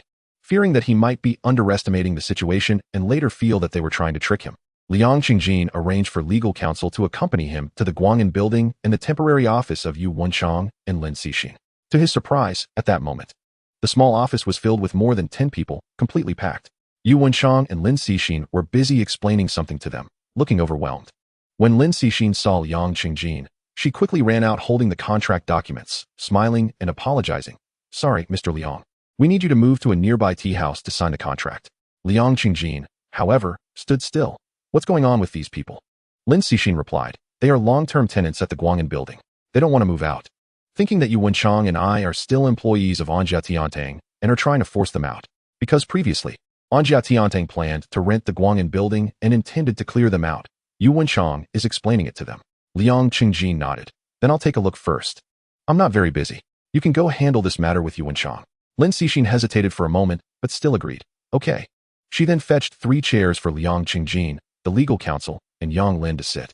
Next, she went to buy 3 bottles of mineral water and 3 bags of branded dried fruit, bringing a small table over to set the water and dried fruit on for the 3 of them. Liang Qingjin slightly nodded, secretly sighing that after a few months, Lin Xixin's service was still so attentive and considerate.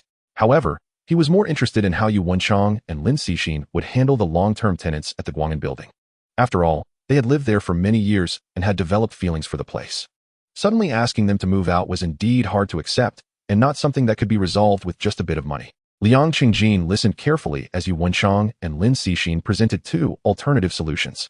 One option was that they could continue living there, but could not interfere with the renovation progress of the Qingjiao apartments. If they couldn't stand the noise from the renovations, they could move out temporarily and return once the renovations were complete. Additionally, their rent for the past few months would be refunded, and they would receive some compensation. Yu Wenchang and Lin Xixin both suggested they move out because many of the renovation materials, although environmentally friendly, still pose certain health risks. Moreover, the noise during the renovation makes it inconvenient for everyone to live there. Another plan was to adopt the Anjia Tianxiao approach, providing them with compensation to facilitate their complete relocation. Liang Qingjin listened and felt that the solutions proposed by Yu Wenchang and Lin Xixin were quite reasonable, especially the first plan, which genuinely considered the needs of these individuals. The old tenants were not unreasonable, and upon hearing the first plan, they felt it was acceptable and agreed to it. Only 2 or 3 expressed concerns about not being able to return or facing excessive rent increases in the future. Yu Wenchang and Lin Xixin patiently reassured them, which allowed them to leave with peace of mind. Chapter 54. Humanity. Liang Qingjin observed Yu Wenchang and Lin Xixin's attitude towards these old tenants and felt that both of them were very humane and sincere. He finally understood why Boss Chiu of Guang'an building trusted Yu Wenchang so much. He felt more at ease regarding this investment. Then Yu Wenchang and Lin Xixin invited Liang Qingjin and his companions into the office. After some pleasantries, they handed the contract to Liang Qingjin. Liang Qingjin passed the contract to the legal department for review and then started chatting with Yu Wenchang. He believed that projects like Qingjiao apartment were very meaningful and wanted to do a few more. The system also indicated that it would rate him based on his situation and then provide corresponding rewards. Therefore, he wanted to make this meaningful endeavor larger and better. After all, he currently had some capital. Yu Wenchang and Lin Xixin were also quite decent and trustworthy. However, Liang Qingjin did not intend to create too many such apartments. 3 or 4 in one city would suffice.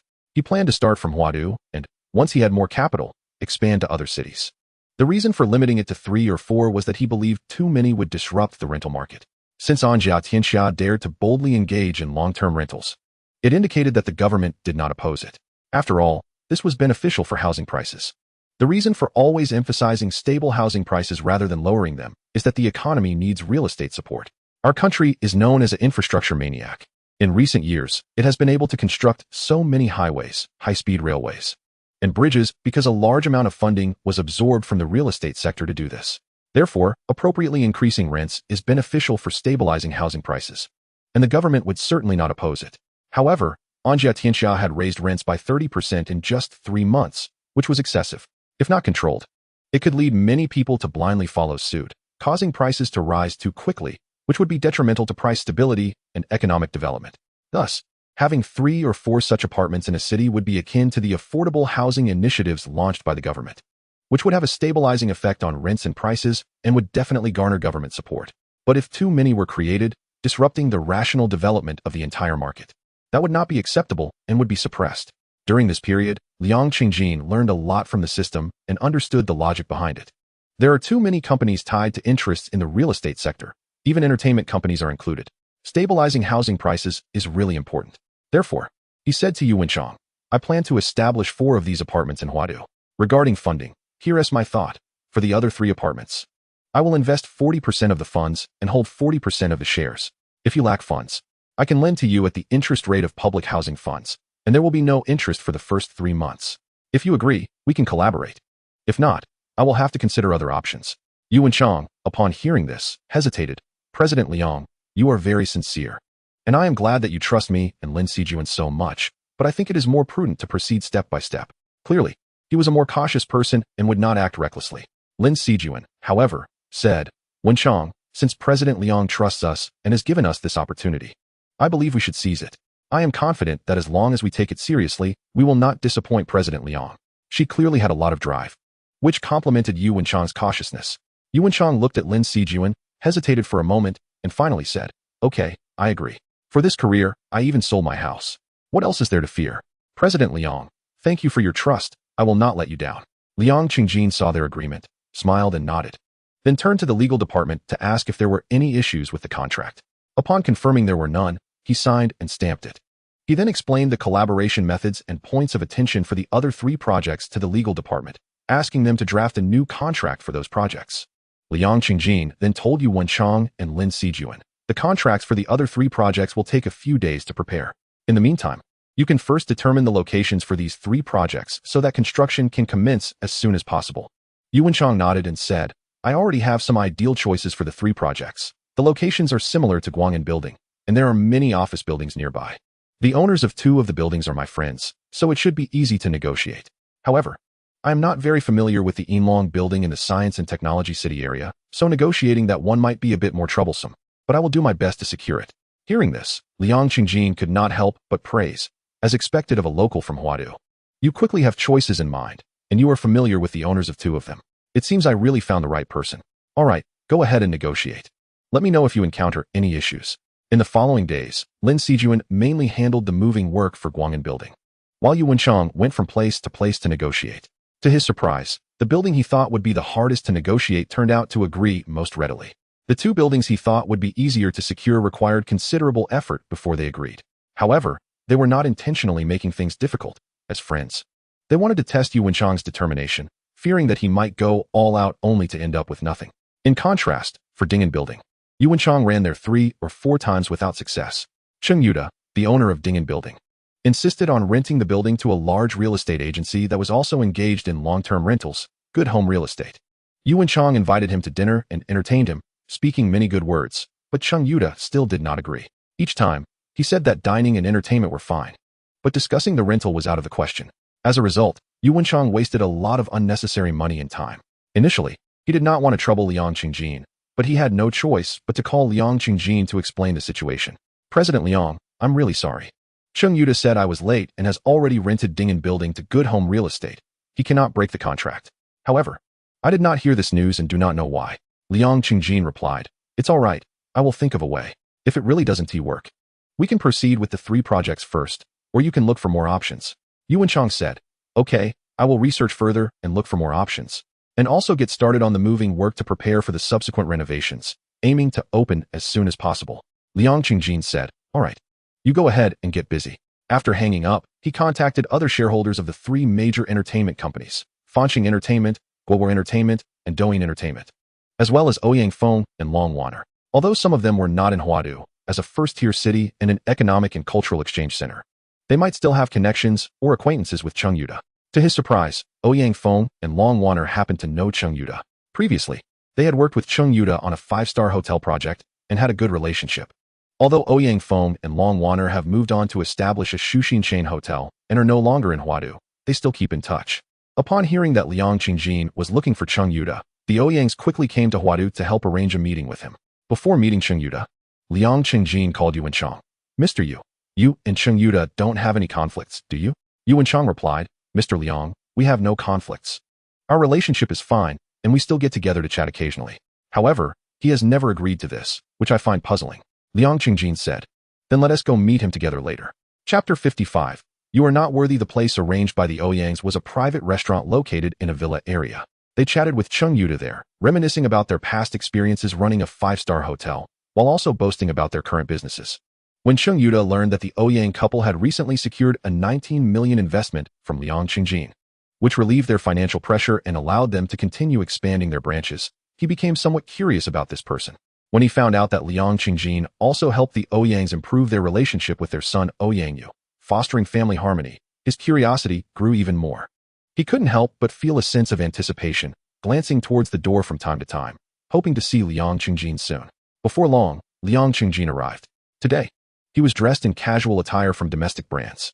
If he weren't so handsome and fit, he would have looked quite ordinary. However, Liang Qingjin was not accustomed to wearing a suit.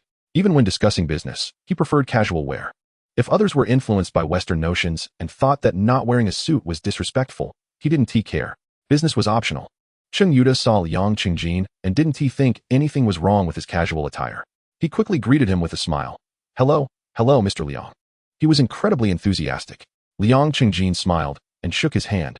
Hello, Mr. Cheng. However, when Cheng Yuda saw Yuan Chang, his smile became somewhat unnatural. Although he didn't say anything, Liang Qingjin picked up on this detail, and his own smile stiffened slightly.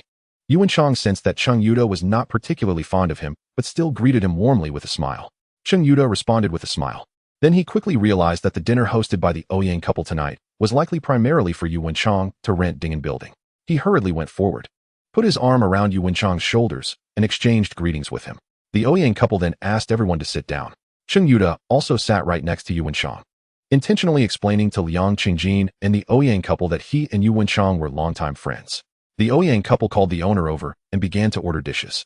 The owner had clearly prepared the dishes in advance, and soon a variety of beautifully presented dishes were brought out.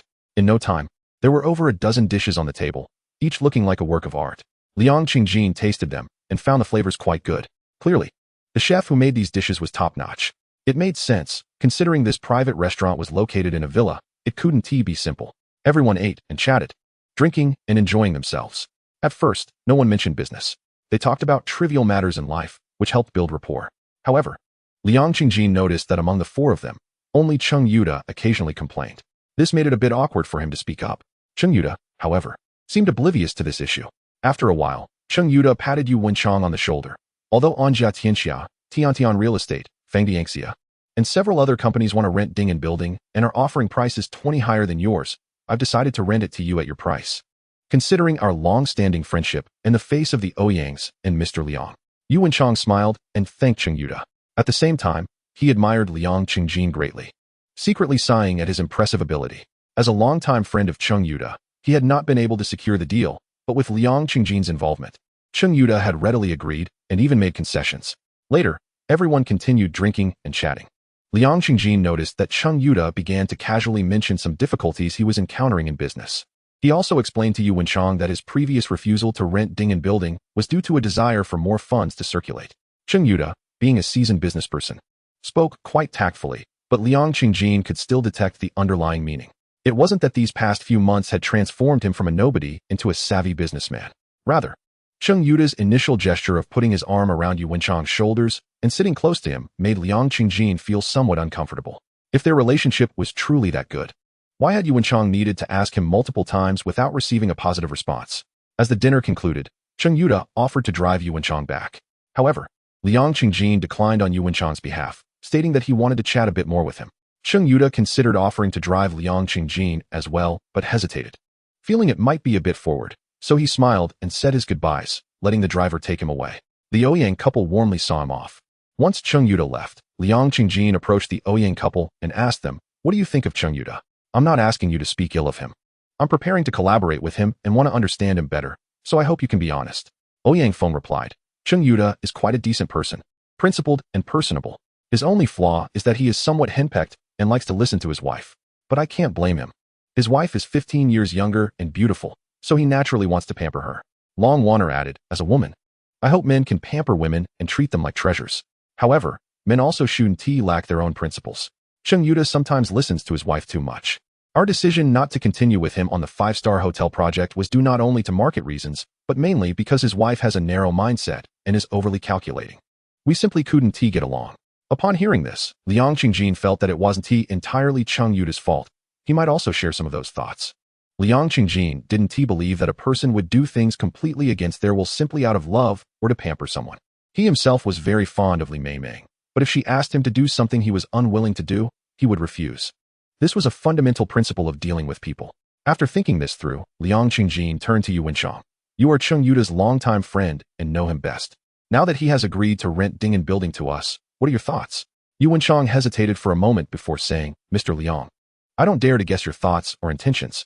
However, Cheng Yuda's behavior tonight has left me a bit disheartened. I no longer wish to rent Ding Building. But if you want to rent it, I will still do my best to help you with this project." After hearing this, Liang Qingjin smiled and patted his shoulder. "I agree with your thoughts. Let us not rent Ding Building. You can call him and decline." The reason he didn't want to rent Ding Building was that he knew if he did, Cheng Yuda would definitely ask him to invest in some of his businesses to solve his current financial difficulties. Cheng Yuda? This person left Liang Qingjin with an impression that was not worthy of his name. Cheng Yuda would be more fitting. Chapter 56 Suppressed. Yu Wenchang was not surprised to hear Liang Qingjin say he wanted to reject Cheng Yuda. From his inquiry about the Ouyang couple regarding what kind of person Cheng Yuda was, he had already sensed that Liang Qingjin had some dislike for him. In fact, after Cheng Yuda got married, Yu Wenchang also felt some displeasure towards him. This included his friends, whose attitudes towards Cheng Yuda had also changed. However, Yu Wenchang still immediately called Cheng Yuda, since he didn't plan to rent. He needed to inform him early to avoid delaying others from renting to someone else and causing them losses. After all, they were longtime friends, and despite his feelings, he couldn't harm him. Seeing Yu Wenchang, Liang Qingjin immediately called Cheng Yuda and nodded slightly. He increasingly felt that this person was decent and had a sense of humanity. Yu Wenchang spoke as gently as possible, saying he didn't want to rent Ding Building and hoped Cheng Yuda could rent it to someone else at a good price. However, Cheng Yuda was still quite displeased and said a few words to Yu Wenchang, claiming he considered Yu Wenchang a friend, yet Yu Wenchang was letting him down. He mentioned that he had already rejected companies like Anjia Tianxia, Tiantian Real Estate, and Feng Dianxia, and now with Yu Wenchang not renting, wasn't that obviously playing him? Yu Wenchang listened, feeling even more speechless towards this friend. At the dinner earlier, he could tell that Cheng Yuda wanted to use the condition of renting Ding Building to get Liang Qingjin to invest in his business, alleviating his financial pressure. Therefore, it was certain that Cheng Yuda would not easily reject other companies without securing Liang Qingjin's investment. Not to mention that seasoned business people wouldn't do that, even newcomers wouldn't either. He simply hung up the phone, tired of talking to Cheng Yuda. It was no big deal to lose this friend. After all, he had seen through this person. Liang Qingjin, watching from the side, though unaware of what Yu Wenchang and Cheng Yuda discussed, could tell from Yu Wenchang's expression that Cheng Yuda was definitely unhappy after being rejected and had said a few words to Yu Wenchang. So he thought for a moment and said, "Yu Wenchang, how about this? You can first proceed with the 3 confirmed projects. We can take our time with the 4th project later." Upon hearing this, Yu Wenchang nodded repeatedly. "Okay, President Liang." At the same time, he felt quite grateful to Liang Qingjin because he knew that Liang Qingjin was pausing the 4th project entirely for his sake. This way, it could be interpreted that the main reason he rejected Cheng Yuda was that he had temporarily given up on the plan for the 4th project. Then Liang Qingjin called the legal department and asked them to change the 3 projects in the contract content to 2. Now, except for the 2 projects in Guang'an Building, all other locations had been confirmed, and the legal side had fully finalized the contract. So the next day, Liang Qingjin made an appointment with Yu Wenchang and Lin Xijin to sign the contract. After the contract was signed, Liang Qingjin finally heard the system reward notification in his mind. "Congratulations, host, you have completed another independent investment, rewarded with 40 million, plus an additional reward of 100 million. Wow, The reward was only 40 million, but the additional reward was actually 100 million. This felt really great. It seemed that this investment task was completed beautifully. System, host. You did really well, and there are 3 aspects worth extra points. First, you privately lent funds to Yu Wenchang and Lin Xijin, allowing them to undertake 2 more projects, enabling these apartments to serve more young people working hard in Huadu. Second, you were not greedy. You only planned to do 3 or 4 of these apartments in one city, without disturbing the rental market, showing awareness not to disrupt the balance of the entire social economy. Third, after meeting Cheng Yuda, you used your judgment to realize he was not worth investing in, thus deciding not to rent Ding Building for apartments, proving that you have truly grown a lot through your learning during this time. Hearing this, Liang Qingjin couldn't help but smile, secretly sighing that the 3 choices he made in this investment were indeed correct and wise. Next, Yu Wenchang and Lin Xijin began to expand their company team while solving the relocation issues of the other 2 projects. By the time the relocation was completed and renovations began, the company team had already reached 20 people. According to Yu Wenchang and Lin Xijin's plans, this number was certainly still insufficient. However, the current staff was enough to handle the coordination of the renovation work. To reduce unnecessary expenses, they would wait until the renovation was completed, nearly when they began formal operations, before further recruiting to expand the team. As a first-tier city, recruiting in Huadu was quite easy. Otherwise, they wouldn't have hired 10 people within 3 to 4 days, expanding the team to 20. Over the past few days, Liang Qingjin occasionally went to check on them and understand the situation. He found that the people they hired were all young, full of vitality and energy, and quite motivated. Moreover, he felt that Yu Wenchang and Lin Xijin, while kind and particularly humane, still had a strong leadership demeanor. They hardly participated in the work directly, mainly arranging and directing, clearly defining tasks and responsibilities for each employee. They primarily coordinated and helped solve some problems that employees couldn't handle. Though they didn't work alongside the employees, they would occasionally provide small benefits, such as buying fruits for them. Liang Qingjin felt that they did better in this regard than Liu Xi. The issues that had arisen in Liu Xi's previous company were largely due to him often working alongside the employees, leaving him with no time to seek investments, which led to financial problems and nearly bankruptcy in the end. Of course, that was Liu Xi's flaw, but also his strength. Liu Xi's team's cohesion was unmatched by ordinary teams. Yu Wenchang and Lin Xijin, while not working alongside the employees, were not idle either. In recent days, they had been communicating with the Ouyang couple. They discovered that Shuxin chain hotels and their Chengjiao apartments were similar in many ways. So the Ouyang couple's experience was very worth learning from. In the blink of an eye, 10 days had passed, and the relocation work for the 3 projects had been completed 2 or 3 days ago. However, to Liang Qingjin's surprise, none of the projects had commenced renovation work. He approached Yu Wenchang and Lin Xijin to ask them the reason. Lin Xijin explained, "President Liang, we might have been suppressed by our competitors. In the past few days, we visited all the renovation companies and building material markets, and we found that the prices they offered us are 30% higher than the market price, which greatly exceeds our initial budget."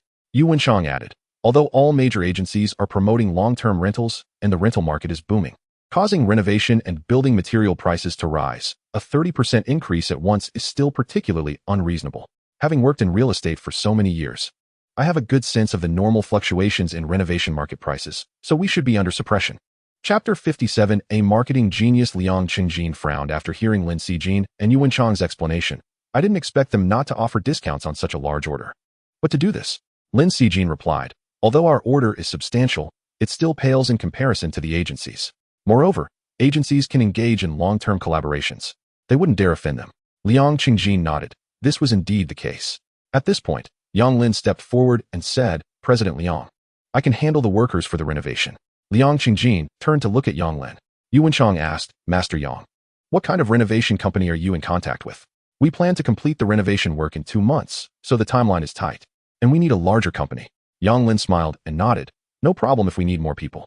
There are many bricklayers in my hometown, and they have been doing renovation work outside for years, so they know a lot of bricklayers. We are not afraid of needing more people. We are not afraid of not needing them. Moreover, directly hiring them can save a lot of money.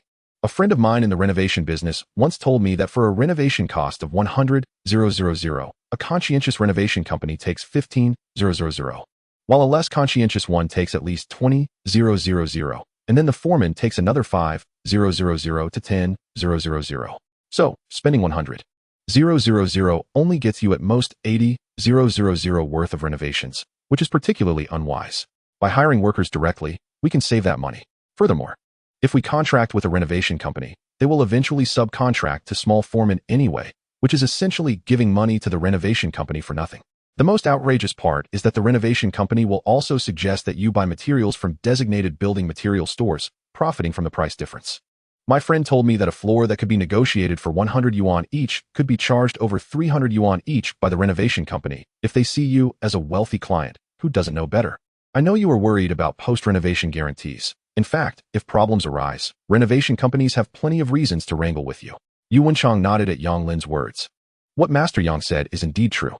If Master Yang can find enough bricklayers, that would be great. Our team already has 20 people who can be responsible for coordinating the renovations. If we need more manpower, we can just hire a few more. Please trouble Master Yang to contact your friends and have them send people over as soon as possible. We can reimburse the travel expenses, and we will also find them a place to stay. Yang Lin smiled and replied, Okay, I will contact my friends right away. However, there is no need to find accommodation. They are used to making do on construction sites while working. Yu Wenchang shook his head repeatedly. No, they can't stay on the construction site. No matter how environmentally friendly the renovation materials are, they are still not good for health. We must find them another place to stay. We can't harm them just to save a little money. Hearing this, Liang Qingjin felt even more that Yu Wenchang was a conscientious person. Lin Xijin said, The workers' issue is resolved. What about the building materials? She looked at Liang Qingjin. Liang Qingjin replied, Let me think of a way regarding the building materials. In the following days, Yu Wenchang and Lin Xijin were responsible for finding accommodation for the workers, while Yang Lin was in charge of contacting the renovation workers. Perhaps because it was his first time participating in Liang Qingjin's project, he was particularly proactive and enthusiastic. In just 5 days, he managed to gather 150 workers, half bricklayers and half laborers, which was equivalent to a larger renovation company, allowing 3 projects to be carried out simultaneously. Yu Wenchang and Lin Xijin found 15 rooms to serve as dormitories for the workers, with 8 people in each room. However, 30 people still had no place to stay, so they built a simple shelter at each project site for them to live in, allowing them to also observe the construction site, and provided each with a monthly subsidy of 500 yuan. Using his existing network, Liang Qingjin quickly contacted several manufacturers of renovation materials. Upon learning that Liang Qingjin planned to establish several such apartments in each city for long-term cooperation, the manufacturers offered him the best prices, which were only half of the market price. As a result, Yu Wenchang and Lin Xijin estimated that the total renovation cost for the 3 projects could save nearly 40, amounting to around 10 million yuan. Lin Xijin couldn't help but exclaim, You don't realize until you calculate it. It's shocking. My goodness, 10 million. Why do those renovation companies listen to other intermediaries and collude to suppress us? Isn't it more profitable to earn this 10 million? Yu Wenchang waved his hand. The total budget for our 3 projects is around 30 million, and the profit margin for the renovation companies should be around 5 million. Compared to the profit they get from intermediary companies, this is really nothing, especially since they have many more projects. At this point, he looked at Liang Qingjin. Moreover, we can save 10 million entirely because of President Liang's resources, as we got the renovation materials at half the market price. Lin Xijin looked at Liang Qingjin and nodded. This time, we really owe it to President Liang and his driver, Master Yang. Yang Lin chuckled at this. Liang Qingjin, however, said, You don't need to flatter me. I can get the factory price, and the renovation companies can surely do the same. It just shows they are making too much profit. Then he changed the subject. Let's not talk about this. I have good news for you. A friend of mine said that the government is very supportive of the youth apartments we are building, not only providing tax exemptions, but also subsidies. In the next few days, you should take the time to run around and complete all the necessary procedures to prevent those intermediary companies from exploiting our loopholes. The subsidies we receive can be distributed as bonuses to everyone once the project is completed. At the same time, he felt that it was very wise to decide to build only 3 or 4 such apartments in each city. Otherwise, they would not have received the government support. Yu Wenchang and Lin Xijin couldn't help but give Liang Qingjin a thumbs up. President Liang, how generous. Back at the villa, Liang Qingjin called Yang Lin and handed him a card, saying, You've worked hard these days. This is your reward, 1 million. What? Yang Lin was taken aback, not expecting Liang Qingjin to give him a bonus, and such a large amount at that. He quickly shook his head. President Liang, I just thought of some friends back home who are bricklayers and had no work, so I found them some jobs. They still say they owe me a favor. You gave me the opportunity. How can I accept your bonus? Liang Qingjin insisted. Take it. This is what you deserve. Work hard in the future. I won't treat you unfairly. He genuinely believed that Yang Lin deserved the reward. On one hand, Yang Lin had brought in workers, bypassing the renovation company, saving far more than 1 million. On the other hand, if Yang Lin didn't have a kind heart and didn't think of his friends back home, how could he have seized such an opportunity? His kindness was worth encouraging. Meanwhile, the Tian Film Company had basically completed the production of Magic Child, which had been submitted to the Broadcasting and Television Bureau for review and was ready for a normal release in the summer. It was time to ramp up the publicity. Since the screenwriter and the original author had their names on the project and personally participated in much of the writing work, along with investing several tens of millions, Liu Xi was particularly concerned about the promotion of Magic Child, especially since Li Meimeng also made an appearance in this film. He specifically invited Huang Igua to dinner, asking him to ensure that the promotion for Magic Child was well executed. Huang Igua patted his chest and guaranteed that he would do a good job. However, Liu Xi was not satisfied with any of the more than 10 proposals made by the publicity team. Huang Igua said, "President Liang, you aren't satisfied with so many plans, and I feel a bit powerless." Liu Xi replied, "Think of more ideas and strive to come up with a better plan. Don't be too traditional. Make it more innovative." Huang Igua suggested, "President Liang, how about this? You have connections. Reach out to Zhu Hong, the promotional genius from Hongma Film and Television Culture Company in Qianyong City. She was the one who planned the promotion for Wolf Warriors 2, so it should be fine to work with her." Chapter 58. Coincidence. Wolf Warriors 2 was able to rake in $5.6 billion at the box office, ranking first in the history of Chinese cinema. This was related to the quality of the film, but it also benefited from good promotion. Therefore, upon hearing Huang Igua's suggestion, Liu Xi planned to contact Zhu Hong to help strategize the promotion for Magic Child. If that didn't work out, he could choose a slightly feasible plan from the proposals provided by Huang Igua or seek assistance from Guangxi Media, which specializes in anime film promotions. After all, the relationship between Starry Entertainment and Light Media is quite good, so they can collaborate. Liu Xi learned that Zhu Hong is indeed a promotional genius. After all, she is only 25 years old. When she was promoting Wolf Warrior 2, she hadn't even graduated from college and was just an intern at Hongma Film and Television Culture Company. An intern who has just debuted can achieve this. Isn't that a genius? Liu Xi couldn't help but be curious about her. However, he was somewhat surprised to find out that before Qianyong City, Hongma Film and Television Company was an obscure little company. Therefore, neither Starry Entertainment nor Guoguo Entertainment or Douyin Entertainment were familiar with them, and no one could help. That day, Liu Xi simply decided to take Liu Xi along to Qianyong City to visit Hongma Film and Television Company. Although the promotion for Magic Child had already been entrusted to Starry Entertainment, it wouldn't be impossible to collaborate with Hongma Film and Television Company for a tripartite cooperation. It would just be a bit more troublesome. Of course, if he could contact Zhu Hong directly and pay her to create a private plan, that would be even better. What Liu Xi didn't expect was that as he had Yang Lin drive from the villa to pick up Liu Xi, he saw a girl who looked very much like Zhu Hong right at the entrance of the villa community. "Stop, Yang Lin." Liu Xi quickly shouted for Yang Lin to stop. "Okay," Yang Lin replied and quickly stopped the car. Liu Xi said, "You wait here for a moment." After saying that, he got out of the car and walked towards the girl. As he got closer, the more he looked at the girl, the more he felt she resembled Zhu Hong. So he couldn't help but ask, "Hello, beautiful, are you Zhu Hong?" The girl tilted her head and responded, "How did you know my name is Zhu Hong?" Liu Xi laughed. "Haha, you really are Zhu Hong." He felt very happy inside. He really didn't expect such a coincidence in the world. He was planning to go to Qianyong City to find Zhu Hong, and unexpectedly, she appeared right at the entrance of the villa community. And he happened to see her. Zhu Hong said, "I am, what's the matter?"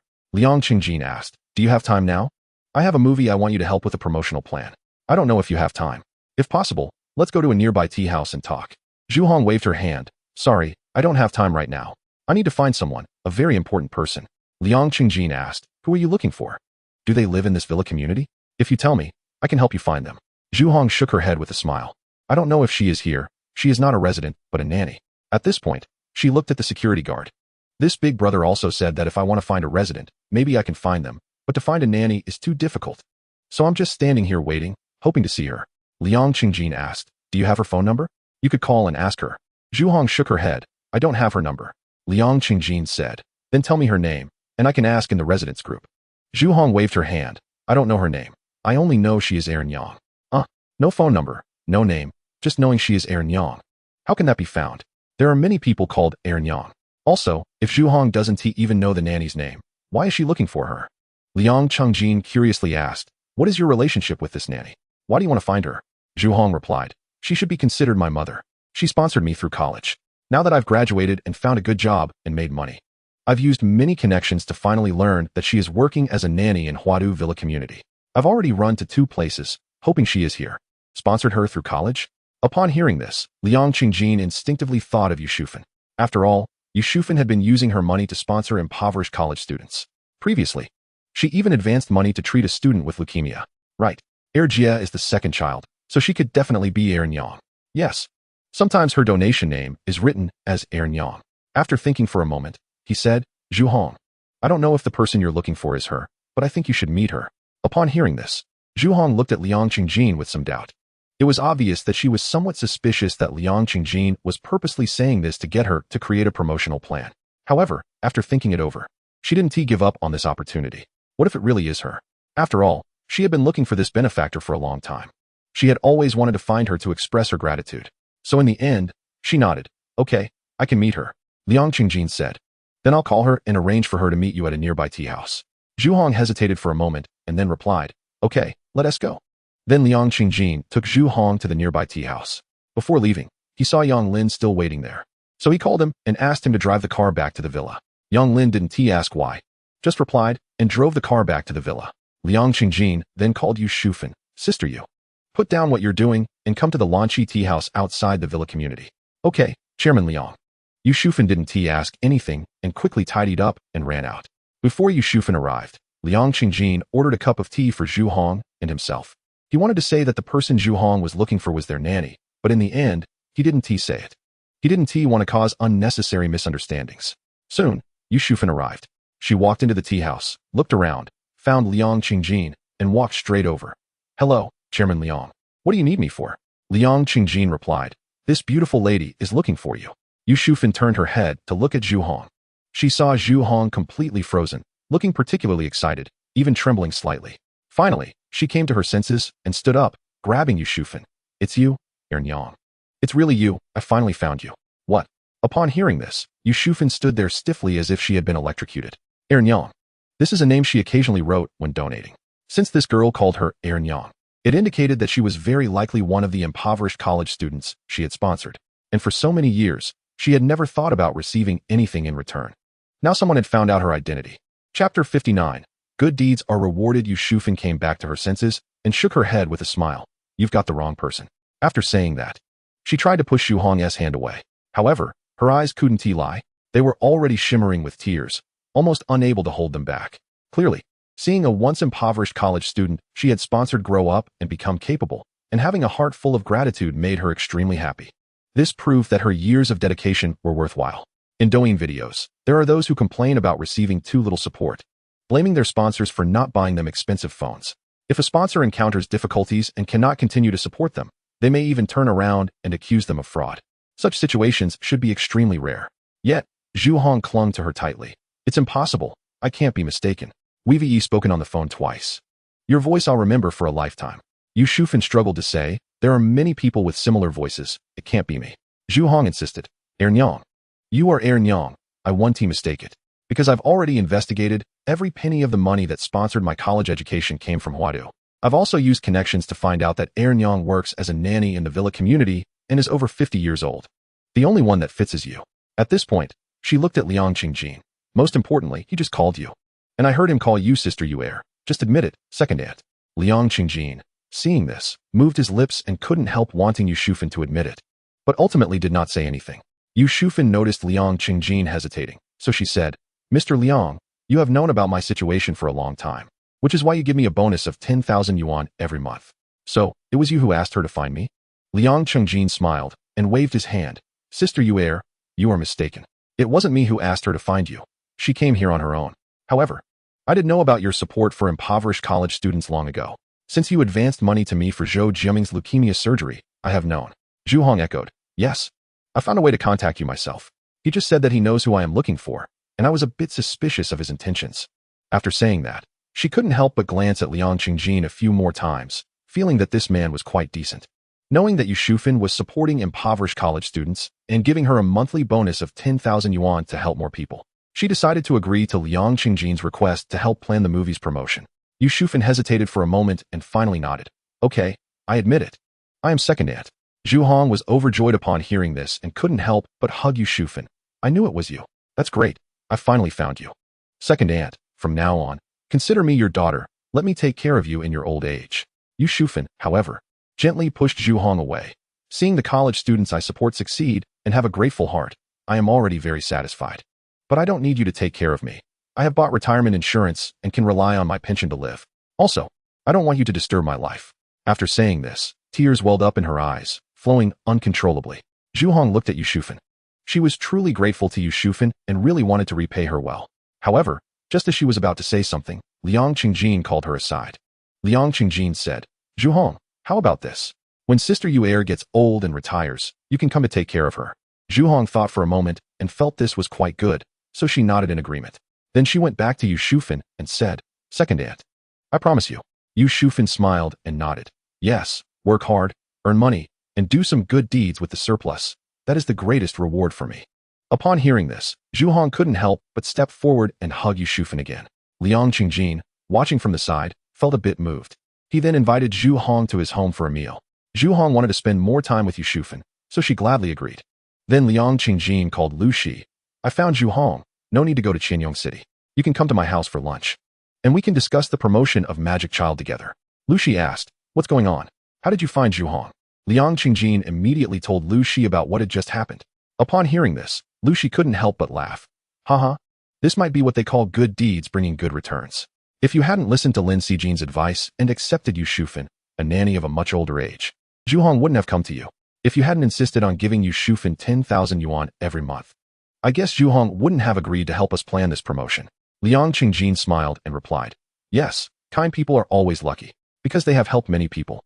There will always be someone who understands gratitude and repays them." Liu Xi added, "For example, you helped me, and I will remember your kindness for life. Regardless of whether you believe it or not, you are my best brother in this life, closer than family." After finishing the call with Liu Xi, Liang Qingjin brought Zhu Hong to the villa. Zhu Hong politely greeted Liang Qingjin's parents and asked how they were. They were momentarily taken aback upon seeing Zhu Hong. Then they politely smiled at her and quickly pulled Liang Qingjin aside, asking, "Qingjin, who is this beauty? Aren't you dating Li Meimeng? Why are you bringing another girl home? You can't do this." Sun Yu looked at Liang Qingjin with a hint of anger. Seeing this, Liang Qingjin knew they had completely accepted Li Meimeng, and he couldn't help but smile. He then said, "Mom, Dad, you're overthinking. Her name is Zhu Hong, and she's here to find Yu Shufan." He explained to them about Yu Shufan's support for impoverished college students, and Zhu Hong was one of them. Liang Yu and Sun Yu listened and couldn't help but look at Yu Shufan with admiration. They really didn't expect that Yu Shufan, a nanny with mobility issues, was doing such a great thing. They thought doing good deeds was very admirable, as for many people, doing good deeds is often seen as a loss. Even considering those who do good as fools, they then decided to treat Yu Shufan better in the future and not let her do all the household chores alone. After Zhu Hong finished greeting them, she didn't pay attention to what Liang Qingjin and his parents were discussing and directly followed Yu Shufan to the kitchen to help with cooking. Although Yu Shufan didn't want her help, she insisted on assisting. Later, Liang Qingjin, his parents, and Yang Lin saw this and also joined in to help. Fortunately, the kitchen in Liang Qingjin's villa was large enough. Otherwise, it really wouldn't fit so many people. Moreover, Liang Yu and Sun Yu were very good at organizing, clearly dividing tasks to ensure everyone had something to do without interfering with each other, avoiding adding trouble. Finally, with everyone's efforts, more than 10 dishes were prepared before 11 o'clock. Chapter 60, Love at First Sight. During the meal, Liang Qingjin noticed something. Liu Xi was always enthusiastically serving Zhu Hong more food. Even if he wanted to find this promotion genius to handle the promotion of Magic Child, there was no need to be this enthusiastic, right? Clearly, he was being overly enthusiastic. It was likely that Liu Xi had fallen in love with Zhu Hong at first sight. Sure enough, when they were almost done eating, Liu Xi pulled Liang Qingjin aside. "Can you help me ask if Zhu Hong has a boyfriend?" Liang Qingjin laughed. "Hee, what's up? Are you interested in her?" Liu Xi shyly nodded. Liang Qingjin said, "Have your tastes changed? Zhu Hong, whether in looks or figure, is far behind your ex-girlfriend. Judging by looks alone, Zhu Hong was indeed quite ordinary. Perhaps because her family was too poor, she didn't eat well and hadn't used any skincare products. Her skin was very yellow, and in some areas, it was even dark yellow. Moreover, she wasn't very tall, barely reaching 1.50 meters. As for her figure, although she was slender, there wasn't anything outstanding. So, it could be said that Liu Xi really had fallen for her at first sight, not just attracted by her appearance. Liu Xi said, "A big shot on Wall Street once said that beauty is the most inexpensive thing in the world. After a woman reaches her peak at the age of 27, it will continuously depreciate. However, the beauty of the soul is priceless and will appreciate with age. What I admire about Zhu Hong is her inner beauty, you know." Liang Qingjin rolled his eyes. "You just met her, and you're already talking about her inner beauty?" Liu Xi replied, "At least she is so grateful and is trying every way to find Yu Shufan to repay her kindness. Which makes me feel that her soul is beautiful. Liang Qingjin nodded, understanding. After all, Liu Xi treated his ex-girlfriend well, but in the end, she treated him like that. Now that he had encountered someone who understood gratitude, it was natural for him to like her. He thought for a moment and said, I don't think it's good for me to ask her. What if she misunderstands that I like her? I think since you like her, you should muster the courage to tell her. Liu Xi said, we just met. It wouldn't be good to ask her. After saying this, he put his hands together, indicating a plea. Liang Qingjin shook his head helplessly and smiled. All right, I'll ask Sister Yu'er to help you find out. Liu Xi bowed repeatedly. Thank you, thank you. Then he added, later, if she's willing to do the publicity planning for Magic Child, I hope to invite her to my company to discuss it, so she can experience my charm. Liang Qingjin chuckled. What if she has a boyfriend? Liu Xi replied. Let's ask first. Liang Qingjin patted his shoulder and walked over to call Yu Shufan aside. Sister Yu'er, could you help me find out if Zhu Hong has a boyfriend? Yu Shufan was surprised. President Liang, don't you have a girlfriend? And she's so beautiful a star.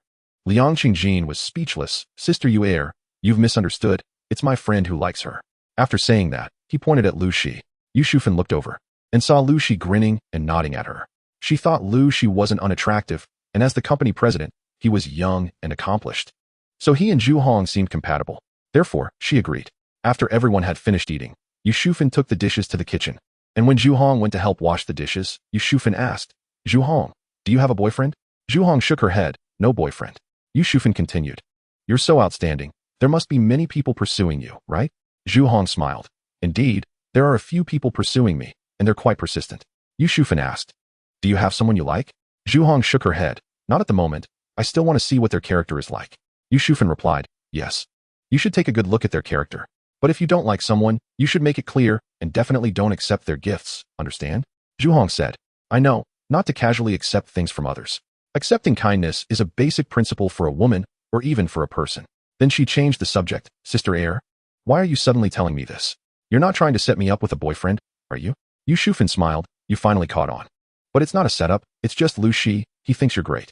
Zhu Hong replied, oh I see. She then couldn't help but peek her head out of the kitchen to look at Liu Xi. At this moment, she seemed to finally understand that his earlier attentiveness in serving her food was not just about wanting her help with the movie's publicity planning. Yu Shufan said, you see him now? I want to introduce too much. You need to get to know him yourself. I can only say, if you have a good impression of him, try to get to know him better. Zhu Hong nodded without saying anything. Then Yu Shufan told Liang Qingjin about Zhu Hong's situation via WeChat. Liang Qingjin then informed Liu Xi. Liu Xi was very happy to hear that Zhu Hong didn't have a boyfriend. As for someone pursuing her, he didn't feel too pressured. He considered himself quite excellent.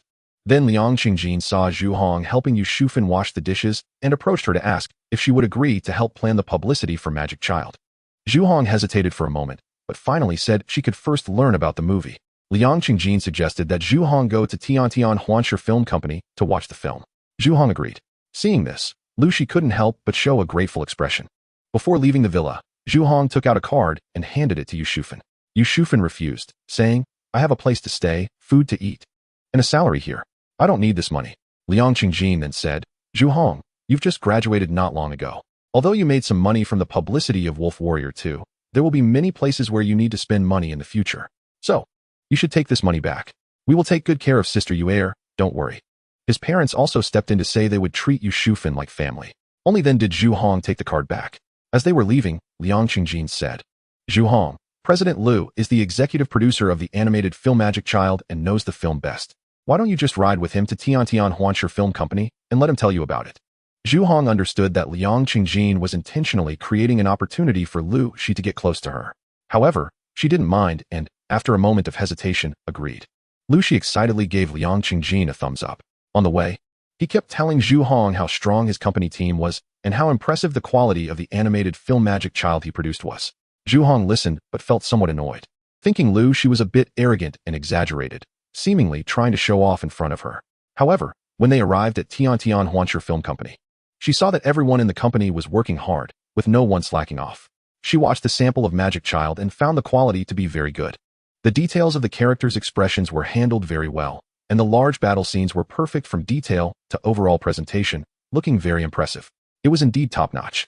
She couldn't help but praise it repeatedly, and she no longer felt that Liu Xi was boasting. Chapter 61.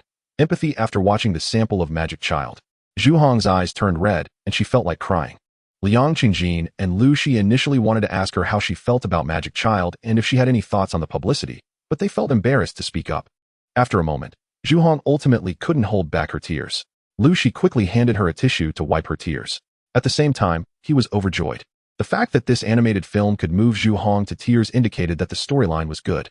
The key was that the details were also handled very well. It was the characters' expressions that conveyed the ideas the storyline wanted to express, touching the audience's hearts and moving them. Liang Qingjin was also very happy. A film, whether it performs well at the box office or not, has already succeeded if it can move people to tears. Just like Soul Fairy, Huang Quan, which didn't release in theaters, or White Snake, Origin, which didn't have a big box office, it doesn't mean those were failed films. Zhu Hong took the tissue, wiped her tears, and smiled apologetically. I'm sorry. The part where the parents of the Magic Child were killed, and the ending where Lin Fan's friend Xiang Fei transforms into Pan Xiaoying, allowing him to regain his innocence and suppressing the demonic nature within him, was too touching. I couldn't hold back. In fact, the reason she was moved to tears was that she had almost the same experience as the Magic Child. Her father, Zhu Jun, especially loved her mother, Qin Xianglian. In her memory, Zhu Jun had never made Qin Xianglian do any heavy work. Moreover, every day after work, no matter how tired he was, he would help Qin Xianglian with housework. Qin Xianglian didn't have to do anything all day. After eating, she wouldn't even wash the dishes and would just go play mahjong. Sometimes, when Zhu Jun came back and had made dinner, he would still have to go to the mahjong parlor to invite her back for dinner. If the food wasn't tasty, she would scold him. Sometimes, if the clothes he took off weren't washed in time, she would scold him too. If the floor wasn't swept or mopped, she would scold him as well. She was treated like a queen, supported by her father, who was afraid of making her unhappy over the slightest thing. But a family cannot be sustained by just one person. It requires the joint effort of both spouses. When Zhu Hong was 17, Zhu Jun finally collapsed from a stroke due to long-term overwork. They spent all their meager savings and borrowed from relatives and friends. In the end, Zhu Jun was saved, but became partially paralyzed and unable to walk. However, Qin Xianglian only took care of him for half a month before leaving them to run off with a mahjong friend. This is very similar to the scene in the movie where Lin Fan exhausts all his strength to suppress the demonic nature of the demon child, helping Pan Xiaoying become beautiful, only to lose everything in the end and be killed by Pan Xiaoying in collusion with the landlord's son, Shimin Dongfeng. Zhu Hong feels like the demon child in the movie. After her mother abandoned them, she stole things from supermarkets to survive and even stole classmates' books to sell. As a result, she was caught and educated at the police station several times and received major demerits at school, almost getting expelled. But there was no other way. If she didn't steal, there would be nothing to eat, and she couldn't survive. So she had to continue stealing. Later, two small delinquents found her and asked her to sleep with men, saying it was quick money, and she could earn thousands just by pretending to be a virgin. She knew what that meant. But to avoid starving, to make her life a bit better, she decided to go through with it. Just as she was truly preparing to do so, the community committee members came to their home, bringing rice and grain, helping them apply for subsistence allowances that would provide them with hundreds of yuan every month. Later, through the support of the community committee, she got in touch with Yu Shufan, who sponsored her to continue her high school education and complete her university studies. The community committee and Yu Shufan were like Xiang Fei in the movie, pulling her, the demon child, back from the path of no return. That's why Zhu Hong felt deeply moved after watching it. If it weren't for the support of the community committee and Yu Shufan, she couldn't imagine what she would be doing now, perhaps in prison, or maybe, if she were a bit luckier, she would be standing on the street somewhere or working in some nightclub. However, she shook her head, feeling that these two possibilities were small. Given her circumstances back then, she believed she could have resorted to murder and arson just to survive. So she thought she would have taken a few lives by now. Just like the demon child in the movie, who caused the suffering of countless beings. Liu Xi, the movie is over. What do you think about the promotion? Liang Qingjin looked at Zhu Hong with anticipation. This is someone who created a box office miracle in promotions. Zhu Hong thought for a moment and said, the current pseudo-feminism culture is very rampant, and those with distorted views seriously damage family happiness.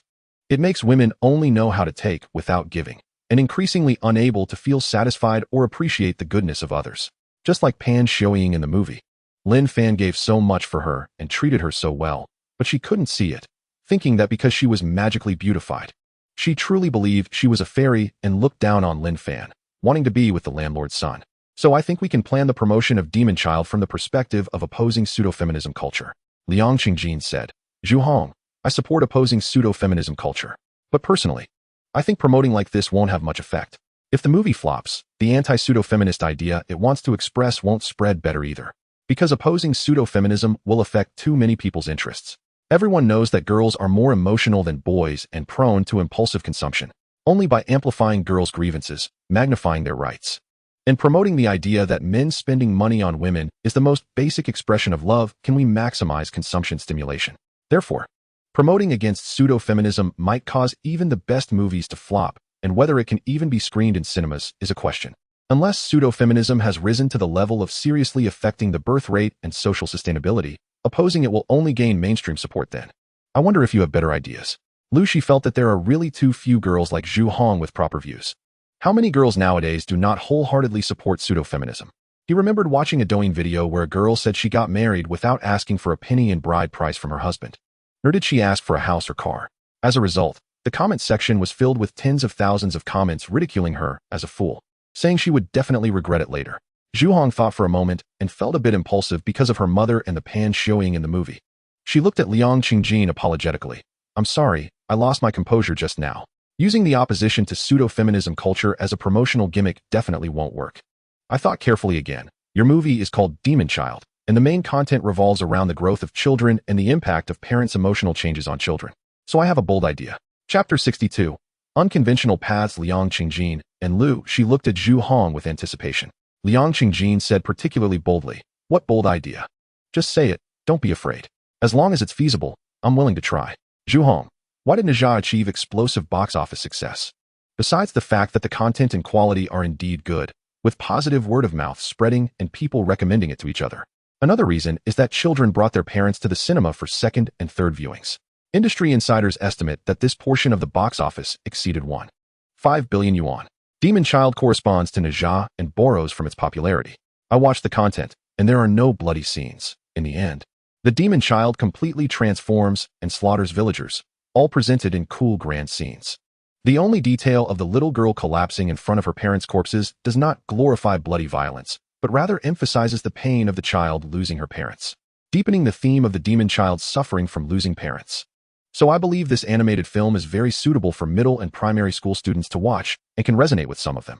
Plus, you chose to release it during the summer vacation, which is the best timing. Moreover, it's still not February, so there is plenty of time.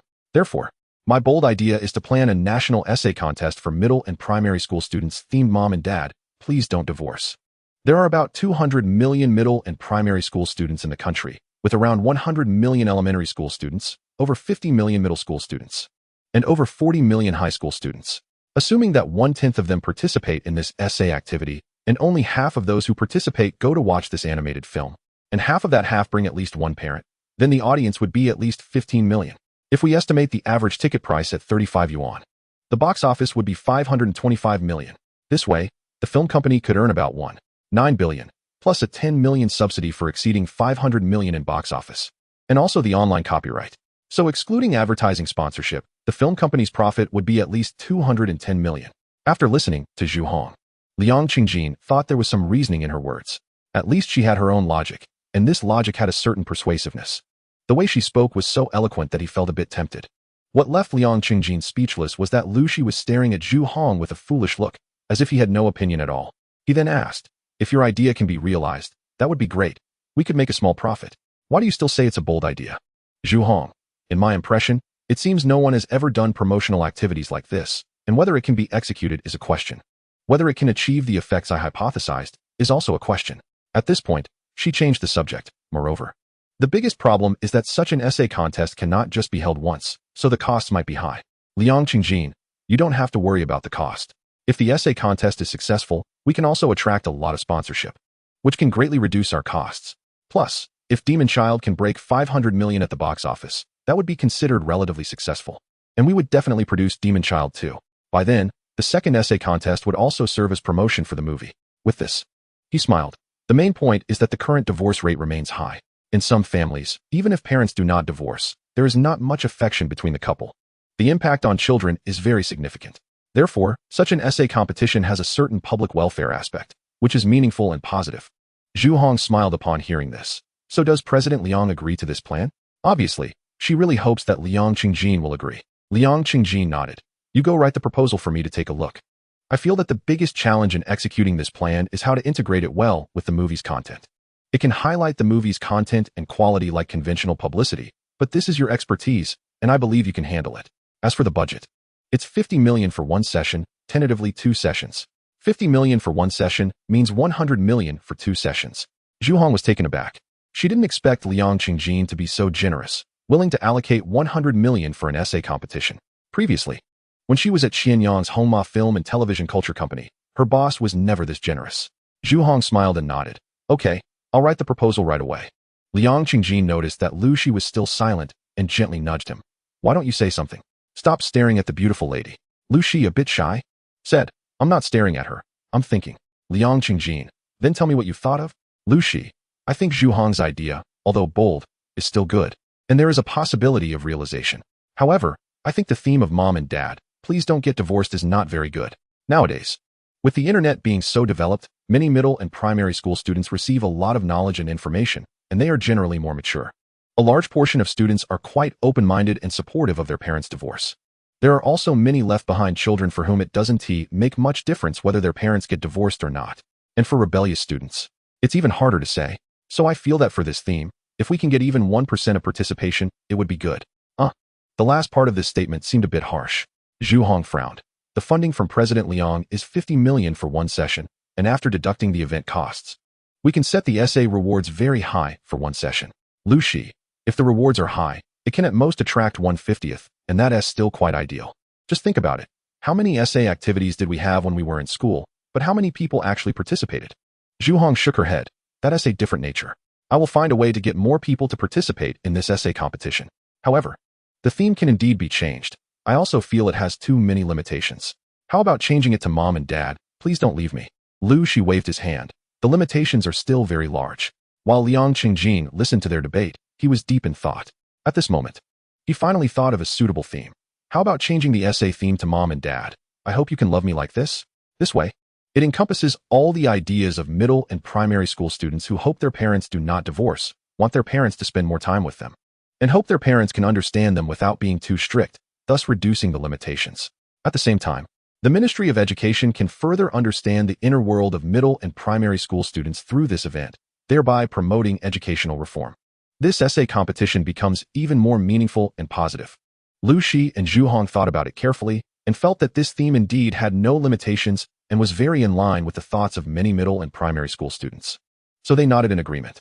Then Liang Qingjin said, then it's settled. Zhu Hong, how to get more middle and primary school students involved depends on you. I just want to say that you don't have to worry too much about publicity resources. I can let you in on a little secret. I am a shareholder in several companies and have quite a good reputation. Chapter 63. The final content of the movie. Zhu Hong felt even more impressed by Liang Qingjin after hearing his words. She immediately smiled and expressed that she would fully commit to this proposal and do her best.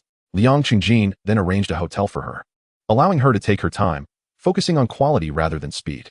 Zhu Hong, being a serious person, didn't take Liang Qingjin's words as an excuse to play for a few days and then casually put something together to get by. For several consecutive days, apart from eating and sleeping, she spent almost all her time on this proposal. Liu Xi personally prepared some meals to bring her, wanting to seize this opportunity to win Zhu Hong's heart. Zhu Hong was very happy to eat the food he made. However, when Liu Xi took the chance to stay and chat with her, she became unhappy. She felt that Liu Xi's presence was interrupting her work and suspected he had ulterior motives. After all, it was a hotel, and the atmosphere was too ambiguous. Later, she stopped letting Liu Xi bring her meals, which made him a bit gloomy. And he went to find Liang Qingjin. Do you think I'm being too eager with Zhu Hong, so she sees me as a sycophant and ignores me? Liang Qingjin, do you think Zhu Hong is that kind of person? Liu Xi shook his head. No, she is different from my ex-girlfriend. My ex-girlfriend loved to enjoy being pursued, liked the feeling of being admired, and treated those who were good to her as sycophants. Liang Qingjin, if that is the case, why are you asking me this? Don't be too anxious. Don't spend all day revolving around someone else. You need to have your own things to do. Didn't you say you want to use your charm to attract her? Liu Xi smiled. Hee, love really can make one numb. He then shifted his focus to work, getting all the company employees to watch a quarter of the speed of the sample of Magic Child, carefully looking for and solving problems. As a result, they did discover some issues. The plot of Magic Child is no longer the initial storyline. The theme revolves around the Magic Child. At the beginning, it turned into Pan Xiuying giving birth in the house, while Lin Fan anxiously waited outside. He is not an ordinary person. He is from the Tree clan. The two clans cannot be combined due to their different paths. He feared that the child Pan Xiuying gave birth to would be a freak. As it turned out, the child was indeed a freak. Although he looked like an ordinary person, Lin Fan could see countless souls of the Tree clan who had died tragically in the child, crying out for revenge. The child's eyes were also very clever, seemingly born with wisdom. When Lin Fan's eyes met the child's, he was unexpectedly influenced and couldn't help but recall the scene from years ago when a group of Taoists ruthlessly slaughtered the Tree clan to extract the wood's spirit essence. He remembered his old friend Xiang Fei, who had blocked the Taoists to help him escape, now missing and unknown if he was alive or dead. He recalled that the entire Tree clan hoped he could avenge them. Husband. It was still Pan Xiuying's call that brought him back to reality. After Lin Fan woke up, he realized that the child carried the resentment of the Tree clan and was a magic child who would surely bring disaster to the world in the future. He immediately thought of killing the magic child, but seeing the child's adorable appearance and thinking that this was his own flesh and blood, he couldn't bear to do it. In the end, he input all his wood spirit essence into the magic child's body to suppress its demonic nature. However, Pan Xiuying, because she had given birth to the child, passed the wood spirit essence that Lin Fan had input into her body to the magic child, causing her to become ugly again. Pan Xiuying looked at herself in the mirror and saw that she had turned back to her original appearance. Remembering how she had been laughed at for being ugly, she became particularly scared, crying and demanding Lin Fan to make her beautiful again. Lin Fan had already lost his wood spirit essence and could only use his magic to cast a beauty spell to make Pan Xiuying beautiful again. Meanwhile, the magic child would break through the suppression of the wood spirit essence every full moon night, releasing its demonic nature. In order to suppress his demonic nature, Lin Fan must also use his own magical power. However, as he consumes more and more magical energy, he can no longer maintain his human appearance, gradually becoming uglier and shorter. Eventually, Lin Fan starts making pancakes and selling them on the street, becoming the subject of ridicule for his looks. People see his wife, Pan Xiuying, who is particularly beautiful, and they say he is like a toad trying to eat swan meat, or that a flower has been placed in cow dung. As Lin Fan becomes increasingly ugly, Pan Xiuying also begins to dislike him, feeling embarrassed when she sees others mocking him. At this point, the landlord's young master takes an interest in Pan Xiuying and continuously expresses his affection for her. Seeing that the landlord's young master is handsome, wealthy, and powerful, Pan Xiuying considers divorcing Lin Fan to marry him, further increasing her disdain for Lin Fan and wanting to get rid of him. The subsequent plot is similar to the original story in Chapter 14, so I won't elaborate further. Liu Xi has identified two issues. One is the beginning, since it changed to Pan Xiuying giving birth instead of the grand scene of the Taoist fighting the Tree tribe. He feels it doesn't highlight the computer technology quality of this animated film. Therefore, he decides that during Pan Xiuying's childbirth, there should be unusual phenomena in the heavens and earth, with countless resentful souls from various clans converging into rich demonic energy, rushing toward Lin Fan's home. Lin Fan, looking at the swirling demonic energy in the sky, is particularly worried that the child will be a monster. The second issue is that there is too little interaction between Lin Fan, Pan Xiuying, and the child. And the transition from Lin Fan being mocked for his ugliness to Pan Xiuying meeting the landlord's young master is rather lengthy and not very reasonable. He brings in Liang Qingjin and several screenwriters to discuss this. Ultimately, based on Liu Xi's changes to make childbirth a grand scene of unusual phenomena, the Taoist from the landlord's family discovers these phenomena and seeks them out to find the secret to immortality. Then, the demonic child injures a neighbor, and Pan Xiuying, fiercely protective of her child, inadvertently unleashes the power of wood spirit essence, which the Taoist witnesses. The conflict intensifies. Lin Fan steps forward to apologize, using his magical power to earn money, adding a family storyline compared to the original. At the same time, the Taoist, seeing Pan Xiuying's wood spirit essence, encourages the landlord's young master to approach her, further emphasizing the theme of the demonic child. Everything becomes more logical. Liang Qingjin and several screenwriters review the film's plot again and agree that Liu Xi's small changes are good. Liu Xi is very pleased and quickly works with the team to refine these small changes. Zhu Hong has been busy for 10 days and finally completes the planning proposal. When she arrives at the Tian Huanxi Film Company, she sees Liu Xi and everyone working seriously, and her good impression of him is restored a bit. She then arranges to meet with Liu Xi and Liang Qingjin at the company to review the proposal and discuss any areas that need changes. Liang Qingjin reviews the planning proposal, comparing it with the promotional plan provided by Star Entertainment. He finds that Zhu Hong is indeed hardworking and impressive. The entire proposal not only comprehensively considers what each step entails, but also offers 3 or 4 small plans as options in many areas, explaining the pros and cons of each small plan. Although she just graduated and achieved results like Wolf Warrior 2 right after debuting, she is still a novice, and many details are not as good as those of veterans. However, she compensates for this shortcoming with her approach of providing multiple small plan options, demonstrating her effort and sincerity. Liu Xi also finds Zhu Hong impressive. Liang Qingjin then sends Zhu Hong's planning proposal to Huang Aigua. After reviewing it, Huang Aigua agrees that it is good and admires Zhu Hong's ability to combine the promotion of the animated film's content and quality with the essay contest comprehensively, praising her as a promotional genius. As a result, Star Entertainment ultimately approved Zhu Hong's planning proposal, with only a few minor adjustments needed in certain details. The promotion for Demonic Child is finally officially confirmed. Chapter 64. Pressure is a bit high after the promotion plan for Demonic Child was officially confirmed. Preparations began for the first Demonic Child Cup essay contest themed Mom and Dad, Please Love Me Like This.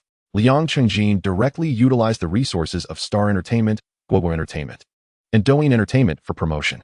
Li Meimeng also leveraged her contacts in Qidian Entertainment and the entertainment industry to help warm up the essay contest. This led to half of the entertainment industry promoting it, given that the country and society are paying close attention to divorce rates and birth rates. Everyone is also emphasizing family education and hopes to further understand the voices of children through this essay activity. Consequently, many official media outlets, along with various local self-media, began promoting it. In a short time, Demonic Child and the essay theme became trending keywords, automatically appearing on the hot search lists of major search engines. Most schools across the country also encouraged students to participate in the essay contest, prompting students to start brainstorming this topic during the winter break. Parents were encouraged to communicate more with their children and to encourage them to boldly express what they want to say. It can be said that the essay contest became popular even before it officially started. Many businesses, seeing the popularity of the essay, began to sponsor advertisements. Star Entertainment also promised to use all the products and funds provided by sponsors for prizes. As a result, the total prize pool, including cash and prizes, reached 60 million. This meant that the funding for this essay activity was fully secured, along with an additional 10 million as rewards for the contest. This made the rewards increasingly generous. The top 12 finalists could receive a total of 1 million in cash and prizes, one for each grade. The top 36 finalists could receive a total of 400,000 in cash and prizes, 3 for each grade. The top 120 finalists could receive a total of 100,000 in cash and prizes, 10 for each grade. The top 660 finalists could receive a total of 20,000 in cash and prizes, 50 for each grade. The top 1,200 finalists could receive a total of 10,000 in cash and prizes, 100 for each grade. The top 9,600 finalists could receive 1,000 in cash, 800 for each grade. The top 24,000 finalists could receive 500 in cash, 2,000 for each grade. This exceeded 60 million by 600,000.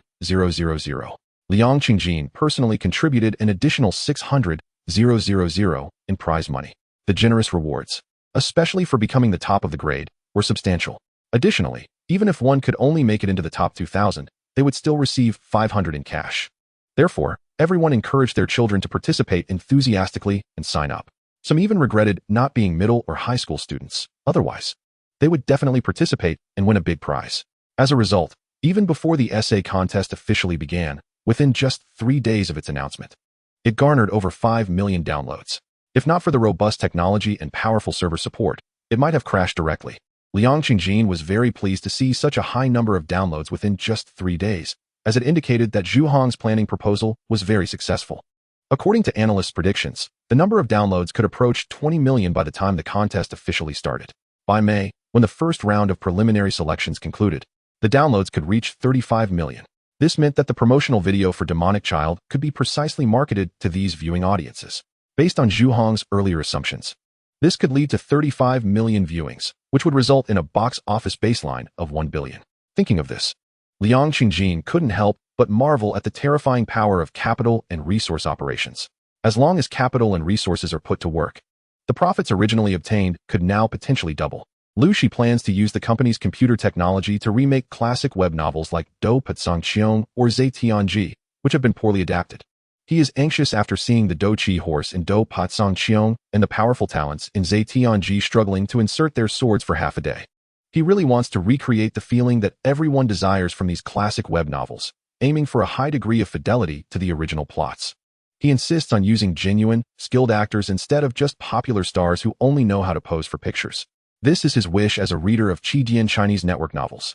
It is an extravagant wish that he initially didn't dare to think about. It was only after Liang Qingjin promised strong support that he decided to go ahead.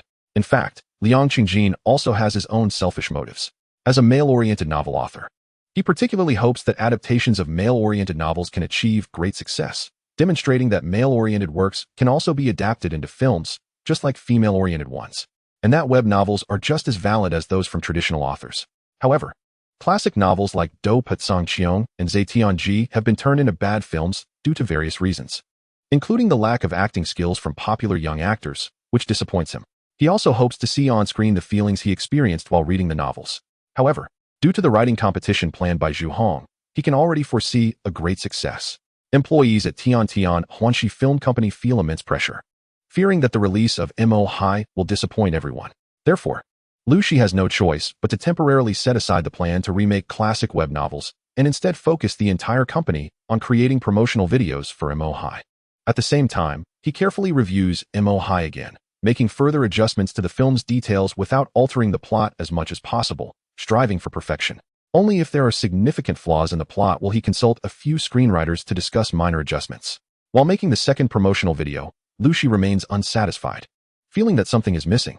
He and the team watched the promotional video dozens of times before finally realizing that the background music was not well chosen.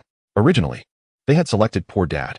Although Poor Dad also talks about paternal love, it cannot portray the struggles of Lin Fan, who sells pancakes during the day to feed his family of 3 and uses his magical powers at night to maintain Pan Xiuying's beauty while suppressing the demonic nature of Mo Hai. Later, they had the screenwriter revise the lyrics to better describe the plot. However, with the lyrics changed, the original singer could no longer be used. Liu Xi then called Liang Qingjin to ask for help in finding a singer from an entertainment company. Liang Qingjin instinctively thought of finding a singer from the entertainment company, but then remembered Huang Lele, who has a great voice and singing talent. Since the new year was approaching, Liang Qingjin also hoped that Huang Lele could come to Huadu to celebrate the new year with Li Meimeng, especially since Li Meimeng's father is still in prison, making Huang Lele her only relative. He also didn't want Huang Lele's singing talent to go to waste, so he decided to have her sing the revised version of Poor Dad. Chapter 65. Dreams Take Flight. Liang Qingjin arrived in Huang Lele City and found the secret base of the Liu Xi Zhong band. Although they were still practicing songs there, they no longer had to do so sneakily, as they had received support and recognition from their parents. During this time, they practiced openly for 2 days every weekend and sometimes uploaded their performances to Douyin. Their parents would like their works and share them, which earned them quite a few fans. Additionally, a professional from Fanqing Entertainment had recorded a song Xiang Wang Jianghu for them, which turned out to be of high quality and gained some popularity. Now, they have over 4 million followers on Douyin. Although they are still far from being actual Douyin celebrities, it's quite impressive for high school students. They also brought in thousands of guests directly or indirectly to Ouyang Yu's Shuxin Hotel through Douyin. Ouyang and his wife rewarded them with over 9,000 yuan, based on a 10 yuan commission per guest, further recognizing and supporting their efforts in ancient-style silk and bamboo music. The 5 members of the Liu Xi Zhong band received their family's recognition and support for their dreams, along with some financial benefits, which greatly encouraged them to work harder on their music. They are particularly grateful to Liang Qingjin for his help. When they saw Liang Qingjin again, they were very happy. Except for the 2 girls, the 3 men rushed over to hug Liang Qingjin tightly, complaining that he didn't notify them when he arrived, so they could prepare to welcome him. After some small talk, Liang Qingjin explained that he was looking for them to provide the soundtrack for the second promotional video of Mo Hai. Everyone expressed their willingness to help. Liang Qingjin mentioned he would pay them, but they insisted they would be willing to do it for free. However, Liang Qingjin still decided to pay them, as he didn't believe in having people work for free. He then informed them that the music would be Poor Dad. They quickly searched for the sheet music and began rehearsing. Huang Lele took the revised lyrics and started memorizing them. After 3 consecutive days of practice, totaling over 30 hours, they finally mastered the song. Liang Qingjin then took them to the recording studio, where he found a professional recording team to record their performance. You know, I would give you anything, whether it's old clothes or new shoes. I would use all my power to stop the demons from hurting you. The kitchen dishes and the cupboard supplies don't need to be stored away. Just let you handle them properly. No matter what happens in the future, whether you have me or not, I give up everything. The bedding is given to you, and the tenderness is borrowed from you. However, being in long-term debt makes it impossible to give you affection. Let the remaining days be robbed. Greatness is enough. Entertainment is given to you. Suffering is owed to you. Who will repay the debt? Love is lost. All that remains is conscience. Still swaying, I must leave strength for others' joy. Look at me, giving you everything. In the depths of despair, food and sleep are tasteless. Borrowing your feelings, I will return them to you in my later life. The poor dad fears one day meeting you, asking the treasurer why this beautiful mom resembles the one at home. There must be a reason. Listening to the beautiful melody and Huang Leilei's distinctive and talented voice, Liang Qingjin felt very pleased. The silk and bamboo music matched the ancient backdrop of Emo High. Huang Leilei sang it in a completely different style from the original Cantonese version, infused with a sense of ancient charm. Because they had rehearsed diligently before, they only needed 3 takes to get it right. However, the 5 members of the band were particularly serious and listened carefully to their soundtrack several times to ensure there were no issues before they finally felt at ease and decided not to record a 4th take. Liang Qingjin then treated the band to a meal to reward them. He also didn't skimp on their payment, giving them 80,000 yuan. This price is quite generous, as typical soundtracks usually cost only a few thousand yuan, at most 20,000.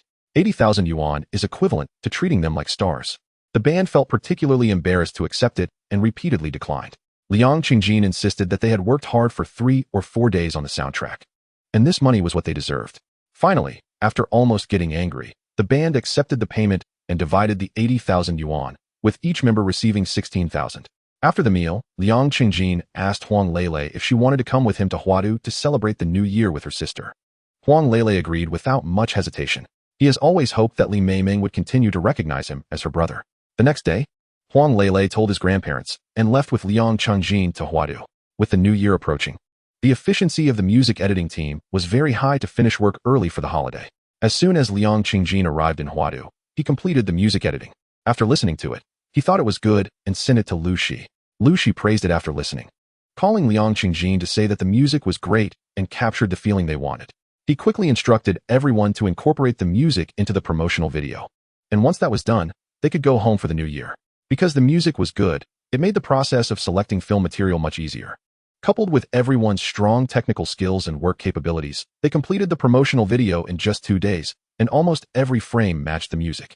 They only needed to wait for the start of the essay competition for primary and secondary school students in the coming year to release it.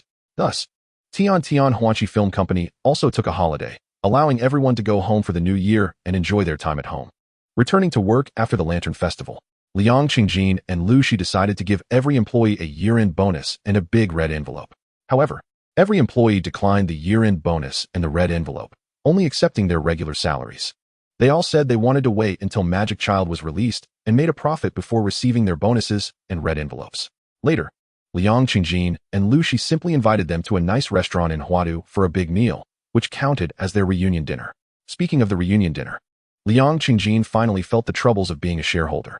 Now he was a shareholder in 7 companies: Star Entertainment, Guogor Entertainment, Douyin Entertainment, Tian Huanqi Film, Shuxin Hotel, Chengjiao Apartment, and Jinshao Agricultural Technology. These companies were not located in one place. If each company had a reunion dinner, it would take a whole week, eating at one company per day. Therefore, after having the reunion dinner with Tian Huanqi Film's employees, he found excuses to politely decline the subsequent reunion dinner invitations. However, his parents urged him to return to his hometown to attend the reunion banquet of Jinshao Agricultural Technology. After all, those were his fellow villagers, and it wouldn't be good to completely avoid socializing. In the end, Liang Qingjin decided to bring Li Meimeng and Huang Leilei back to his hometown for the new year, which also spared him from the awkwardness of declining the reunion dinners of various companies. Chapter 66. Suspecting you are trying to clear my name, his parents returned to their hometown first. Liang Qingjin was going to pick up Li Meimeng from the film crew and then head home together. Li Meimeng was currently filming a movie about Wang Zhaojun going beyond the Great Wall. In the film, she did not play Wang Zhaojun, but rather the first female guard, Yueya, beside her. However, she was the female lead, and most of the film's content revolved around this female guard. Liang Qingjin had learned about the story, which was full of plot holes and inconsistent with historical records, but it also had its highlights. The movie tells the story of Wang Zhaojun, who had already fallen in love with a scholar before being married off far away. The scholar disguised himself as a servant and followed her closely. The two occasionally took the opportunity to indulge in forbidden fruit. Soon, Yueya, played by Li Meimeng, discovered this. They were terrified, but both were eager to die for each other. To ensure Wang Zhaojun could safely reach her destination and complete her mission, Yueya did not kill them. Instead, she tied up the scholar to prevent him from escaping. However, Wang Zhaojun took great care of the scholar, insisting on bringing him water and food. If anyone tried to stop her, Wang Zhaojun would threaten to die. Yueya, helpless, allowed things to go on as long as Wang Xiaojun did not engage in deep conversations with the scholar. Along the way, the wedding procession was ambushed, resulting in numerous casualties. Yuya fought hard to protect Wang Xiaojun. Unexpectedly, when Wang Xiaojun saw someone trying to kill the scholar, she ran over to shield him from the knife. Yuya rushed over and kicked the attacker away, but Wang Xiaojun was slightly injured. The injury was minor and wouldn't be life-threatening, but it left a very ugly scar on Wang Xiaojun's face.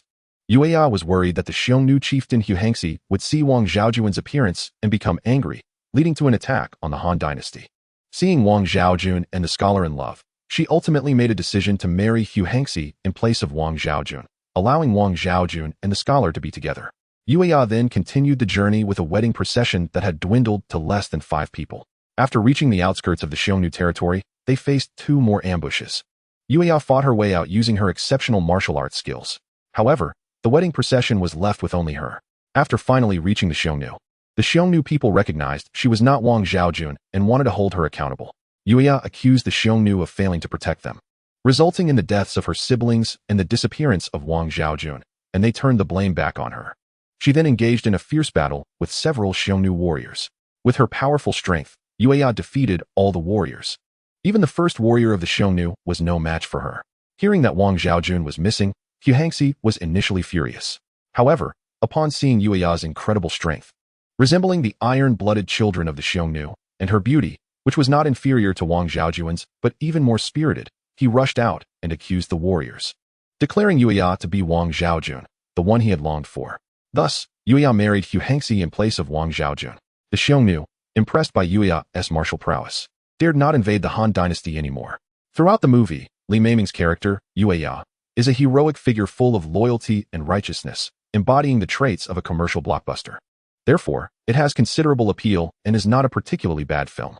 The character's image is also very positive, with no kissing or bed scenes, which is beneficial for Li Meimeng's image. Otherwise, Liang Qingjin would not have allowed Li Meimeng to take the role, even if the director was a well-known one. The film was currently in production, filming the segment where Wang Xiaojun and the scholar indulge in forbidden fruit, which the crew planned to finish before taking a break until the next year to continue filming. When Liang Qingjin arrived at the film crew, he saw everyone busy and did not want to disturb them, so he strolled around nearby. Suddenly, he heard a strange sound coming from a corner not far away. A man alternating between crying and laughing. He couldn't help but feel curious and walked over to take a look. He saw a man in the corner making various expressions in front of a mirror, apparently practicing acting. Liang Qingjin didn't want to interrupt him, so he turned to leave. "Wait a minute, buddy." Unexpectedly, the man called out to him from behind. Liang Qingjin turned around and took a closer look at the man. He was about 1.8 meters tall, with a well-proportioned figure, a standard build. His face looked average, but compared to some young pretty boys, he exuded a masculine aura. The man was also sizing up Liang Qingjin, seeing that he was wearing ordinary brand clothes, but had a decent physique and looked somewhat handsome. He still seemed to have a certain charm. The man assumed Liang Qingjin was also someone running errands for a film crew at this film base. He smiled and stepped forward, extending his hand. "Hello, my name is Yang Qi. Which film crew are you from?" Liang Qingjin, seeing him so friendly, shook his hand and replied, "My name is Liang Qingjin. I'm not in a film crew." Yang Qi thought he was temporarily out of work and apologized. "Sorry, I didn't know. But it's okay. When the spring festival is over, many film crews will start working again, so you won't have trouble finding a job." Liang Qingjin waved his hand. "I'm not an actor. I came here to pick up my girlfriend. She's in that film crew over there." "Yang Qi, I see." Then the two fell silent, and the atmosphere became a bit awkward. Liang Qingjin could see that he was hesitant to speak, so he said, "Just say what you want to say." Yang Qi replied, "If you have time, could you do me a favor?" Liang Qingjin responded, "Tell me what it is first, so I can see how to help." Yang Qi explained, "I'm rehearsing a scene. This is the first time I have lines, and I have 2 emotional shifts in the scene. I can appear for 25 seconds, and I want to perform it well. Can you help me take a look?" Liang Qingjin nodded. "Sure, no problem." Yang Qi repeatedly thanked him. Thank you. I'll treat you to a meal later." Liang Qingjin said, "I'm just helping out. You don't have to be so polite. Forget about the meal, just start." Yang Qi smiled in response, gathered his emotions, pointed at the ground, and laughed. "Ha, you idiot. Aren't you very powerful?" Suddenly, he let out a scream, clutching his chest and falling to the ground. You're not dead." He widened his eyes, pointing ahead while collapsing. He made a gagging motion, then tilted his neck and closed his eyes. Liang Qingjin watched from the side, feeling that his emotions and performance were quite on point, though he wasn't sure what he was acting out. Plus, The way he casually called him an idiot made him a bit uncomfortable, as if Yang Qi was trying to show him up. After finishing the performance, Yang Qi excitedly asked, "How was it? How did I do?" Liang Qingjin shook his head. "I still don't know what you're acting out. You need to tell me what character you're playing and what story segment it is." Chapter 67. What is going on? Yang Qi scratched the back of his head, feeling embarrassed. "Sorry, I got nervous and forgot to tell you. I'm playing a mountain bandit extra." The protagonist comes up the mountain to take revenge for his brother. The second-in-command sees many brothers dying at his hands and plans to negotiate with him, but he doesn't give any face and ends up killing the second-in-command. Being very arrogant. "I'm the second-in-command's follower, and when I see him die, I'm terrified." Then, at that moment, the leader shoots an arrow that hits the protagonist in the chest. "I think he's dead," and start laughing. Unexpectedly, the protagonist has inner armor and strong muscles, so the injury isn't severe. He pulls out the arrow from his chest and shoots me dead. After listening, Liang Qingjin nodded. "I understand. Before you explained, I thought your performance was okay, but after hearing the context, I feel like your performance isn't quite there. I think your character lacks depth. You haven't fully immersed yourself in the role. Think about it again and try again." Yang Qi smiled and responded, "Okay, then please help me take another look." He began to gather his emotions again. Suddenly, he knelt on the ground, raised his hands, and cried out, "Don't kill me. Hero, don't kill me. Your brother's death has nothing to do with me," he yelled, tilting his head to the side. Then he slowly turned back, first surprised, then delighted, and finally burst into laughter. "Ha, weren't you very arrogant?" He continued to perform similarly to before.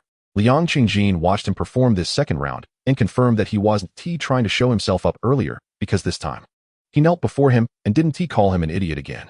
After finishing, Yang Qi eagerly asked, "How was it this time? How did I do?" Liang Qingjin replied, "It feels okay." Yang Qi said, "I think it's much better than before. I'm just afraid the director won't let me perform like this since I only have 25 seconds. How about you record it on your phone so I can see if there's anything I need to improve?" Liang Qingjin nodded. Then Yang Qi handed his phone to Liang Qingjin to record. Yang Qi's third performance was quite similar to the second. The time indeed exceeded 40 seconds. An extra 15 seconds. Yang Qi frowned. "What should I do? I feel like this is the only way to portray the character's depth, as you said."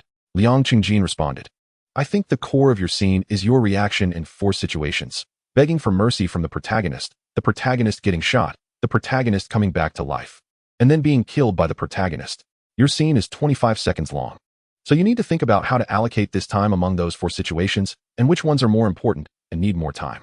Yang Qi proposed. "For the moment of the protagonist coming back to life to being shot, I want to use any lines. That can be done in 5 seconds. The first 2 situations can each take 10 seconds. What do you think?" Liang Qingjin replied, "I don't know. I'm not a professional." Yang Qi suggested, "Then let's give it a try." Liang Qingjin agreed. Yang Qi performed again. This time, the time was 30 seconds. The first 2 parts were on time, but the last part exceeded it. He performed again. Finally, it was 25 seconds. But the shock of the protagonist coming back to life and the unwillingness to die after being shot were not completed. Thus, Yang Qi repeated the performance again and again. There were always minor issues here and there. Liang Qingjin felt it was already quite good, but Yang Qi was not satisfied, insisting that it had to be perfect without any problems.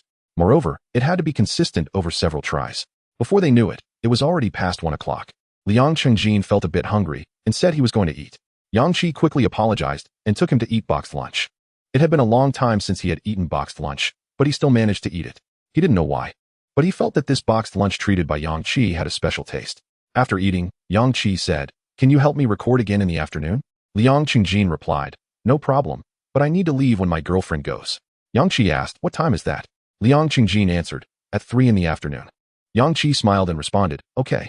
Then Yang Qi took Liang Qingjin to a secluded corner to continue practicing and asked Liang Qingjin to help him record again. They didn't know how many times they had filmed. Liang Qingjin felt it was quite good. The reactions to the 4 situations were well performed, and the 25 seconds were well managed. So even if the director had some opinions, it shouldn't matter too much. However, Yang Qi shook his head. "No, I was just focusing on performing the emotions, and the camera sense is a bit lacking." But after checking the time, it was already 3 in the afternoon. He said, "Your time is up. I won't trouble you anymore.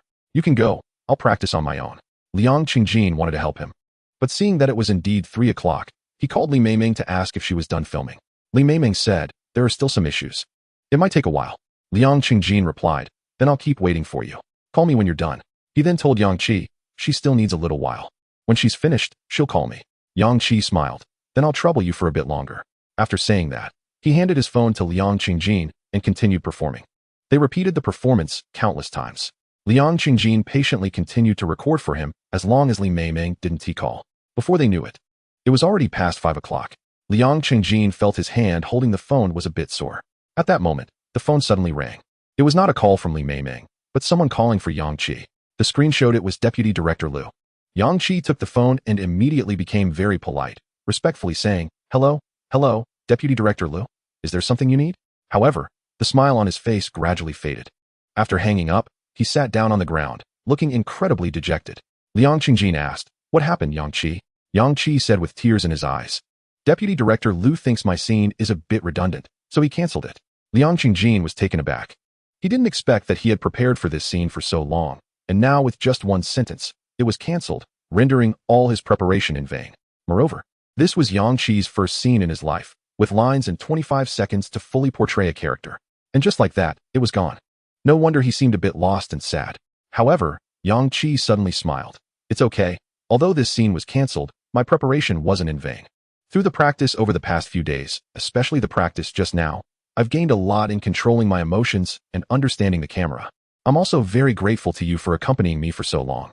Liang Qingjin felt that Yang Qi was quite positive and smiled, saying, "Keep it up, believe in yourself, and persist. You will definitely succeed." Yang Qi replied, "Your girlfriend's scene should be finished by now, right? You can go find her." Liang Qingjin then remembered this matter, quickly checked the time, and saw it was already 5:30. He hurriedly called Li Meimeng. However, Li Meimeng said, "Not yet. We might have to work overtime tonight to finish." "Huh, what's going on? Wasn't it said that they would finish by 3? It's already past 5. And they still haven't finished, and now they have to work overtime?" He had heard Li Xiaohong say they might finish ahead of time, which was why he came early to wait for Li Meimeng, but now it was still not done. Moreover, tomorrow is the 25th day of the 12th lunar month, the reunion dinner for Deng Chao agricultural technology. If he doesn't leave today, he won't make it tomorrow, and that would offend the villagers. After all, he had already promised. And not going would definitely be unacceptable. Chapter 68, There are always a few scumbags. Liang Qingjin, why hasn't it finished yet? Is something wrong? Li Meimeng, I'm not quite sure what happened, but the scene between Zhao Jun and the scholar just keeps failing. They've shot it many times. The actress playing Zhao Jun and the actor Ji Taiming are both a bit emotional, and unknowingly, it has dragged on to now. Liang Qingjin thought for a moment and said, "I understand, I'll wait a bit longer." After hanging up, he turned around, preparing to go to the crew to understand the situation. Although the play Li Meimeng is currently filming has little to do with the 3 entertainment companies he is with, he still has some resources in the entertainment industry that can intervene. Moreover, he has a system. He is someone with an advantage. There's no problem he can't solve. At least, if he wants to take Li Meimeng away immediately, no one can stop him. After waiting so long, it was also to give the crew some face. It was also to maintain Li Meimeng's reputation, to avoid any accusations of being difficult to work with. "Buddy, can I have your contact information?" Just as Liang Qingjin was about to leave, Yang Qi called out to him from behind. Liang Qingjin thought for a moment that Yang Qi was quite serious and hardworking, and if he persisted, he would likely become a good actor in the future. So he stopped, added Yang Qi on WeChat, and then went to the crew. Upon arriving at the crew, Liang Qingjin saw Li Meimeng. She was wearing a white guard costume, with a black ribbon tied around her waist and holding a bronze sword, looking quite heroic. When Li Meimeng saw him, she smiled slightly and approached him. They hadn't seen each other for a few days, and meeting again inevitably made them a bit excited, so they exchanged a few pleasantries. Then Liang Qingjin started looking for Li Xiaohong. If he wanted to take Li Meimeng away, he had to at least greet the director. Moreover, Li Xiaohong was a well-known director. He couldn't be too disrespectful. However, after searching for a long time, he still couldn't find Li Xiaohong and couldn't help but ask, "Meimeng, where's Director Xiaohong?" Li Meimeng pointed to a room. "She's upset and resting in that room." Liang Qingjin, "I'll go find her and ask if I can take you away." Li Meimeng, "Is that okay?" Liang Qingjin, "It's fine." With that, he walked straight to that room.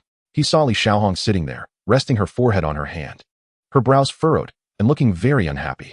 Knock, knock, knock. Liang Qingjin gently knocked on the open door. Li Xiaohong came back to her senses, looked at Liang Qingjin, and smiled slightly. "Mr. Liang, hello? I'm really sorry. We were supposed to finish this scene by 3, but it has dragged on to now." Although she was a well-known director, she was still quite polite in front of a major shareholder with large stakes in 3 entertainment companies. Liang Qingjin, "It's okay, Director Xiaohong. I'm here to ask you one thing. I need to rush back home. Can I take Li Meimeng away right away?" Li Xiaohong nodded. "Sure. Let her change clothes and leave. This scene won't be finished this year." Liang Qingjin thanked her and turned to leave. But seeing Li Xiaohong's worried expression, He couldn't help but ask, Director Xiaohong, why has this scene failed after shooting it dozens of times? What exactly is the problem? Li Xiaohong was silent for a moment before saying, Mr. Liang, do you remember your short film Prejudice? Liang Qingjin was a bit confused, struggling to keep up.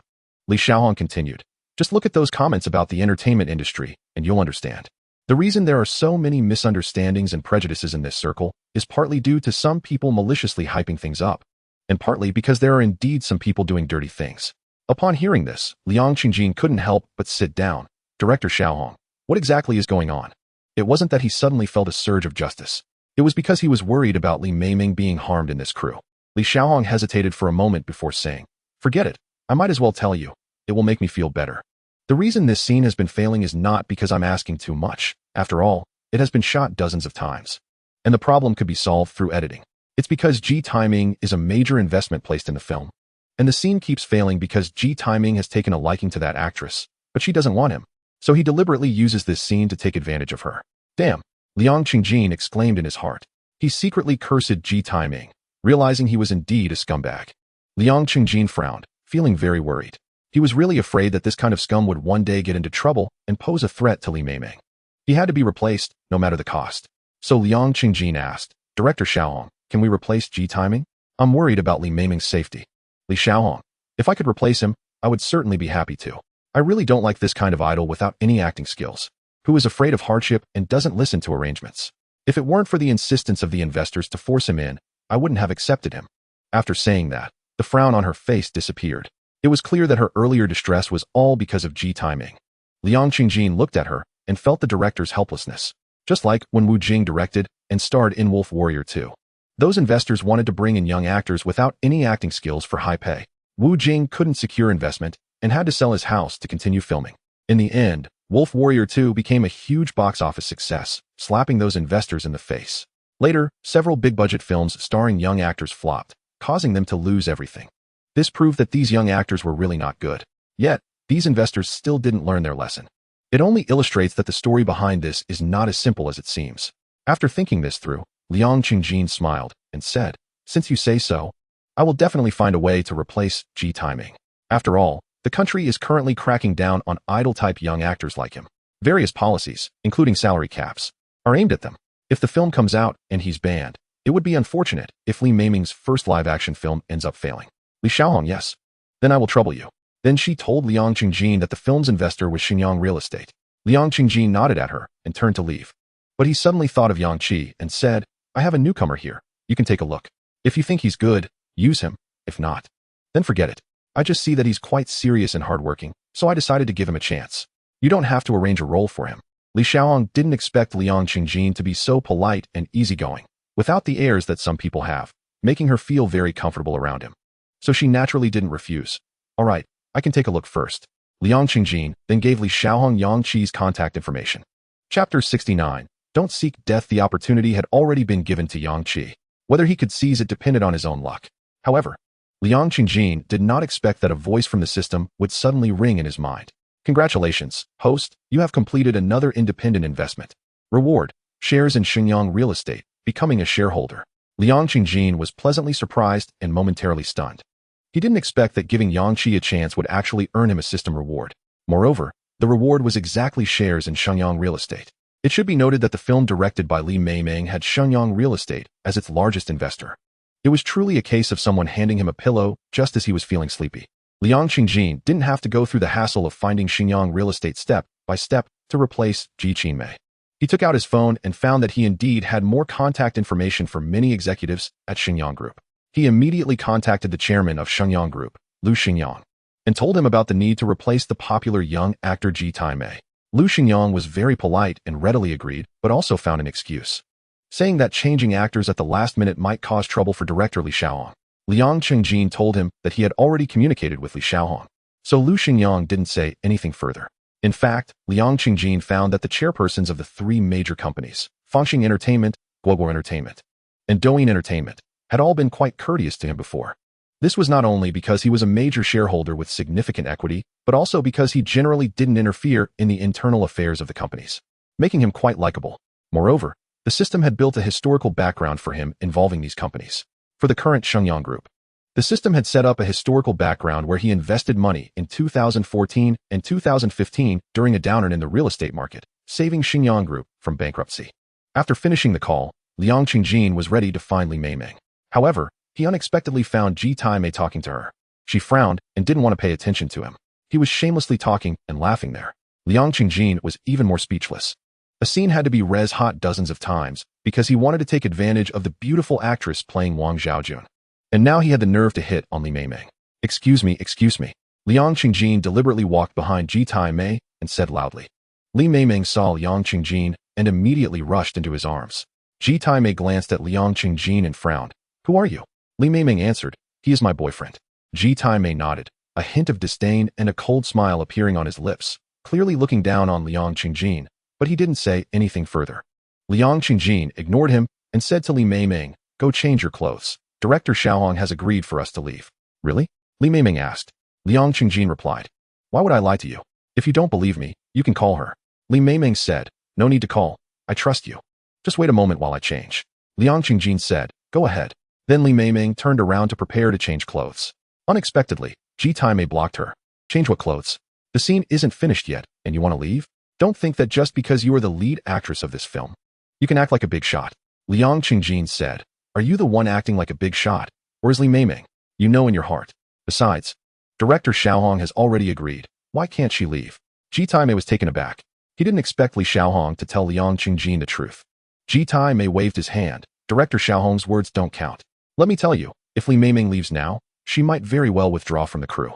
Moreover, tomorrow, there will be news about Li Meimeng acting like a diva, trending on all major platforms. Liang Qingjin smiled and shook his head. Haha. Li Meimeng will definitely not withdraw from the crew.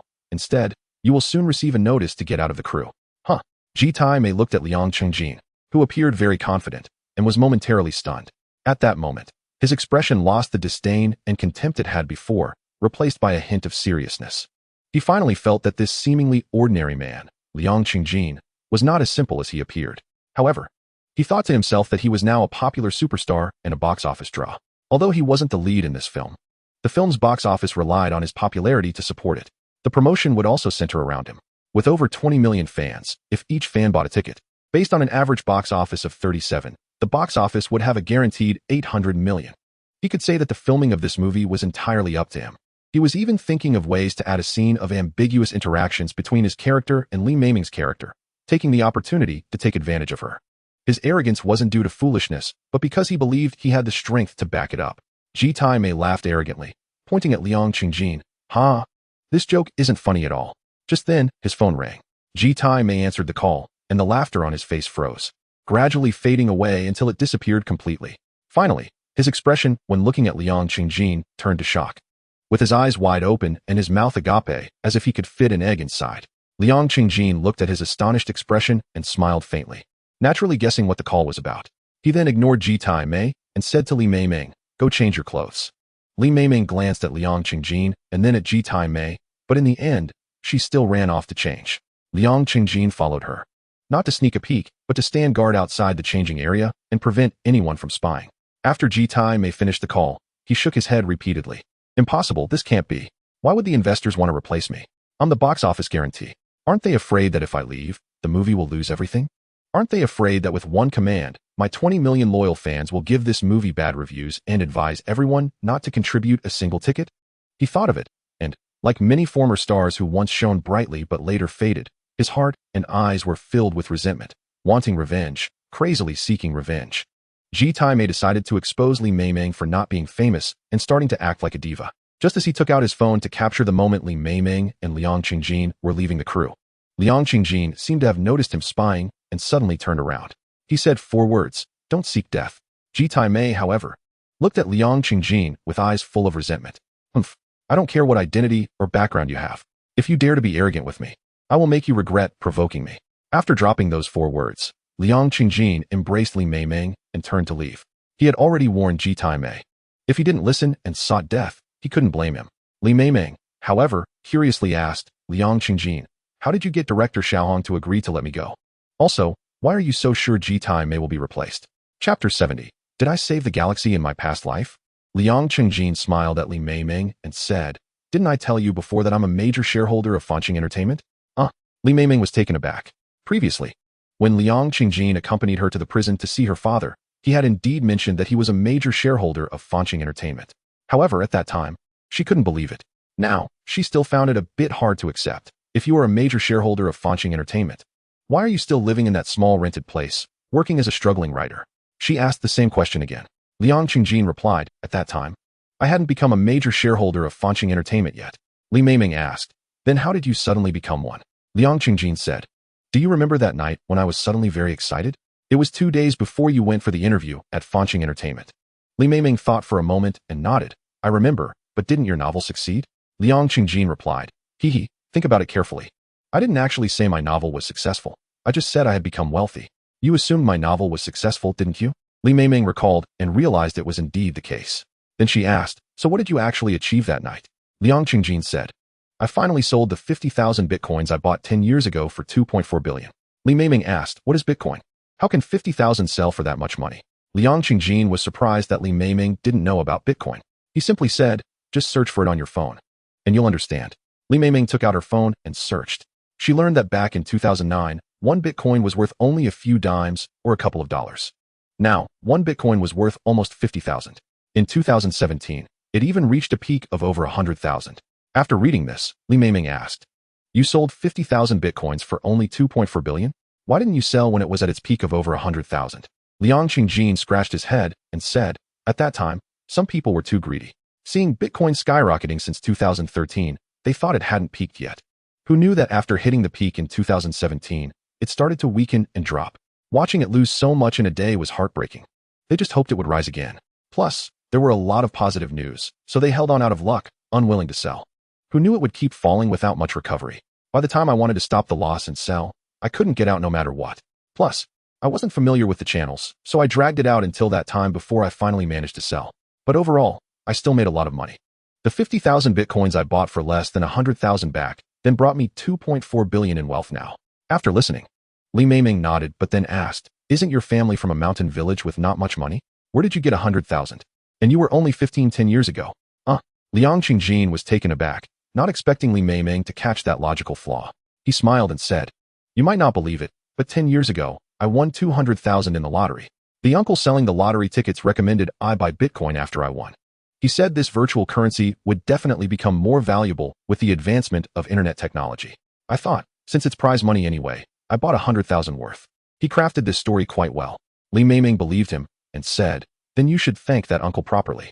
Liang Qingjin replied, I wanted to thank him last year. 1. To express my gratitude, and 2. To ask him to help me sell my Bitcoins, promising to give him a cut. But he was long gone. I guess he also made a fortune from Bitcoin and became a wealthy man, enjoying life. Li Meimeng nodded, feeling that made sense. Then they continued walking. Just before getting into the car, Li Meimeng suddenly asked, Liang Qingjin, since that's the case, why didn't you tell the truth at that time? Liang Qingjin admitted, I admit I didn't tell the truth and lied to you. But please don't misunderstand. It's not that I didn't trust you. It was because I saw how hard you worked, how diligent you were, and how strong your abilities were, yet you didn't succeed. And I felt it was unfair for you. I wanted to help you. So I bought a large number of shares in Fanqing Entertainment, became a major shareholder, and had Fanqing Entertainment sign a contract with you to realize your dream. I didn't tell you the truth later either because I didn't want you to think your success relied on connections rather than your own abilities. The people at Fanqing Entertainment didn't tell you either, fearing it would affect you because of me. The fact also proves that you have the ability to become a good actress. I just provided you with an opportunity. Finally, he hoped she wouldn't be angry. Hearing this, he saw Li Meimeng roll her eyes at him. Then she punched him lightly. You deceived me so badly. How could I not be angry? Liang Qingjin responded, I was wrong. But I didn't mean to lie to you. I genuinely wanted to help you, which is why I did that. Unexpectedly, Li Meimeng laughed again and threw herself into his arms. She gently tapped his chest. Silly, you've done so much for me. I'm touched, not angry. After knowing each other for so long, you can't even tell when I'm pretending to be angry. You're so dumb. Liang Qingjin hugged Li Meimeng and laughed happily. Then he said, now you know why Director Xiaohong gives me face, right? You know why I'm so sure Ji Taiming will be kicked out of the crew, right? Li Meimeng shook her head. I don't know. You're just a shareholder of Fanqing Entertainment. This scene isn't closely related to Fanqing Entertainment. How can you replace Ji Taiming? Liang Qingjin explained, I have over 2 billion. How can I invest all of it in Fanqing Entertainment? I heard you took this role, and I was worried the investors would make things difficult for you. So I bought shares in their company and became one of their shareholders. Upon hearing this, Li Meimeng felt a lump in her throat, deeply moved. In this life, being treated this way by a man, even if she died, she would have no regrets. Then the two got into the car and returned to the villa. Li Meimeng now knew about Liang Qingjin's situation, and seeing him living in a villa didn't seem strange anymore. However, when she walked into the villa and looked around at the decor, she was instantly moved and couldn't help but cry, because on the walls of the villa hung 6 posters, each one featuring her artistic photos. Oh my God! How many lifetimes of virtue have I accumulated? Or did I save the galaxy in my past life? That's why I met such a wonderful man like Liang Qingjin, who treats me so well, loves me so much. Chapter 71. Let's buy a private jet. Liang Qingjin saw Li Meimeng moved by the many artistic photos of her on the walls of the villa and felt very happy. Being able to make the woman he loved feel touched and happy gave him a sense of accomplishment. This feeling was truly wonderful. Then he handed Li Meimeng a tissue and said, "Meimeng, there's something else I need to tell you, and I hope you won't be angry." Li Meimeng wiped her tears and looked at him. "What else are you hiding from me?" Liang Qingjin said, "I brought Huang Lele over and plan to let him spend the new year with us. After all, your dad is inside. He is now your only family. I didn't inform you, so don't be angry." Li Meimeng was taken aback. In fact, she still found it somewhat hard to accept because Huang Lele, that animal, and the woman who gave birth to her, treated her even worse. Those days felt like a nightmare. However, Li Meimeng thought about the video Huang Lele made recently to help clarify things for her and the words he said. She nodded and smiled slightly. "It's fine. I'm not angry." Liang Qingjin smiled in response. Seeing that the siblings had reconciled made him very happy. After all, he felt that Huang Lele was quite a decent person. Then he shouted loudly upstairs, "Huang Lele, come out. Your sister wants to see you." Huang Lele was afraid that Li Meimeng wouldn't want to see him. So when he saw Liang Qingjin and Li Meimeng arrive, he quickly hid in the guest room. Hearing Liang Qingjin's shout now, he felt a surge of excitement, but still didn't dare to come out. Seeing that he still didn't show up, Liang Qingjin simply turned his head to look at Li Meimeng. Li Meimeng understood and shouted loudly, "Huang Lele, you can come out now." Hearing her voice, Huang Lele was even more excited and hurriedly walked out. Upon seeing Li Meimeng, he couldn't help but shout, "Sister." Li Meimeng smiled at him. "Long time no see." Huang Lele also smiled. "Long time no see." Then the two didn't say much. Perhaps there were too many things they wanted to say, but they didn't know where to start. After that, everyone casually ate some food as dinner, took the luggage they had already packed, and went to the company dormitory of Fanqing Entertainment, taking Li Meimeng's luggage to rush home overnight. Yang Lin drove alone and felt really tired. Fortunately, his wife Deng Chao could also drive. Although her skills weren't great, occasionally switching with Yang Lin made him feel much more relaxed. It's worth mentioning that ever since Yang Lin helped Liang Qingjin find a renovation team and received a reward of 1 million, Deng Chao stopped being cunning and was very obedient in front of Yang Lin, complying with him completely. Because she finally realized that what Yang Lin said back then was correct, it was most important to follow Liang Qingjin well and do a good job as a driver, rather than just thinking about taking advantage. After rushing and taking their time, the car drove for almost 23 hours, and they finally returned to their hometown the next evening. Yang Lin and Deng Chao were both very tired. Liang Qingjin and Li Meimeng also felt very exhausted. Liang Qingjin couldn't help but say, "Driving really isn't convenient. It seems we need to buy a private helicopter in the future. That should be much faster, right?" Yang Lin and Deng Chao, along with Li Meimeng, were momentarily stunned by this. But thinking that Liang Qingjin indeed had that capability, they didn't say anything. The villagers saw Yang Lin's car come back and knew Liang Qingjin had returned, so they quickly came to greet them and warmly helped carry their luggage. The Rolls-Royce didn't drive into the village because the chassis was too low and wasn't suitable for rural roads, so it stopped in the county town. After arriving in the county town, Yang Lin's father drove Yang Lin's car over, and they took Yang Lin's car back to the village. The villagers saw how beautiful Li Meimeng was and couldn't help but discuss, saying that Liang Qingjin had found a good-looking girl, just like a big star on TV. When Yang Lin and his wife heard this, they said, "She is indeed a big star." The villagers were even more stunned, secretly sighing that Liang Qingjin was really impressive for finding a beautiful big star. Then someone ran over and said that the reunion dinner was about to start. Waiting for them to take their seats, Liang Qingjin and the others went to the office building of Deng Chao Agricultural Technology Company. At this time, it was already dark. Deng Chao wasn't clear about what kind of progress Deng Chao Agricultural Technology Company had made during this period. However, the office building was decent, with 2 floors and a top. The first and second floors were offices, and the third floor was a research laboratory. In front of the office building, there was a basketball court and a football field, and the reunion dinner was set up on the court. "Hello, General Liang." "Hello, General Liang." The villagers saw Liang Qingjin and all smiled as they greeted him. Liang Chengjin responded to everyone while introducing Li Meimeng as his girlfriend and Huang Lele as his brother-in-law. Finally, Deng Chao ran over and hugged Liang Chengjin tightly. You finally came back. But tonight, I want tea drink with you, and you aren't allowed to drink either. Because tomorrow morning, I'm going to take you around the whole village to see the results of our company over the past few months. We'll drink to our heart's content tomorrow night.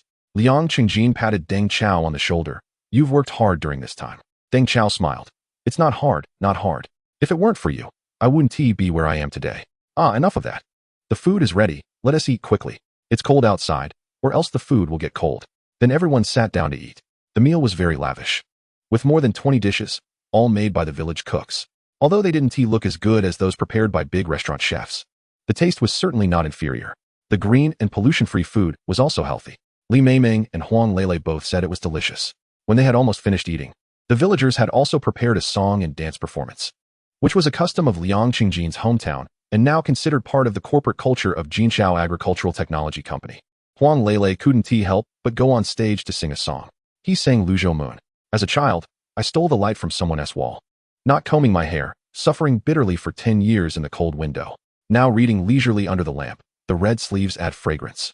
As Huang Lele's unique voice rang out, after just 3 lines, the entire audience fell silent. Originally, such a song and dance party was meant for fun, and many people were just playing around. The performances were quite ordinary, and everyone wasn't in the mood to appreciate them, chatting, boasting, and drinking instead. Some even planned to leave and go home to rest. However, when they heard Huang Lele singing, they immediately stopped. Like everyone else, they turned to look at Huang Lele on stage. It was so beautiful. This voice was really too beautiful, especially when Huang Lele sang. The moon sways, and people wander. A song of parting comes from the black boat. Everyone was completely mesmerized. Although they didn't say anything, it was clear from their eyes that Huang Lele sang really well. The reason they didn't speak was that the singing was too beautiful, and they didn't want to interrupt. If it weren't for Huang Lele's unique voice, someone might have thought it was the original singer. Some teenage girls in the village looked at Huang Lele with sparkling eyes.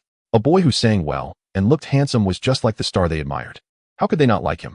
Chapter 72. The diligent child Liang Chengjin turned to Li Meimeng. Lele really has a talent for singing. Li Meimeng nodded. Yes. His voice is naturally good, and he sings really beautifully. When I was bullied at 4 years old, he would sing to comfort me. They say a man's voice doesn't change as he grows up. I didn't expect that 10 years later, his voice is still so beautiful. Liang Chengjin asked. How about you, can you sing? Li Meimeng shook her head. I can't carry a tune. Liang Chengjin looked back at Huang Lele on stage. Do you hope Huang Lele will pursue a singing career? Li Meimeng nodded. Of course I hope so. Liang Chengjin said. Then let us help him. They continued to watch Huang Lele on stage. Unbeknownst to them, Huang Lele finished singing Lu Zhou Moon and was about to put down the microphone and leave the stage. One more song. Handsome guy, one more song. As a result, before he took a step, the teenage girls in the village shouted loudly. One more song. One more song. Soon, everyone in the audience joined in the shouting. Clap, clap, clap. At this moment, they remembered that they had forgotten to applaud and all began to clap their hands. While clapping, they shouted for Huang Lele to sing another song. Seeing everyone so enthusiastic, Huang Lele smiled and bowed to everyone. Thank you, everyone. I'll sing Half City Smoke and Sand. Then, as the accompaniment started, he began to sing. Some love is like a kite with a broken string, ending sadly in my hand. Some hate is like a circle, unable to settle scores. Just to fulfill a long-held wish, how much blood will still be shed? Because his voice was so good and the singing was very unique. Everyone couldn't get enough and urged him to sing one song after another, continuing to sing 6 songs in a row. Huang Lele felt quite tired and repeatedly refused. But after much pleading from everyone, they finally relented. The reunion party didn't end until after 10 o'clock at night. Liang Chengjin and his sister Li Meimeng, already exhausted, went home and fell asleep immediately. Liang Chengjin slept until 7 the next morning, and if it weren't for his biological clock waking him up at 6:30, he probably wouldn't have woken up at all. However, he noticed that Li Meimeng was already out of bed, likely off to exercise. There was no music. Probably because it was still dark outside and everyone was still asleep. She didn't want to disturb anyone. Liang Chengjin put on his usual workout clothes and went outside, where he saw Li Meimeng practicing in the middle of the yard. He couldn't help but smile. Initially, he was worried that now that Li Meimeng knew he was wealthy and a major shareholder in Star Entertainment, she might not work as hard. But it seemed he was overthinking it. Li Meimeng was not the type to slack off. She truly seemed to consider acting her dream, not just a way to gain wealth. Suddenly feeling a bit cold, he quickly joined Li Meimeng in exercising. When Li Meimeng saw that Liang Chengjin despite being so rich and powerful, was still exercising in the cold weather. She smiled happily. After a while of practicing, Liang Qingjin suddenly heard loud shouts coming from a nearby hillside in the darkness. Upon listening closely, he realized it was Huang Leilei's voice. He said, "Meimeng, has Leilei woken up too?" Li Meimeng nodded and replied, "When I got up, he had just put on his clothes and was getting ready to go outside. I asked him what he was going to do, and he said he was going to practice his voice on the hillside." Liang Qingjin remarked, "I didn't expect him to have such a good singing voice and still practice. What a hardworking kid. It seems that his good singing isn't just due to talent, but also hard work. Most people's success comes from their sweat, except for a few." Li Meimeng chuckled and said, "I'm just afraid he'll be shouting and disturbing everyone." Liang Qingjin waved his hand and said, "He won't disturb anyone. It's not like the city here. People generally get up around 6. Li Meimeng replied, "That's good." Then the two continued to practice. After all, it was very cold, and if they didn't exercise to warm up, they could easily catch a cold. At 8 o'clock, Huang Leilei ran back. By this time, Liang Yu and Sun Yu were already up and had quickly prepared breakfast. Sun Yu said, "I was just about to call you back for breakfast." Huang Leilei smiled and nodded but asked, "Auntie, do you have any eggs? Can I have one?" Sun Yu replied, "Yes, I'll get one for you." She then went to find an egg and handed it to Huang Leilei. Huang Leilei took the egg, looked around, and saw the kettle. He picked it up and noticed the water wasn't boiling much. So he took the electric kettle to fill it with water and boiled a pot of hot water. Then he got a bowl, poured in some hot water, cracked the egg into it, stirred it into egg drop soup, and added some sugar and sesame oil. Once it was at a suitable temperature, he quickly drank it down. This was egg tea, a folk remedy for soothing the throat. Liang Qingjin remembered that when he was a child, he had once drunk it when he had a sore throat, and it wasn't very tasty. Seeing Huang Leilei gulp it down, he couldn't help but doubt whether the egg tea his mother made was genuine and asked, "Is it good?" Huang Leilei laughed and said, "It's okay, but I've gotten used to drinking it every day." Liang Qingjin was surprised. "You drink this every day?" Huang Leilei nodded. "I drink it to protect my voice. It's the best and cheapest remedy." Liang Qingjin said, "It seems you really like singing." Huang Leilei looked at Li Meimeng and said, "When I was younger, whenever my sister was unhappy, I would sing for her, and it made her happy. I really like singing to make her happy." Liang Qingjin couldn't help but pat his shoulder. "Then you should tell your grandparents and come to Huadu. You love singing so much, and you have talent. I don't want you to be buried in obscurity." Huang Leilei replied, "Brother-in-law, can I bring the whole band? Zhongqin has been very good to me, and I'm afraid if I leave alone, she will be very disappointed." Liang Qingjin smiled. "You like Hu Zhongqin?" Huang Leilei's face instantly turned red, and he quickly waved his hands. "Brother-in-law, don't say that." Liang Qingjin teased. "Hee, then why did you specifically mention her?" Huang Leilei said, "Li Miaoxian, Ouyang Yu, and Qin Yun have all been very good to me." Liang Qingjin said, "But Hu Zhongqin is the best to you, right?" Huang Leilei nodded. "Yes. She has been the best to me." It was her. Realizing he was caught in Liang Qingjin's trap, he suddenly shut his mouth, blushed, and ran away. A man, actually blushing like a girl. Liang Qingjin stood there laughing. Chapter 73. Hard-work. Li Meimeng walked over. "Liang Qingjin, what are you standing there smiling about?" Liang Qingjin replied, "Huang Leilei." Before he could finish, Huang Leilei was nearby, hands together, bowing repeatedly. Li Meimeng asked, "What's wrong with Huang Leilei?" Liang Qingjin chuckled. "He called me brother-in-law." Li Meimeng's face turned red. Then she said, "Wait, he started calling you brother-in-law yesterday. What is going on with him?" Liang Qingjin explained. "He said his dream is to be a singer so that more people can hear his voice, and he asked me to help him achieve that dream. Hee. A future superstar is about to be born." Li Meimeng finally stopped doubting.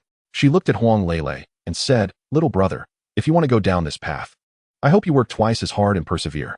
Don't just look at the glamorous surface of those stars. You need to see how much sweat they put in behind the scenes. And remember, they stand out from thousands of competitors. You should know that behind them are countless people who have worked hard for this dream, remaining unknown their entire lives. The key is, you can't give up because of our relationship.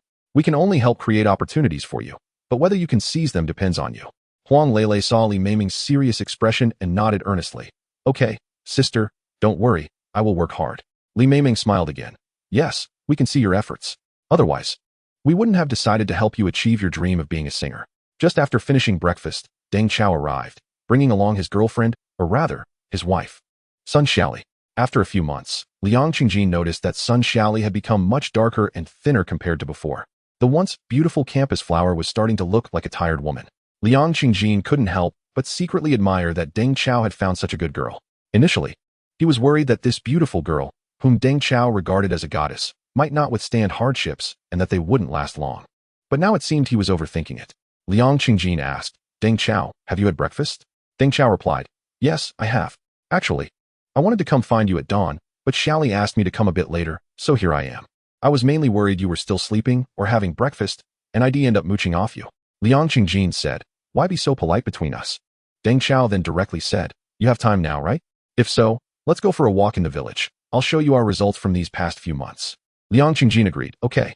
Then Deng Chao and son Xiaoli led the way, and Liang Qingjin followed. Li Meimeng and Huang Lele, feeling bored, also joined in to enjoy the rural scenery.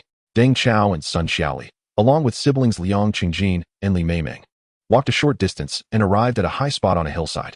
He then pointed ahead and said, "Liang Qingjin, look, most of the land in the village has been improved by me, based on the terrain of our village, which is lower in the west and higher in the east. I had 10 uninhabited hills pushed into 5 large terraces. Each large terrace has a big water reservoir, and between the reservoirs, there are ditches that are 1.5 meters deep and 3 meters wide connecting them. You see over there, that grayish-white is the reservoir and the ditches. I had the water embankments built very wide, about 3 meters, making it convenient for agricultural machinery to pass through." Deng Chao finished his introduction, and son Xiaoli continued. Liang Qingjin and Li Mimi followed them, listening to their explanations. It could be seen that vegetables were still being grown on the land, and occasionally there were farmers busy working in the fields. Due to the long time required for seedling cultivation, the fruit tree seedlings could only be transplanted by next autumn, and there were still many complex tasks to be done. The villagers could completely plant a season. Otherwise, leaving the land fallow would lead to overgrown weeds, making it even more unfavorable for planting seedlings. The greenhouse near the office building is our nursery base. The location of the nursery base was chosen mainly because the terrain here is moderate and the soil is sandy, which is beneficial for root growth. Deng Chao and son Xiaoli brought Liang Qingjin and others to the nursery greenhouse. Inside the greenhouse, there were more than 10 technicians, most of whom were university students invited by Deng Chao, with a few experienced old farmers from the village. They were observing the fruit seedlings and discussing among themselves. Upon seeing Liang Qingjin and Deng Chao, they greeted them and continued working. Although it was almost New Year's, they did not relax at all. This is the coldest and most dangerous time. A careless mistake could lead to a large-scale death of seedlings. After touring the nursery, Liang Qingjin discovered that this nursery base was very modern and advanced. There were specialized equipment for spraying pesticides, specialized equipment for watering, air conditioning, and solar heat lamps. Moreover, the greenhouse could open and close automatically. The entire nursery base was equipped with an air temperature and humidity monitoring system, allowing any issues to be resolved immediately through computer control, which was very convenient. Liang Qingjin's initial investment of 4 million yuan, over 120,000 yuan, was spent on this nursery base alone.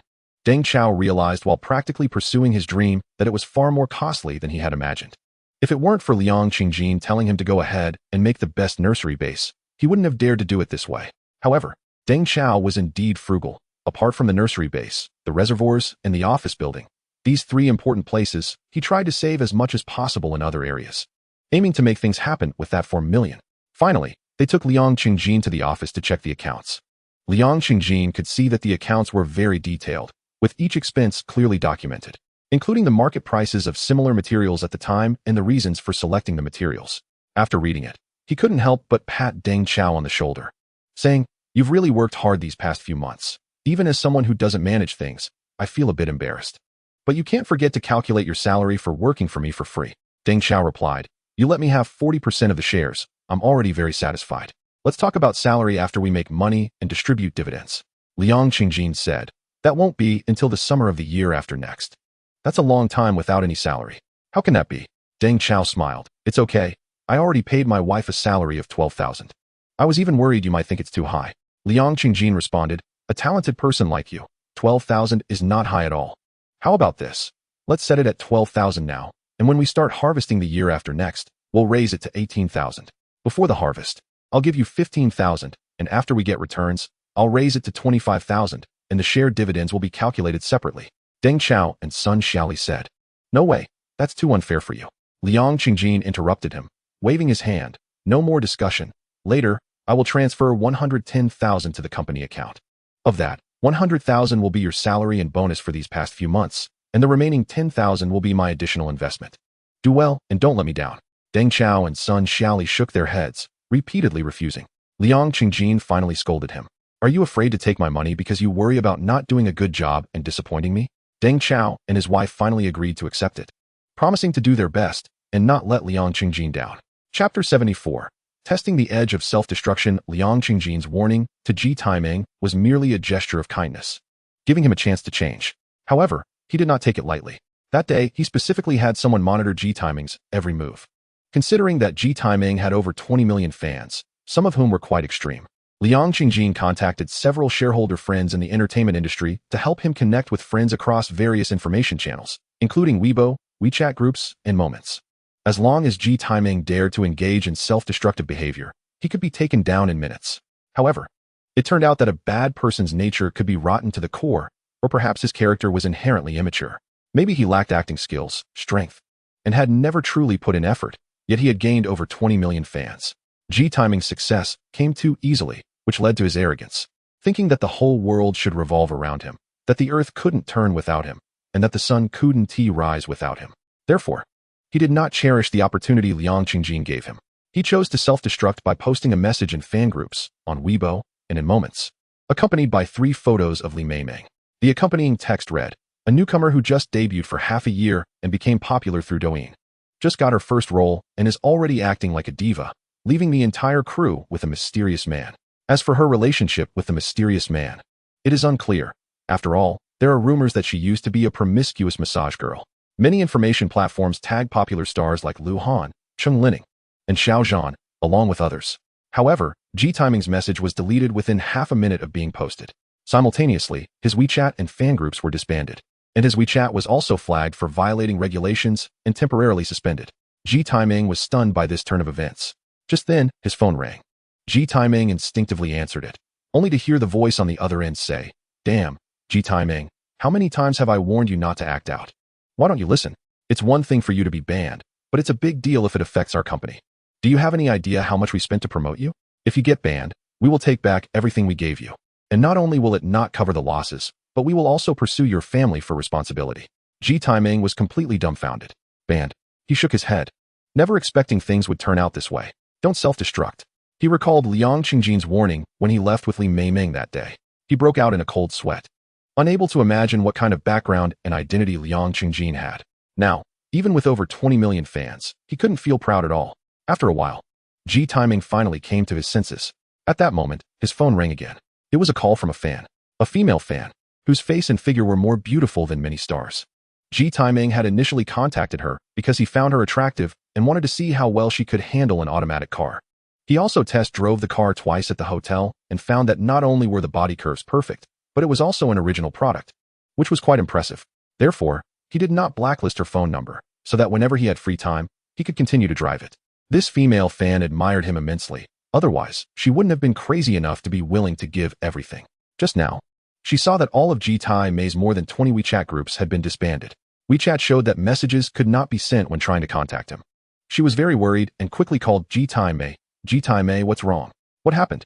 Upon hearing her voice, Ji Meimeng felt wronged and wanted to cry. "I've been suppressed, and they want to blacklist me. Why is this happening?"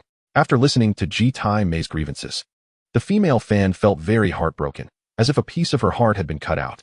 She was extremely angry and immediately contacted several close fans of Ji Meimeng, who contributed money and effort to post messages on Weibo, Douyin, Moments, Spaces, and some self-media platforms. 3 photos of Ji Meimeng and 1 photo of Li Meimeng were attached. The accompanying text read, "What kind of rich man did this promiscuous massage girl hook up with to act so arrogant on her first film? She even wants to blacklist our Ji Meimeng? Does she really think we, Ji Meimeng's fans, are pushovers?" Many information platforms also tagged numerous big names in the entertainment industry, urging them to repost and provide an explanation. Otherwise, Ji Meimeng's 20 million fans would all announce that they would no longer follow the entertainment industry. However, they did not expect that. Within 2 minutes of sending out the message, it all disappeared. Moreover, their accounts on information platforms were temporarily unusable, with some even permanently banned. Many self-media accounts that had worked hard for 1 or 2 years to gain a bit of a following were suddenly banned. Feeling very frustrated and regretting accepting this dirty money and engaging in these shady dealings. Is it really that powerful? I don't believe it. If they banned our main account, we'll just use our backup accounts. Ji Meimeng's fans became even more frantic. They kept registering new accounts and continuously posting content, claiming that Li Meimeng had climbed up by relying on a wealthy man, had no real talent but acted arrogantly, and suppressed Ji Meimeng, standing up for him. The person responsible for monitoring Tycoon immediately called Liang Chengjin after the messages he posted were deleted. Liang Chengjin frowned upon seeing the phone number and coldly said after answering, "Has Tycoon not cherished the opportunity and dug his own grave?" The other party replied, "Yes, Liang Zong, but don't worry, his messages were deleted within half a minute of being posted. And we also disbanded all his fan groups and suspended his account rights on various information platforms." At the same time, people from their company have also called to warn him again. Liang Chengjin replied, "Okay, I understand. You all did well, keep an eye on him." After hanging up the phone, he prepared to call all friends on information platforms to get ready for a comprehensive ban on Tycoon. At this moment, Li Meimeng walked over and asked, "Chengjin, what's wrong? You don't look so good." Liang Chengjin honestly told her about Tycoon's situation. After listening, Li Meimeng said, "Let us not blacklist him for now, give him another chance. He should have learned his lesson and really know he was wrong." Liang Chengjin hesitated for a moment but nodded. "All right, give him another chance." However, not long after, that person called again. When the call connected, the person said, "Liang Zong, Tycoon's fans have started pushing messages on various information platforms again, smearing Li Meimeng. But don't worry, the messages were deleted within 2 minutes of being posted."